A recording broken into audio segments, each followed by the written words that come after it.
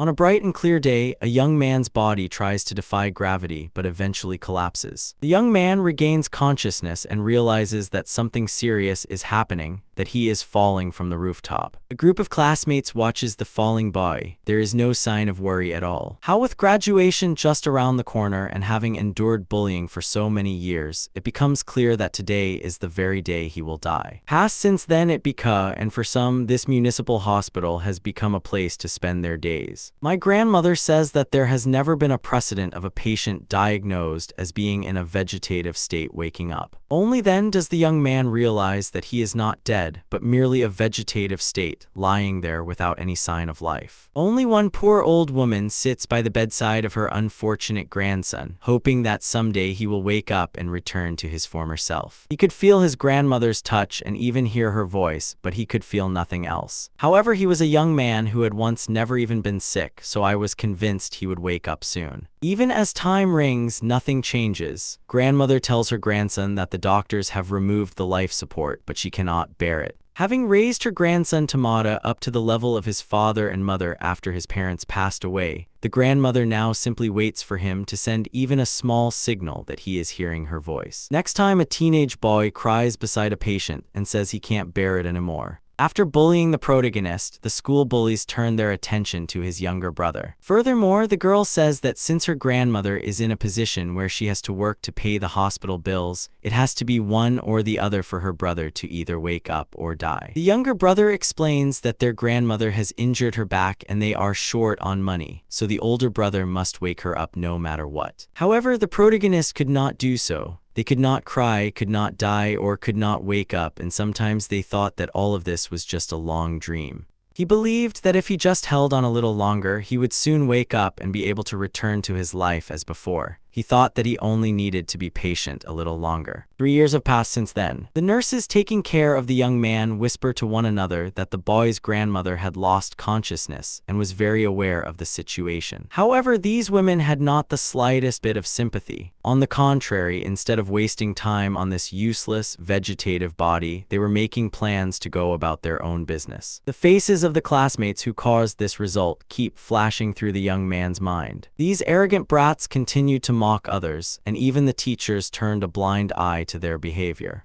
The young man thinks that if a miracle happens and he returns, he will destroy all of them. However, even as time passes, he is still hanging from the coffin placed on the bed to keep his life alive. And finally, the hand of justice grasps the head of a single sack. 4 years have passed since then. When he looked back, the one who had tormented him was there. The young man no longer wanted to hear of pity or pain, for nothing could compare to them having rendered him a vegetable and confined him to a life in a hospital. No one could ever truly reach the heart of the grandmother who had held her helpless grandson in her arms. Even if his convictions were entirely stained with the blood of those oppressors, that alone would not be enough, for this was not merely simple revenge. That amount of time is enough to formulate a plan to completely eliminate them. The young man realizes that his plan is perfect. This was exactly what he had to do, to completely destroy these villains and wipe them off the face of the earth. The plan was perfect, but there was one obstacle. The young man never recovered, and another year began. Even thinking about it, the situation was preposterous. No one could help, and he simply had to put an end to this meaningless life. Then, perhaps, the young man's soul might find a suitable body and transfer his plan for perfect revenge into it. Suddenly, the boy's attention is drawn to the sound of the television. It seemed like some school program was being broadcast. When he opens his eyes, he sees a low blackboard. The young man looking around observes his classmates chatting, laughing, and just playing around. The girl does not understand what is happening. She looks around, not even guessing where she is. He thought it was just a dream, but as he pinched himself, he felt pain, and his gaze fell upon a ballpoint pen on the desk. If this is not a dream, it will hurt and bleed the young man. He stabs a ballpoint pen into the leg and watches in surprise as the blood splatters on the floor. But before he can think of anything else, a sharp scream rings out and a bully knocks a classmate to the ground. The thug shouts that he will teach this piece of trash a lesson. The protagonist realizes that he has somehow returned to the past in a way he could never have imagined. He recognizes this thug and realizes that he has reached the starting point of that endless suffering. The protagonist, he stood at the very moment that had led him to a meaningless life on a hospital bed. Just like last time, all the classmates remain silent and do not intervene. The young man stands up, approaches the thugs, and demands that they stop. Caught off guard, the blonde girl actually smiles. She concluded that she must have misheard. Still smiling, the guy turns toward the protagonist and tells Kim Yeon-seong that it would be best not to interfere. The young man, Hyun-seong, who was a defender, was convinced that he would eventually suffer the same fate as the child who had been blocking him. However, Kim Yeon-seong does not let the other person finish speaking and forcefully follows up with that arrogant smiling face. The protagonist returned to his first year of high school at the exact moment he needed it the most. The young man remembers the day his life was turned upside down to the minute details. Park Min-cheol is. He was one of the hardest kids to handle in the class, rarely listening to the teacher and always bullying Namel. During class, he played the online game Legends and ordered his classmate An Jeong-sun to level up his character. Lee Jeong-min had to become Min-cheol's slave and raise his game level without powder. Min-cheol assumed that the boy, An Jeong-sun, received a generous allowance from his parents because of his good grades, and now he even made the young man buy things for him. And finally, the moment comes when Lee Young-min can no longer bear it and declares that he will not take on Park Min-cheol's problem. That day was the first time friends had witnessed brutal violence firsthand. Before this incident, the protagonist had spent a lot of time with Lee Jeong-min, helping Saki and explaining difficult things to him, so it was an unbearable pain to watch his friend being beaten while no one stepped forward. Just then, a teacher returned and resolved the situation. The classmates thought that they wouldn't be able to protect Lee Jeong-min from the bullies anyway, and that intervening would only make Min-cheol angrier. The protagonist understood his friend's concerns about his foot, but Hyun-seong was always smitten in PE and outperformed many other children in grades, so he demands that he quit now. However, from that moment on, Park Min-cheol turns his attention to the protagonist and makes him a new target of bullying. Min-cheol would corner Kim Yeon-seong at every opportunity and beat him severely without giving him a chance to turn his hand, and this bullying soon became a daily routine. The young man could no longer sleep, even at night. It was literally erasing 24 hours a day. Now everyone in the classroom watched frozen, wondering what would happen next. The girls were genuinely terrified, anticipating the worst-case scenario. Park Min-cheol was, of course, flustered. He was surprised by Hyun-seong's boldness. But before he could even do it with moan, a classmate's hand grabbed his hair. The next moment, his face was slammed all the way onto the desk. Min-cheol was so shocked that he couldn't even think to defend himself. It was time to move on to the next step. Hyun-seong didn't want to think about the outcome, nor did he want to stop. Blood splattered in all directions, and the shocked shouts filled the classroom. The other students had no idea what had happened between the two. Park Min-cheol, a mercenary who relied solely on brute force, had never been hit first, so he immediately lost his balance. Hyun-seong precisely targeted the moment his opponent was about to react after being struck in the front, grabbed him by the hair, and slammed him onto the desk. Hyun-seong had waited for this moment for a full 10 years, and now he was executing his plan step by step exactly as he had intended. The next moment, his opponent was already lying on the floor. Hyun-seong presses Min-cheol's face into the floor with his foot. The opponent. He didn't care whether they lived or died, the other person. It was a thought that if I raised my head, I would get hit again, and if I blocked with my hand, I would lose that hand. At that moment, a chair flew across the air. It was thrown by one of Min-cheol's friends who was trying to stop Miji. Hyun-seong raises his head from the victim and says he has no intention of stopping toward Yang Byun-bi's friends. Jeong Min-ho tried to figure out the situation. He realized that Hyun-seong's friends were confident that they would all intervene to protect their leader.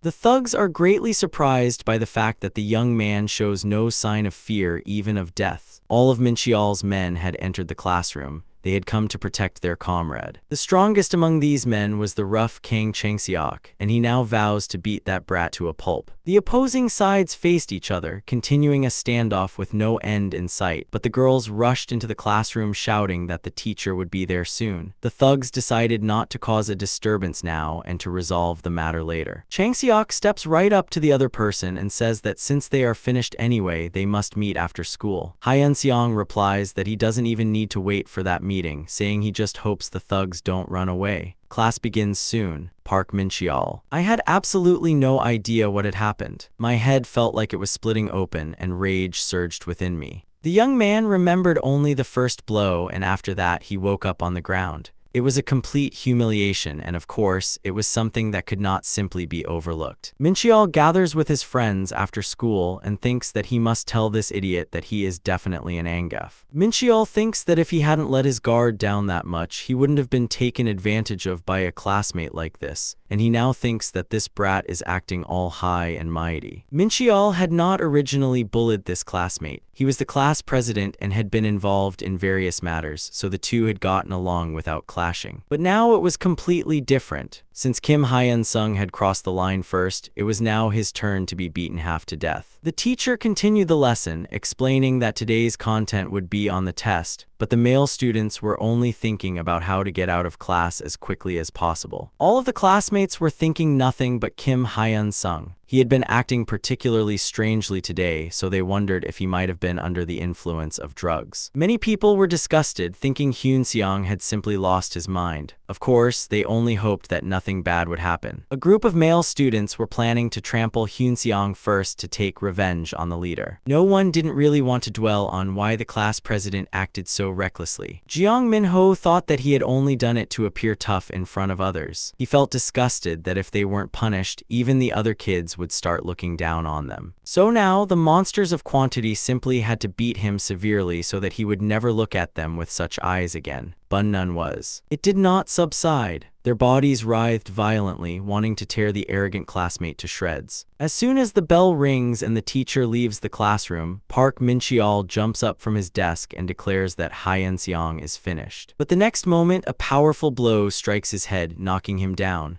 No one understands what happened. Hyun-seong intends to continue what he was doing earlier while still gripping the other person's hair. Mincheol. I realized that my classmate had no intention of running away. On the contrary, the water was waiting for the whole thing, and now it was continuing to mow. The leader's friends expected that Hyun-seong would not be able to escape because the school was a closed space with nowhere to run. They barely managed to endure the class, and now they couldn't stand it anymore, wanting to beat up Kim Hyun-sung for their friend's revenge. However, when the male students stepped out into the hallway, they saw other students watching something with worried expressions. The male students push their way through the crowd and rush forward. A scream is heard from the half where Park Min-cheol was, to the classroom. When he jumped in, his friend's gun was already slumped, and Hyun-seong, having lost his reason, was raising his blood-stained fist again. For some reason, he had no intention of running away. Instead, he looked at Mincheol's friends and said they were late. Chang-seok shouts loudly and rushes in to protect his friend. He was the biggest nuisance in this entire abandoned street. Hyun-seong had replayed this scene in his mind over and over again for 10 years. He knew that dealing with Mincheol wouldn't be difficult. But to defeat Kang Chang-seok, I had to use my head a bit, considering how strong and rough he was. To this end, Hyun-seong decides to use a method he had not employed last time. The young man moves the lock from the locker and smashes it against Chang-seok's temple. Hyun-seong knew that honesty or righteousness were of no use. To take revenge, he had to spare no means necessary. It does not matter how hard the opponent lunges. No one can withstand a strike to a vital spot made of hard steel. Chang-seok freezes in place from the pain piercing his entire body, and a familiar right-hand hook follows immediately. It didn't end there. He had to finish off the remaining opponents one by one. Hyun-seong grabbed Jo Yeon-taek's torso and slammed him to the floor with all his might. Then, he had to pin the opponent down with his own body and push him onto the hallway floor. Now, Jo Yeon-taek will be unable to block the fists raining down on his head. Of course, at this moment, Jung Min-ho could have intervened in the fight and attacked from behind, but he had to deal with Yeon-taek first. To turn the numerical key around, move quickly and decisively. You must not give the opponent time to think or react. In an instant, another person is knocked out before they can even figure out what happened. I had replayed this fight in my mind countless times. My body could not keep up with my thoughts and my strength was running out, but I could not stop now and not see it through to the end. After all, there was still one more person left who deserved to be punished. Jeong Min-ho looks at Hyun-seong, who had just beaten his friends up, in a terrified state. Was he really this strong, and were they the only ones who didn't know until now? How did he manage to hide his power from everyone for so long? It wouldn't have been possible in the past, Min-ho. Realizing his own strength and awaiting the punishment to come, his face was completely covered in cold sweat. he had no chance of winning. Hyun-seong turns to look at him and says it is time to wrap things up and that it is his turn next. Jeong Min-ho could not understand what was happening to him. His hands trembled uncontrollably, and he could not even assume a defensive posture or cover his face. Just then, a teacher appears in the hallway and asks what he is doing. Min-ho immediately recognizes Mr. Chen-ho, who has come to see him. There was a great commotion in the hallway, and the teachers noticed the situation. Everyone witnesses the 3 students lying on the floor covered in blood. The situation was also clear to the school. Kim Hyun-sung still leaves Min-ho with the promise that he will definitely teach him a lesson again. The teacher. He was furious. He says that now that 3 students from the school have been sent to the hospital with bloodied faces, Hyun-seong must have lost his mind.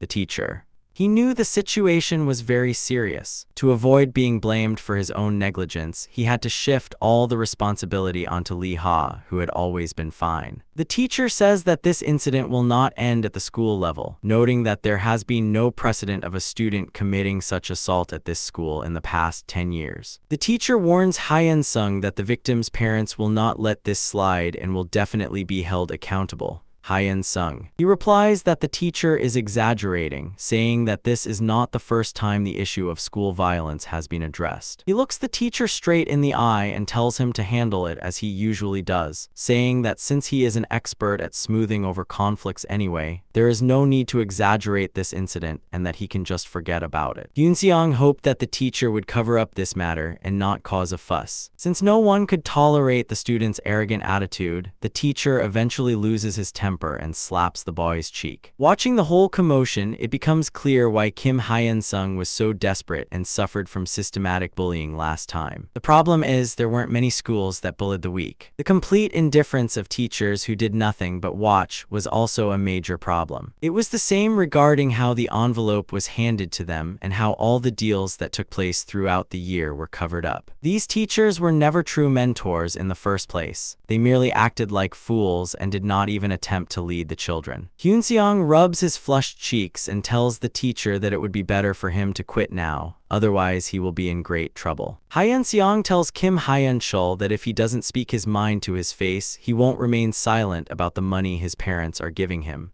Furthermore, Hyun-seong knew that the teacher was close to Jeong Min-won's family, but that was a trivial matter. The young man knew other interesting facts as well, so the young man. He even subtly mentions the scandal involving the English teacher. The homeroom teacher was greatly shaken by this information. It was at this point that he realized he had been caught in a trap. Hyun-seong tells the teacher once again that he must step down for precisely that reason. So much after enduring much bullying, Hyun-seong makes up his mind. Although he knew it wasn't the best approach, he chose this teacher because he needed the help of an adult. And Kim Yeon-cheol, who had never sided with the weak before, could have been that very teacher. Park Min-cheol says that he never bullies his classmates and that everyone has simply misunderstood something. The teacher says that the boys should not bully their classmates and that they need to know that hitting someone in the face does not make anyone feel better. However, all of this ultimately came to nothing, and the bullying of the weak continued, and the teacher felt no need to intervene. And when the thugs realized that Kim Yeon-seong was trying to win the teacher over to their side, they became even more ferocious, reducing the punishment for the informant Jewel. Nevertheless, Hyun-seong realized that the teachers would not protect him, so he was beaten even more. The young man felt a sense of injustice and anger. As someone who was both a teacher and a mentor, they should have at least conducted an investigation when a harassment report was received. However, Kim Yeon-cheol had no particular interest in the thugs. He pretended not to see what was happening right before his eyes. One day, the teacher had watched through the school window as thugs beat up Hyun-seong, and of course, the girl expected that Mr. Kim would definitely punish the thugs. However, it is only later that the girl realizes this teacher was a real piece of trash who took money from some parents and had no intention of helping in the first place. And now there was another way to change all of this. Even knowing that he might not be able to win, even alone, Kim Yeon-seong tried to take that path. Hyun-seong wanted to escape this hell by any means necessary, and on that day he crossed the line. The next day, the entire school is in an uproar with protests from parents who want to know who disfigured their son's face like this, and how such a thing could have happened. Jeong Min-ho claims that Hyun-seong started the fight and all this conflict. His mother says that her son's nose is broken, and that she will absolutely not let the teachers arrest him.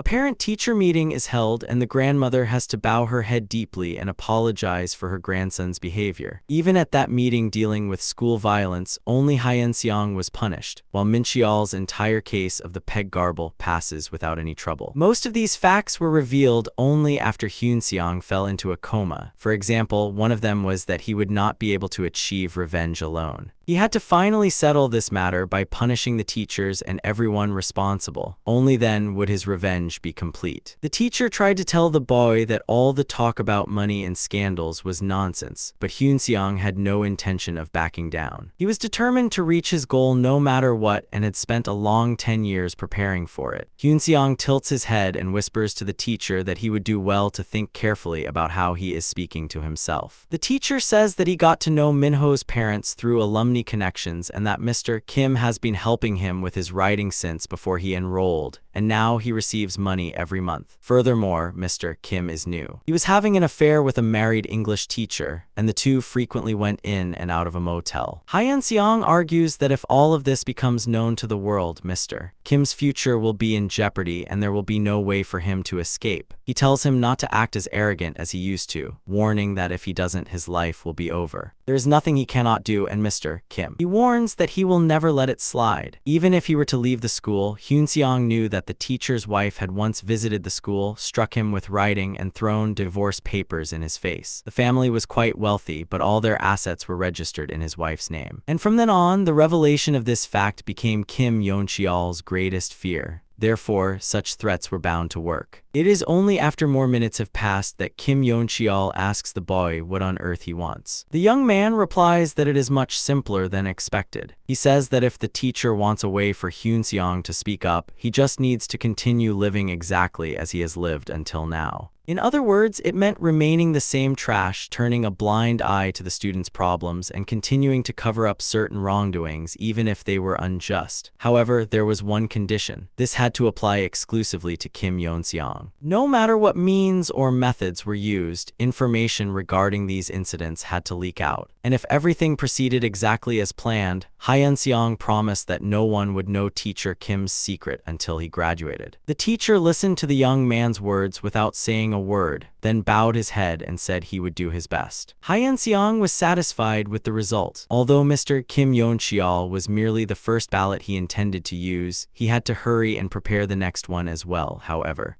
Before that, there was one more thing I hadn't finished yet. Hyun-seong headed back to the faculty office because he had to finish what he had started, and now he is standing in front of the door. Right at that moment, Young Min-ho could not control his anger and was smashing furniture. He was throwing chairs in the rage boiling inside him. However, he still believed that Mr. Kim would not let this matter slide and would definitely expel Hyun-seong. Min-ho decides to avoid him for the time being and never run into him again. To be honest, Min-ho admitted that he was somehow scared of this quiet class president who had suddenly become so strong. Young Min-ho resolves to become the most skilled person in the school. Only then would someone like Kim Hyeon-sung never be able to take his power away. The classrooms. After scattering the chairs all over the place, the young man sits down, lets out a sigh, and is convinced that the problem is solved. Min-ho believes that what happened to his friends to be just a coincidence. This is because he believed that there was no way Kim Hyeon-sung could have beaten up 3 people at the same time all by himself. Just then, the classroom door bursts open. Hyun-seong appears at the doorway and calls out Min-ho's name. Min-ho freezes in fear and pretends not to hear, but Hyun-seong says it isn't over yet. Intense. The fist knocks Min-ho down immediately. He tumbles backward along with the chair. It was clear that Hyun-seong intended to continue the fight and take down the last remaining member of the organization. Hyun-seong unleashes a barrage of punches, and at one moment the girl bursts into tears and begs to be spared. Min-ho watches his classmate hitting him and is convinced that the guy has completely lost his mind. Everyone is watching the scene, and even Mr. Kim Hyeon-chul stands there asleep without any reaction. Not even that shameless man who receives money from Min-ho's parents every month. Hyeon-seong does not stop slapping and says that no one at this school cares about writing, so do not expect anyone to help. Then he strikes him a few more times with all his might and adds that no one needs writing. It was obvious that young Minho's parents would be furious more than anyone else. 5 minutes before this incident, Mr. Kim Hyun-chul was sitting in the faculty office, pondering how to handle the situation. He realizes that with 3 students having already gone to the hospital, there is almost no chance of resolving this matter smoothly. Of course, it would have been better for the school if no one knew about this, but if Kim Hyun-sung did not receive punishment, his parents would be furious. They were people who would never sit idly by if it were their own children. They are influential people who own multiple buildings. They arranged for the free maintenance of school facilities and even covered repair costs out of their own pockets. So naturally, that chapter had no choice but to side with them. However, the biggest problem was that Mr. Kim had also been receiving money from them. If the matter had become public knowledge, the teacher would have been powerless to do anything. He had to rack his brains as quickly as possible. The teacher decides that it is best to separate Minho from his friends. Fortunately, the child was not yet injured by Hyun-seong. If young Minho hadn't been injured, his parents wouldn't have made a fuss, and there would have been room to persuade them. He had to hurry and warn Hyun-seong, because if it looked like only his son's friends had been beaten up, his parents wouldn't get involved. Mr. Kim immediately goes to find the child, tells him not to bother Minho anymore, and decides to avoid the situation in this way. He wanted to find the children as soon as possible and wrap up the matter. In the teacher's office, he headed straight to the classroom, and at that very moment, young Minho was in a state where he couldn't even stand properly. The boy's only hope was the teacher who was supposed to protect him. He was being systematically beaten by a classmate. The teacher also realizes that it is already too late and there is nothing he can do. However, he immediately decides not to care about Minho's influential parents. After all, if his affair with the English teacher became known, his teaching career would be over. Kim Hyun-sung turns around, pretending not to have seen anything, and leaves. Kim Hyun-sung beats up the opponent who had been mocking him the whole time. It turned out he was a pathetic coward and a weakling. I heard from all sides that the main reason I was bullied and beaten was because of my weakness. Everyone cursed and mocked him, believing they had the right to hit him simply because he was weak. But now, the time had finally come for him to take revenge on those who had tormented him, and the last bastard of the organization had paid the price he deserved. Hyun-seong. He knew it himself. If he hadn't dealt with Minho on the spot, it would have been easier for the rest of the organization to cover up the issue. However, he had absolutely no intention of stopping his revenge just to protect someone and let the matter be covered up. That was precisely why he started beating up Minchio as soon as he returned. Jae-young could have lived by avoiding the oppressors. However, he had endured those hellish 3 years of being beaten and humiliated by everyone. So now, the only thing driving him was his unwavering identity as a vengeful man. Hyun-seong looked down at the sprawled body of his classmate. He knew that things would soon get noisy since he had already dealt with 3 and now had 1 more.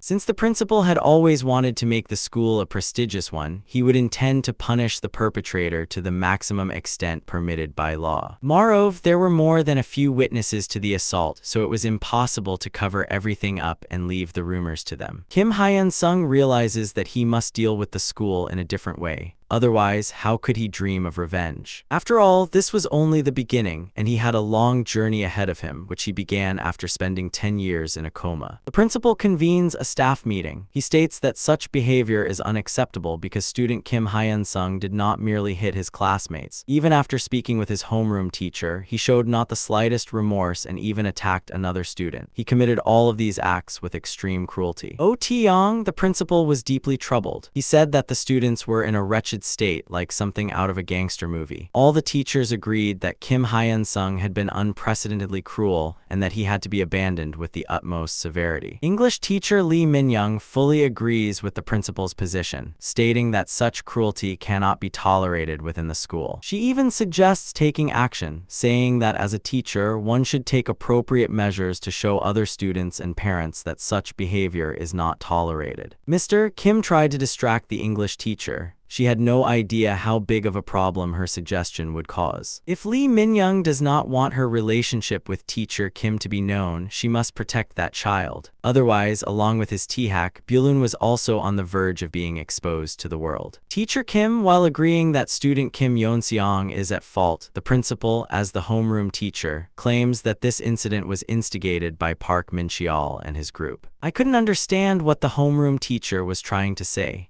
It turned out that rumors were already circulating that Mincheol's group was bullying other students. Mr. Kim admits that he had been keeping a close eye on them recently and trying to deal with them, but unfortunately, Kim Yeon-seong couldn't just stand by and watch, so he exploded. According to the homeroom teacher, that child was a victim first and foremost, and only then did he cause trouble. The homeroom teacher might consider punishing only Yeon-seong unprofessional, but the principal insists that it is absolutely necessary. Soon, an argument breaks out between the two people during the meeting. The principal flatly states that Young Min-ho's parents will not let this slide, and that it is better to deal with the ringleader to avoid provoking their anger. He says that he cannot lose relationships with such influential people, even for the sake of profit, and that this is especially true if he wants to build a prestigious school. The principal announces that he will convene a parents' committee a week later to make a decision together. At that meeting, they decide to determine the exact level of punishment Hyun-seong will receive. Until then, the principal wanted everyone to remain silent about the incident. The principal announces that student Hyun-seong will receive a precise disciplinary action before the meeting. He reflected on his wrongdoing and had to return to school with his guardian a week later. Hyun-seong stands up from his seat, thanks the principal, and says that he understands everything. Just as the young man was about to leave, the homeroom teacher came running in. He explained that he had done everything he could, and since Hyun-seong had attacked Minho for some reason, it wasn't his fault, and therefore, resolving the situation wouldn't be easy. The homeroom teacher asks them not to draw attention anymore and says that if they just stay quiet, he will somehow manage to solve the problem. Hyun-seong looks at his homeroom teacher and considers him a truly interesting figure. After all, just a few days ago, he was someone who had been beating and harassing students. Of course, this man had long lost his conscience as a teacher and was no different from trash as a human being. However, right now, he was only needed as a stepping stone to take revenge on his school friends. Hyun-seong looks back at him and tells Kim Yeon-cheol that he did well, acknowledging how hard he tried in today's meeting. But nevertheless, the homeroom teacher knew everything about Min Cheol-mul's actions from the beginning. Therefore, now, the homeroom teacher had to keep in mind the only way to protect his position and his teaching profession. The way was to quietly leave Hyun-seong alone until graduation, no matter the situation, and do anything for this student. If that doesn't happen, Hyun-seong promises to ruin not only the homeroom teacher's life, but also the English teacher's life. Hyun-seong, looking at this pathetic human being who calls himself a teacher, he says that since he is a person who always keeps his promises, he will keep them this time as well. Kim Yeon-cheol is realized that it is useless to confront this student.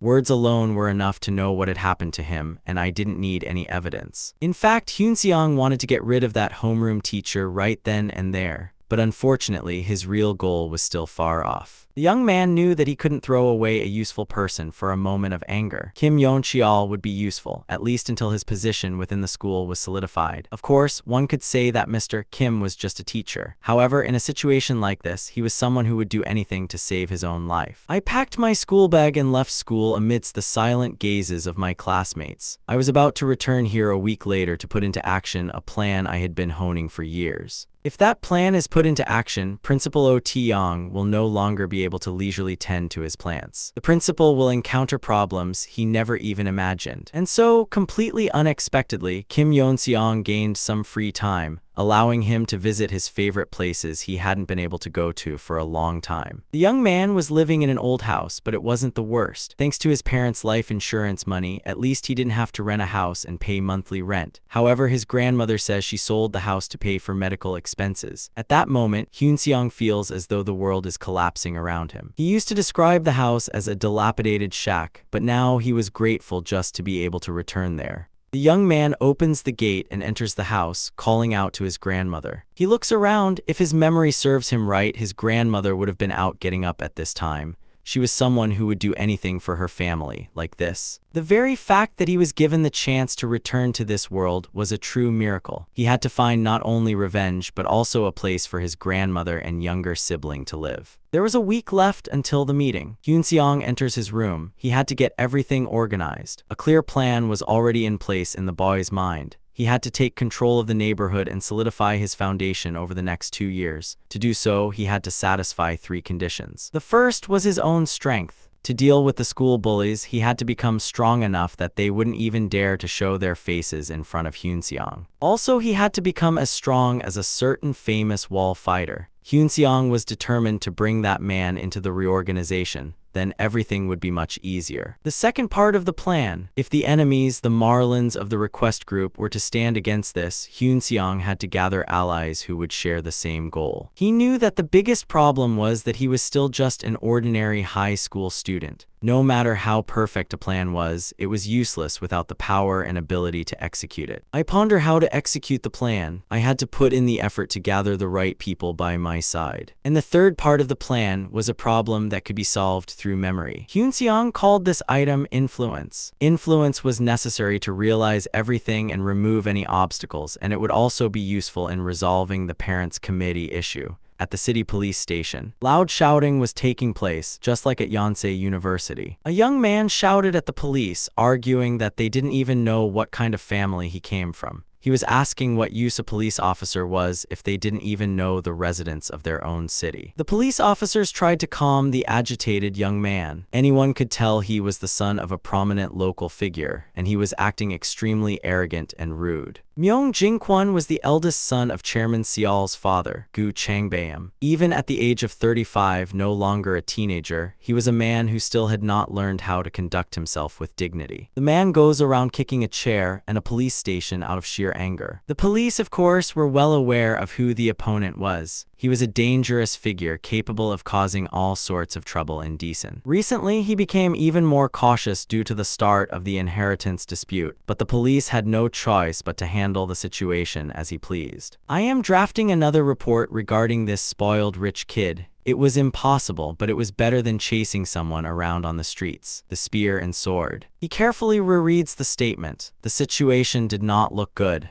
If he were even indicted, his younger brother would likely gain the upper hand. However, Changjeom knew he was at fault for having extended his hand first. Now he had to choose the lesser of two evils. The situation was truly the worst. On top of that, my father had just announced that he would hold a succession race to determine who was qualified to lead the business. The policeman even felt a little sorry for him. The father stood at a crossroads. Would he hand over the position to the son who had only graduated from high school, or to the younger son who had graduated from a prestigious university and further solidified his standing by marrying a woman from an influential family? However, there was nothing he could do. It was clear to everyone that the suspect was at fault in this case. Even the police could not simply let Jewel, who had assaulted heavy men, go free. Changbayam. He tried to make excuses, claiming he hadn't started the fight, but unfortunately, there was no evidence. There was no camera footage, and there was no way to refute the victims' testimonies. Changbayam had absolutely no idea how to turn this situation to his advantage. At that moment, he didn't know how.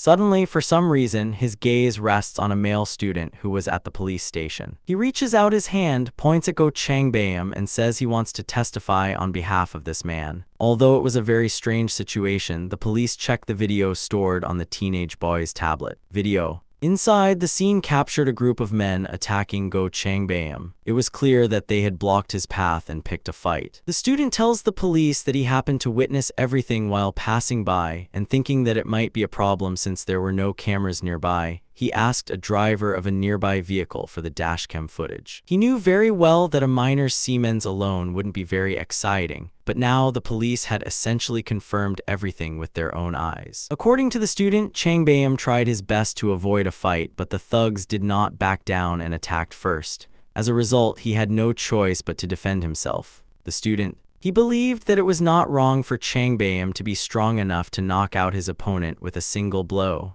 The boy was convinced that this was self-defense. Gu Changbayam. He embraces the student and says that he told the truth and is a true hero. He had firmly maintained his stance and spoken with conviction. Changbayam recalls his father's words that one should only lay a hand on those who deserved it. However, now that there was evidence, it might not have to go to trial. The police officer. After reviewing the video, he says he is ready to conclude the investigation and announces that he will call Go Changbayam back for further questioning once the perpetrators wake up. Afterward, the police officer apologizes to Mr. Go, saying that he should have listened more carefully. He admits that he hastily reached a conclusion because the perpetrator was much more seriously injured. Go Changbayam approaches the police officer and quietly tells him that he doesn't care what he says. However, he was certain of only one thing. He had clearly remembered the police officer's face, and now he was about to turn his life into hell. Soon, the young man leaves the police station. Go Changbayam hugs the boy and tells him thank you, saying that this young man really saved his life. Changbayam. He says he never forgets the person who helped him and tells the boy to remember that fact forever. As a token of gratitude, he offers a thick wad of cash. Surprisingly, the student accepts it without hesitation and puts it immediately in his pocket, even though children of that age are usually afraid to accept large sums of money. Changbayam. I watched this unique young man with interest. Moreover, considering the dashcam footage and how he somehow managed to embrace the boy, it was certainly no ordinary bet. At that moment, the student turns to the man and asks, "Mr. Go, do you really think this is a coincidence?" Realizing that the other person did not understand, Hyun-seong decides to speak honestly and directly. He says that he knows exactly what kind of person Go Changbayam is. He was currently in the midst of a heated inheritance dispute with his younger brother, Go Changseok. Go Changbayam. He begins to suspect that all of this is not a coincidence but a carefully orchestrated scheme by someone, and that he might have been nothing more than a yellow pawn in the hands of a manipulator. The young man goes on to say that all of this is by no means a coincidence. According to the boy, he had evidence, and this meant he had attracted Go Changbayam's attention even more. While in a coma for the past 10 years, Hyun-seong listened to every single news report covering the Go family, who were famous throughout Deason. The young man knew everything about Go Changbayam's life, even his spectacular end. The young man. Turning to Mr. Go, he says, "If you are truly grateful, please spare just 1 hour." The young man promises Mr. Go that it is not something he should do, but a matter on which his entire life depends. The two go to a nearby cafe and hit the table. Hyun-seong shows his companion the original dashcam footage. Hyun-seong says that he did not show the earlier parts to the police because the last year alone was sufficient to prove Mr. Go's self-defense. However, now he was ready to show the entire video that would reveal what actually happened and that this was by no means a coincidence. Changbayam. I watched the video closely. 30 minutes before the incident, 3 men entered a 24-hour convenience store. At first glance, they looked like ordinary customers, but they didn't budge from their spots the entire time. It was as if they were waiting for someone, but the moment Changbayam entered the shop, they immediately started moving, pushing and shoving each other and thrusting their faces forward. They acted as if they were desperate to stop him. Changbayam tried to downplay the situation, but in the end, they were the first to lay a hand on him. And when Mr. Go thought about it, every single incident that had happened to him recently seemed strange in some way. It seemed as though someone had fabricated all of this, and it had started immediately after the announcement of the succession competition. From that moment on, bad things began to happen to Changbayam. Mr. Go might have suspected that someone was trying to get rid of him. Is this a coincidence, or is it a meticulously planned baby? The man falls into thought. In his anxious state, everything felt suspicious to him as well. However, he never imagined that his younger brother, who had always enjoyed the best, would resort to such dirty tactics. Changbayam turns to the student and asks why he is telling him all of this. Hyun-seong. The chairman knew that although Myungjin Construction was currently a company known only in this region, it would soon grow rapidly thanks to its massive capital and technology. He had lived by the principle of never getting involved in other people's business. He lowered his profit margins and increased the heavy industry ratio, and before long, his company's name would be mentioned among the nation's leading enterprises. However, in the midst of this growth, both sons were pushed out of management. It started with Go Changbayam, who was accused of assault and became a huge sensation known throughout the city. The son stopped at nothing to somehow bring in a successor. However, the older brother found out about it. Enraged, he ended up dealing with Changseok. As a result of that incident, the younger brother ended up with a disability. Enraged, the father declared that he would not hand over the company to his 2 sons because they were both incompetent. This news caused a huge stir. Eventually, people went so far as to deliberately follow the brothers, fabricating their every move and uploading it online. Ultimately, the chairmanship would be filled by a professional manager hired by his father, and this was bound to elevate the company to the ranks of the largest enterprises. Hyun-seong. He knew that it would be better for the company if he didn't get involved. The older brother was not evil enough to kill his opponent but was incompetent and a coward, while the younger brother was an immoral person who would do anything to achieve his goals. The company would only prosper if it didn't fall into their hands, but Kim Hyun-sung didn't care about either of them. The only thing that mattered was how useful they were to him. In fact, the young man could not tell if he was doing the right thing. The butterfly effect could change the future, but that was not a matter for Hyun-seong to worry about, even if the future took a worse turn. Hyun-seong wanted to take revenge and protect his family. That is why he now says he will help Changbaeum. Of course, so that he can walk on his younger brother's footsteps and become the new chairman of Myungjin Construction as the eldest son. All of this sounded ridiculous.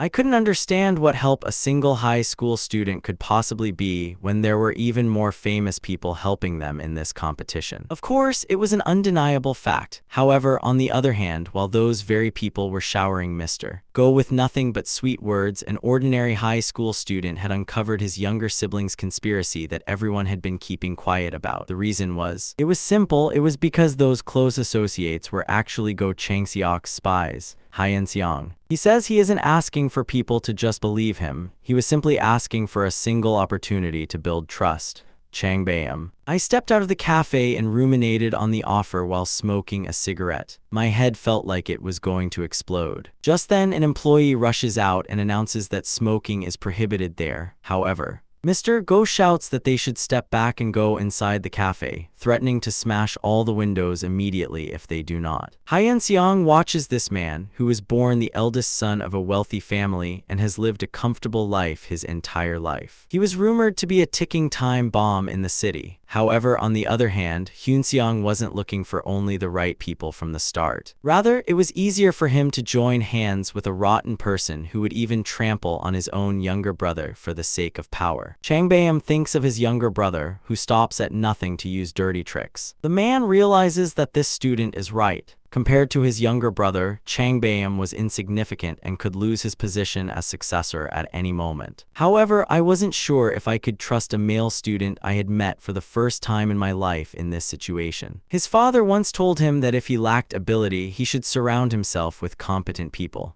He told him not to judge them by holiness, age, or background. The idea was that if you found the right person, you could manage a large corporation and handle all sorts of problems with ease. Changbaeum still didn't know what to do. He cannot decide whether to do it. He returns to the cafe and asks the student what the plan is. Caution. I intended to make a decision after hearing the plan. Meanwhile, in the office, Go Chang-seok was literally tearing his hair out in frustration. When those idiots couldn't even handle a simple task properly, he threw his cell phone. This was all the fault of my dim-witted old father and his outdated, old-fashioned principles. That was why my older brother, who had no lineage, was caught up in the succession race. Chang-seok. He finally calmed his mind. After all, he was the milk, and if things continued like this, he would become the successor. Right away. Just then, the phone rings and the other person informs that a big problem has arisen. The crux of the problem was that Chang-seok's wife had stormed into the Hyun-seong company office. Hyun-seok was. He says that to win this competition, they must face the reality of which of the two brothers is more suited for the chairmanship. Anyone could see that the answer was Go Chang-seok. Naturally, there was no older brother who had only finished high school for a younger brother who graduated from a prestigious business school. Furthermore, as soon as the young man returned to Korea, he married a woman from a powerful family and even proposed determining a successor through fair competition. All of this was by no means a coincidence. From the very beginning, Chang-seok worked tirelessly to usurp his brother's position, and as a result, he established a solid standing. Aside from the fact that he was the older brother, Changbaeum had no particular strengths. Moreover, he was always causing trouble and getting involved in fights, so no one was willing to voluntarily support him. Changbaeum nods at all these words and listens attentively to the young man, Hyun-seok. Even in this situation, they say that Changbaeum has a chance of winning. Even though the younger brother had a clear advantage, the chairman decided to hold a competition based on the naive assumption that the older brother wanted to become the successor. That is why the two are competing. Even if the younger brother's advantage becomes so strong that it renders the competition itself meaningless, the chairman will still choose a successor from among the two. Then, although it is just a hypothesis, what if the younger sibling fails to live up to expectations? Despite all those advantages, if he were to fall to rock bottom, that would mean to Changbaeum's current position. It was necessary to consider such a scenario. If brothers are placed on the same line, whom will the chairman ultimately choose? The real battle begins right here. If the competitors stood on equal footing, the very fact that Changbaeum was the eldest son would be an advantage. Chang Seok. Hyun Seok rushes to the apartment of a woman he was close with and witnesses his wife beating up that beautiful woman. He continues to explain the plan. To defeat his younger brother, he only needed to satisfy exactly 3 conditions. The first was influence. Unfortunately, his older brother was far behind in this regard. While his brother was still frequenting clubs, Chang Seok had already married Myeongmong and a woman. The second was reputation. This wasn't easy either because that madman was so famous throughout the decent area. The final factor was ability. While Chang Bayam was distracted by alcohol and women, his younger brother was steadily honing his skills while handling the actual goods. The difference between the 2 brothers is that the younger one doesn't even need to put in any effort. Just a slight display of his skill is enough to end the match. However, from now on, we must turn the tables. We must take the situation into account condition by condition and first find a way to overtake Go Chang Seok in influence. Unfortunately, it is impossible to arrange a marriage between such a distinguished man and a noblewoman. Since there are no families of equal standing nearby, we must devise another plan. Ultimately, he had to separate his younger brother. Only then could he neutralize his dominance and influence and bring Go Chang Seok back to the starting line. Kim Hyun Seong was convinced that he could break his brother's spirit and prevent him from standing out too much. Chairman Ko Myung-jin called his 2 sons, and his younger brother was apologizing for the situation that had occurred. The father looked at his sons and felt a deep sense of disappointment welling up inside him. Go Myung-jin said that he had already spoken with Sadong and promised to scold Chang Seok severely. To avoid this punishment at all costs, he had to beg for just one more chance. Gado. Chang Seok's wife asked me to convey her intention to make a final decision after living separately for the time being and observing her husband from a distance, her younger sibling. He tried to apologize, but his father could not contain his anger. This was because he had warned him so strongly to be careful of his conduct in marriage. Even so, if Chang Seok wanted to meet another woman, it was better for him to live alone like his brother. The father was furious. He couldn't understand how his sons had become such fools. His younger brother. After scolding him, his father asked what had happened at the police station recently. He guessed that his son would now raise his voice and insist that he had done nothing wrong. Chang Bayam. I was pleased with the determined student's plan. All I had to do was dig up my younger sibling's messy backstory and tell my father.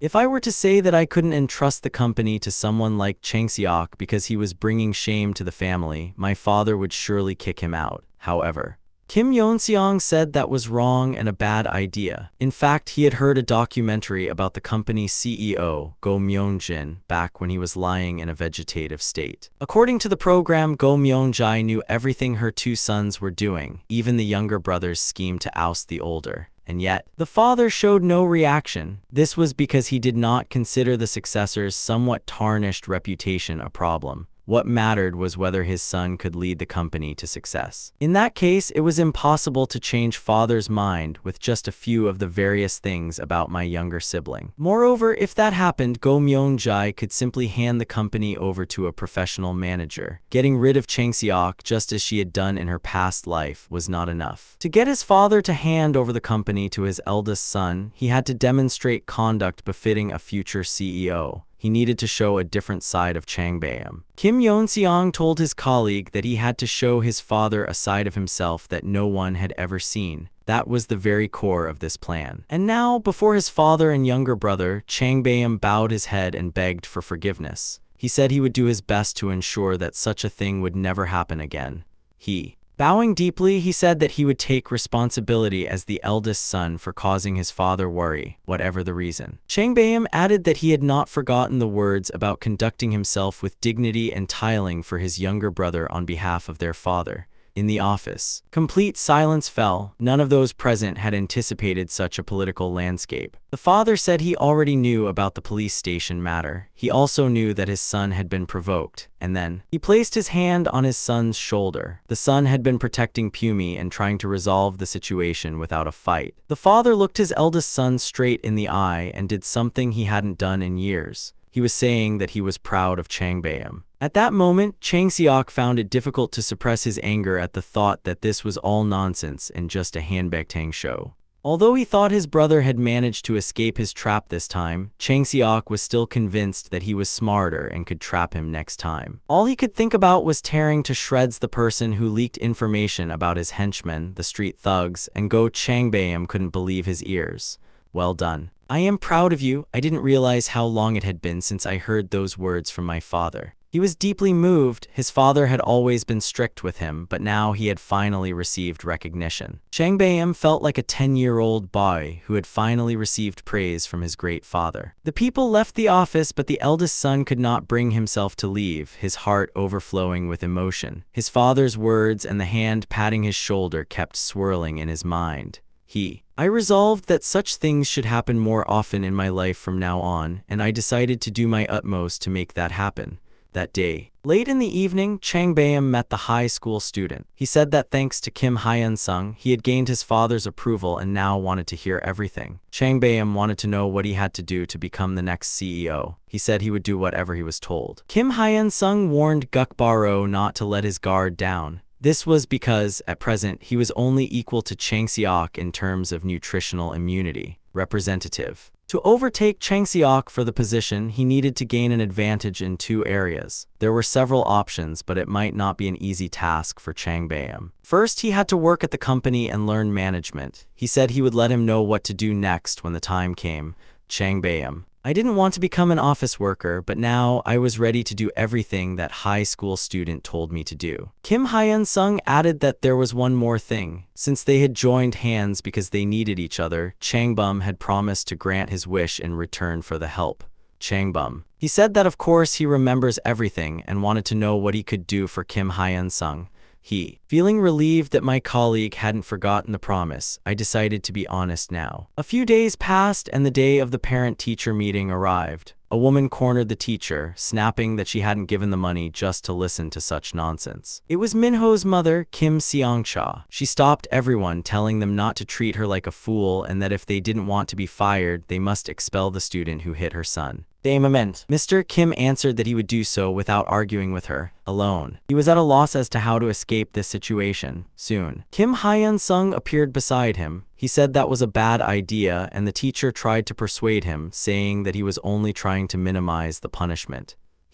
I knew that Minho's mother was pressuring all the teachers and manipulating them as she pleased. I told her that if it were Damim, she should use her head properly every once in a while. In any case, Mr. Kim wouldn't have wanted that little secret of his to be revealed either. If the student collapsed, Damim would be dragged down with her. To survive now, he had to make a careful choice. Mr. Kim. I watched as the principal promised the woman that he would not disappoint her this time, just as he had never done so before. Kim Hyun-shul. It was despairing. A job would come soon anyway, and the only choice left was what people would call him later. In the eyes of others, he appeared nothing but a traitor or a man who had accepted bribes. The teacher pondered what he could do with money, no matter what he was doing at the moment. At that moment, the start of the parents' meeting was announced, and all school officials took their seats. The meeting. As it began, Principal Oh stepped forward to speak. He stated that he would hand over the right to speak to the head teacher of the students involved in the incident to clarify the situation.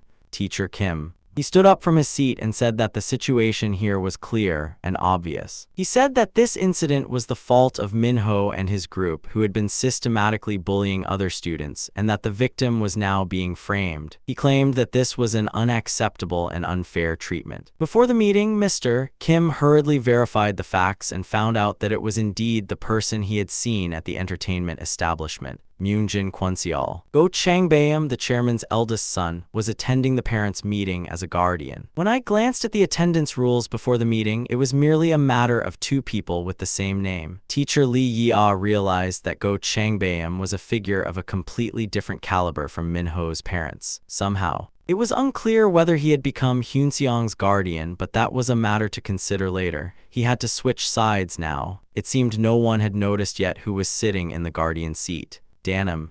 He repeatedly stated that there had been a terrible misunderstanding. He said that the roles of perpetrator and victim had been reversed. Principal Oh Tae-yong looked at the teacher and asked him to explain so that there would be no further misunderstandings. Mr. Kim said that there had been many reports regarding 4 students who call themselves Park Mincheol Pgeol. They have been bullying other students since the beginning of the semester. Danim repeatedly urged them not to bully anyone, but as time went on, the situation only got worse. Park Min-cheol. He bullied Lee Young-min, who was in the same class, and Kim Hyun-sung could no longer stand by and watch this unfair behavior. He tried to stop the perpetrators, saying that they should get along since they were all fellow students. Although he said it with sincerity, Park Min-cheol gathered his friends and instead began to threaten him. Just think about it, if someone tried to attack you, would anyone still stand by and do nothing? So if his actions were self-defense, it was obvious to anyone. The same went for Min Ho-chwa's fight, Min-cheol's. It was simply that he acted impulsively to avoid danger, given that he was an informant planted in the group. Damim also agreed, of course, that the student was a bit excessive for a justifiable defense. However, he said that if all these circumstances were ignored and a severe punishment was imposed solely on Hyun-seong,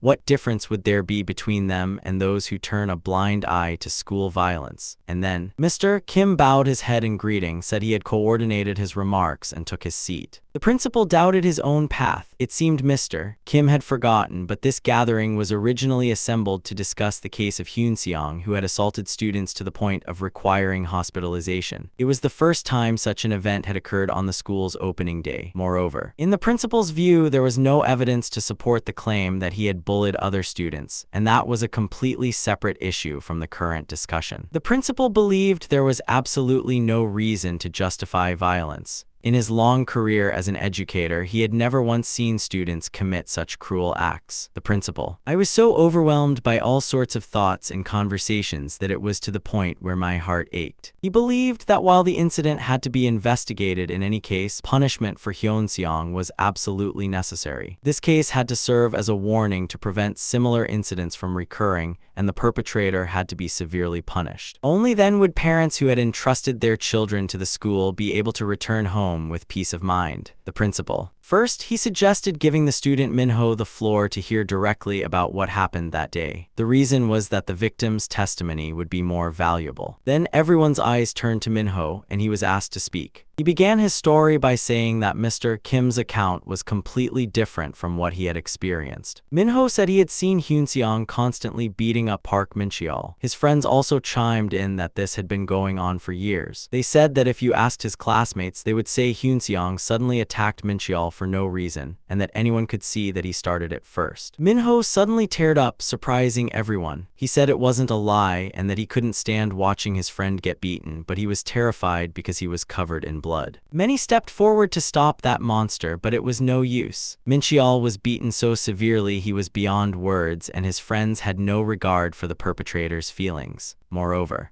he added that he simply could not understand why Mr. Kim was trying to pin the blame on them. Moreover, that was not the end of it. He called teacher Hyun-seong to the faculty office to talk, and it seemed that conversation actually made him brighter. Upon returning to the classroom, he reportedly beat up Minho in front of everyone, even though Minho had done nothing wrong. And Minho just turned the principal's office into a sea of tears and asked if it was really his fault. Of course, the son's mother could not bear such a heartbreaking sight. She sprang to her feet, lifted her head, and tried to catch her child's face with those present. It was a tragedy that the face of the child she had raised with such care and affection had now turned into such a nightmare. She asked what else there was to discuss. She asserted that this was barbaric violence committed in a sacred sanctuary of learning. Although her own son suffered this today, another child could be there next time. Parents cannot turn a blind eye to this, and the perpetrator must be punished. The attending parents and other class representatives all agreed that it was the right direction. Soon, public opinion completely tilted in favor of Minho and his mother. The parents demanded that the student be punished. Meanwhile, at the hospital, the new friend who had been beaten up was discussing the parent-teacher meeting that had likely already started at school. Everyone was convinced that Kim Hyun-sung's future was now over, too. Anyway, everyone knew Minho's mother's personality. She was the kind of person who would turn the school upside down when it came to her son, so this time too, she wouldn't sit idly by until she had completely destroyed him. His friends. Anyway, they were satisfied, saying that since they had beaten them up thoroughly, this much was only natural. Min-cheol vowed that if the school did not expel that kid, he would go back to the school himself and finish him off until he knelt down and begged them to expel him. Even if he were to be punished right now, Min-cheol intended not to let that idiot go until he received his compensation. his friends. Their eyes immediately lit up at the mention of compensation. They intended to extort a few $100s from that fool. They had already begun formulating plans to buy a motorcycle with the money and take the girls around. At that moment, the parents' meeting was cut short by the sound of a table being slammed shut. Hyunseong's. The guardian, Gu Changbayorai, said that everyone present here is either talking nonsense or genuinely unaware of the problem. Pointing his finger at Minho, he said that it seemed no one had considered the possibility that the devil in human disguise had started it first. The principal. I tried to calm the guardian, who was rudely calling the student a devil. However, Changbayam asked the principal back what on earth Minho was if not a devil, and added that he had already found out everything about this group. It turned out these guys had been assaulting other students, extorting money, and even stealing valuables. They were the notorious Punons, a gang so notorious that no one in the neighborhood didn't know them. However, Gosi wanted to ask why such people were being continuously protected. He wondered if the school was shielding them if they really didn't know, or if something had happened between them. The so-called Park Mincheol ruins were merely the result of his own work, and as a result, several ambulances were dispatched, but Hyunseong was merely trying to protect himself. Furthermore, one must not forget that teacher Danim had said the same thing. Therefore, it would have been better to examine why the conflict arose in the first place. Changbyum. Saying let's be honest, he asked if everyone would have just stayed in the warehouse if some bully had tormented him during their school days. At that moment, Minho's mother interrupted the conversation. Her child had just been treated like a piece of trash by some guy she had never seen or heard of. The woman. Changbyum wanted to demand to know who this so-called guardian was, since Hyunseong had no parents. In the car, I recalled the moment the boy asked me to be his guardian. I thought it was probably because of money. However, he said that while he would certainly like money, it wasn't right now, and he had something to ask of me separately later. If I had only wanted money, I would have chosen the much easier path, but what I needed right now was somewhere else. He explained that he intended to cause a major incident at school, and to do so, he needed Go Changbayam's power and influence. And he said that it wasn't just the kind of fistfight commonly seen at school, but something that could become a legal issue. And the person Hyunseong wanted to lean on at the very moment like this was none other than. In any case, if such a famous person in this city was standing behind him, no one would dare look down on that student and would treat him seriously. It was Changbayam. It was to borrow his influence. Hyunseong hoped that Changbayam would become his shield and produce the necessary results. In return, he promised to do his utmost to help Changbayam become the next CEO of Myeongjin Construction. Changbayam listened to the story with interest and said there was no problem. Moreover, he had a strange aura that made people trust him. He said to just trust yourself, that it didn't matter who you beat up. Changbayam would take care of everything, so now this woman wanted to know who Hyunseong's guardian was. He stood up, looked down at Jajung, and revealed that he was Kim Hyun-sung's guardian and that his name was Go Changbayam, the eldest son of Myeongjin Construction. And he said that no one here knew who he was talking to right now. This was because Hyunseong was like a younger brother whom he cherished. He was convinced that Hyunseong was not the kind of child who would cause trouble for others. However, upon hearing that a joint committee had even been formed because of this kid, he dropped everything he was doing and rushed over. This school was set to become a prestigious institution before long. Mr. Go was even making plans for the company to sponsor the school, hoping that he would graduate without any trouble. However, it seemed we would have to change our plans now. Who would have known the school was rioting down every nook and cranny to this extent? Changbayam insisted that he was merely stating the facts and wanted to ask what the true duty of a teacher was. Shouldn't a teacher instill fair and upright values in their students? If so, why should he be punished for saving them while standing up against the oppression? Several. Are you planning to turn a blind eye to years of bullying while punishing only the person who, for the first time, mustered the courage to defend themselves and their parents? He asked where on earth the teachers were when the other children were in charge. The child. It does not matter what kind of family they come from, Kosin said. If the teachers turned a blind eye to this in exchange for money from wealthy parents, I will not let this slide. He declared that not only would he not leave this school alone, but he would also punish everyone who sided with the perpetrators and ensure they would never be able to come near this city again. It was fine to take this as a threat. for to Changbam this was the true affection. The auditorium fell completely silent. The principal could not understand at all how an orphan living with his grandmother and younger sibling came to be under the protection of the eldest son of Myunjin Construction. The principal realized that if he continued to side with Minho, he would not only lose the opportunity to forge a connection with Myunjin Construction, but could also be expelled from the city for ignoring the warning. I decided it would be better to completely sever ties with Minho's parents.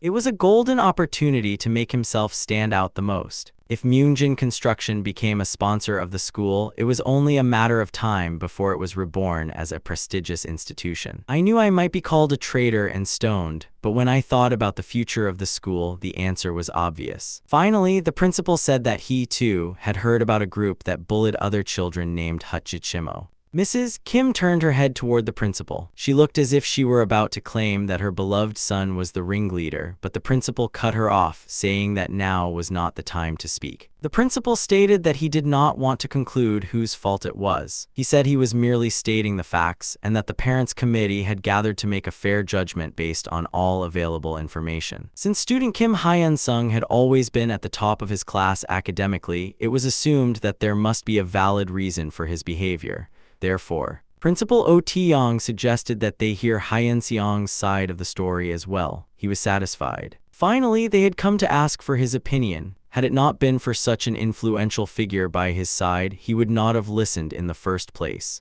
There was no one like that in his past life. He stood up and explained that he had repeatedly told several teachers that Park Min-cheol was systematically harassing someone, but they all just repeated the same thing. Park Min-cheol is not that kind of person. All he said was that it was probably just a joke. The teachers also told him not to cause a fuss for no reason and to handle it like a man on his own. They said they would help, but in reality, they didn't even look into it properly. Mr. Kim. He listened to these words, realizing the deep concern directed at him. Meanwhile, he continued by saying that some teachers merely went as far as scolding the perpetrators. However, that only reinforced the perpetrators' conviction that they would not be punished. He admitted to hitting Minho and sending the other perpetrators to the hospital. He himself. The only reason I ended up sitting here was because I hit someone once. He believed the problem was not that he had crossed the stone, but that everyone viewed him as powerless and an easy target. He said that even if the perpetrators had beaten him to death or pushed him off the rooftop, the incident would have been quickly covered up because he was powerless. The law. It applies differently to the poor and the rich. Since that loophole still exists and will continue to ruin people's lives, he asked the parents' committee to punish them to the fullest extent permitted by law. He vowed that if they did not do so, he would expose the true nature of this school to the world and soon make it a disgrace to decent city. The only way to shut him up was to fairly punish the real culprits. Mrs. Kim shouted again and declared that she would not let anyone blame her Minho. Realizing that the situation was spiraling out of control, the woman stepped aside, took out her phone, and contacted her husband to help resolve the problem. As she heard her husband's voice over the classroom, Mrs. Kim said that she was at a parent-teacher meeting at school regarding her son being hit. However, I was told that the people here are now blaming everyone on Minho, and even the principal and Danim are saying such things very seriously. They said that just because the eldest son of Myunjin Construction showed up claiming to be a guardian, they have forgotten all the help they received and are acting in gratitude. The woman asked her husband where he was and if he could come over. She thought she needed to show him what she could do, however.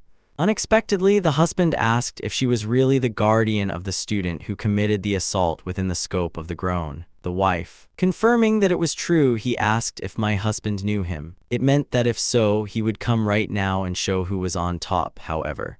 Her husband suddenly shouted into the phone. She claimed she knew nothing and didn't even know who she was talking to. Then, he ordered her to accept everything unconditionally and come out immediately. Mrs. Kim hung up the phone almost without saying a word. She hadn't expected things to go this way. On the night of the parent-teacher meeting, he was put in bed and could not sleep. The teachers decided to impose 100 hours of community service on Kim Yeon-seong and severe disciplinary measures on the remaining 4 students who committed school violence. Jeong Min-ho is. He couldn't believe his ears when he heard that he himself had been expelled. Into the hallway. Min-ho stepped forward, unable to contain his anger, and punched Hyun-seong. However, at the last moment, Mrs. Kim intervened, grabbed her son's arm, and stopped him. He turned to Min-ho, knelt down, and was about to beg for forgiveness. Min-ho. He couldn't believe his ears, but he knelt down and begged for mercy once again. Minho couldn't understand why he had to do this when he had already retreated from the abyss. He wondered why on earth he had to kneel. But he just grinned and told me to ask my mother whether or not I should kneel. Now, he added that if he just grows up, he might end up as a degenerate. Minho. He looked at his mother hoping for help, but she simply told him to kneel. Minho. He instinctively sensed that something very important and dangerous had happened. Without arguing further, he knelt on the floor. Minho bowed his head and promised that this would never happen again. Hyunseong did not know what to do. For some reason, I didn't feel relieved. It meant the future that would soon befall Minho. His life was going to turn into a nightmare. Hyunseong recalled the parent-teacher meeting and was satisfied with the ending. It was as if he had taken one step closer to the ultimate goal of his life. Just then, the phone rang. There was a message from Park Min-cheol saying he wanted to meet him. The two met at the park that night. There was no one around. He said there was no need for small talk and told me to get straight to the point. Park Min-cheol lowered his head as if to say something, and due to nervousness, he couldn't even speak his true feelings. He cried. Finally, he managed to open his mouth and admit that it was wrong to torment Hyunseong and the others. He said it was all due to his own immaturity and that he hadn't realized how difficult it was for everyone. However, after spending a week in the hospital, he fully agreed with the committee's decision and promised not to torment anyone again. So Park Min-cheol hoped that he would turn a blind eye to this matter. Danim end. After talking to him, I found out that he could avoid the punishment if he just agreed. Park Min-cheol. He asked for a chance. He said that if he was forced to give up now, his future would be ruined. Min-cheol. Eventually, she burst into tears and begged him to cover this up. She said she would do whatever he told her to do any work, and even help him with his studies. Kim Hyun-sung is also a little surprised. They act like leaders at school, but in the end, they are just kids whose futures can be destroyed with a single finger.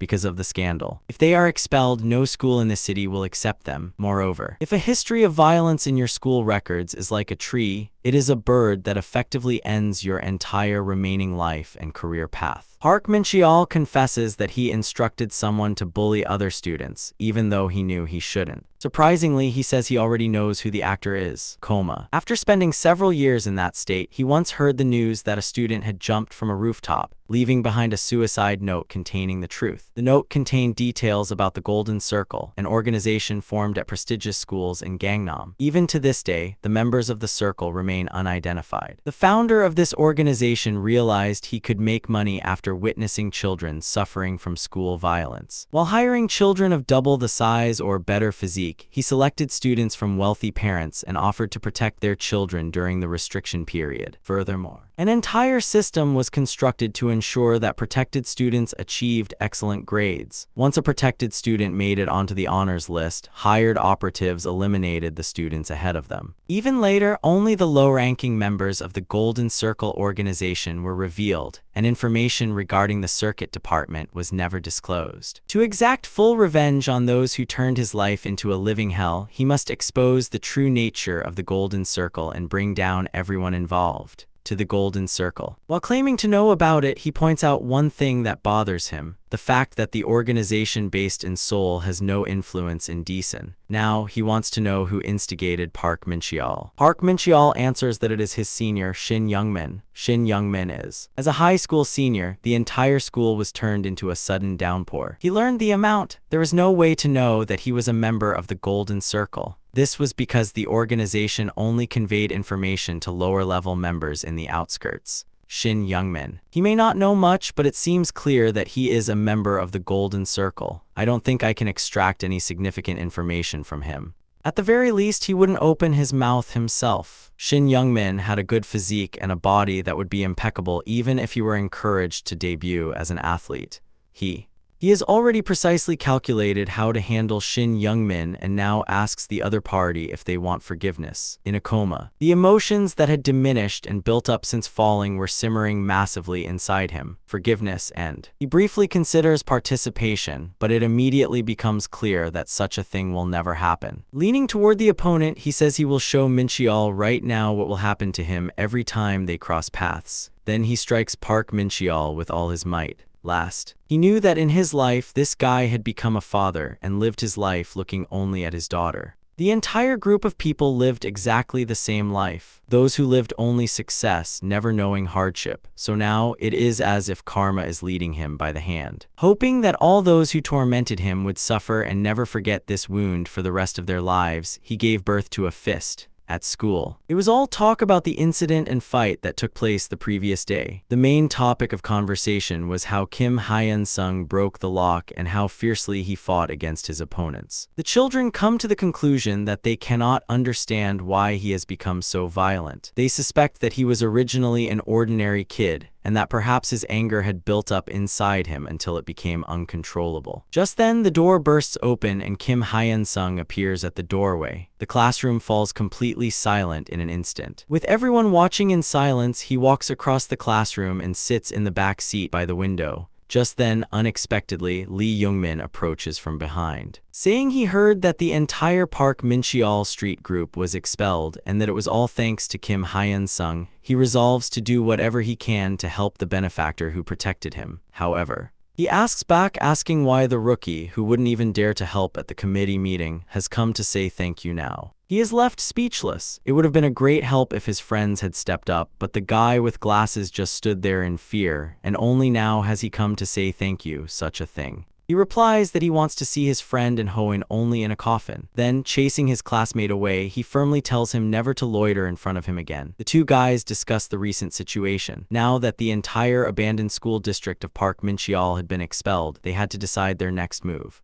Shin Young-min, who was listening to their story, was extremely angry about the situation. It turned out that Min-cheol and his gang had provoked a certain guy without realizing they had solid backing. Because of this, Gocheng Baeo-jun personally stepped forward to protect him, and as a result, Kim Hyun-seong has now become a figure whom no one in the entire city dares to mess with. The point is that since no one would dare to stand up against it, it is better to just leave it alone. However, Shin Young-min thought completely differently. He believed that the situation had simply changed and that, on the contrary, an opportunity to earn more money had arisen.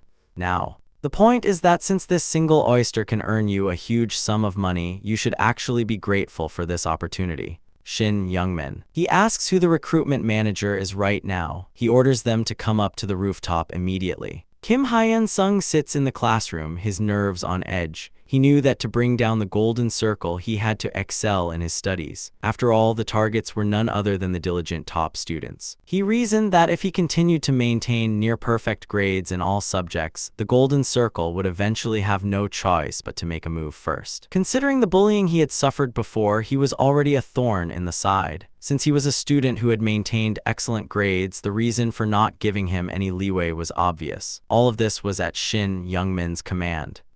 There are bound to be those who feel threatened by the top-tier students, and such people try to eliminate their competitors to protect their position. He already had a few suspects in mind, but he needed to clarify things before taking action. For now, preparing for what lay ahead was the priority. This plan has been in place for a long time, and now it is finally time to put it into action. He arrives at a completely unfamiliar place and examines the building with interest, recalling Chung Ju-chul, the first Korean fighter to win 3 championship titles in 2 MMA seasons. But unfortunately, it was 1 minute of the echo of the past that everyone has now forgotten. As I entered the empty reception area, I heard a voice asking if I was interested in registering for the club.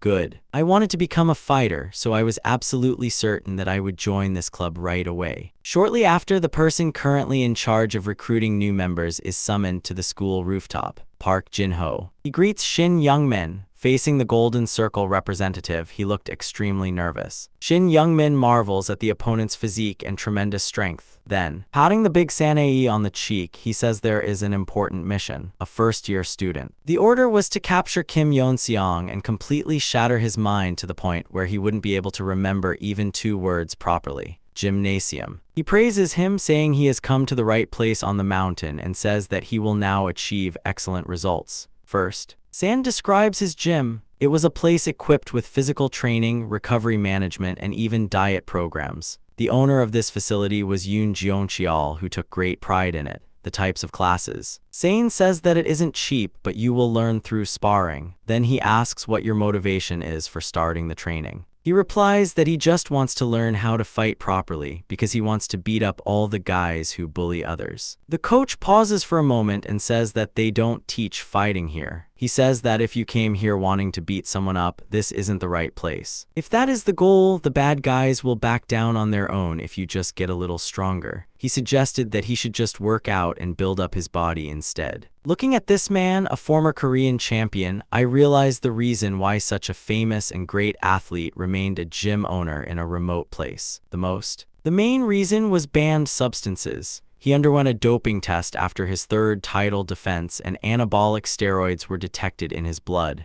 In the mountains. He admitted his mistake without making excuses, but his career as an athlete ended immediately. However, that was not the point. There was another reason why he had come to find Lee San-hee. The news reported on Korean athlete Kim Moo-yo, who achieved unprecedented results in just a few years, and covered the shocking secret hidden behind his recent success. Bonnie was neither a naturally talented individual nor a self-made man. He had lost everything due to the training methods of coach Yoon Kyung-chul, who had transformed a third-rate wrestler into Korea's best athlete. He decides to get closer to Lee San-hee and solidify his physical foundation. He says that just as Coach Yoon did not hesitate to do anything for his goals back then, he follows the same approach. The coach's expression darkens as he says that it was his biggest mistake and that he must pay the price for it for the rest of his life. He says that if he could turn back time, he would never repeat the same mistakes. The price of those days still binds him. Then, using himself as an example, he speaks bluntly, "This path does not end safely, so turn back." Yoon Kyung-chul says he will not teach him.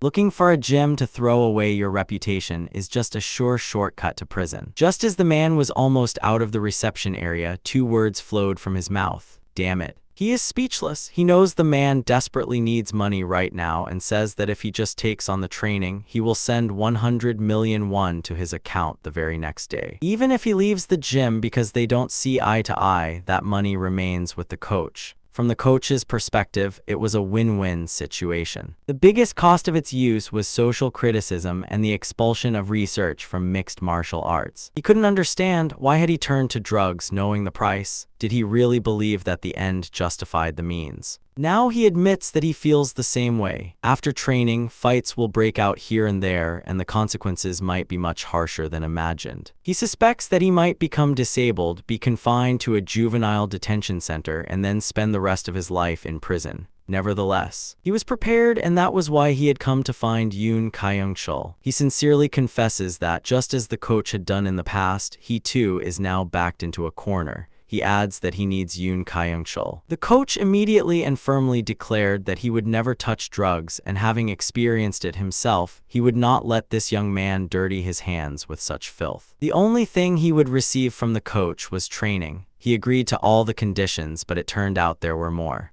The coach demands Liner right then and there. He said that if he could endure 1 round, he would acknowledge his determination and will and accept him as a protege. That night, as the front door opened, the grandmother let out a scream without realizing it. Her grandsons. Seeing the controversial appearance, the grandmother stops asking what on earth happened. To put it nicely, he was a battered tail. His whole body was covered in bruises and wounds. Reversible line. The grandmother bursts into tears. With trembling hands, she asks who on earth is such a wicked fellow and sets out to go find him immediately and give him Hunju. He tried to soothe his grandmother, saying it was fine, but in her eyes, there wasn't a single decent spot on his grandson's body.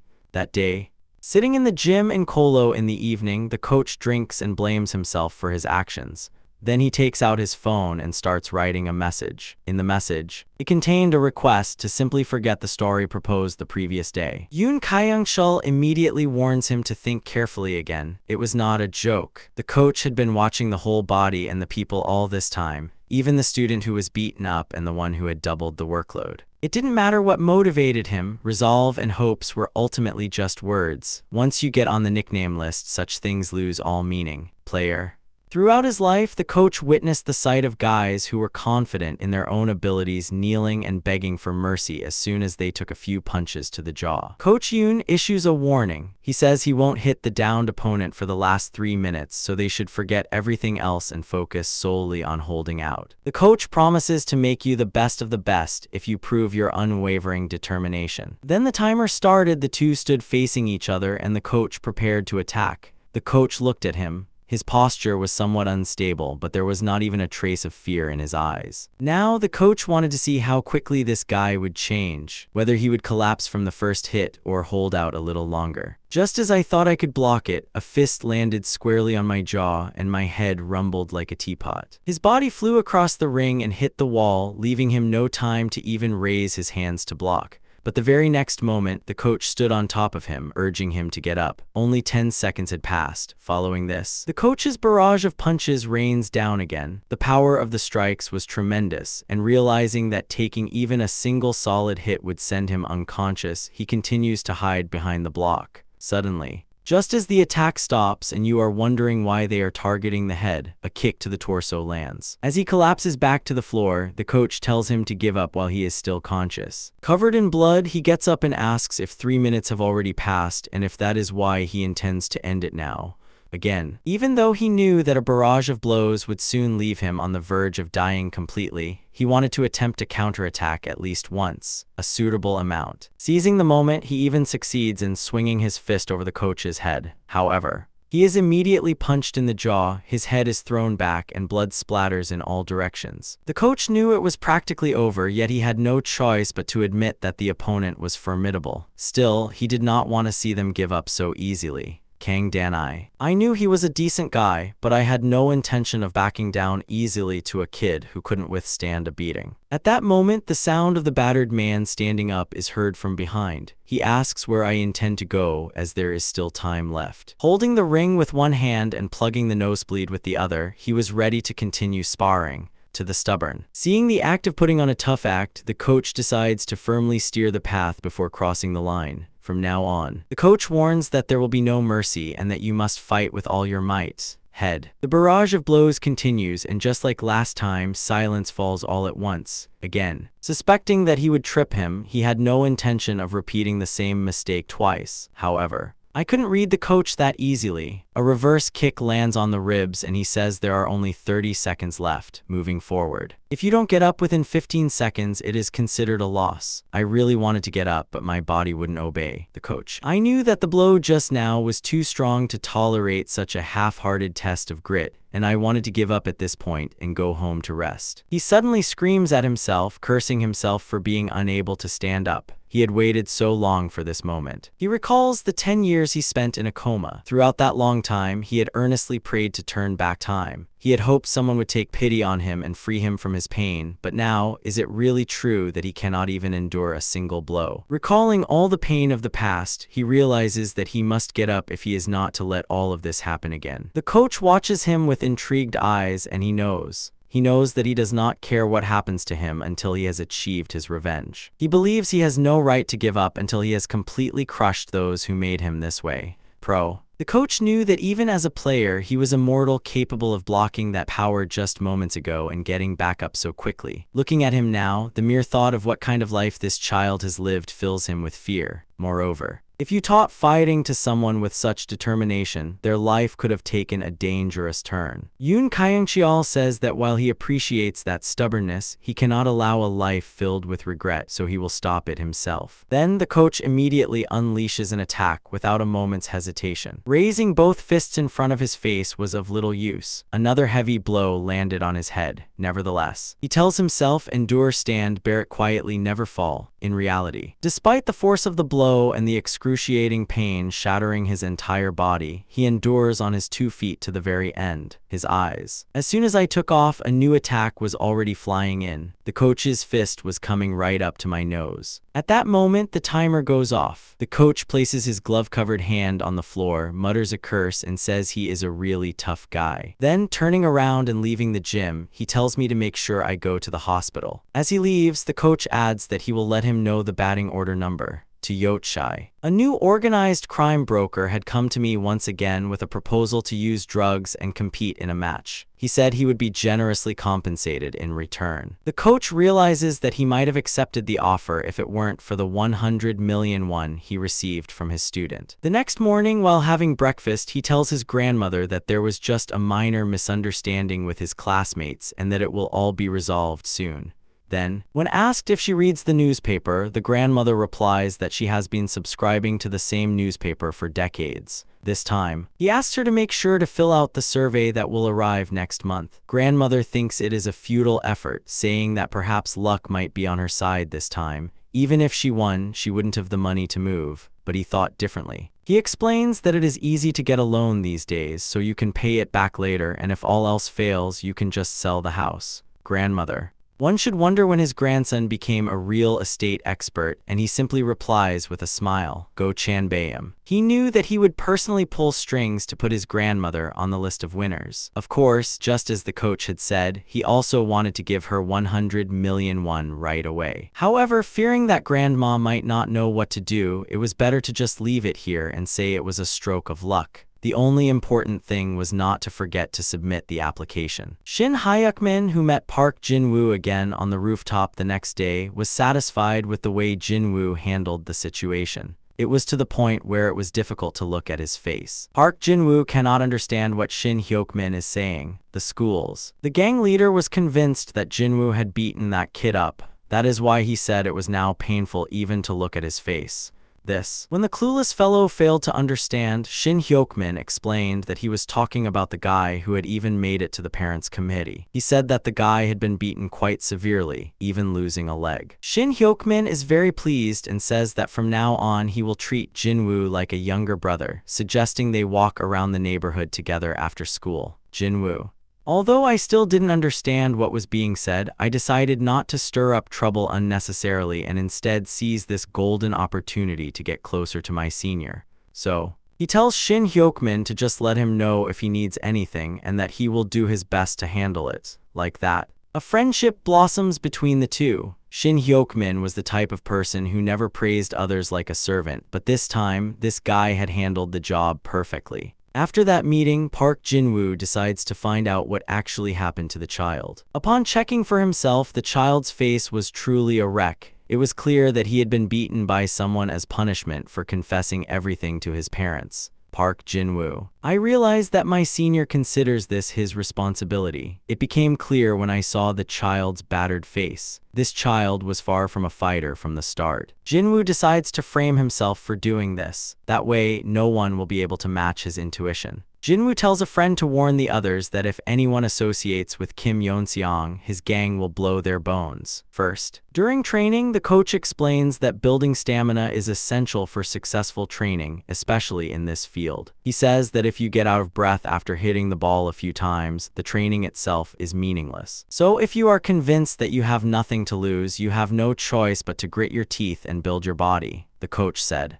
I had to perform to the point where it was acknowledged that I had the physical strength to fight. That was the time. Only then would the full-scale training begin, and for now, I had to endure 2 hours every day. He was confident that he could do it and wanted to surpass the seasoned Shin Youngmin. To do so, he had to become strong enough to make this training feel like a leisurely stroll. Moreover, they had not to forget that this was just the beginning. To expose Golden Cirque, they would have to face enemies stronger than Shin Youngmin. Coach Yoon watches his student and marvels at his endurance, seeing him still standing even after 2 hours of training. This wasn't just a 2-hour training session, it was a hellish process of holding onto every last drop of energy. Yoon Kyung-chul senses tremendous potential in this young man, the coach. He says that after being kicked out of the league, he wandered in search of a way to reach the top without drugs. He says that although his own athletic career was already irreversible, he now hopes his students will shine on the bases. So the coach decides to add something special to the training. If he maintains this pace, he will acquire unprecedented abilities and surpass everyone. Realizing that he has passed the first hurdle, the process of finally molding him into a fighter with his coach begins. School. Life whizzes by day. He was always alone, and none of his classmates spoke to him.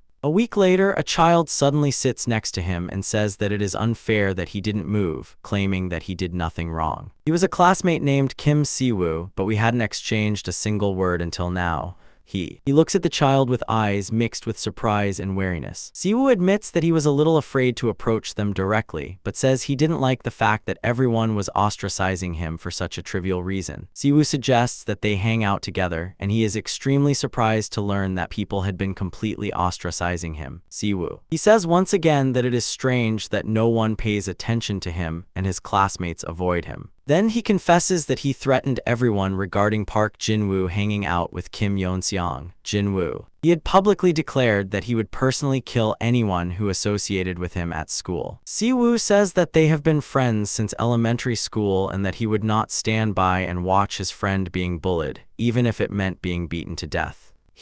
I had to admit that I had almost forgotten who Kim Siwoo was. In my past life, Siwoo had once stood by me when I had problems with my classmates. One day, as such things continued, Park Min-cheol's paralegal turned his target to Siwoo himself. He was beaten so mercilessly that his leg was swollen. After that, all contact was completely lost. It wasn't until he ended up in the hospital that Siwoo came to visit and said that he should have stayed by his friend's side until the very end. If that had happened, perhaps nothing would have occurred. However, Siwoo confessed that he was too scared and could not bear the thought that he would continue to be beaten.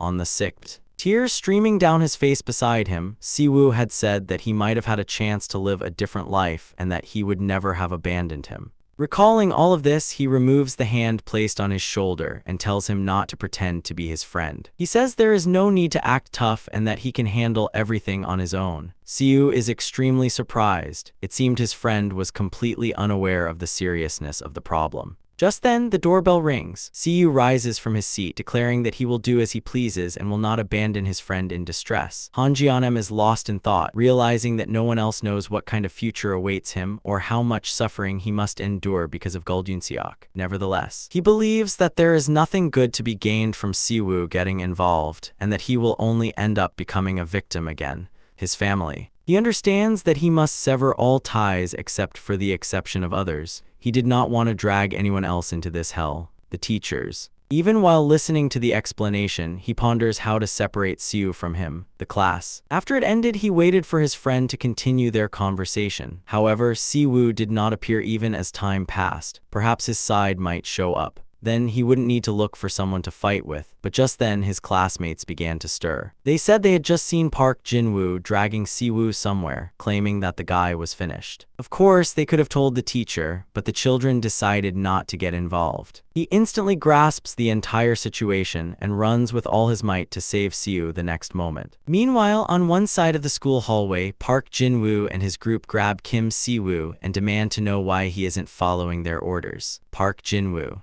I'm furious, wondering if he can't grasp the situation or if he's just completely got cocky. Kim Siwoo showed no signs of being scared at all. He retorted, asking who on earth he was to tell him what to do and who he was associating with. He flatly states that Kim Hyun-sung is his friend. Whether it is a ban or a threat, neither his sister nor he is fazed. Park Jin-woo. Before he could even react, Siwoo's powerful kick struck him squarely in the jaw. Sudden. At the single blow, everyone freezes on the spot. Enraged, Park Jin-woo orders his group to take care of this arrogant fellow. The group. He looks at Kim Siwoo with eyes full of surprise and bewilderment. Since he was the one who had just humiliated their leader, he does it all at once. He charges forward but is met with unexpected defense and counterattacks. Kim Siwoo had no intention of running away or giving up. Siwoo thinks his friend will get very angry. Even though Sun Seong tried to prevent this situation, he ended up getting caught up in a fight. Siwoo cannot understand how someone can turn a blind eye to injustice. He considers Hyun-seong to be merely pretending to be tough, while inside he remains a pathetic brat. However, still, since he was a friend, unlike others, he had no intention of abandoning him. At that moment, a kick lodged in his chest caught his breath, and the young man curled up in agony. Park Jin-woo has already recovered from the shock and looks ready to tear this arrogant brat to shreds. He orders the group to back off and decides to deal with Kim Siwoo himself. Park Jin-woo punches his opponent in the face one after another and laughs at these guys for thinking they're something special just because they've learned a few techniques. However, the truth is that you must know your place. I warn you that Metazak is waiting for you every day from now on, starting today. Siwoo and Hyun-sung became inseparable, and the lives of the two were about to turn into a living hell. The thug beat the boy up, saying that he would personally teach these two friends a lesson whether during class, break time, lunch, or after school. But suddenly, Park Jin-woo's words are cut off. Someone has kicked open the door and rushed inside. It was Kim Hyun-sung. He approaches the group with his fists clenched red. I wanted to know what Park Jin-woo was saying and what on earth he was thinking. Of course, Park Jin-woo recognizes Hyun-seong at a glance. After all, he was the only one who would barge in like this. Hyun-seong had planned to deal with this thug later, but it turned out that he had already arrived. Knowing that he is inferior in strength and skill, he chooses a provocation strategy. This big, burly guy is teased for only knowing how to beat up kids. He flatly states that his classmate lost purely because this side swarmed in. When Park Jin-woo says he is too scared to fight one-on-one, Muri is dumbfounded by his audacity and thinks that this guy is bringing trouble upon himself, and even a wheeled trip at that. Park Jin-woo tells the group to back off, declaring that he will personally deal with this arrogant fellow, and immediately lunges at Hyun-sung, swinging his fist. He knew that the thug had become the leader purely because of his size. Even with his size, his movements were predictable, so the young man twisted his fist against his face with all his might. Even Hyun-seong himself is surprised when his opponent is knocked out with a single blow. It was truly a disgrace. He knew his opponent would get angry and knock him down, but he was confident that he could withstand any attack without being affected. However, no one knew that the director had already trained him in preparation for such a situation. Without giving him a moment to recover, he repeatedly punches Jin-woo in the head. This idiot is becoming a mere punching bag, still unaware that he is losing. Hyun-seong knew that he had to knock his opponent to the ground and finish him off completely so that he would never dare to try again. Park Jin-woo's group watches in terror as their leader gets beaten up, convinced that this guy must have lost his mind. The kick. Before falling, Jin-woo starts to love her, telling her to stop. It begins with him admitting that he was at fault. Hyun-seong approaches Yongbyongbi and firmly states that if he brings up his name again, he will not let it slide as easily as he did this time. He then orders Park Jin-woo to apologize loudly and clearly, intending to teach everyone present a lesson, further strengthening his skills. I wanted to grow bigger and firmly impress upon everyone here that the same fate awaits them. Trembling all over and in a fit of rage, Park Jin-woo loudly begs Hyun-sung for forgiveness. He plays a voice saying that he was wrong and originally didn't want to do it, but had no choice but to be made to do it. It was something forced upon him by a senior member of the Gyudo Society named Shin Young-min, and the boy had no other choice. However, it is said that he has only now realized that all the rumors about Hyun-seong were false. Park Jin-woo continues to apologize without stopping. He says that he only writes as he is told and that he would never have laid a hand on him if it weren't for Young-min, and he promises that nothing will happen to him now. Hyun-seong is satisfied with the result of this dispatch. He pushes Jin-woo to the floor and dismisses him as a laughingstock. Furthermore, he warns everyone present that if they completely abandon Kim Si-woo and give orders to him even once, they will immediately regret it. He uses all his might to bring Park Jin-woo to a close, demonstrating just how serious his resolve is. He says he will find him no matter what, even if he is hiding on the other side of the world. Today, I advise you not to get involved at all costs if you do not want to go through the same thing again. Kim Si-woo, who is sitting on a sick, says that he saw Hyun-seong arrive just before losing consciousness. Siu knew that his friend was still the same. He had rushed over immediately upon hearing the news that he was in danger. Siu wondered how it was possible to turn one's back on another.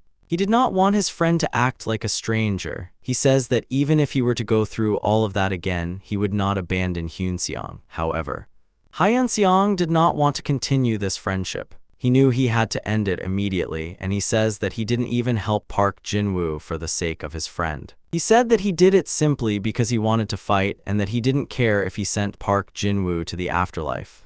Until now, he knew that everything that had happened was merely the beginning, all. He confides in his friend that he wants to destroy every single one of those ships without leaving a single one behind, even if it means sacrificing himself. He tells his friend that he has gone through countless hardships and advises Siu not to get involved unnecessarily or to approach him while pretending to be friends. All he wants is to review. He says that if Siu stays by his side, he will get punched in the face again, and that he is already a Mulgori Marian. As he left the hospital room, he admitted that he considered Siwoo a friend, yet he wanted to let him know that the affectionate and kind Kim Hyun-sung no longer existed. So he advises him not to interfere even if he hears his story next time. Since the path Hyun-seong had chosen was too overwhelming for him to handle, Kim Si-woo was deeply upset to hear such words from his friend, but he understood that Hyun-seong was simply trying to protect his child. He leaves his friend's hospital room with a heavy heart. In truth, he was secretly grateful for Si-woo's friendship and support. Shin Young-min checks his bank balance. Having heard that the compensation had doubled and would be deposited soon, he had to figure out where to spend it. Teenager. He is very satisfied with the fact that he receives 10 million won for tapping on a pen. He thought how wonderful it would be if he could always receive money like this. Hearing that he could also make a living at a neighboring school, he makes an effort to take on another job. The work at the kids' pen was truly turning into a gold mine. After graduation, they could even aim for the position of regional representative in the Golden Circle. Just then, the restaurant door burst open with a thud, shattering the pleasant daydream. He wanted to know who on earth was doing this. Shin Young-min was. He puts down his phone and stares at the newly appeared figure with surprised eyes. Hyun-seong. Someone from the humanities department asks who on earth this guy named Shin Young-min is. Of course, Young-min could not and had no intention of tolerating such an insult. He tries to get up from his seat, vowing to tear this arrogant bastard apart. However, before he could even stand up, he noticed Hyun-seong charging at him. Young-min covered his face with his hands to block him, but the opponent's foot struck his arm. He wanted to know who on earth this arrogant bastard was and where he had come from. Hyun-seong had no intention of answering the question. He simply kept throwing punches at his opponent, Young-min. He was a skilled fighter and he knew it himself, but he still lacked the strength and his opponent's moves were predictable. Finally, he reveals his name. He was the person Shin Young-min had slept with so much. Young-min is genuinely surprised and realizes that this guy is truly extraordinary. He finally understood why he had bet such a large sum of money. He keeps throwing punches without any intention of talking. Once, when he picked up a chair, the other person demanded that he stop laughing and put it back in its place. However, he knew that losing the advantage now would be the end. Young-min grabbed his fist and blocked the attack. Then, Young-min switches to the offensive, holding his opponent with one hand while starting to pound him with his other fist. Hyun-seong felt excruciating pain, but it was nothing compared to what he had already gone through with the manager. He knew from the moment the fight began that he had little chance against an opponent like this, but he wanted to prove something to himself. He hadn't even expected to finish unscathed in the first place, and he was determined to see it through to the end. Grabbing the leg of the opponent who was kicking, Nakga drags him along and throws himself toward the window. He smashed the glass with Young-min's back, and Young-min could no longer understand what on earth this madman wanted from him. He hangs the other person upside down outside the window and says he doesn't care whether they live or die. At that moment, some of Young-min's men regained their senses and realized they had to rescue the leader immediately. They grabbed Hyun-seong and pulled him away from Young-min, who, in shock, could only stare blankly at the unfolding situation. It meant that on that day, Shin Young-min had effectively signed the death penalty himself, and that this must never be forgotten. Hyun-seong. He keeps shouting at Shin Young-min not to think this is the end, because he hurt his friend. He looked just like a madman. He hurled threats and vowed that he would smash Young-min's head with a chair the moment he got the chance. The group. They dragged him out of the office, but he continued to hurl insults and threats, warning that he would kill everyone without hesitation. As silence finally fell over the office, Shin Young-min stood there like a man struck by lightning. There was no word, no movement. Finally, he regains his senses like someone who had fainted and woken up, and asks his friend if he is going to accept him beating up that coward. His friend confirmed that he had seen everything, but Shin Young-min's expression told him that the outcome of the match was nothing but a sweat-inducing mess. 30 minutes after the incident occurred, an announcement blared over the school broadcast instructing specific students to come to the principal's office. Mr. Kim Yeon-cheol entered the office, unable to fathom what on earth had happened. He knew it was Kim Yeon-seong's doing once again. He was faced with having to clean up the mess again. Dealing with Park Jin-woo wouldn't be difficult, but dealing with the principal was a different story. Yang. The principal has always strived to make the school a prestigious one, but the recent situation nearly snatched away that opportunity. Kim Yeon-cheol. The teacher doubts his ears at the remark that all of this must be overlooked. Yang. He orders them to pretend they didn't see this matter. This is because, according to the information he received upon joining the company, the eldest son of a family of civil service exam graduates was scheduled to soon take the helm of the corporation. At the meeting, he promised that if he became the company's representative, he would donate a large sum to the school. Kim Yeon-cheol. The teacher simply couldn't believe it. He was so nervous that he even blurted out the truth. The principal. It explains that sponsorship and charity are different. Sponsors are always bound to expect something in return for their opportunities. I want to know exactly what the principal intends to convey by sponsoring the Gachingbyojun school. Of course, this case was not a matter of image or divine reputation. What he needed was goodwill, and as long as Kim Yeon-seong was attending school, all his actions had to be quietly covered up. Again. In other words, it means the school must pretend that nothing happened. After all, when it comes to looking after an important student, there are no outsiders. Moreover, the principal firmly tells Mr. Kim Yeon-chun that he is not making Lee Gu-junil do this for free. I promise to give Kim Yeon-cheol all the benefits available under the teacher contract first. According to the new sponsor, there are vacant apartments in the new building for a few days with a suitable carpenter. Real estate. There was also talk that prices were rising day by day. The principal knew that Kim Yeon-cheol and his wife needed a new place to live, and perhaps even separate homes for each of them. He promises that nothing will change in his life. He says that he will simply be looking after one more student, Kim Yeon-seong, from now on. He promises the principal that he will willingly do his best, even while doubting the rain. The principal points out that his subordinate is taking this matter very seriously, implying that there is no misunderstanding between the two. Mr. Kim Yeon-cheol grabs the principal's hand and angrily declares that thanks to his leadership, the school will rise to an unprecedented status, and Principal Otihan will become a legend in town. The principal, smiling kindly, he tells them to stop the flattery. He says the important thing is to keep a close watch on Hyun-seong.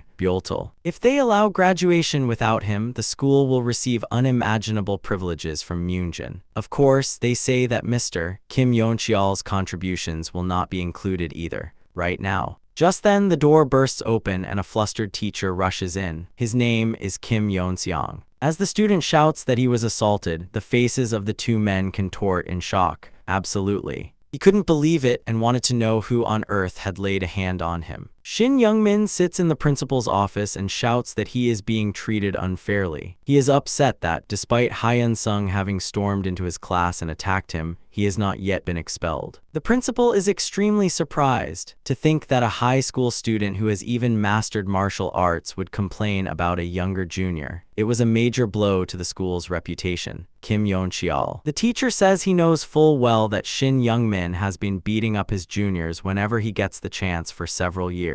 Of course. The principal was enraged by this remark, but Mr. Kim Yeon-cheol continued to insist that most of the fights in the school were caused by this student. Young-min couldn't believe his ears. He had almost fallen out of the window because of this villain, and there were plenty of witnesses. The principal leans toward the boy and says that there is bound to be a witness to any accusation. The question is who to believe. They say you can go out onto the street right now and ask any passerby who you would trust more between Jeong Jae-yo, the top student, and Shin Young-min. There is no doubt about who people would choose. Young-min realizes that his dolly isn't working and snaps at the teacher to get lost. Mr. Kim Yeon-cheol grabs the boy's collar and shakes the arrogant student. He then says that if Young-min continues to act like a victim, the school will bring up all of his past wrongdoings. Young-min had to think carefully before answering. Would he admit his fault? Shin Young-min had mixed feelings. After all, these people were just as rotten as he was in the end. He chooses to save his own life, bows his head, and says he was wrong. Young-min. On his way out of the principal's office, Mr. Kim Yeon-cheol vents his anger at having sided with Hyun-seong.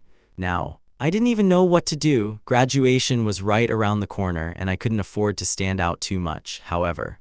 But I can't just let this slide. I decide to seek outside help. Then I take out my cell phone and make a call. The man. I was reviewing documents while drinking coffee in the car. Considering it a routine occurrence, I had usually handled it in a similar way. However, this time, Myeongjin Construction got involved. Everyone who had bullied Hyun-seong had been expelled, and the principal and teachers were protecting him. He knew that the Golden Circle would not forgive such a thing. The henchman's failure would become the broker's responsibility, and it was bound to end up being his own burden. Kang Tae-gu.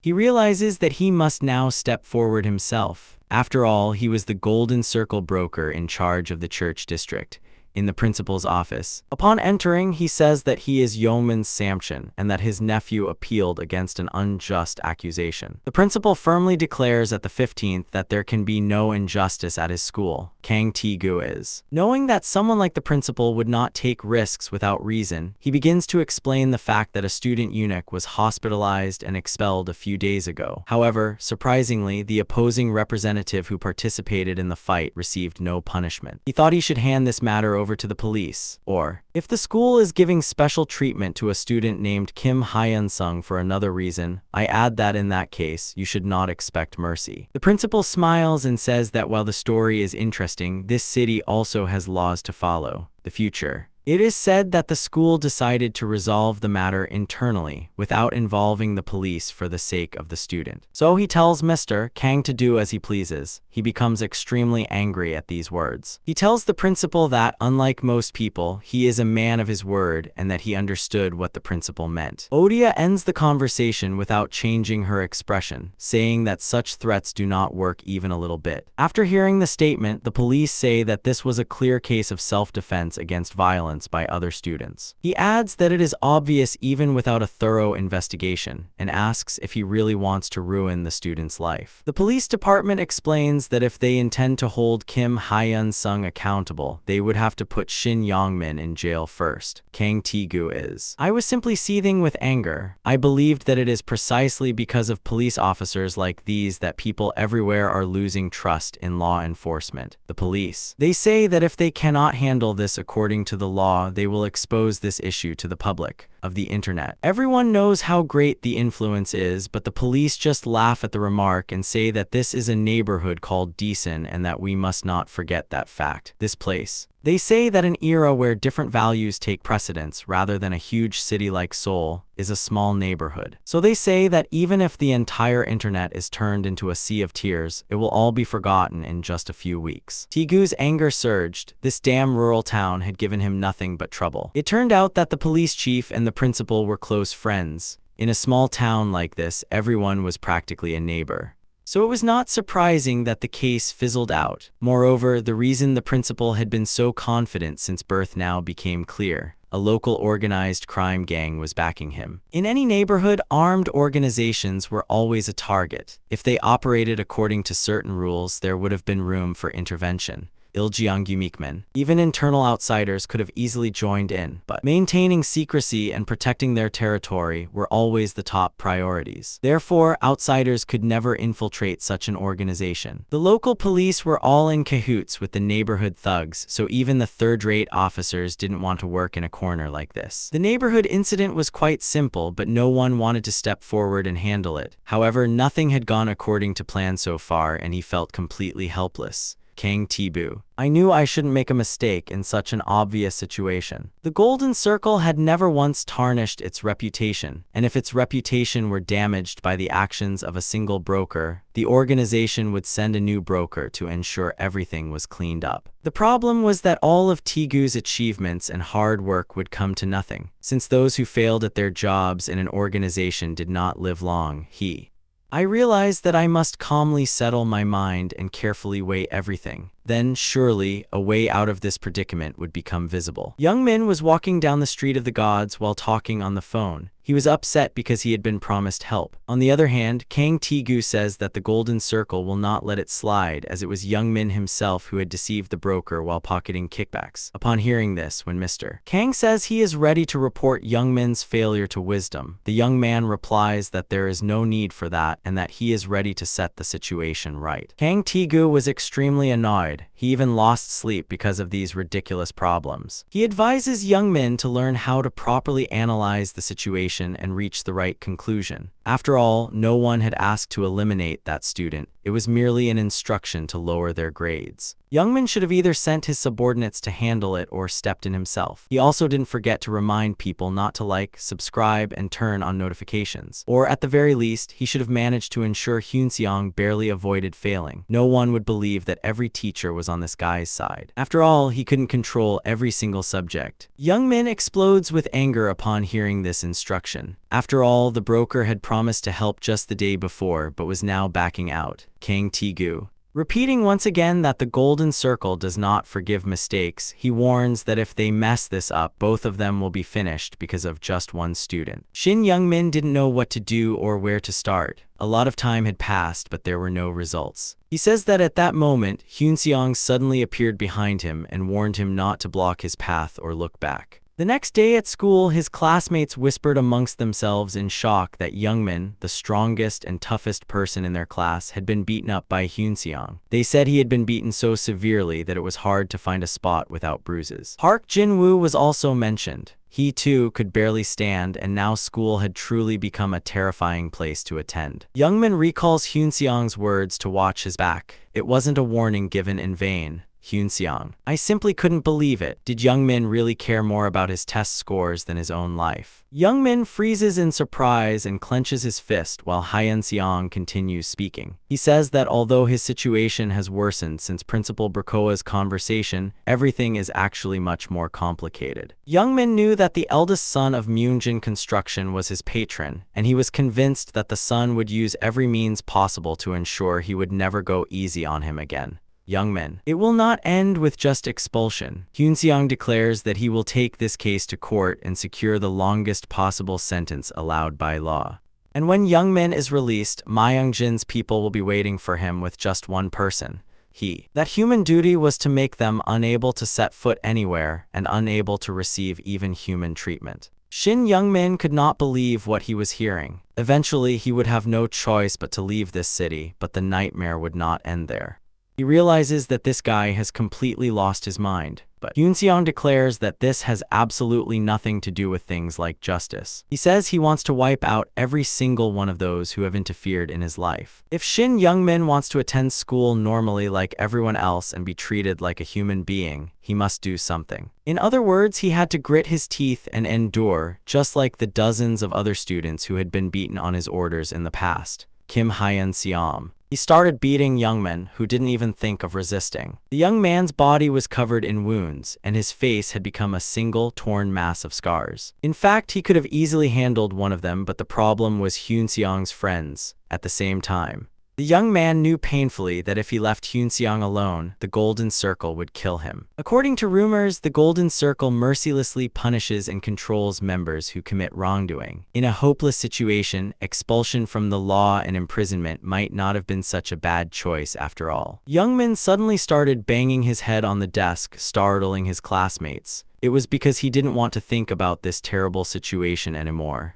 Youngmin. He blamed himself for accepting such a huge sum from the Golden Circle. Now, his only hope was for Hyunseong to fail the exam and buy him even a little time. Hyunseong knew that although the threats against him were still valid, everything would change completely once the first semester exams were over. The moment his semester grades came out excellent, this precarious balance would collapse and Youngmin was simply struggling to survive. The broker was desperate to cover up his mistake, and the Golden Circle, the mastermind behind all this, was bound to be engulfed in a storm of fierce protests and anger. At that moment, he realized that he could get what he wanted and make the enraged bite each other.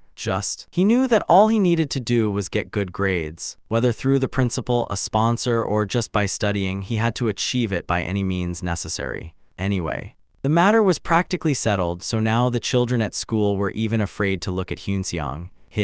A veritable wall of babies and fear was erected around him, giving Hyunseong an unshakable confidence. Seongyeon continued to train steadily, building up his physical strength and combat abilities. The director said that willpower is what prevents one from giving up in extreme situations. He stated that as long as one has the will, no physical limitation will be a hindrance. Hyun-seong. I had to act as if my entire life depended on it. The mere fact of being alive was enough to enable one to act even in the most extreme situations. Yun Jeoncheol threw another punch, hoping his disciple would be able to counter. He looked with satisfaction at the young man who had not only lightly dodged the attack but also successfully counterattacked. The manager. I realized that this child possessed no ordinary talent. He firmly blocked blows that would have sent others flying. It was enough to make one envious, but the young man now had to finish his work and return home. This was because rest was just as important as training. The manager took a liking to Hyun-seong, and if this hadn't been merely a way to make money, he would have certainly sent this child down the path of becoming a professional athlete. Having finished his training, he was heading home. Not long ago, Yoon Kyung-cheol had scolded him for doing extra training.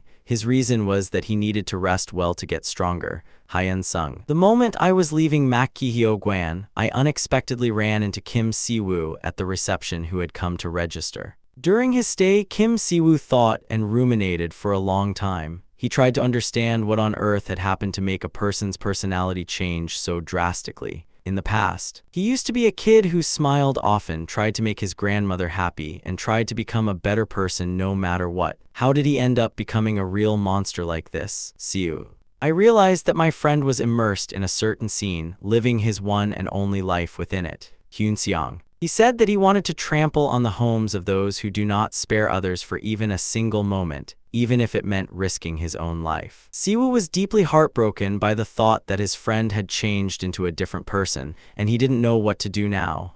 The young man. While he was lost in these thoughts, the door suddenly burst open, and a classmate informed him that there was trouble between Hyun-seong and Shin Youngmin. Hyun-seong turned toward the director. It felt like the world had turned upside down, but my senior confirmed that it was all true. Hyun-seong. It is said that he beat up Youngmin, but in reality, they were friends when they were young. They used to play with toy cars and hang out together, but now Hyun-seong had suddenly appeared, rushed into the classroom, and nearly thrown Youngmin out the window. It was tantamount to declaring to the whole world that he would never let those who tormented him get away with it. Siu. Lost in thought over the news, I didn't even notice when my classmate left the room. Siwoo realized that his friend had become a bad person, and that this had happened at the very moment when both of them were powerless. Is what he said about new freshmen really an easy thing to say? The director was surprised to learn that the two knew each other. Hyun-seong asked not to accept that student and even offered to compensate him with money. However, Yun Jeoncheol was deeply troubled by the child and his strength, so he thought it would be better to have a friend by his side to protect him from great danger. The director. He placed his hand on the guy's shoulder and said that it was entirely up to him to decide who to send to the gym and that it had nothing to do with the other students. After that, he gave the freshman a tour of the gym and explained how things worked, and Hyun-seong had to go home and rest. Just the two of them. As they remained, the men spoke frankly. Siwoo confessed to the director that he wanted to help his friend and said that he knew Hyun-seong dreamed of getting rid of the school bullies. Yoon Jeoncheol was already sick and tired of this childish squabble and felt like shouting for them to just drop it. The manager said that the gym is not a place that teaches violence. He said that if he could have done as he pleased, he would have kicked those kids out long ago. The gym is. They said it was a place where the body and mind ran wild, but Siwoo tore off the bandage and demanded that the director look at the wound himself. It was a scar sustained while standing up to school bullies. These days, the brutal violence was much scarier than the parents knew. Siwoo. He was convinced that if his friend hadn't helped him back then, he might already have been crippled.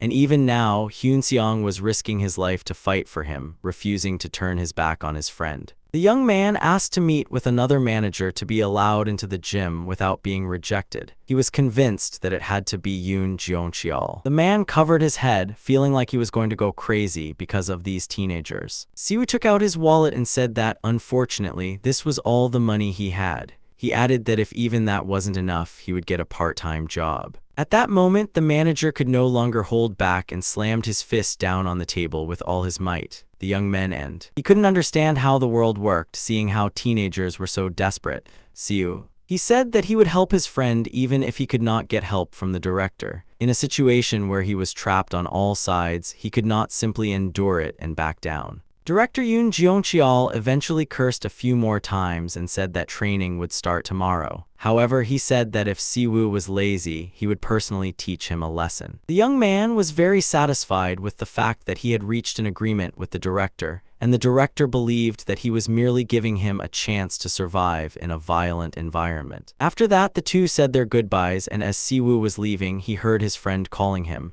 Hyun Seong. He had already realized that the director did not oppose the new student, but he himself was still opposed. So, he wanted proof that even if Siwoo fell to the very bottom of this hell he was in, he could crawl out solely through sheer willpower. Kim Siwoo had no intention of giving up and calmly accepted the offer. He was now ready to prove that this friendship was not in vain. Hyun Seong wanted to show how foolish a decision it was to become friends with him, especially at a time like this. He began to list any possible futures. He could fight to his death, be imprisoned, or eventually have nothing left. Siwoo replied that he was well aware of all of that, and that was precisely why he had come here. He was convinced that he could not become a warrior alone. Hyun Seong warned once again that no matter what happens, the two will not be friends from now on. He launched an immediate attack. He wanted to pin Siwoo to the mat and burn all his legs. Surprisingly, Hyun Seong was instead scrambling to block and dodge. Of course, they should not have forgotten the fact that Siwoo was once an athlete. That is precisely why he jumped into this fight trusting in his own abilities. If Siwoo had fought properly one-on-one back then, the opponent would not have been left without a trace. Kim Siwoo was a successful taekwondo athlete who swept up medals and awards. However, he ended up facing the association president's son in a tournament, but Siwoo lost the match for a really ridiculous reason. Later, he confessed to a friend that he wasn't even given a chance in the first place, and that completely shattered Siwoo as an athlete. However, that endless tenacity alone had not gone anywhere, and now he was lying collapsed on the floor. Hyun Seong. He taught his friend a mixed martial arts technique called fake income. It was a technique that allowed one to easily take down an unsuspecting opponent. He hit his friend, demanding that he give up. Siwoo, covering his head with both arms and recalling memories of playing together as children, pleaded that he would not give up and would never abandon Hyun Seong. Even as Hyun Seong landed a few more blows, he couldn't understand who on earth had asked him to be friends with such a stubborn fool. Siwoo. She silently endured every blow without asking for mercy and finally burst into loud laughter, bringing tears to Hyun Seong's eyes. The girl turned her head away. He couldn't understand why she was being so stubborn when they were already friends. Siwoo? He was always teased and often beaten. He did not tell his grandmother about this because, unlike his parents who had abandoned him, she had raised him alone.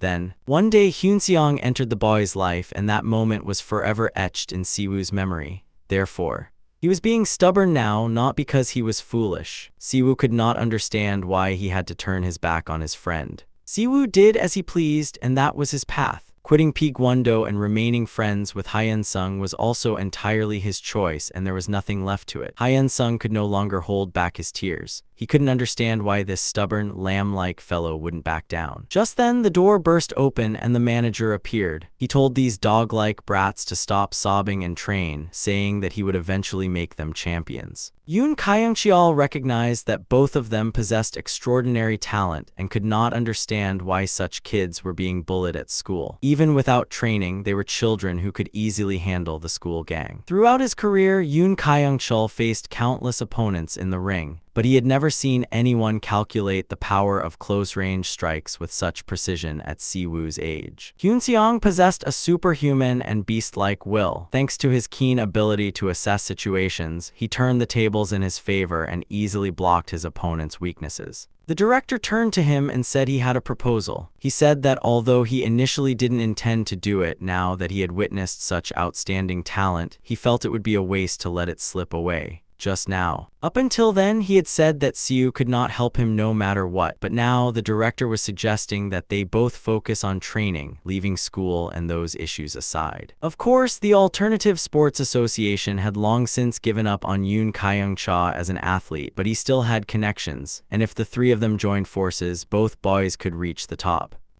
I was curious how the manager came to start wrestling. He replied that it was just a hobby at first, but somehow things started to go well for him. Unlike the gym owner, Hyun Seong replied that he had no interest in things like exercise. He said his body hurt so much that he felt like quitting every time. However, he had a goal, and if he could not achieve it, he would rather die. That was the only strength keeping him going. Hyunseong said that it was now the director's turn to think carefully and make a decision. Arthur said that if the gym owner ultimately did not accept his position, it would be better to call off the deal and go our separate ways, but he told him not to block his path. The two friends met again at the gym after training. He wanted to hear a thoughtful answer from his friend. Siwoo asked if he was confident he wouldn't regret taking this path, and the young man said yes. Then Hyunseong said a few conditions. We had to train together every day. If Coach Yoon changed his mind and refused, I could simply find another gym.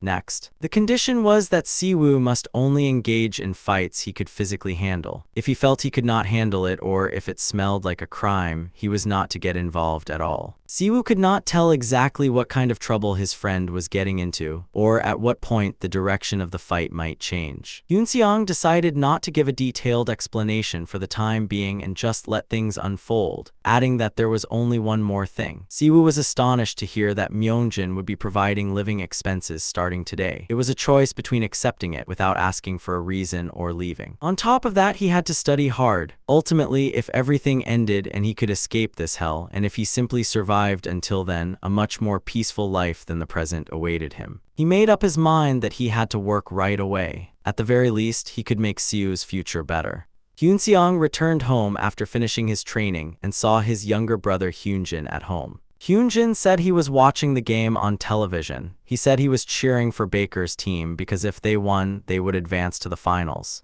He headed to the kitchen saying he would make something delicious. In his previous life, that team had made it to the finals. My younger sibling never said it out loud, but right now they must have wanted to spend some time in front of the television.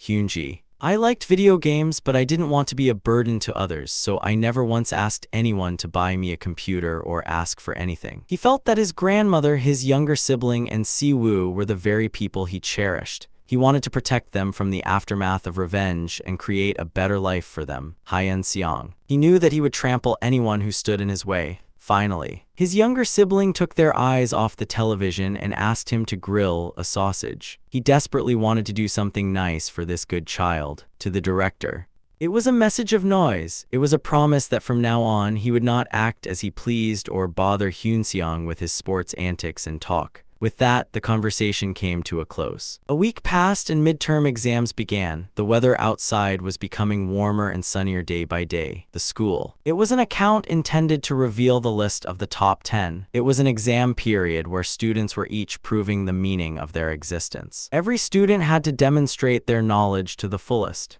Teachers honestly emphasized this, and cheating could lead to failing. He understood if he failed the exam, his entire plan would come to nothing before it even began. On the other hand, he also wondered what use good grades themselves were to him. He could have gathered evidence against the Golden Circle and revealed it to the world. However, that would have been tantamount to slitting his own throat. The Golden Circle. Exposing it alone was not enough. The leaders simply hid themselves and got away without ever receiving any punishment. If one wanted to reach the summit, one had to become the biggest thorn in their side, constantly testing their patience, inducing mistakes, tarnishing their flawless reputation, and wounding their pride. Finally, the day of the exam dawned. Grades were merely a small futility within the bigger picture, and nothing more than a stumbling block for the fight against the system of violence to begin. He thought that his real life began today. In Hyunseong's class in his previous life, there was a story about a protagonist who had fallen far behind in his studies but returned to become the best student in the country. Of course, since the protagonist went back 10 years, he was truly extraordinary. He became the top student in school simply by reliving his entire school days. Conversely, if a person is foolish to begin with, reincarnation does not make them smarter. To the smartest person, this should have always been the case. I had enemies with conversations just like these in my past life, so Hyunseong was now recalling them and understanding the emotions that Guy had felt. He remembered how hard he had studied in his past life and how much effort he had poured into preparing for exams, but all of it turned out to be completely meaningless in the end. All that effort was in vain. But now now something strange was happening.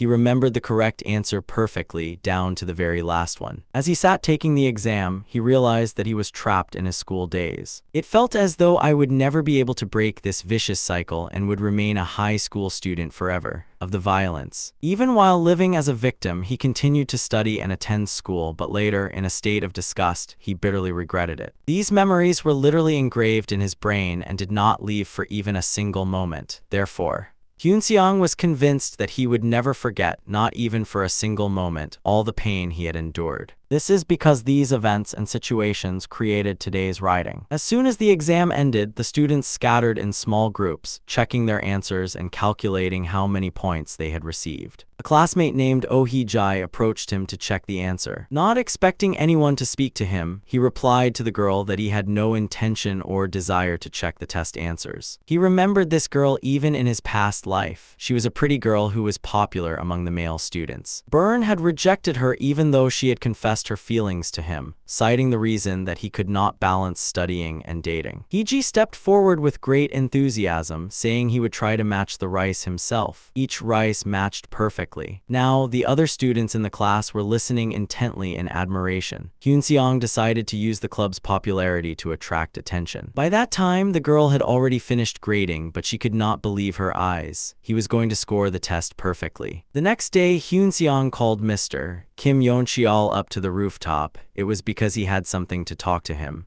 Mr. Kim called him the best student in the school and said he would help with anything. Hyunseong asked without beating around the bush if he knew anything about the golden circle. Mr. Kim had no idea what kind of circle was being referred to, and the young man told him to listen carefully, saying he was about to tell him something very important. As it seemed like a made-up story and felt like something that couldn't happen in the modern world. The principal was talking to a man who could not understand how a student who had never shown any particular talent before could rise to the top of the class. Moreover, the exam was extremely difficult. The principal replied that although Hyunseong was already a smart student, he has been producing truly amazing results lately. The conversation partner warned the principal that they would report this situation to the academy. However, he was convinced that no student had ever received preferential treatment on the exam. The principal, Mr. Kim, could not understand why people would go out of their way to attend private tutoring academies when their own school had its own preparation program and students were achieving excellent results. Since the exam was so difficult, I asked if it was a call from the academy again this time. The principal deliberately designed the exam to be difficult so that no one would get a perfect score, but now a situation that no one could have imagined has unfolded. The top score was by no means a coincidence. The principal, looking into Kim Hyun-sung's teapot, admitted that he was left breathless just by realizing that fact. I could already vividly picture this student taking the top spot nationwide and entering Hanok University as the top student. Mr. Kim listened to the principal's words, unable to speak, and said that it really could happen. It meant that the school administrators finally had the opportunity to make their school the best in Korea. With Myung-jin's support and Hyun-sung's grades, they could turn that dream into reality. However, the principal now realized that the school's top student was simultaneously its biggest headache. The school, which had just begun to rise, could collapse at any moment. The principal,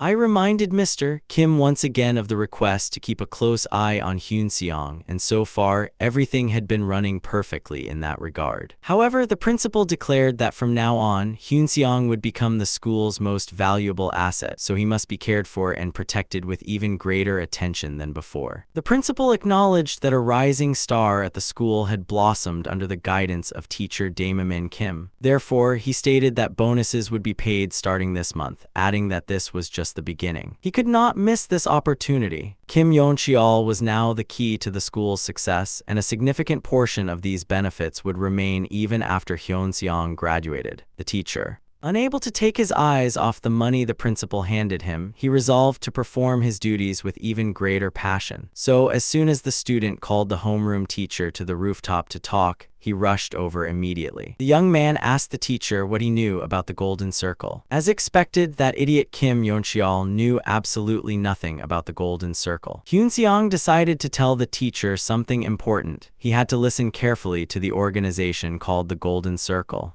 The story The young man firmly stated that if anything happened to him, Kim Yeon-cheol would collapse along with him. The teacher did not doubt those words any further and now wanted to know what he had to do. Hyun-seong immediately said that he had no intention of stopping Shin Hyuk-min. He added that there was no need to do anything right now. He said he would contact him, so the teacher just had to wait for the signal for now. The young man. As he turned to leave, he told Mr. Kim to pretend not to know, just like all the other teachers, no matter what happened. Now, that place was enough, but at some point, anything had to be prepared. And Kim Yeon-cheol realized that he should never take those words lightly. Shin Hyuk-min lay bleeding on the floor with a foot on his head, telling San that this was the final warning. Kang Tae-gu, adjusting his jacket, said that if Young Min failed the target one more time, he would lose an arm. Leaving the beaten San-hee on the floor, Tae-gu once again reinforced the power of this being the last chance. Young Min was barely holding on, bleeding in extreme pain, and all of this was because of Kim Yeon-seong. That evening, the girl met with her friends, who suggested that they beat up Hyun-seong outside of school. Youngmin knew he could easily cripple a guy like him. However, outside of school, the Myeonjin faction would rush in immediately and he would be in serious trouble. There was no other choice. He had to abandon the matter inside the school. Those businessmen wouldn't be able to reach that far either. The goal was to make Hyun-seong realize that his sponsors and protectors were of no use. It was necessary to remember the fact that Park Min-cheol and the gang had previously fought against those thugs, only to eventually be defeated. Lee Seong-ho, nicknamed Monster Gorilla, also decided to say a word about the second as a second-year student. He suggested approaching it differently and swarming in all at once to attack Hyun-seong. It was a well-known fact that the principal was obsessed with the school's reputation. While he could punish individuals one by one, it was obvious that he wouldn't be able to do anything when 30 people were involved. Young Min was no exception. Of course, since the school's reputation was the most important thing to the principal, I agreed that he wouldn't cross the line, and it seemed like a perfect plan. A few days. As time passed, Kim Hyun-seong felt that something was going wrong. Someone kept bumping into him, pushing him, insulting him, and provoking him in all sorts of ways. He realized that what he had been waiting for so long had finally begun. The school students were literally taking turns picking fights with him in all manner of ways. I was just walking down the hallway when a student came running up behind me. He lunged at Hyun-seong, smacked him on the back of the head, and asked why he wouldn't turn around when he had called out to him several times, speaking as if he couldn't understand. Hyun-seong showed no reaction to the blow, but the guy continued to press on him as if he needed at least an apology. Several more students gathered, and now everyone could see that Hyun-seong was being rude to his friends. They insisted that he was ignoring them and acting rudely when they had merely wanted to chat. Hyun-seong stopped walking, smiled, and said he would apologize for his behavior right then and there. Next. In an instant, intense attention was fixed on the face of the guy closest to me. There wasn't even a tusk to raise an arm to block it. A series of powerful blows rained down, sending many students flying in all directions. One of the guys knelt down, trembling and crying, blood streaming from his nose. Hyun-seong told him not to forget the spirit of massive participation and to remember something to convey to the boss. Everyone advised me to stop rolling my 1.5 cells and to all flock together from now on, right away. Just then, the door burst open and a monster gorilla appeared leading the abandoned street. Seong-won. The plan from the start was to assign the freshman to Hyun-seong and overwhelm him with sheer numbers, but the situation changed. Gorilla. As the monster approached, he stood up and said that if they fought here, the other side would be even more defeated. He suggested that it would be better to go to the church where the teachers could not interfere. And so, Hyun-seong stood in front of the group, and everything was happening outside the school. During the 10 years she spent in a vegetative state on her sick, the girl reviewed this plan countless times. The scenario I drew up with Kang Jeong-seok was nothing more than a wild fantasy. Of course, things always seem wrong in one's mind, and since one can imagine whatever they please, I suddenly recalled the image of him begging for forgiveness and admitting his wrongdoing. However, reality had not gone according to plan, and he knew all too well that much was at stake in this fight. He had to buy time, otherwise the price would be too high. Scanning the group, he asked if this was really all they could gather. Seong-won said he would definitely crush that guy. He intended to tell him openly without him noticing. After all, Hyun-seong was entangled with the influential Shin Hyung-min. He immediately cut me off, saying that I was already doing a good job explaining why, and suggested we stop the useless talk about England and get to the point. Hyun-seong pointed at those who had been merely watching the fight for quite some time and said that ganging up on one person is a cowardly thing to do.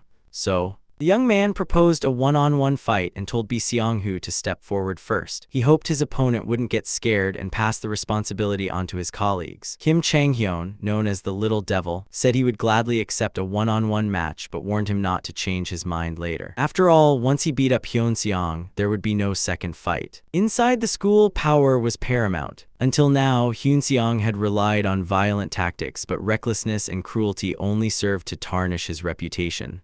Locked. Whether it was a chair or ambushing an unsuspecting opponent, he used whatever he could get his hands on. Moreover, he was excessively cruel. Those who relied on softness over skill were often like that. He needed to use the 2 points to seize the initiative first, and Kim Hyun-sung needed to quickly correct this misunderstanding. The plan was, to succeed, a solid foundation within the school was necessary. The school. To build a fortress bearing his own name, he absolutely had to go through this process. He decided to completely eradicate any suspicion regarding his milk. Kim Chang-hyun, known as the Little Devil, stated that a one-on-one match didn't matter, yet immediately firmly declared that there would be no next time if he fought him. However, the fist flashed Chang-hyun quickly. I lunged at him and landed a punch to the face, convinced that he would never be able to get up again. However, Hyun-seong blocked the work with his hands. Chang-hyun was slowly rising to anger. He thought this guy thought he was something special, but he was about to make him come to his senses right then and there. However, Hyun-seong dodged the attack and counterattacked, landing his right hand squarely on the face of the young demon. Everyone watching was shocked by the fact that the young demon was knocked out with a single blow. Park Jin-woo watched the fight through the window and resolved not to get involved with Hyun-sung anymore. He should have withdrawn from this mess from the start. Just then, someone tapped him on the shoulder. Jin-woo turned around, snapping at them to get lost, but the next moment, a fist was already flying toward his head, to the jaw. Even after being robbed, Jin-woo struggled not to fall and barely managed to hold on. It was none other than Siu. He said that it was time to tie up one knot. A few minutes ago, Hyun-seong saw his friends supporting a beaten-up upperclassman. Siu approached his friend and asked exactly what Hyun-seong was thinking, because he was prepared for whatever might happen. Siu reminded his friend of the promise he had made not to get involved in reckless fights, making it obvious with his whole body that he did not want to speak. I hoped Hyun-seong would come to his senses and not try to handle the entire school's workload alone. I understood my friend's concern, but I told Siwoo that getting involved wouldn't do any good. In the end, it just got pushed aside. He didn't want to hear it on his own and believed it was better and easier to handle it alone. I didn't want help, but there was one aspect where Siu could be useful. Siu immediately agreed and listened to everything his friend said. Yu Jiam was to provide a bribe to the bald-headed Park Jin-woo for the beating, and Siwoo willingly took on the role. Jin-woo swung his fist in rage and shouted. He said he should have loosened this gold-plated girl's knees long ago and scared her hard enough to prevent her from entering school. No sooner had he finished having a profound thought than a powerful kick landed on his jaw. Yang Byun-bi. I couldn't believe what had just happened. Did I really get knocked out in one shot? The students in the hallway froze. They had watched with interest the sight of a first-year student beating up the school's supply of food, but it was truly a disgraceful mess. Jinwoo kept swinging his fists, shouting that Siwoo wouldn't be able to get out of here alive, but he couldn't finish a single punch. Siwoo waited for the right moment, and as soon as his opponent showed an opening, he immediately delivered a powerful kick to the jaw. Then another blow landed and the fight ended. At that moment, Hyun-seong was also finishing off his last opponent. As Bi Seong-ho watched this guy wipe out the pack one by one, he realized that Hyun-seong had planned the game more cleverly. Had he attacked in unison, he could have torn them to shreds, but Hyun-seong had driven the situation into a one-on-two battle and, before he knew it, had taken down 5 second-year students in succession. The entire school was watching this brawl through the windows. Seong-ho knew that intervening at the very last moment when the other person was already exhausted was unthinkable. It would have been a disgrace. If he wanted to win Junjung over, he had to step forward right now. He called out to Hyun-seong, shouting for him to stop fighting. Seong-ho immediately warned that, although it wasn't a personal matter, he couldn't just stand by and watch his kids all get beaten up. Hyun-seong was told that he shouldn't have brought such weaklings into the organization in the first place. Seong-ho, seething with anger, snapped at Hyun-seong, telling him to think before running his mouth. He fixed it. Hyun-seong tried to counterattack but was struck directly by a powerful punch. Nevertheless, he endured the blow and even managed to smile in the end. Seong-ho noticed that this guy wasn't even thinking about avoiding him. He seemed either completely out of his mind or simply didn't want to face him head-on. Seong-ho landed a blow to his opponent's jaw and realized the significant difference in strength and skill between the two. Despite the difference in skill, the two exchanged precise blows. Seong-ho wanted to see how long his opponent could hold out, but a precise blow at that very moment knocked out a few teeth, and he gasped for breath in agony. He covered his mouth to stifle a scream. Hyun-seong. He was already in a state of excitement. He grabbed his opponent's hair and pulled his arm back, preparing to deliver the finishing blow. His fist landed precisely, and the opponent lay collapsed in the puddle of jappy, unable to get up again. Hyun-seong looked around the remaining abandoned streets that hadn't collapsed yet and demanded that Shin Young-min be dragged over instead of just standing there like a statue.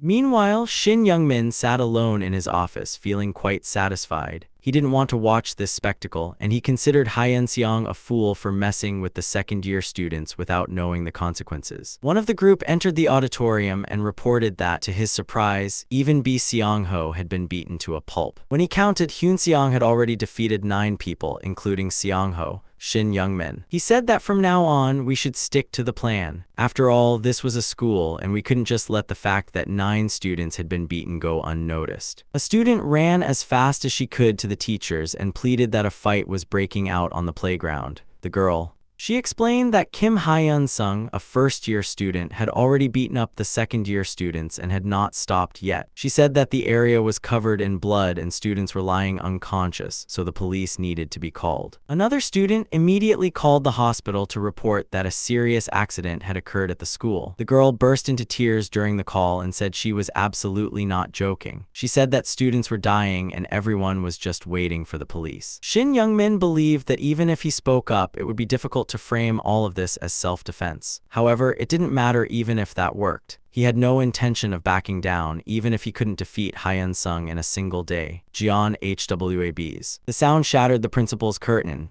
When I answered the phone, it was the chairman, and the two of them had a serious conversation. A few days ago, there was a meeting in the faculty office, and Kim Hyun-chul asked his colleagues if they knew anything about the Golden Circle. When everyone said they didn't, he explained that it was an organization that made money by threatening students and turning school violence into a business. He said that the henchmen, or thugs, do not even give the targeted student a moment to catch their breath, and that this organization has now extended its reach to their school. The recent incident perpetrated by Park Min-cheol is also directly linked to the Golden Circle, and it is said that they are all members of the organization. The teachers. I was shocked. It was a story that was hard to accept, organized crime gangs making money by beating up children. Mr. Kim watched his colleagues panic. Moreover, if it involved the Golden Circle in this place, his entire career could be over. Kim Hyun-chul. He declared that everyone was now in the same boat, the opponent. It was Park Min-cheol and his slum, the roughest students at the school. Seong-ho and Shin Young were among the oldest and strongest students at the school, and dozens of other students were entangled with the Golden Circle in one way or another. The teachers all knew very well what would happen if the truth were revealed, like that. If that happened, not only would the school administration be affected, but the school itself could have been shut down entirely. Then the teachers would lose their jobs and their reputations. So Kim Hyun-chul gathered his colleagues and urged them not to get involved with students associated with that organization.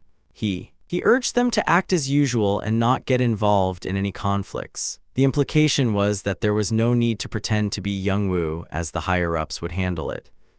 When the teacher reminded him of his duties as a teacher, Mr. Kim advised him not to antagonize the Golden Circle, for no reason. He asked if Semi was reducing such risks, saying that getting involved would only result in the next target falling to the Golden Circle and would be of no legal use. However, as soon as a student ran up and reported the fight, the teacher stopped everything, telling them to stop talking nonsense and making a fuss. Hacho.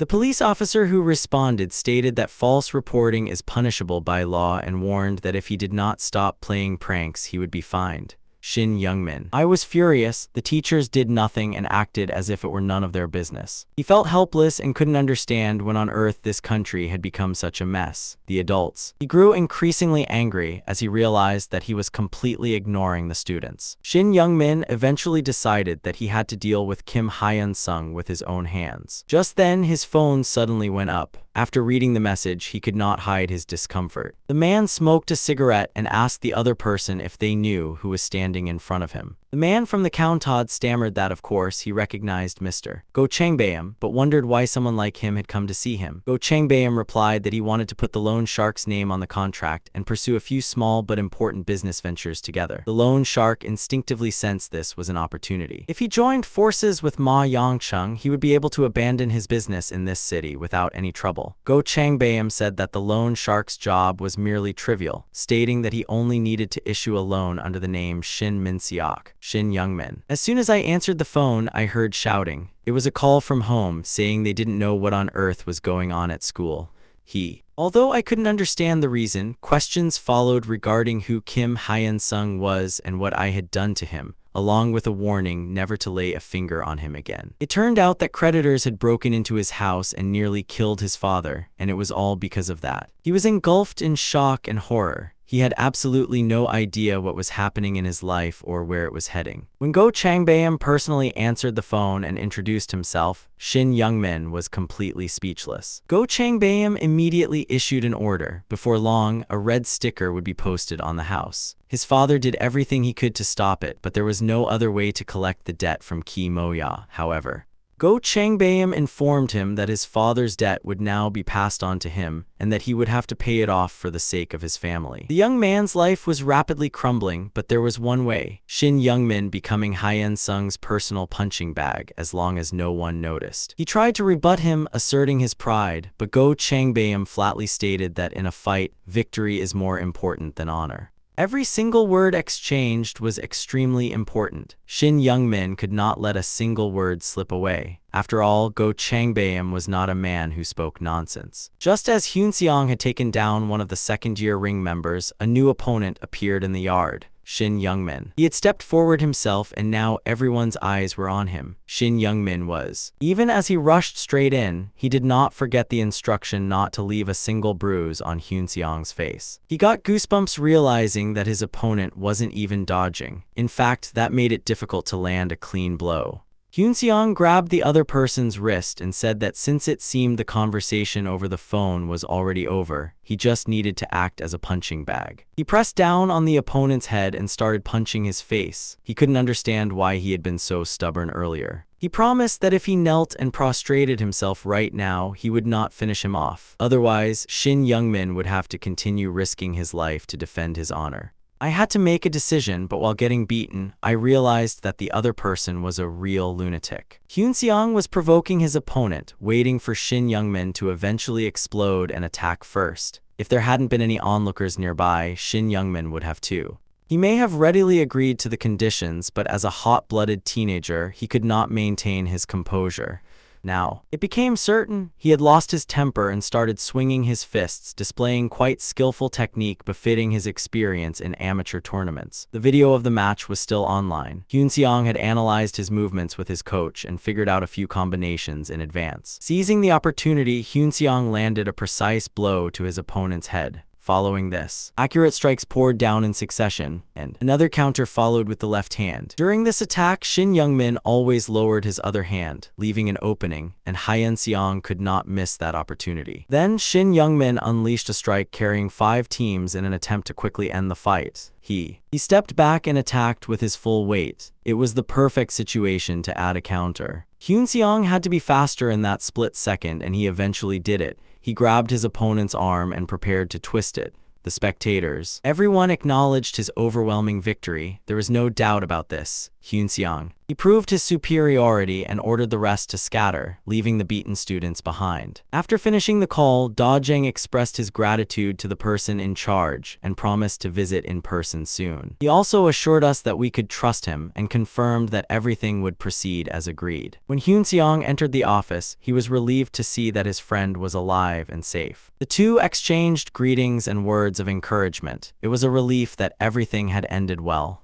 Siu. He admitted that it had attracted too much attention. He also said that while Hyunseong had handled the screen time, there was no need to go so far as to break Shin Youngmin's arm. Hyunseong told his friend not to worry. He meant that it wouldn't be too late to worry when it actually became a problem. He explained that he realized one thing while fighting against insignificant men like Park Min-cheol. Now, there was no room for doubt. This world was always on the side of the strongest, Mr. Kim. It was a shocking revelation. He realized that Hyunseong had finally crossed the line, and he also knew that covering this up would not be easy. Shin Youngmin. Holding my broken arm, I asked the teacher to call an ambulance. But the teacher tried to back out, making up an excuse that Shin Youngmin had broken his arm by accidentally falling into the cave on the stairs, not because of a fight. He also warned that if anyone involved in this fight mentioned even a single word about Hyunseong, their dirty secrets would be immediately exposed. Now, merely mentioning Hyunseong's name was fatally dangerous for them. They had to keep that in mind.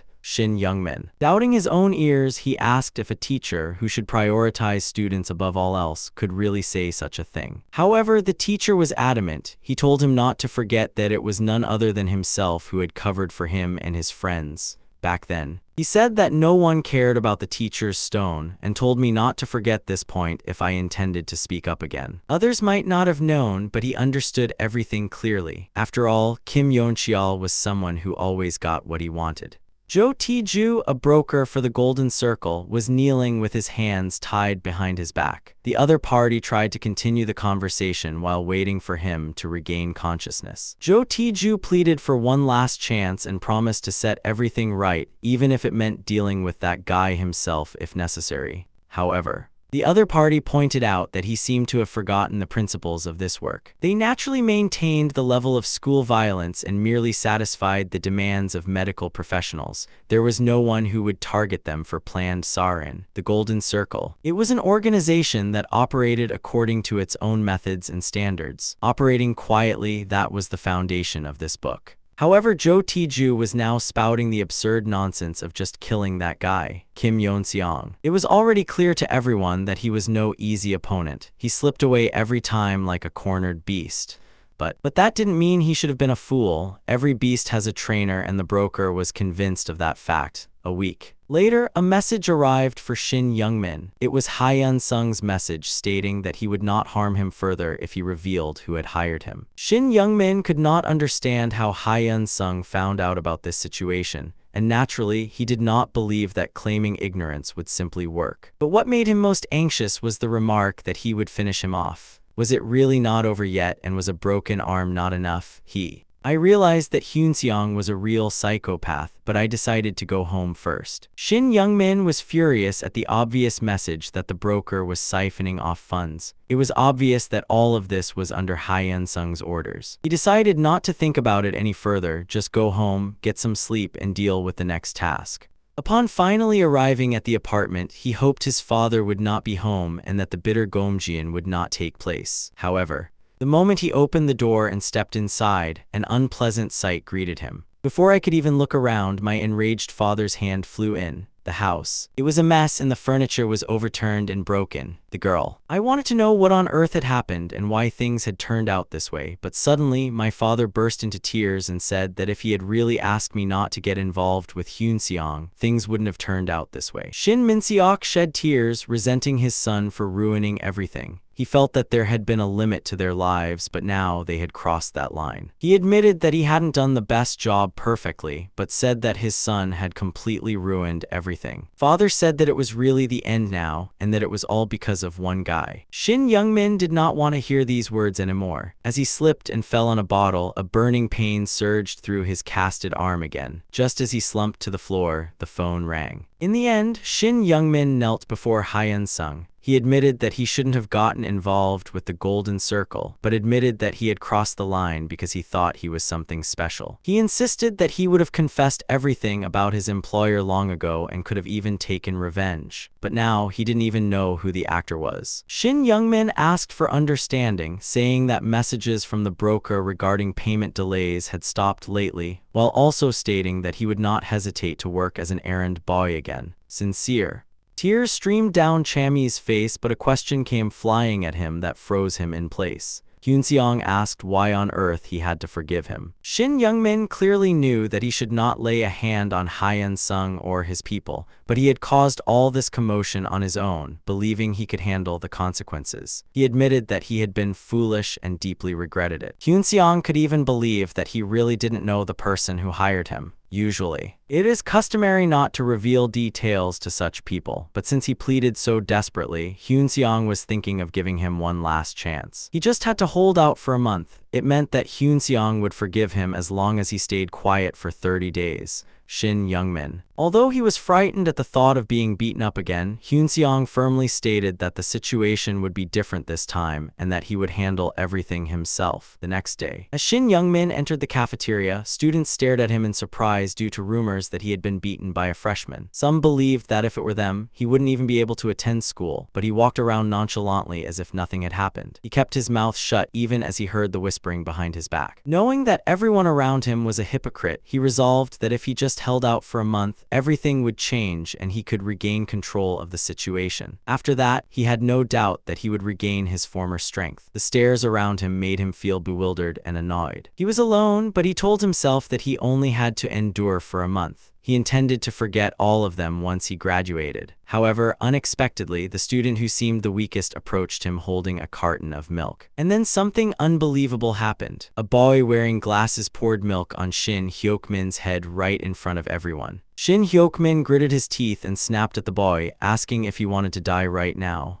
But the student said that Hyunseong had given him permission to do whatever he wanted and asked intriguedly if the milk suited his taste. A few days ago, everyone in the classroom was talking about how much they hated Shin Hyukmin. His heartlessness and violent nature turned the school lives of many students into a living hell, and he ruled over the children solely through his fighting skills. That is precisely why Kim Hyun-sung tells the group that he wants to punish Shin Hyukmin. He says it is not just for himself, but for everyone whose lives that bastard has ruined. For 1 month, the kids are allowed to do whatever they want to him. Whether they spit in his face or slap him, they can do as they please, and Shin Hyukmin will not be laid a hand on anyone. Of course, Hyun-seong adds that he is not forcing them. It is entirely up to each individual, and if you do not want to, you can just pretend not to know and move on. In that case, Shin Hyukmin will spend the last month of his graduation comfortably, as if he had never bothered anyone. However, for the children who harbor a grudge against Youngmin, this amounts to a real opportunity to make their memories of school days a little less painful. If they want to do something, they just need to step forward directly right now. Han Myung-han's school days always followed the same pattern. Whenever their eyes met, Youngmin would immediately strike him on the head. He was a punching bag that no one cared about, even though he was already slowly crumbling. Youngmin. After tormenting him, he demanded that he smile as if nothing had happened and then left. To Youngmin. The children who were bullied all this time need to know that once he graduates, he won't even remember them. However, in the memories of those who were bullied, Youngmin will survive for a long time and cover up all other emotions related to his school days. So now everyone has been given a chance for revenge, and Han Myung-han is convinced that Youngmin has not yet received the punishment befitting his actions. While he struck a few more times, Youngmin remained completely helpless, just as those he had beaten in the past had been. Han Myung-han kept hitting, saying that this was actually fun. Of course, Yong Minjin, who must have been very displeased, sat in the seat next to him. The female students sitting down were shocked by the fact that this coward had believed Hyunseong's words completely, and that Youngmin was just sitting there without actually fighting back. On Jeongseung. The guy eventually lost his reason and spat on the other person's food. The next outing was also not smooth sailing. He asked Youngmin if he remembered how many times he had spat into his lunchbox, saying that it was now his turn to taste it himself. Later, the girl On Jeongseung called Youngmin trash while telling him to enjoy the meal, but that was only the tip of the iceberg. As Youngmin was walking down the hallway, some guys recognized him. They brushed past each other and bumped elbows. Youngmin snapped at them to watch where they were going, but the guys just laughed it off. Youngmin was simply furious that his complete helplessness was being exploited. Youngmin. As I entered the bathroom, someone tripped me and I fell hard face first. The kids laughed, saying that almost all the kids in the class had already kissed the bathroom floor. The next time, an empty soda can was suddenly shoved into Youngmin's back as he walked down the hallway. The children of Hamuri were gathered in a dark alley, waiting for him. Eventually, even those who used to be unable to open their mouths were now at the point where Tion was using his obedience to torment Youngmin. Youngmin didn't know what to do, whether he should keep enduring it or just explode and tear into everyone around him. However, after calming down a bit, Shin Youngmin decides to endure this daughter and hold back. After all, Hyen Sung is holding his leash tightly now. Hyen Sung. Sitting alone at his desk, he is lost in deep thought. Youngmin had hoped to obtain evidence and names in exchange for subjugating them, but this time he had to admit defeat. I failed to uncover Shin Youngmin's identity or find out the names of the Golden Circle members, so now I had to organize the information I already had. Medical professionals had to be top-tier students and children whose parents were well off enough to pay for Golden Circle services. Of course, it was not a bad criterion for narrowing down the options, but it was still insufficient to make a definitive conclusion. Hyun-seong decides not to rush for the time being. Since the medical professional would eventually reveal their true identity anyway, he had to deal with the urgent matters right in front of him first. Another group of victimized students was beating up the helpless Shin Youngmin right in front of the entire faculty. Watching the scene, Hyun-seong realizes that the children beating the helpless boy and the teachers turning a blind eye are all the same. Still, thanks to this liquidation, the situation was moving forward little by little. In the restroom, Youngmin, who was recovering after being beaten once, unexpectedly receives a message saying that they will not bully him anymore for the rest of his school life if he agrees. Youngmin was already in a state where he had no choice but to agree to anything, so he immediately sent a reply saying he would do anything. Hyun-seong was satisfied to receive such a reply. He had not doubted the reaction to his proposal any further. Shin Youngmin stood near the supermarket, wondering if he was really ready to pull this off. Wouldn't it be better to just hold out for this month? But the very next moment, he decides to stop thinking and act. He put on a mask, pressed down his hood, and concealed himself. Youngmin entered the store without saying a word and headed straight to the checkout counter, and the clerk asked how they could help. Youngmin grabbed his head and slammed his face down several times with all his might during the checkout. The clerk. I couldn't understand what was going on. If it was a robbery, why wasn't he demanding money and just beating me up? The clerk looked closely at the attacker and recognized him as Shin Youngmin. That day, after work in the evening, Park Min-cheol met his friends and told them that Shin Youngmin had beaten him up at the store. The guys couldn't believe their ears. Min-cheol had already heard rumors that Hyen Sung had blew Youngmin's arm, and sure enough, his right arm was in a cast. They couldn't understand why Youngmin would do such a thing. They even considered reporting it to the police, but decided against it after realizing who the perpetrator was. Min-cheol suggested treating this as a one-time incident and keeping quiet even if they ran into Youngmin on the street. The group. Just as we were about to scatter, a voice was heard greeting us, saying it had been a long time. The guys. They couldn't understand why Shin Youngmin, a former colleague and senior, was acting this way or what on earth he wanted. After all, he was the very person who had attacked them yesterday. Youngmin honestly stated that this wasn't his own idea and explained that Hyun-seong harbored a special plan for them. He said that for the next month, Youngmin must turn their lives into a nightmare, in other words, make them regret living every single day. Min-cheol's group was so shocked that they couldn't even remember and just stood there with their mouths agape. But the very next moment, Youngmin rushed in and started throwing punches. He was a strong and skilled fighter from the start. Youngmin apologized first. While reiterating that he held no personal grudges, he said that it was now his turn to taste the hell that was his. They were furious. They didn't even know what they had done wrong, and now that even the sun had been affected, it didn't matter anymore. But Youngmin didn't even want to think about such things. He simply had no intention of enduring the bullying at school any longer. Looking at these terrified children, Youngmin realized that they did not truly understand the situation from the start. If they hadn't caused such serious trouble and had properly managed just a few of the poor freshmen, things would be different now, if only. Even Youngmin probably didn't need to go out of his way to personally do this dirty work by beating those stupid faces. But it became clear now, these guys weren't just weak, they were completely empty-headed as they didn't even know who their opponent was. Even with a cast on, Shin Youngmin kept his opponent at bay. It was something I did because I no longer wanted to be seen as an easy target at school. Before anyone realized it, Min-cheol had gone behind Youngmin and his knife had stabbed Youngmin's body. The young man said that young Min must have a terrible memory. After all, everyone had ended up in this state precisely because of his orders. But for some reason, young Min is now blaming everything on the other guys, even though he is the very one who caused this mess. Young Min. I could no longer fight. Pressing my hand against the bleeding stab wound, I knelt now. With 2 beaten and 1 stabbed, the truth began to slowly unfold. Hyeonseong was a place that, from the very beginning, had wanted them to kill one another. Now, there was no way out. The cunning Hyeonseong had pinned them together like starving dogs. The next day, the school was in an uproar over the news that the rebellious monsters had stabbed Yeomin with a knife. One guy whose uncle worked in the police said that Park Min-cheol was involved in that fight. One day. All day long, the students chattered about what would happen next. Would they end up in a juvenile detention center, or would they just end up with a criminal record? Actually, no one knew the detailed circumstances of why they ended up fighting each other. However, the officer in charge said that the situation was strange overall. The boys did not deny what they had done in the fight. All those involved requested that they be sent to a juvenile detention center as soon as possible, as if they wanted to leave the village on the first flight. While Hyeonseong was on the phone on the school rooftop, he heard the news that Young Minwon's family had given up, packed their bags, and left the village. Minho will probably transfer to another school next year. Hyeonseong was not satisfied, realizing that this wealthy family had slipped away safely just as they had opened.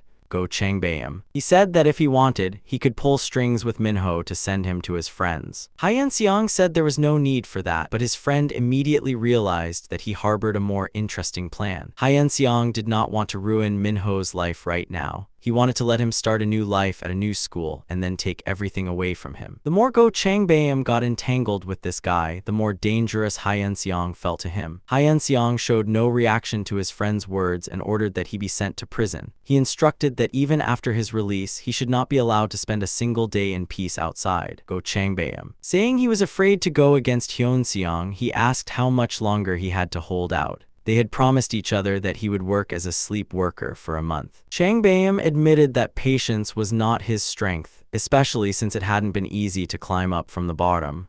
But upon hearing all this, Hyeonseong told Changbaeum to remember the conversation they had back then. He told him that if he waited just a little longer, everything would begin soon in a few days. A boom in the real estate industry will arrive. Major construction companies nationwide will accelerate and profits will increase at an unprecedented pace. Construction. The workers on site handle the most demanding tasks at a terrifying speed without a single day off. As soon as one team finishes their woodworking, the next team immediately takes over. The workers. I was so exhausted that I didn't even have a single moment of rest for myself. At that moment, the material being lifted by the crane suddenly slipped, and huge steel beams began to fall. The worker was so exhausted that he could not react quickly to the situation. Iron. The structure fell, crushing the worker's lower body and trapping him in the spot. The workers who witnessed what happened to their colleague were engulfed in shock. Although they needed to call an ambulance immediately, the site manager shouted at the workers to put away their cell phones and not even think about calling anyone. He said that reporting everything to the company was the top priority. He didn't even want to hear about immediate rescue efforts, saying that the accident could delay construction. The injured worker arrived at the hospital only after 2 hours had passed, even though the nearest hospital was just a few minutes away from the construction site. The construction company told the victim's son that the entire story was a lie. The president stated that the incident was the worker's own fault and that the company had suffered massive losses. The company had no intention of paying compensation for mental and physical damages, firmly stating that all responsibility lay with the worker and that he had no rights whatsoever. The real estate market continued to grow, and experts predicted that prices would not fall for the time being. The son cried while keeping vigil by his father's side at the hospital. That day became an irreversible turning point for the young man, denied fair treatment by the sorcerer, Changbaeum.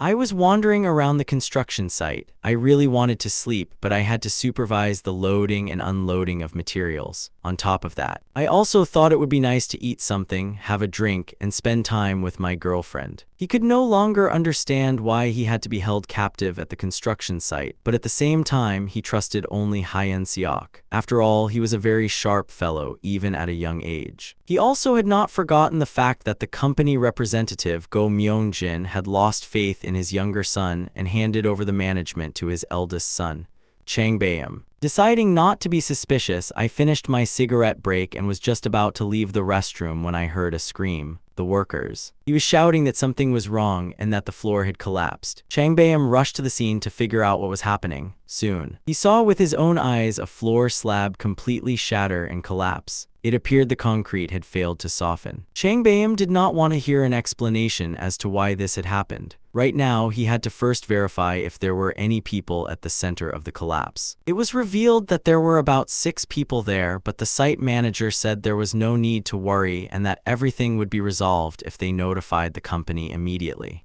Changbayam. I fully realized the gravity of the situation. This person is not thinking of saving his colleagues, but of the construction company. That was all. Go Changbayam was furious. He kept shaking the commander's collar to make him understand his words properly. Hyunseong had said it many times. He told them to keep only one thing in mind when working at the construction site. He said that if an accident occurred, as the manager's eldest son, when resolving the emergency, there were no such things as profit or loss. They should think only of the workers' lives. Changbayam shook the manager a few more times and ordered him to call a rescue team and an ambulance immediately. He heard the man say he wouldn't listen, claiming that doing so would cause the construction site to be shut down. Changbayam shouted that he didn't care about the loss at all and that it was over, but the director insisted that construction support was unavoidable. Changbayam demanded that they do as he said. He stated that he would take full responsibility himself. He shouted to the workers to gather all available manpower immediately, to find everyone they could. He said he would take care of the rest himself. Also,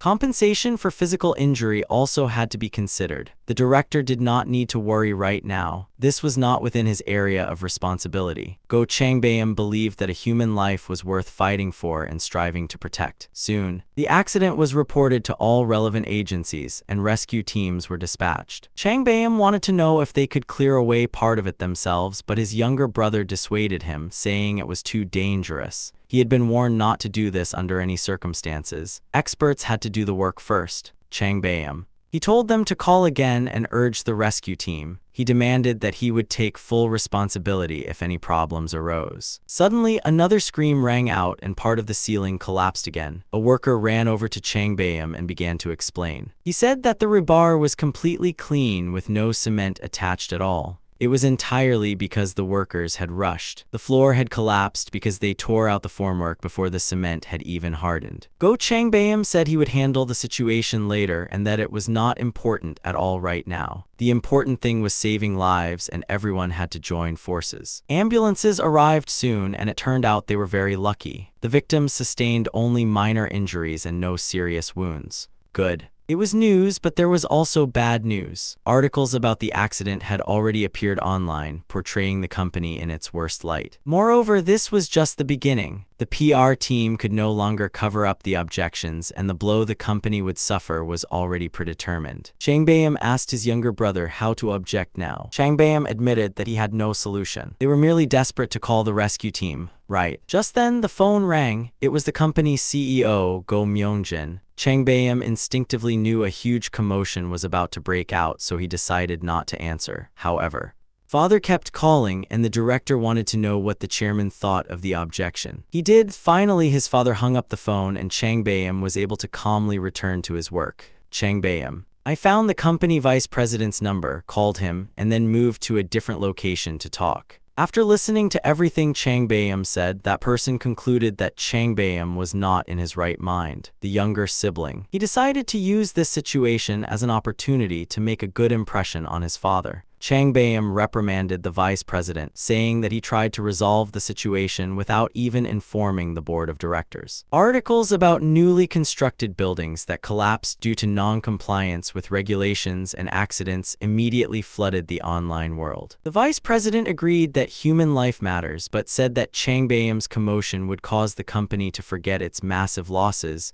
and that the company should not be forgotten either. He warned that if this matter was not resolved properly, someone would lose their job. Although Changbayam had acted without malice, he now had to deal with the PR team. Father. As expected, he was furious. Since his son had put the entire village on high alert, calls were pouring in not only from rescue teams and ambulances but also from reporters. And now, the father wanted to know how the eldest son intended to handle this situation. Hyen Seong concluded that the chairman took immense pride in his work. Since he considered himself the founder of the business, he reasoned that one should consider how such a person would handle the situation. Above all, he had to identify the cause, so there was no reason to back down. It was better to properly explain to his father just how serious the situation was. Chang Baeum stepped forward and spoke, leaving everyone speechless. He proposed tearing the building down completely and rebuilding it from scratch. Go Myung-jae loosened his tie and remarked that his son was still a novice in business. He already understood the construction process and knew that most of the funds came from the bank. Interest rates were rising day by day, compounded by demolition costs and compensation payments. A single collapsed building was not worth enduring all this commotion. However, unexpectedly, Chang Baeum did not back down. He said that this was merely a single building. Of course, there would be losses, and while it is difficult to gauge their scale at this moment, the company would instead gain trust. He added that the media is currently saying the same thing about every construction company, that profits are high, but trust is lacking. And what would happen if this building were finally completed despite the accident? My younger sibling believed that if certain people hadn't gone out of their way to play the hero, there wouldn't have been any commotion. They thought that rebuilding from scratch would be much more expensive than finishing what had already been built. However, the older brother told his younger brother not to cling solely to profits but to look ahead. In a situation like this, people's trust is far more valuable. Now is the time to admit the mistake, publicly apologize, and restart construction to demonstrate that they care about the well-being of consumers. In the long run, the image will improve. Even if not immediately, this will serve as an excellent foundation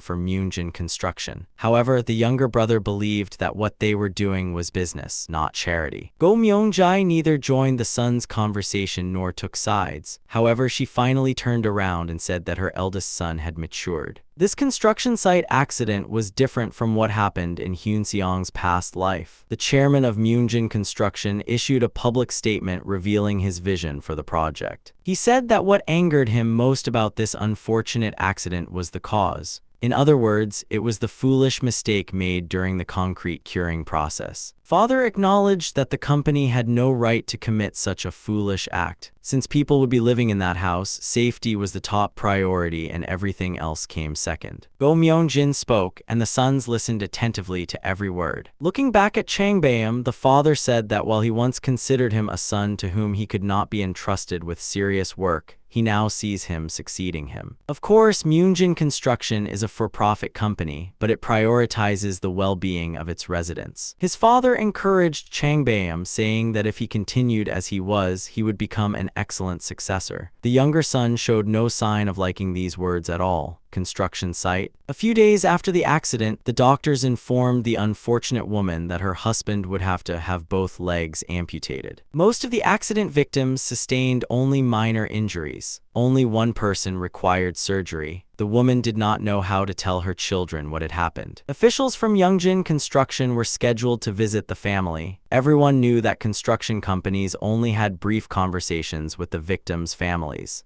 Compensation. It was the time to accept it and be done with it. The woman wanted compensation for her husband losing both legs, so she had to cut out this conversation with dignity, and she had not expected at all that the company officials would offer a sincere apology. Hyun Seong did not want to disappoint him. Go Chang Baeum soon called a young friend and told him that his father had said to keep pushing in this direction, but he didn't know what to do now. For the first time in a long while. It was the first time he had opened up his heart, and now he had to bear the repercussions in two ways. Housing. Construction investors were offered loan interest rate reductions and discounts on new apartments. If the information is conveyed skillfully, they will only see second place. The reductions and complaints will eventually fizzle out. In addition to that, there was another issue involving the victims. We had to resolve the problems with them as fairly as possible so that they would feel proud to work at Myungjin. Officials acknowledged that the accident was the company's fault. They also knew that money could not fix everything or compensate for all the pain and misfortune the families had suffered. The victims.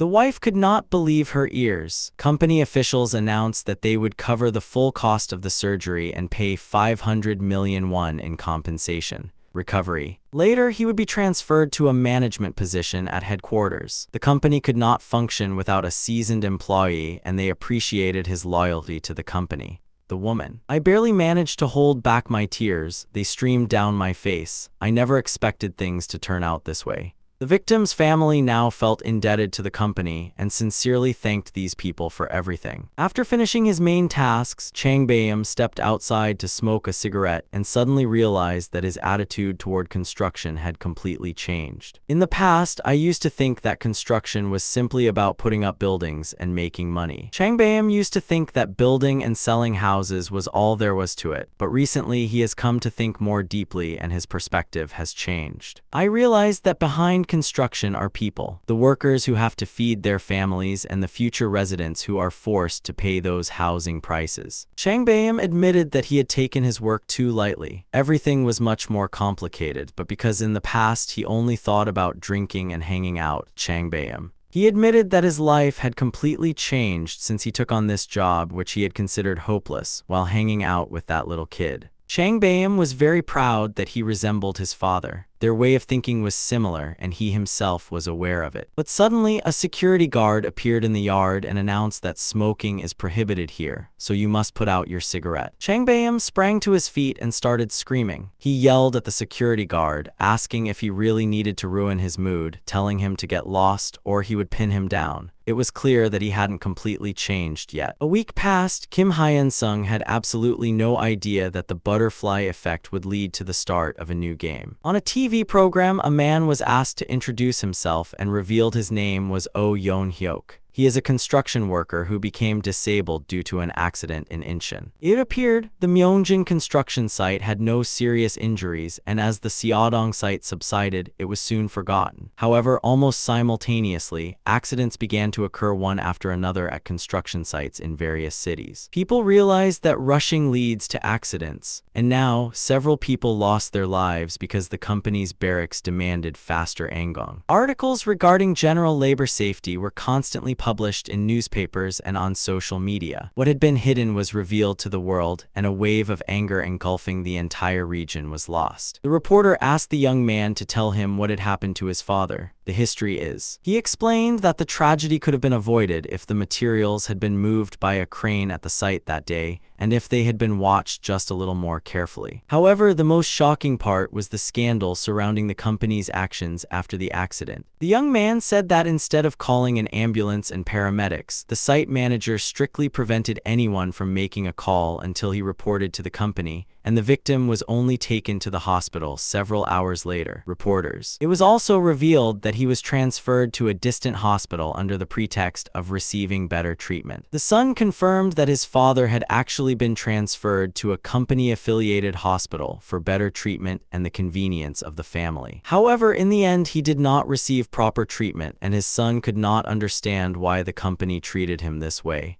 The construction company. They did not want to publicize this accident. They did not want to cover everything up as quickly as possible and support the construction, because money was the only thing that mattered to them, the company. They didn't care about the workers' lives. The only thing that mattered was extracting as much profit as possible at the expense of the health of ordinary construction workers. The young man confessed that he gathered his supporters to appear in the interview, hoping that no one else would go through the same thing. The reporters expressed gratitude for the young man's courage and then recounted the case where Myeongjin Construction acted in the exact opposite way. Gu Changbam. I was appointed as the site manager of the construction site where the accident occurred, so I was at the site from early morning. He was still not used to the sudden fame and the attitude of the workers who regularly greeted their now respected boss. There were even people who brought Changbam homemade food and bread to show their respect. Changbam was not particularly pleased with this situation. He could not understand why he had to be appointed as the site manager of this construction site of all places, and furthermore, why he had to write a report every day. The young man had just sat down and was about to eat. While he was enjoying his ramen, reflecting once again on how some cruel twist of fate had brought him to this construction site, a worker came in and announced that a visitor looking for the site manager had arrived. It was a broadcast reporter who wanted to film the construction site. The company had already approved everything. Moreover, the reporter wanted to interview Go Changbam in person, so this was truly unexpected. How? Startled, he immediately begins to worry, wondering what on earth he had done wrong to wake up. However, the worker cannot give a clear answer. The broadcast aired right after filming ended that day, and Go Myunjin watched the broadcast. The reporter reports that Myunjin Construction announced the demolition of the building and the commencement of new construction following the accident. It was not an easy decision for the company, as most of the costs were covered by bank loans, meaning the repayment schedule for reconstruction would inevitably be significantly delayed. It was an exceptional decision for a large corporation. Although Changbayam took a significant risk and reporters were introducing the figure who orchestrated this situation. The following. The wife of the accident victim appears in the news report. She recalls how the company's CEO's eldest son personally visited and offered help. Everyone realizes that the company genuinely cares for the lives of its employees. Go Myunjin watches the broadcast with interest. So far, it has been satisfactory and he is convinced that the right colon has been lowered. Broadcasting company. The reporters had finished the interview and were now preparing to declare the company's bright future. Changbayam appears on screen smiling brightly at his neighbor, and the reporter reports that he raised his voice, stating that human lives are more important than any financial loss. Furthermore, this young man took full responsibility for the accident and strongly insisted on the complete demolition of the building. Changbayam replied that he was merely following his father's wishes. The company emphasized that it not only makes money but also creates a good environment for people. The report. Before the book is even finished, the CEO of Myunjin receives a call from Chairman Park, the chairman. As he exchanges greetings, he says that Myungjin raised his eldest son very well. Of course, at first everyone considered this young man a nuisance, but now it is clear that he takes after his father. Chairman Park goes on to say that he has a daughter. He adds that it would be good to try setting the two up on a blind date, or to arrange a meeting with someone who is a judge or a prosecutor. Marriage proposals were coming in from all over the country. It was said that if the young man was reluctant to work for the prosecutor's office, arrangements could be made with people from other regions as well. I received another call and drove straight to the chairman's office. Like an ordinary employee, she is told in front of her father not to answer calls from those inscrutable foreigners anymore. As for Go Myunjin, I never imagined it, but with the atmosphere like this, construction orders were pouring in one after another for the company. The biggest among them were securing contracts for the group headquarters building and a high-rise building in Gangnam, Nittans. Plans to construct the building and the matter of the second chemical plant employee dormitory were also in progress. The secretary report that a call came from the mayor. It was a statement that they wanted to hurry and sign a contract to build 5,000 already approved houses. Furthermore, the partners wanted to announce the start of construction within a few months. What Changbayam seized was truly a once-in-a-million opportunity. In the midst of all this commotion, Go Changbayam himself could not even tell if he liked the situation. This was because his life had changed so drastically. The young man was appointed as the executive director of Myunjin, and all department heads had to provide him with the necessary support. Changbayam felt as though he were dreaming every now and then. After all, he was receiving congratulatory messages from people who had looked down on him just a short while ago, along with the department head and the managers were ready to help with the new move whenever called upon, and among them were those who maintained a close relationship with the younger sibling, hoping to enshrine him in the future moving site. Father. He instructs Changbayam to jump straight into the Desang project. He said that since it is still in the early stages, it will be a valuable experience. Changbayam bows respectfully to everyone present and says he is happy to be working together. Haknyeon. Before we knew it, the end was approaching, and the students put their studies on the back burner and got worked up talking about rumors and vacation plans. Lee Youngmin is sitting alone at his desk, lost in thought, with a more gloomy expression than usual. Kim Hyun-sung receives a cheerful message of gratitude from Changbayam. It was news that he would be participating in the Desang construction project. Hyun-sung knew that it was not yet time for this plan to unfold. However, the situation seemed to be starting to unfold unexpectedly. It was another butterfly effect. I expected that only after Changbayam became a director would there be a justification to sign the contract for 5,000 000 houses. Thanks to this, one worry was reduced. It wasn't bad that Changbam had lost a significant amount of resources, but he had to admit that it had deviated significantly from the original plan. To avoid repeating the same mistake, he decides to proceed with the next step more cautiously. Just then, as a car suddenly pulled into the campus, everyone present instinctively sensed that an important guest had arrived. Hyunseong recognized Changbam's car, but he couldn't understand why he had come in person when they had just spoken on the phone. Changbam meets the principal and doesn't ask how he's been doing lately. Changbam confesses that he was surprised by the principal's sudden visit, congratulates him on becoming the company representative, and says that Myeongjin is the pride of this city. He notices that the principal already knows even though there hasn't been an official announcement yet. However, he says that the sole reason he came is to express his gratitude to the school for taking good care of Hyunseong. The principal replies that, of course, it is only natural for a teacher to do so, and that he is always looking after the students. Changbam is speechless. He says he wants to give a gift to the school, knowing that gratitude shouldn't end with just words.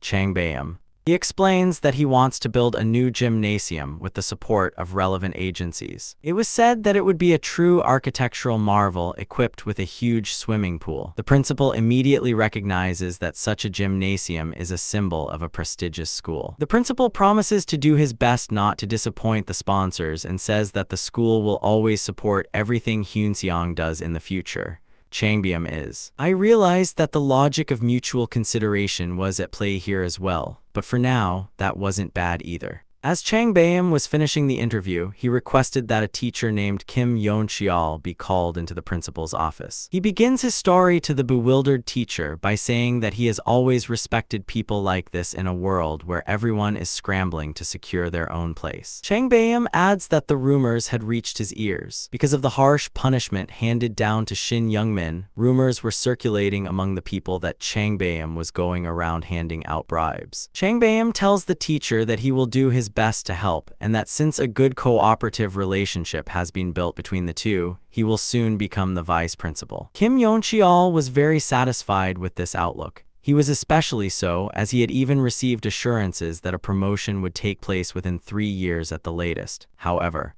Changbam unexpectedly adds that, according to rumors, teacher Kim frequently visits an adult club called Miracle. He says that since he took care of things the day before, you can go there with your friends today and spend as much time as you want without any worries. Furthermore, he says not to forget that a small gift for Kim Yeon-cheol is prepared there. It is none other than that money that everyone likes, Changbam. I hoped the teacher would take this opportunity to make clear that the person he was dealing with was not just a parent interested in money, but an heir to a conglomerate and a figure symbolizing power and fire in this city. Afterwards, Kim Yeon-cheol realizes that he has hit the jackpot and vows not to disappoint his new partner. Hyunseong and Changbam meet on the school rooftop, and Changbam expresses his gratitude for the help he has received. Changbam. I felt genuinely grateful to this boy, even though it would have been easy to expose my younger sibling's weakness and put him in his place. But it was all thanks to that everything worked out so smoothly, and that Changbam was able to align his intentions with his father and emerge as a true winner in this situation, rather than merely saving face. Furthermore, Changbam had now become the representative and was about to ascend to the position of chairman soon. Changbam. Although he didn't know exactly what this young colleague was thinking, it was clear that the task required significant connections and influence. That was precisely why Hyunseong had supported Changbam. Changbam was. He understood this better than anyone and was ready to roll up his sleeves and do his utmost to ensure this young man's plan worked out as well as possible. Changbam emphasizes once again that they should find him whenever they need anything. Changbam's attitude was sincere in itself. He was determined to help Hyunseong at any time and under any circumstances. Hyunseong got straight to the point and asked Changbam how much he could spend on him that day. During class, teacher Kim shared welcome news with the students. The teachers had partnered with Myeongjin Construction to establish a scholarship program. The scholarship is worth 10 million won. There is no limit on the number of participants, but they said it would not be given to just anyone. sincerity. It was scheduled to be awarded to a student who attended class and was jointly selected by the faculty meeting and the representative of Myunjin Construction. Teacher Kim announces that the first recipient is a classmate, Hyunseong. The students, they weren't entirely happy. Everyone dismissed it as nonsense, assuming it was simply due to his well-connected family background. Of course, everyone remembered that Hyunseong had received the highest score on the exam, but Teacher Kim designated Kim Siwoo as the second recipient. He told them not to be discouraged, assuring them that they could receive a scholarship if they worked hard that day. For the rest of the day, the school was filled with nothing but talk about this scholarship. Soon, everyone agreed that Hyunseong was truly worthy of being a class president and a top student, but they could not understand why Kim Siwoo had received the scholarship. It was strange that even though he used to do taekwondo, he hardly studies now. Everyone agreed that Siwoo received the scholarship simply because he was Hyunseong's friend. Some even suggested that they should have just secretly slipped him some money and not called it a scholarship at all. The friends couldn't even begin to guess what kind of relationship Hyunseong had with Myunjin. Some speculated it might be a private matter, but they concluded that it probably wasn't, as if that were the case, he would have received help from her since childhood. Ultimately, unable to find a plausible explanation, the guys decided not to think about it any further. Then suddenly, someone blocks the new friend's path and the three stop in their tracks, hesitating whether to go further or not. The person standing in front of a house in the distance was none other than Kim Hyun-sung. He was the very figure whom they had been talking about so fervently just moments ago. He calls out to the student with a gesture, clearly revealing that he was waiting for none other than them. One of them already regretted having spread rumors about Hyunseong not long ago. Hyunseong was clearly not quite normal in some way, and it was best not to run into him anywhere.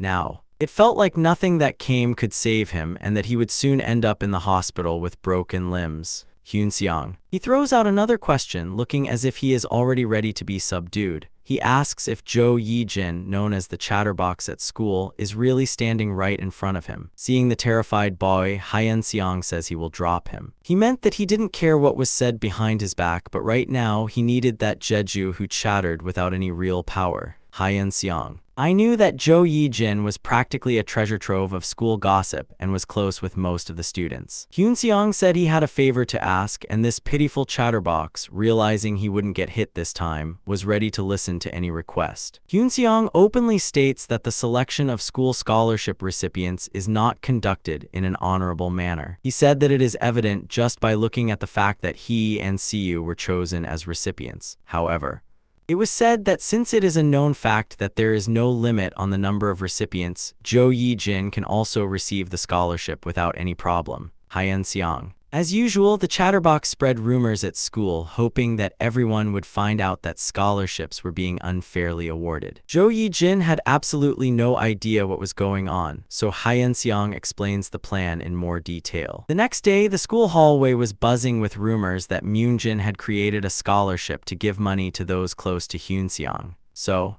Hyunseong's only friend, Kim Siwoo, said that he was receiving money. They couldn't believe this rumor, but on the other hand, they now clearly understood why Kim Siwoo was selected. Scholarship. Rumors circulated that there was no limit on the number of participants, which essentially meant anyone could get in. In other words, as long as students treated Hyunseong with utmost respect and got along well with him, any student could secure a spot. Lunchtime. The students make a big deal out of how much Hyunseong has changed. They say he has become much gentler and no longer hits anyone. The implication is that he has simply driven all the bullies out of the school, and now everyone can study with peace of mind. The chatterbox leaks more secretive information to a few friends, telling them that they can receive a scholarship if they support Hyunseong. The school gossip mongers say that being close with Hyunseong is quite rewarding. They all agree that the school atmosphere has become much calmer since the main troublemakers disappeared. Soon, everyone realizes that Hyunseong is drawing people into his circle and that real money is changing hands in return. Now, no one held back and no one hesitated to go to great lengths to receive a scholarship. Of course, to find out the full story, I had to talk to the chatterbox, and he confirmed everything as if it were a huge secret. The chatterbox confides to those he trusts the most that Hyunseong wants to turn the school into his own palace, provides no support for Myunjin Construction, and intends to trample on surrounding schools. Even those who were once enemies realize that they can be useful and suitable candidates. Now, what Hyun-seong needed were strong and loyal people, and of course, he would give generously to them, everyone. Although he already knew roughly how much the scholarship was, upon hearing the amount, Bi Seong-ho realized that the Tundidong class he had seen from Shin Youngmin in the past was on a completely different level. However, he was not sure if Hyun-seong would accept him after their last argument. However, he decides not to waste time and settle things immediately, so he waits for Hyun-seong on Hakyeok-gil. Seong-ho approaches and asks if he can spare a moment. Hyun-seong. He seemed somewhat surprised, but without even looking back, he followed him to a quiet place to talk.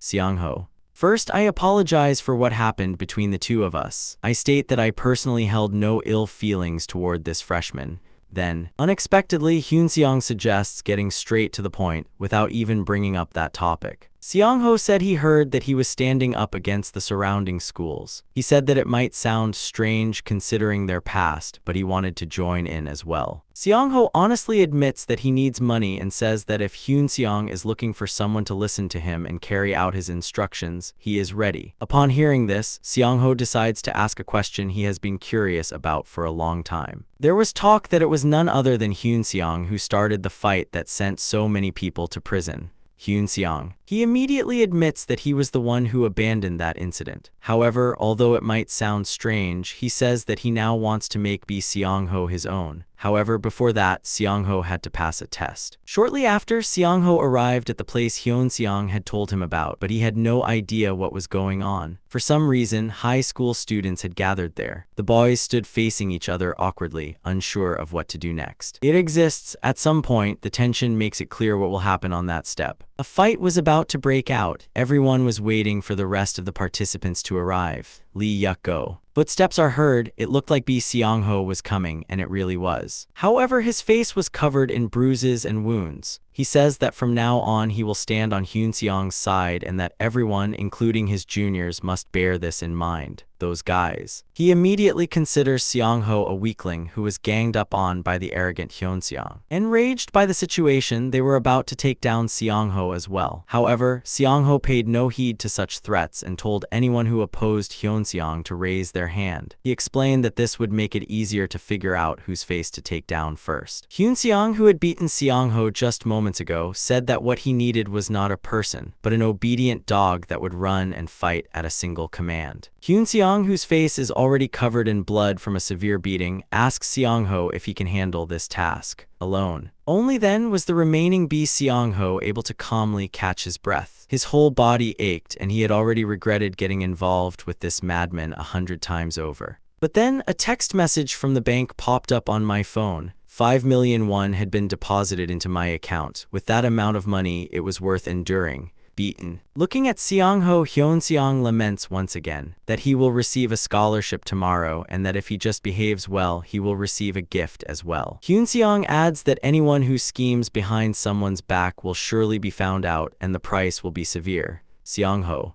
Of course, I was happy about the large sum of money, but I still had doubts about whether I was doing it right. However, he soon shakes it off. He decides that he won't be able to earn this much money anywhere else and that it is better than being tied down to the golden circle. Seong-ho calls the suitable candidate and says he needs to meet to discuss the details. Now he pushes against everyone regardless of rank and shows that he fears no one. Seong-ho says that the reason he bowed to these guys was not because he was weak, but because they were useless weaklings who had barely managed to survive thanks to Shin Youngmin. After handing over the orders, Seong-ho asks if there are any more opponents who need to be taught a lesson. Upon confirming that there are no more, Seong-ho warns them not to do anything without his command from now on. He was their god and their judge. Seong-ho. If he wanted to hit, one had to stick their head out without a word. He would surely find anyone who dared to stand against him. The story, too.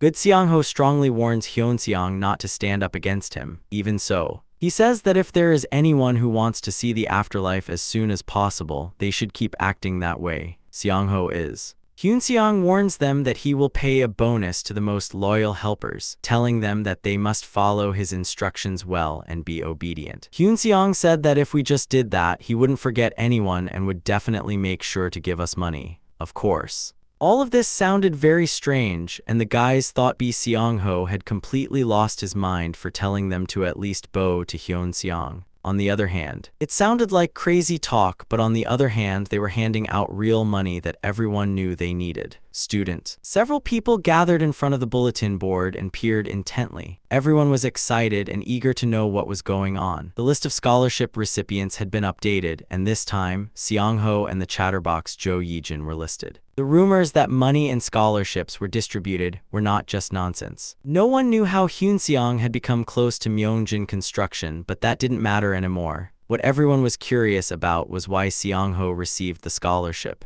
He honestly admits that he only did something for Hyun-seong and warns Jin-ho to be careful. Shin Youngmin. It meant that if I didn't want to end up like that, I should watch my mouth and not blabber about this and that in the hallway. Exactly. Just then, Hyun-seong walked down the hallway with Shiho, and everyone immediately stepped aside to pay their respects. It was clear that the situation had completely changed. Now no one at school dared to rebel against Hyun-seong or harbor any ill intentions. It was time to move on to the next stage. The man was filled with rage. The school was in complete chaos. Hyun-seong had turned everything upside down, and now everyone was cautious, watching his every move. Jeon Chang-soo had driven his turn and was furious. He detested things like apologies, but he had no choice now. He grits his teeth and says that he believed the golden circle because he only heard good things, as his son was having a very hard time at school. The other party warns that if this continues, they will contact the golden circle directly, and then they will no longer act so politely. Jeon Chang-soo. He apologizes to the customer once again and says that everything will be sorted out soon, that the situation will be resolved by December, and that he will write a letter of resignation instead of taking the memorial exam. This sole broker was placing high hopes on Jo Tae-jun, a killer from the Golden Circle, taking on the job. Jo Tae-jun was brimming with confidence and firmly emphasized that the core of the deal should not be forgotten. He was a killer with a proven track record. Broker Jeon Chang-soo could not believe that someone like him had been brought to an ordinary school. How had the world become like this? The principal says that he usually does not accept transfer students at this time of year. However, since this transfer was directly requested by an official authorized by the Ministry of Education, the principal had no choice but to comply. Jo Tae-jun. He wondered exactly what kind of connections this family had with the Ministry of Education and heard the answer that his father's acquaintance worked there. The principal. He harbors a wary attitude at the thought that this might be illegal. Since it amounted to an administrator forcibly admitting a student during the semester, he would face severe repercussions if this were discovered. However, the cautious principal suspects that this boy might be a mercenary for the Golden Circle.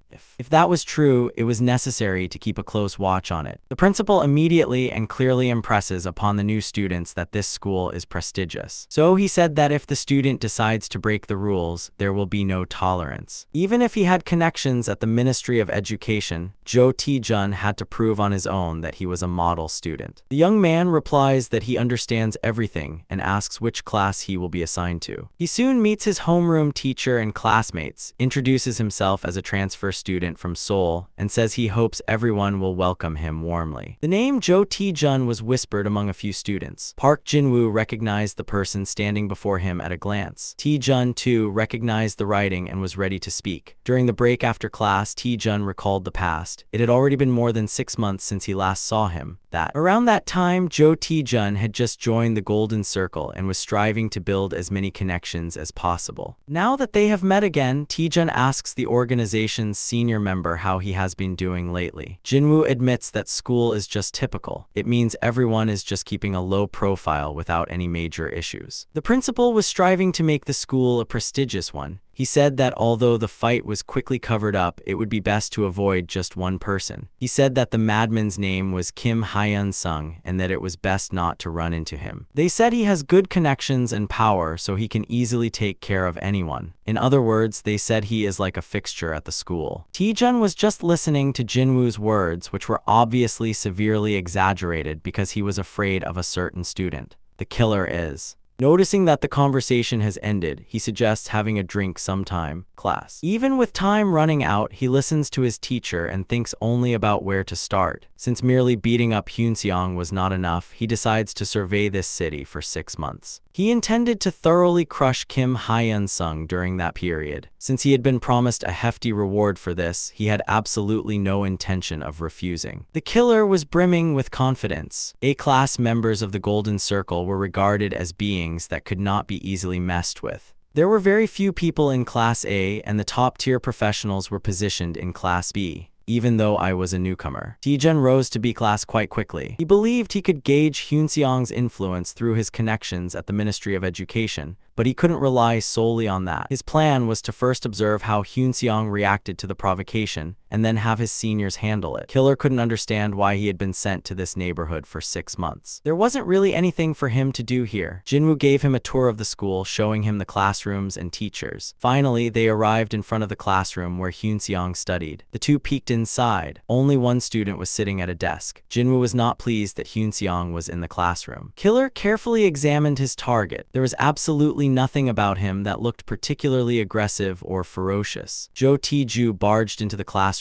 and confronted the boy, asking why he wasn't giving a proper answer when he spoke to him about his dazed state. Hyun-seong calmly replies that the person in front of him was clearly a freshman, but he simply hadn't realized it. Tae-ju continues to provoke him. He accuses Hyun-seong of bringing trouble upon himself because he is too fearless.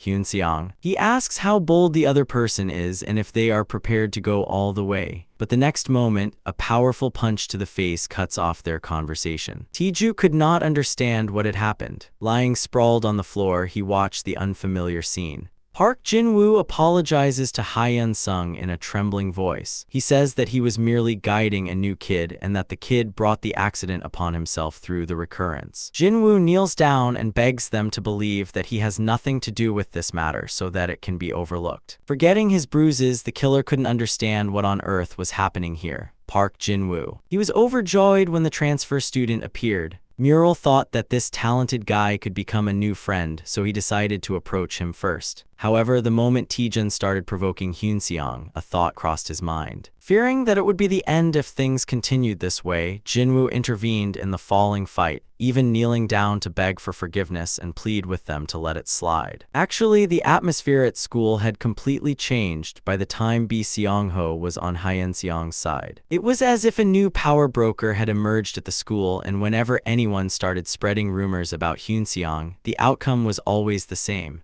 Bi Seong-ho.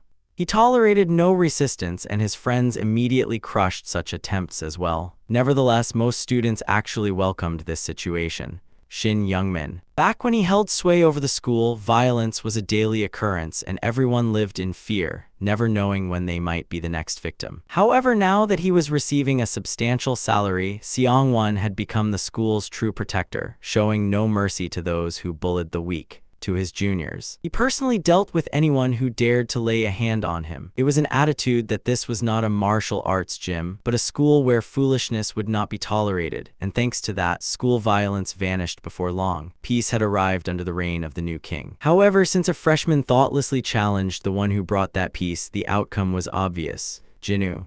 With a trembling voice, he explained that the freshman had simply acted that way out of ignorance and swore that he had never supported him. Tae-jun couldn't understand why Park Jin-woo had stiffened up so strangely. The fact that the main wife had left had completely taken hold. To begin with, the two weren't even friends, not until then. I was living without any trouble when Park Jin-woo suddenly picked a fight. Upon hearing this, Park Jin-woo slapped the boy again, snapping that a mere newbie like him knew nothing and should grovel before Hyun-sung. Of course, Tae-jun was no pushover either. The golden circles. Like a true hitman, he immediately punched the opponent in the face. Park Jin-woo thought that this rookie didn't even know who was more senior in the golden circle than him, but the hitman soon landed a few more hard blows to the head. It was clear that Jin-woo had no idea who he was dealing with. He said that he joined the golden circle at the age of 17 because he single-handedly beat up the entire wrestling club. Tae-jun. As expected, he didn't want to exchange words, but he didn't forget the fact that he was a B-class assassin. Park Jin-woo collapsed in the middle of the classroom like a potato from a powerful kick. The young man stood tall on top of Jinwoo's body, who had lost his mind. The opponent was much weaker than expected. Hyun-seong, who had been watching the fight, burst into uncontrollable laughter and remarked that the situation was quite amusing. The hitman with the laughing voice was truly enraged. He said that since Hyun-seong had laughed his heart out, it was now time to beat him up. He no longer cared what Glennon was doing. He intended to tear Hyunseong to shreds right here and now. But suddenly, the classroom bell rang, and Taejun warned him to be prepared for their next encounter. The hitman said there would be no prior warning next time, and he couldn't help but think that this meeting would be Hyunseong's last. In the classroom, the transfer student sitting down thought that Hyunseong would absolutely not make it past the next break. Besides, he didn't know where Jinwoo was going. He had probably been taken to the infirmary. Strangely enough, several of the students in the class were staring intently at the new student. Taejun felt that his classmates were plotting something. The teacher announced that today's class would be a group activity. The students began forming groups while completely ignoring the new student. Meanwhile, the teacher noticed that Taejun was left alone and that there was also a group with only 3 members. However, despite his new status as a transfer student, his classmates refused to accept him into the assembly. The teacher tried to persuade the children to include Taejun in the assembly, but everyone resisted with all their might, and the girl could not understand why on earth these students were acting this way. When break time arrived, everyone headed to the cafeteria without even thinking of exchanging a word with the freshman, so he had no choice but to deliberately stop the guy with glasses right in front of him. The one standing there was just an ordinary guy. The mere sight of him made his anger boil, and he wanted to make him his main weapon and beat him up right then and there. Taejun was already quite frail, yet this bespectacled guy didn't even respond to the order to come over immediately. Just as the young man stood up to teach him a lesson with force, the classroom door burst open. The door. Seong-ho was standing in front. He wanted to know where the transfer student was. Taejun. She was already suspecting that this place might not be a school but some kind of nightmare, so she asked who had come to find her.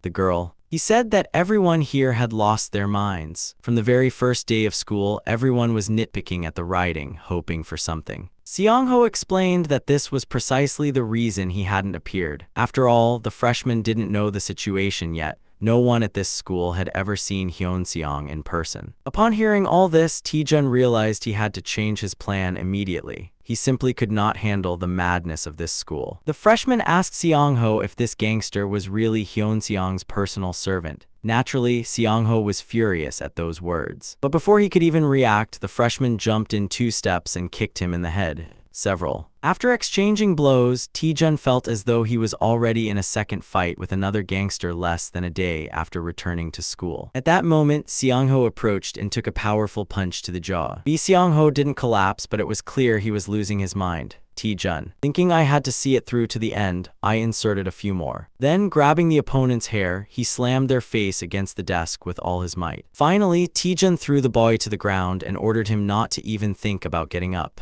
There. The students were horrified to see their leader being beaten. They decided to jump into the fight to protect their friend. However, Taejun's momentum was truly formidable. It didn't matter how many more students swarmed in. He beat up everyone who approached him. Taejun saw these guys as no match for him and blocked every single attack without stopping or exerting much force. A boy was blocking a kick to the face and collapsing completely exhausted. A new Mori rushed into the classroom. They were watching the guy who had beaten Seong-ho up, ready to pounce at any moment. Taejun told the students not to run away, but to wait until they had sent one person to the afterlife. At that moment, Seong-ho regained consciousness from the shock he had received. He said it wasn't over yet, but Taejun advised him not to get up and to lie down quietly. The freshman. I couldn't understand why such a healthy and strong guy liked being a dog to one of the freshmen. A week before this incident, after Seong-ho had completely turned the power dynamics of the school upside down, he received a private message from Go Changbayam. Changbayam praised him and offered him a bonus for his efforts. Seong-ho was surprised. He had thought Changbayam was just a school sponsor, but now he saw that he seemed quite interested in all of this. Seong-ho was already calculating how much he would receive for taking care of one of the Golden Cirque members. In any case, he was convinced he wouldn't lose anything. Seong-ho.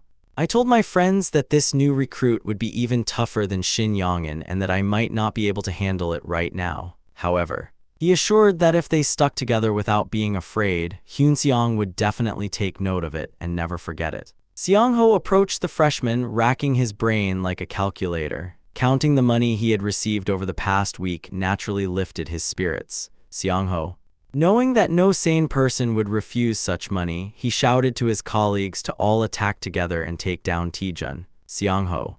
He ordered that he absolutely not hold back. The order was to keep hitting the opponent as long as he was standing on 2 feet without stopping no matter what. Taejun. Watching these pathetic attempts, I was dumbfounded by the circus unfolding before my eyes. Eventually, Seongho and about 10 classmates attacked the freshman but failed, and Taejun was standing in front of the mirror, wiping the blood off his face with a napkin. He had already grown sick and tired of this school in less than a day. They all seemed like crazy fanatics. Taejun knew it was unusual for high school seniors to jump into a fight they were bound to lose, but Seongho and his friends threw themselves into the brawl with a crazy spirit of self-sacrifice. If there had been just a few more, the freshmen certainly wouldn't have been able to hold out, and Taejun realized that even if he brought in a broker, it wouldn't be easy to isolate Hyunseong now. This guy had turned the school into an unimaginable fortress, and now there was probably only one way to clean it all up. Taejun knew he had to confront the situation head-on, and he thought that if he could at least break Hyunseong's arm, it would be an achievement to report to the organization later. The young man, walking down the hallway lost in thought, bumped shoulders with a man and shouted at him to be careful. Kim Yeon-cheol. The teacher couldn't even remember the last time he had been treated so rudely by someone, and by some unfamiliar student at that. 10 minutes before the incident, Park Jin-woo came to see him and informed him that a new transfer student had decided to deliberately provoke Hyun-seong, teacher Hyot. He realized that Jo Taejun had deliberately transferred to this school to get closer to Hyun-sung.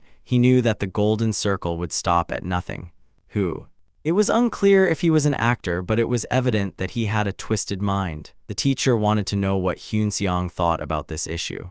Jinwoo confessed that Hyunseong had told him to handle it at Mr. Kim's discretion. It sounded somewhat ambiguous. On one hand, it didn't seem to restrain his actions, yet on the other, it sounded like a warning not to let it slide. Kim Yeon-cheol realized that the time had come to prove his worth and solidify his relationship with Hyun-seong, teacher Kim. He looked very determined. He got up from his seat trying to find out who this arrogant transfer student was, and when he happened to run into that troublesome boy in the hallway, he grabbed Taejun by the ear and dragged him to the faculty office. Kim Yeon-cheol did not offer a single excuse even as he beat the boy. Instead, he continued to press the arrogant student. Taejun said that if it had been in front of the teacher's class, he would never have been able to act like this. The girl wanted to correct the teacher's bad habits right there and then. However, Mr. Kim said that the freshman had absolutely no grasp of the situation. I am talking about Jinwoo, who lost consciousness from a fever after already beating up a friend and sending him to the hospital on his very first day of school. Furthermore, he said that we should not forget the fight the freshman caused in the classroom.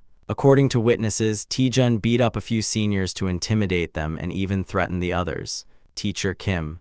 Grabbing the boy's ear again, the teacher said that this little brat had decided to turn the school upside down from the very first day and was even threatening the teachers. He told the boy to go and help his father's friends, and Taejun realized that the teacher was acting excessively boldly despite having a strong backing. Kim Yeon-cheol. He had no intention of stopping any longer. It seemed he thought that once Lee Yesong set foot in the new school, everyone would submit on their own, but that didn't work here. And Mr. Kim's right hand flew in again. The freshman was genuinely dumbfounded, and the teacher continued to tell anyone to work as much as they wanted, but said that no one would believe the story of being beaten up by just an ordinary school teacher. No teacher or student at school would take responsibility or acknowledge that Mr. Kim had hit a student. Therefore, when you think about it, for a freshman, it was a life where there wasn't even a single piece of evidence that Kim Yeon-cheol had touched. The teacher said that everyone knows Park Jin-woo was the one who hit the boy, pointing to his face several times. The beatings that followed were attributed to a large and strong second-year student named B. Seong-ho, and certainly not to the teacher. Taejun shouted at Jeonhig that everyone at this school was crazy. He said he had just been severely beaten by a teacher.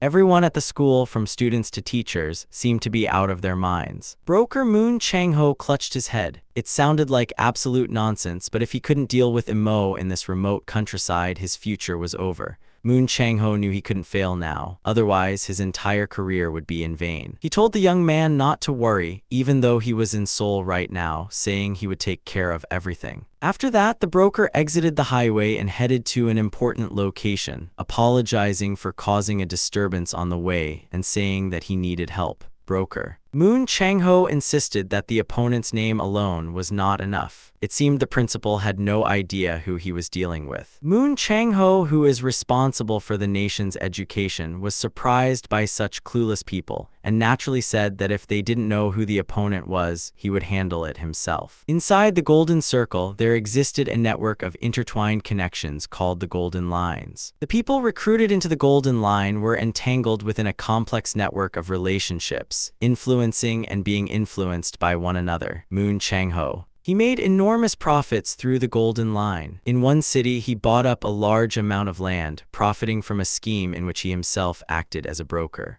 And now he called Dongjin to ask for help. People said there was a problem at a school in Deason. It was said that the teachers were accepting bribes and committing misconduct. Such behavior could have a negative impact on local education. So now he hoped that this problem would be resolved. The other party was. Moon Changho could not understand why the person in charge of Seoul was interfering in Deason's affairs, but he had no intention of making excuses for his actions. He argued that since everyone works for the country's education, he has the right to point out problems in other regions. The other party agreed that Moon Changho had the right to speak, but stated that this was a clear abuse of power. It became clear that this could easily escalate into a scandal that no one wanted. Moon Changho threatened him, claiming to know his connections and corrupt methods. He then added that they would inevitably have to turn to the Golden Circle for help to solve this problem. However, the other party was already aware of the situation and said that this time he also wanted to ask an interesting question. He wondered if they could really endure this dirty fight if they continued to dig into this scandal, for no one would collapse alone. The officials in the capital thought that only unsuccessful fools lived in the provinces, but since there were also people content with life there, they should not have been so easily deceived. His source wanted to say just one thing, that they should know their place and that it was useless to tear into each other, as doing so would cause everyone to collapse together. He met with the principal and relayed this conversation exactly as it happened. In any case, the implication was that the representative on that side would at least not step forward openly. He wanted to know if the principal could handle this. This was because the Golden Circle was a dangerous opponent. The principal understood the whole situation, but he also knew that it is human nature to want to do one's best for someone who tries to help them. Unlike the representative from Howell to the principal, Myunjin Construction, which was investing massive funds into the school, was of the utmost importance. This is because Go Changbayam, a leading successor to the company, was also one of the school's sponsors. If anyone tried to uncover the corruption and this scandal, everyone would collapse together. Of course, even if the corruption at the school were exposed, it would not save the principal. The principal replied that he would do everything he could to make his school a prestigious one. He was driven solely by the dream of making his alma mater a true gem, and so he no longer feared his future.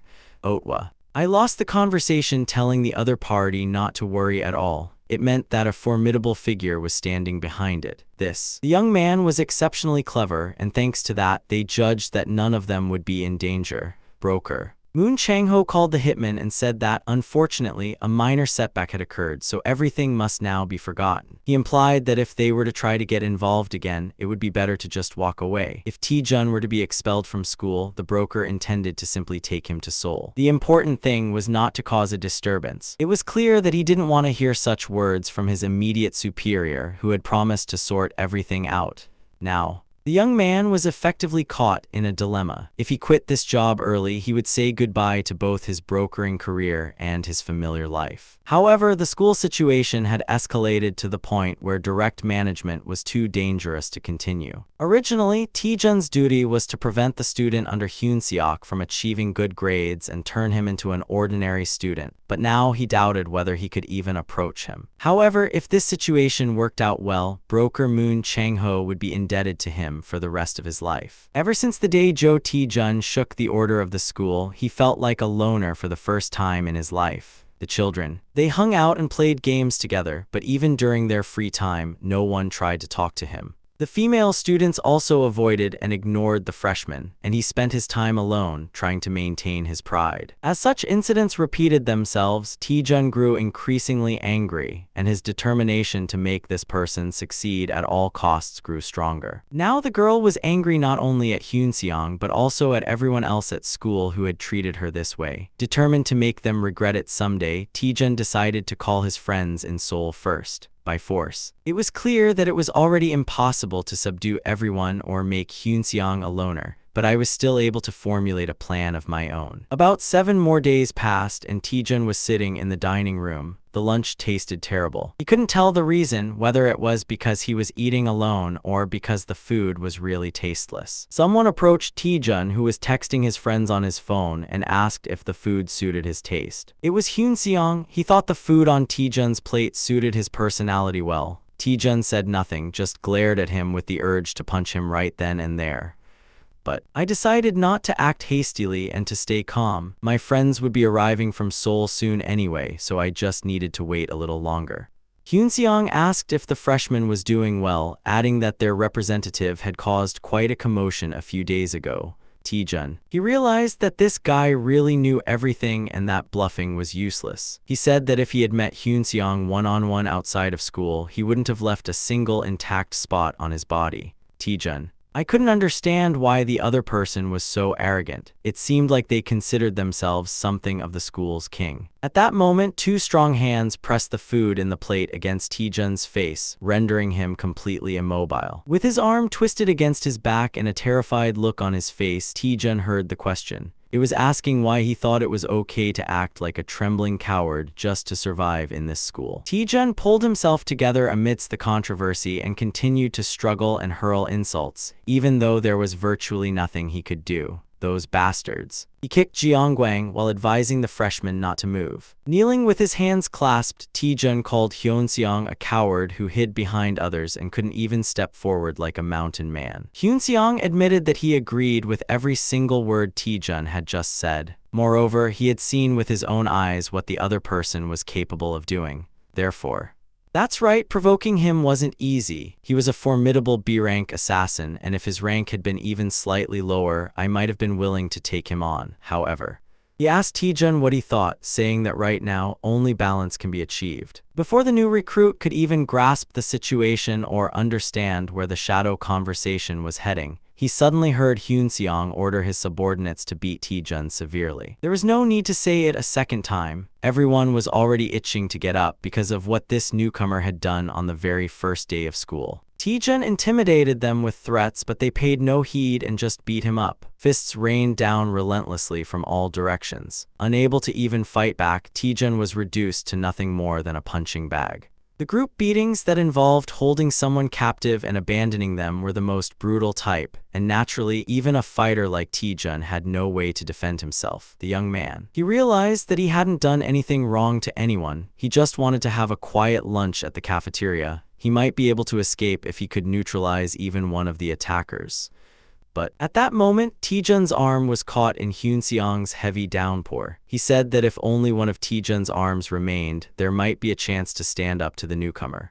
Hyun-seong blew off Tae-jun's arm without hesitation despite the violent scream, then ordered his subordinates to set up the new recruit again. Following this, Hyun-seong approached the boy, grabbed his head, and told Tae-jun that he had 2 choices. First, the second option was to continue working for the Golden Circle. If that happened, both of his arms would be broken and his school life would turn into that of Jae-wook without arms. The second option was to obey Hyun-seong, report to the Golden Circle that the task had been completed, and become his subordinate, Tae-jun. While making the decision, Hyun-seong wanted to know who had hired him. Tae-jun replied that he had no intention of betraying them. He meant that they were not some amateur punk but formidable people whom someone like Hyun-seong wouldn't even dare to lay a hand on. Upon hearing the answer, Hyun-seong took out a knife, handed it to Seong-ho, and asked if he would be willing to stab the new recruit if given 100 million won. Seong-ho knew that if he refused, someone else would step forward to do it. Besides, there was no need to kill Tae-jun. Since his subordinates were going to call an ambulance immediately anyway, he just needed to stab him enough to hurt him. Hyun-seong. The words defied common sense, and the school was filled with deafening silence. He began to look at the days to see how long it would take an ordinary person to save that much money. Now everyone realized that this was a mistake from the start. They had regarded their relationship with Hyunseong as merely ordinary. This devil had been in a coma for 10 years, moving babies one after another, and all of it was for revenge. Now everyone saw his true self. Hyunseong did not ask anyone to kill. Everything happened in an instant. At that very moment, Taejun let go of even the little willpower he had left. When I heard that the police wouldn't find out anything and would just brush it off as a joke, it meant that especially in Daesun, no one would believe the words of the hitman from Seoul. A few days before this incident, a copy of Taejun's personal information was discovered, revealing that he was the person sent by the Golden Circle. Hyunseong suspected that he was selling 10 types of secret manuals and thought that he might be able to lure him over to get information. However, it was clear that they had already become completely brazen and had sent an assassin disguised as a proxy, the Golden Circle. It could be that he didn't like beating around the bush by nature, or perhaps he was simply overly confident of success. Hyunseong. I thought about what would happen if Taejun's mission failed. If that happened, even the Golden Circle would realize the scale of the situation. From Seoul like Navio, he was encountering increasingly unexpected events. And at this point, past life experiences no longer held any meaning. The young man knew that he had to keep the situation as firmly in his grasp as possible and be prepared for everything. And to do so, he had to act even more calculatively. At that moment, Bi Seong-ho made up his mind and said he would carry out the mission. Convinced he would receive a hefty reward, he demanded that his subordinates reinstate Taejun. Hyunseong called it a good deal and drew his sword. Seong-ho. He attempted to stab the knife into the body of the student, who was trembling increasingly violently, unable to believe his own eyes. Seong-ho thrust the knife forward without the slightest hesitation to make a fortune, and just as the blade was about to touch Taejun, the girl screamed that she would accept the second option, Hyunseong. He stopped Seong-ho and said he would promise a reward for obedience anyway, but first, he wanted to listen to the newcomer. Hyunseong stated Taejun's exact address in Seoul and listed even several minute details regarding his private life. He knew that Taejun would clearly look down on him and try to deceive him, but it was all in vain. In the end, anyone who stood in Hyunseong's way had nowhere to hide and had to live in fear until their last day. Therefore, he asked again, would he remain in the Golden Circle or become his subordinate? It was a matter that required careful consideration. Taejun entered the Golden Circle harboring great ambition. The few deals he had successfully completed so far flashed before his eyes, but now he was confronting pure hatred head-on. The young man. He realized that through this work, he had been selling other people's lives for money. Taejun raised his head and said that Hyunseong's dog would listen. Seomo. He returned the knife to Hyunseong, unsure if it was okay to let the newcomer go. After all, he could have trapped them. However, Hyunseong did not consider that a problem. Even if such a thing were to happen, he intended to show everyone clearly what happens to those who betray him. Seongwoo Ban Gayu checked his account. The compensation should have already been deposited. And Hyunseong asked him to find the kid involved in the rumor as soon as possible and spread the word throughout the school. It was a matter that needed to be handled quickly. And right now, the entire school was in an uproar over what had happened on the rooftop. Kim Hyunseong. Rumors are circulating that a fight broke out up there. Since the school has been quite quiet and peaceful lately, the students do not understand why he did it. Seongwoo had not had any conflicts with anyone recently, and there was not even a reason for him to step forward for Hyunseong. The children, having heard that a big fight had broken out between the two, could not understand at all why Seongwoo had received the scholarship. No one knew whether this was a good sign or a bad sign, or how the entire school would go in the future. Hyunseong was extremely satisfied. The trust had been cast, and now all that remained was to wait. On the surface, it appeared as though nothing had happened, but a meeting is being held in the president's office, and Go Chang-seok wants to hear the opinions of the two employees. His older brother had recently been promoted to the position of senior managing director in his place, and if the position were to be handed over to him like this, all of the past few years of hard work would be in vain. Ant says that even if Go Chang-beom were given an opportunity, he has not yet proven his abilities with results and does not have any projects to show for himself. The PR representative asked if we could try contacting the sister-in-law's side. They said it would be a great help in improving the image. However, Everyone knew that the sister-in-law's family would absolutely not want a scandal, and that it would take a long time to restore trust after the husband's infidelity. Managing director Kim Cheol-jin suspected that something was amiss. After all, the womanizing fool, the scoundrel who had never earned a single penny on his own, had suddenly transformed into a completely different person. Kim Cheol-jin. I was extremely surprised by the eldest son's recent behavior. He looked as if he had gained a seasoned advisor. He started by exposing Go Chang-seok's affair. The one who benefited the most from this information was the older brother. After that, Chang Bayam stayed holed up at the very construction site where the accident had occurred. He, who had never once shown his face at the site before, managed to resolve the situation in a way that pleased the chairman. I thought there was no way someone like Go Chang-bayam would say something like, "All executives are cute, let's start over." There wasn't a single coincidence. It was all a scripted plan, clearly. There was someone among the actors, it is just that no one could even guess who it was. Kim Cheol-jin was. He was convinced that he had to find the informant by any means necessary. From that moment on, tailing began. It was revealed that Go Chang-bayam arrived at the site at 6 a.m. to inspect the progress and working environment. Afterwards, he had lunch with the site manager to discuss future construction plans. In the evening, I had dinner with an old acquaintance at a restaurant. The tailing yielded no results, and as no progress was being made, Go Chang-seok was already losing his patience. The Bojagwen. They pondered various possibilities. One thought was that the information might have come from the judge's side. They might have leaked the details when Chang-seok's affair was revealed. Other hypotheses were raised, but no one paid much attention to them. Besides, there weren't many people smart enough to conceive of such a grandiose plan. Tamer pointed out that Seonchin might be providing assistance, but Chang-seok was convinced that his friendship with the company's representative was genuine and unrelated to this matter. Meanwhile, a Bojagwen detected some strange activity in Chang-bayam's personal account. Looking at the transaction records, a massive amount of money was flowing into the high school. It was money intended for scholarships, the gym, and even the swimming pool. Chang-seok thought it was ridiculous. Wasting money on getting off the train was exactly the kind of thing his brother did. A few years ago, he had even been humiliated to the point where his father had to pay for his drinking. Chang-seok instructed the officials not to even look at ordinary and insignificant people. If someone was capable of such a massive multi-level marketing scheme, they must have been a significant figure.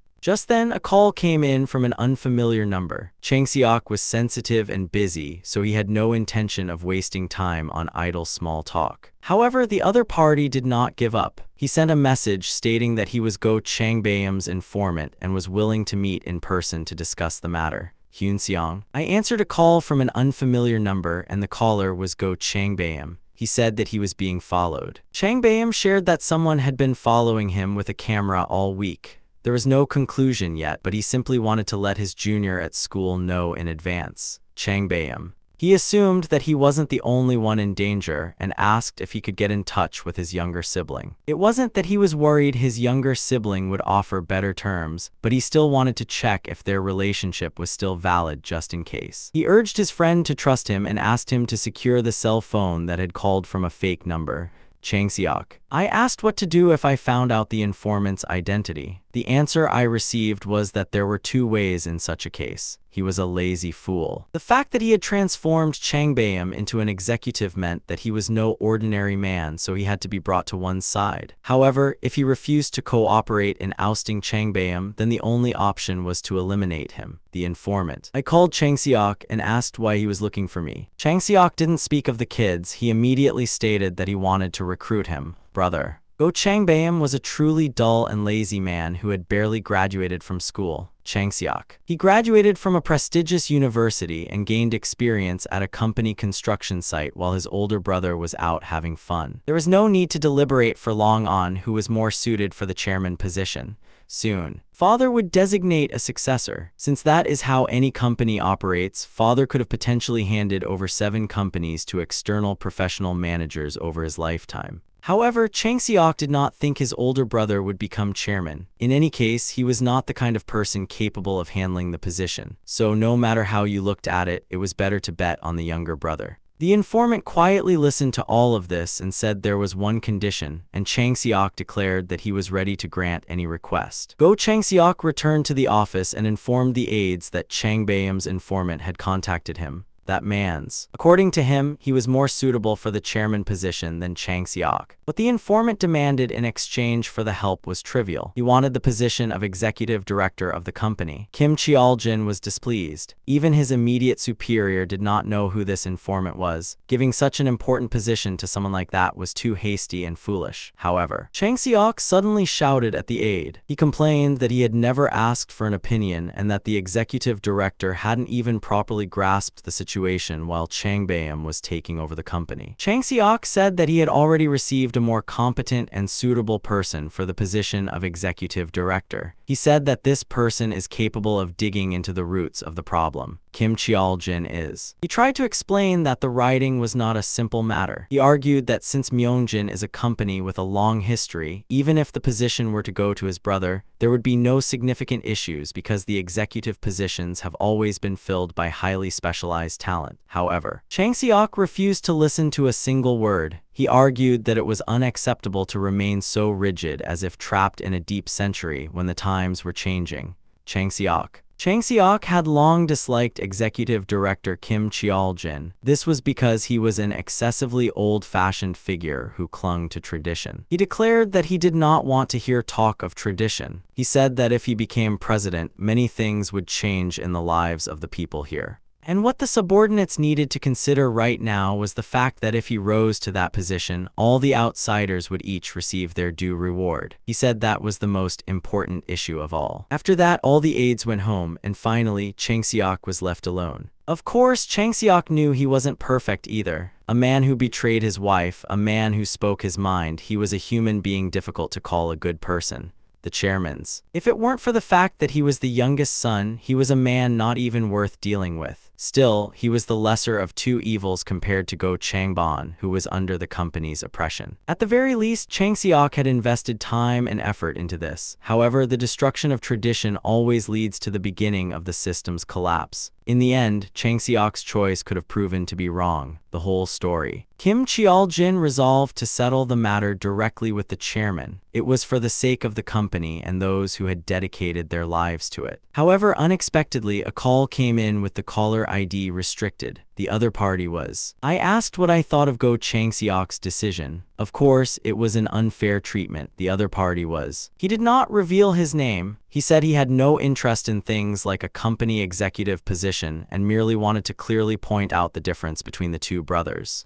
Informant. The one referred to as Nors was none other than Hyun Seong. He stated that Myeongjin was a company with a long history and that tradition was important. He said that while a careless company would let just anyone into management, they would not so easily hand over the position of executive director to someone who understood the management's intentions and shared their views. Executive director. Kim Cheol-jin took great pride in his position and was also convinced that he had put a lot of effort into it. So he advised that it would be good to support the eldest son, who is no longer as reckless as he used to be. He said that this was not a betrayal, but simply that Chang Bayam wanted to work with someone who could envision the company's future with a clear vision. A few days later, the two sat down together. Since they were not close enough to interact often, the gathering began with them exchanging greetings. Kim Cheol-jin asked directly. He wanted to know who Chang Bayam Chang's informant was. Chang Bayam. I did not want to deceive the person I had respected since childhood and who had come to play the instrument.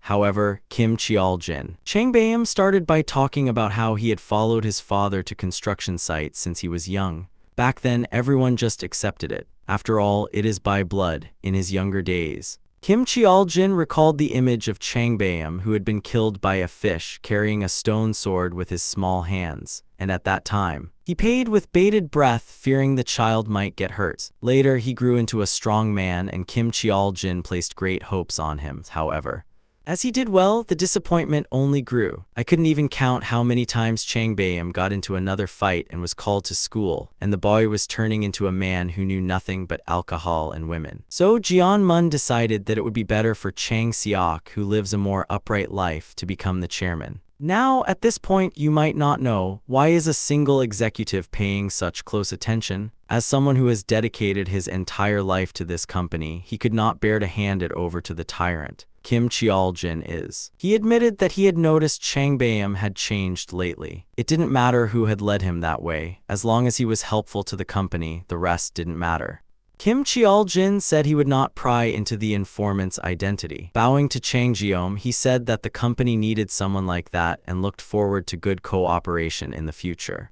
The cafe was extremely crowded. Calls could be heard from all around asking for a menu, to move him aside and to come over to this seat. While the waiter was serving food, people at another table were already waiting for her to clear their dishes. Children enter a cafe and watch an elderly woman working as a waitress. She was working for her grandson's good future. Just then, her cell phone suddenly rang. It was truly perfect timing, as the cafe was bustling and she had a mountain of work to do. Still, she answered the phone, and the caller was a real estate agent. He informed her that she had won a newly built apartment in a lottery. Alone. Grandma nagged him again for going to work at the cafe. After all, he was receiving a pension and even giving him pocket money. However, considering that money a scholarship for her grandson's diligent studies, she endured it and could not bring herself to touch it. The grandson. While eating dinner, Grandma mentioned that real estate agents had been calling her constantly lately. She had absolutely no idea how on earth they had found out who she was. The grandmother said that those people were talking nonsense and offering to add another 50 to 60 million won. Construction. After the accident at the site, Myeongjinju's value skyrocketed, and the newly built apartment grandmother had won was now located in a neighborhood considered a wealthy area. Grandmother could not understand what on earth these scammers were up to her. Of course, I could have sold the apartment, but they kept pressuring and intimidating me. The grandmother confided to her grandson that she has to pay 200 million won anyway, but he doesn't have the money to buy the apartment, so she is thinking of just selling it. Of course, Hyun-seong had already saved the necessary amount for his secret account, but he couldn't tell his grandmother yet. Yet, he had no intention of giving up on their future home. He told his grandmother to leave the matter to him. Just as he had worked like a real wizard to help her win the apartment lottery, he intended to cast a spell this time to raise the funds. The conversation between the grandson and grandmother was cut off by an incoming call, and Hyun-seong stepped aside to take the phone.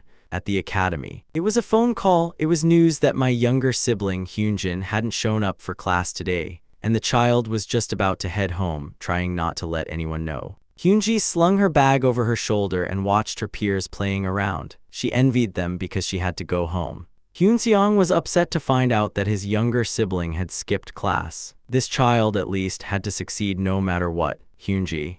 I was walking down the street when I bumped into a stranger. The moment I looked up to apologize, I froze. A stranger.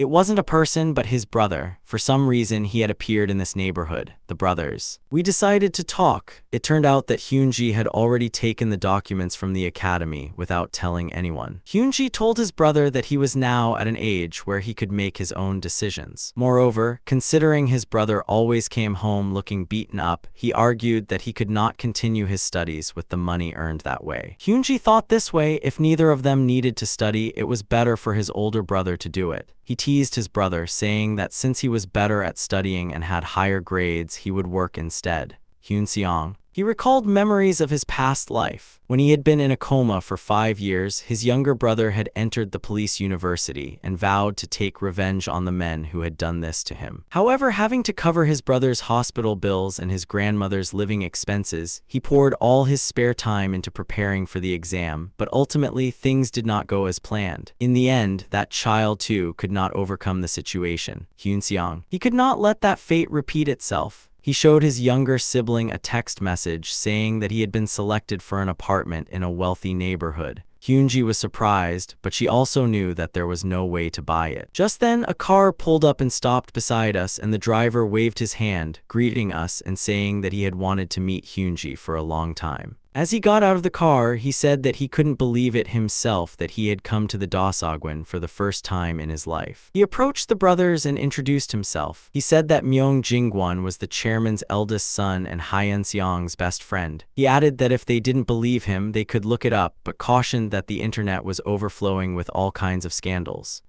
Sitting between the brothers, he explained to Hyunjin that he was the one providing Hyun-seong's scholarship, and that since there was enough money left over to cover both of their tuition, his younger brother should not worry about anything and just focus on his studies. As Hyunjin stepped aside, Hyun-seong expressed his gratitude for the help and for granting his sudden request at such a late hour. Chang Bayam said there was no need to worry. He meant that he was always ready to help a friend. and then he stepped forward and took out an envelope containing information about the three people the young man was curious about. Changbayam also mentioned that his uncle has now sided with them and wondered what they plan to do going forward. Hyunseong said that San must contact the brokers of Jonghu Real Estate who own the land on Earth. A few days passed and the school was in an uproar again. The children talked about nothing but that. There was a rumor that Hyunseong had received the highest score on the mock exam and even taken first place nationwide. As soon as he appeared at school, everyone wondered what the secret to his grades was, how many cram schools he attended, and who had helped him. Principal Oh was very pleased with this student who had brought the school one step closer to his dream. Hyunseong realized that the principal had called the reporters but decided to play along. He stated that he never attends private academies and that all these achievements were thanks to his school teachers. Afterwards, Mr. Lee Soo-ji's first teacher stepped forward in front of reporters, and this was also framed as an achievement for the school. For a few days, Taeju received a demand from Bunai to explain the circumstances. Taeju was supposed to give a false report to the broker. He said that he had succeeded in driving a wedge between Hyunseong and Seongho and would soon be able to corner Hyunseong. He said that only a month has passed and that more time is needed to match the characters. Broker Changsu realized that the result was too vague and demanded that he be provided with something more specific. Changsu confided that he was being bombarded with protest calls from above. Trivial chatter was nowhere near enough. Changsu. He gripped Pijun's shoulder tightly and firmly declared that this was the last chance. Before the depressure, he had to accomplish at least one thing, whether it was injuring Hyunseong's arm or dragging the scandal into it. Taejun. He walked cautiously, still wearing the cast. He kept looking around, not knowing which direction attack might come from. Finally, I heard the voice of the person I was supposed to meet. Taejun apologized for being late and said that he had just met with a broker and deliberately took a roundabout route to check if he was being followed. Hyunseong. He drew a circle on the ground with a stick and then asked if I knew what it was. He explained that when he realized he had become a target of the golden circle, there were more than a few questions, all over his body. Looking down at Mion and the bruises, he could not understand why on earth these people were going to such lengths. What wrong had he done to deserve this? He had done nothing wrong, so why weren't the adults stepping forward to help him? The question that tormented him the most was who on earth hired that assassin. He examined the various possibilities one by one. The first were Jinny Ao's parents. She was an introverted girl from a wealthy family whose grades had suddenly skyrocketed, but she was now struggling because of Hyunseong. The second candidate was Jinyoon's family. We hadn't spoken to each other since we had a fight at the beginning of the semester. He was a guy with a Napoleon complex whose father was incredibly wealthy. The last candidate was Siona's family. As the daughter of a high-ranking public official, she was ranked first in the regular class at the beginning of the semester, but fell far behind Hyunseong in the exams. The three of them were the best fit for the Golden Cirque client's criteria. He had planned to enlist Taejun's help to bring one of them out, but based on what he had just heard, the candidates have now been narrowed down to just one, Hyunseong. He warned Taejun to be prepared. Tomorrow his path would part ways with the Golden Circle forever. The next day, Mr. Kim Yeoncheol said that the game was about to start and that he would treat the winning team to a meal. Anyway, even these children who were constantly fighting and bumping into each other were just ordinary kids. Hyunseong.